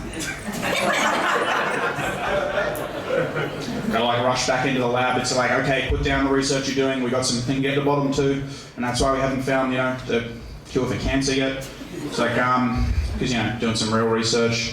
And it's like, who draws the short straw in that experiment, right? Because the only way you do that is by jerking 2 dudes off. There's 3 scientists. You got the guy with the clipboard. You got the guy with the stopwatch. Then you got the guy with the 44-gallon drum of hand pump Astroglide. He's probably got the knee guards on. Probably 2 pairs of safety glasses. You can never be too careful in that scenario. And then you can never really take too much pride in the work that you do, right? You're down at the pub and like, oh, what do you do for a living? Oh, I'm a scientist. Like, oh yeah? What are you researching? Why don't you mind your own fucking business? That's what I'm researching. Oh yeah, well, how'd you get the RSI? You ask a lot of fucking questions, Keep that shit to yourself. Guys. Well, like me and my girlfriend, we're in a long distance relationship. We live in the same house, but emotionally. But she's a much better debater than I am, much better arguer than I am. And I can't, I lose all these arguments. I can't keep losing all these arguments, so I've started taking this course, right? Never heard of it before, not sure if I'm pronouncing this right, you guys may have heard of this. Boxing? You might be saying to me, Brody, why would you take a boxing class when you've already got a natural physical advantage over her? And I say, do not underestimate my girlfriend. Do not underestimate my girlfriend just because she's a quadriplegic. So, no. And she just leans back in that chair and can take body shots for days. No, don't feel sorry for her. She wins sometimes. She's a fighter. It's craziness. So I thought, I didn't actually do boxing classes. That's a bit of a lie. I thought about doing boxing classes, but I watched a couple of boxing matches, and I felt like the only moves I could really relate to is when the guy sort of hugs the other guy, and I think whispers to him, just please stop fucking punching me. That's my move. And then the ref gets in between and is like, all right, keep fucking punching him, man. So I didn't do boxing. I did, however, sign up for a self-defense class. And this is no word of a lie, guys. True story. I turn up day 1 to this self-defense class. It is an all-women's self-defense class. Yeah. And, that's fine. I don't mind training with women. But it does mean that I've spent $200, and at the end of 10 weeks, I'm going to be a certified woman beater. Yeah, look, fuck it. Look, I'm not keen on it either. I'm not looking for a job in the NRL. It's not the sort of thing you put on your CV, maybe I should have known ahead of time. I've actually got the advert here on my phone for the class, and now tell me when you think you know that it's an all-female self-defense class, right? Here we go. All-women's self-defense class. Probably should have known better. But you know what, they let me stay. It's very nice of them to let me stay. They let me stay because in a women's self-defense class, when you're learning how to defend yourself against men, it actually pays to have a man in the class, because in all the role-play scenarios, I got to fill the role of the attacker. Which is, you know, great for them. They're practicing against a real man. Not so good for me, though, because when you're always filling the role of the attacker, you're not really getting too many hot tips from the trainers. You know? They're not really trying to help you better attack the women. Which is bullshit. I mean, like, I can understand it, but it's bullshit, you know? It's like, so, you know, it's not like they're pulling me aside after each altercation being like, okay, Brody, good job, but remember, keep the hand over the mouth or they'll scream out for help.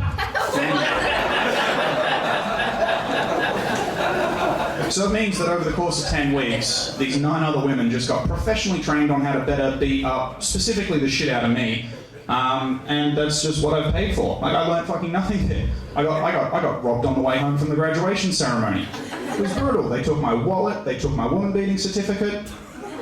They knew exactly what they were doing, alright? The fucker knew exactly what they were doing, because it was one of the other chicks in the class. It is ridiculous, it is ridiculous. Hey guys, so I got bullied a little bit as a kid. Thank you. I got bullied a little bit as a kid. My bully's insult of choice was to call me a goody two-shoes, and with the power of hindsight, boy was I begging for it. Every single day I would walk into that school, alright? Every single day, without fail, wearing 2 shoes. I'll tell you what, man, there's everyone else clobbering around with their 1 shoe on, and in walks this smug little prick, twice the number of shoes as everyone else. You can't blame him, you can't blame him. I'd say half the time I copped a Swift boot in the arse, every day. And the other half of the time it'd be a Swift toe. Yeah. Nah, it's alright, it's alright. I'll tell you someone who isn't a goody two-shoes, Oscar Pistorius.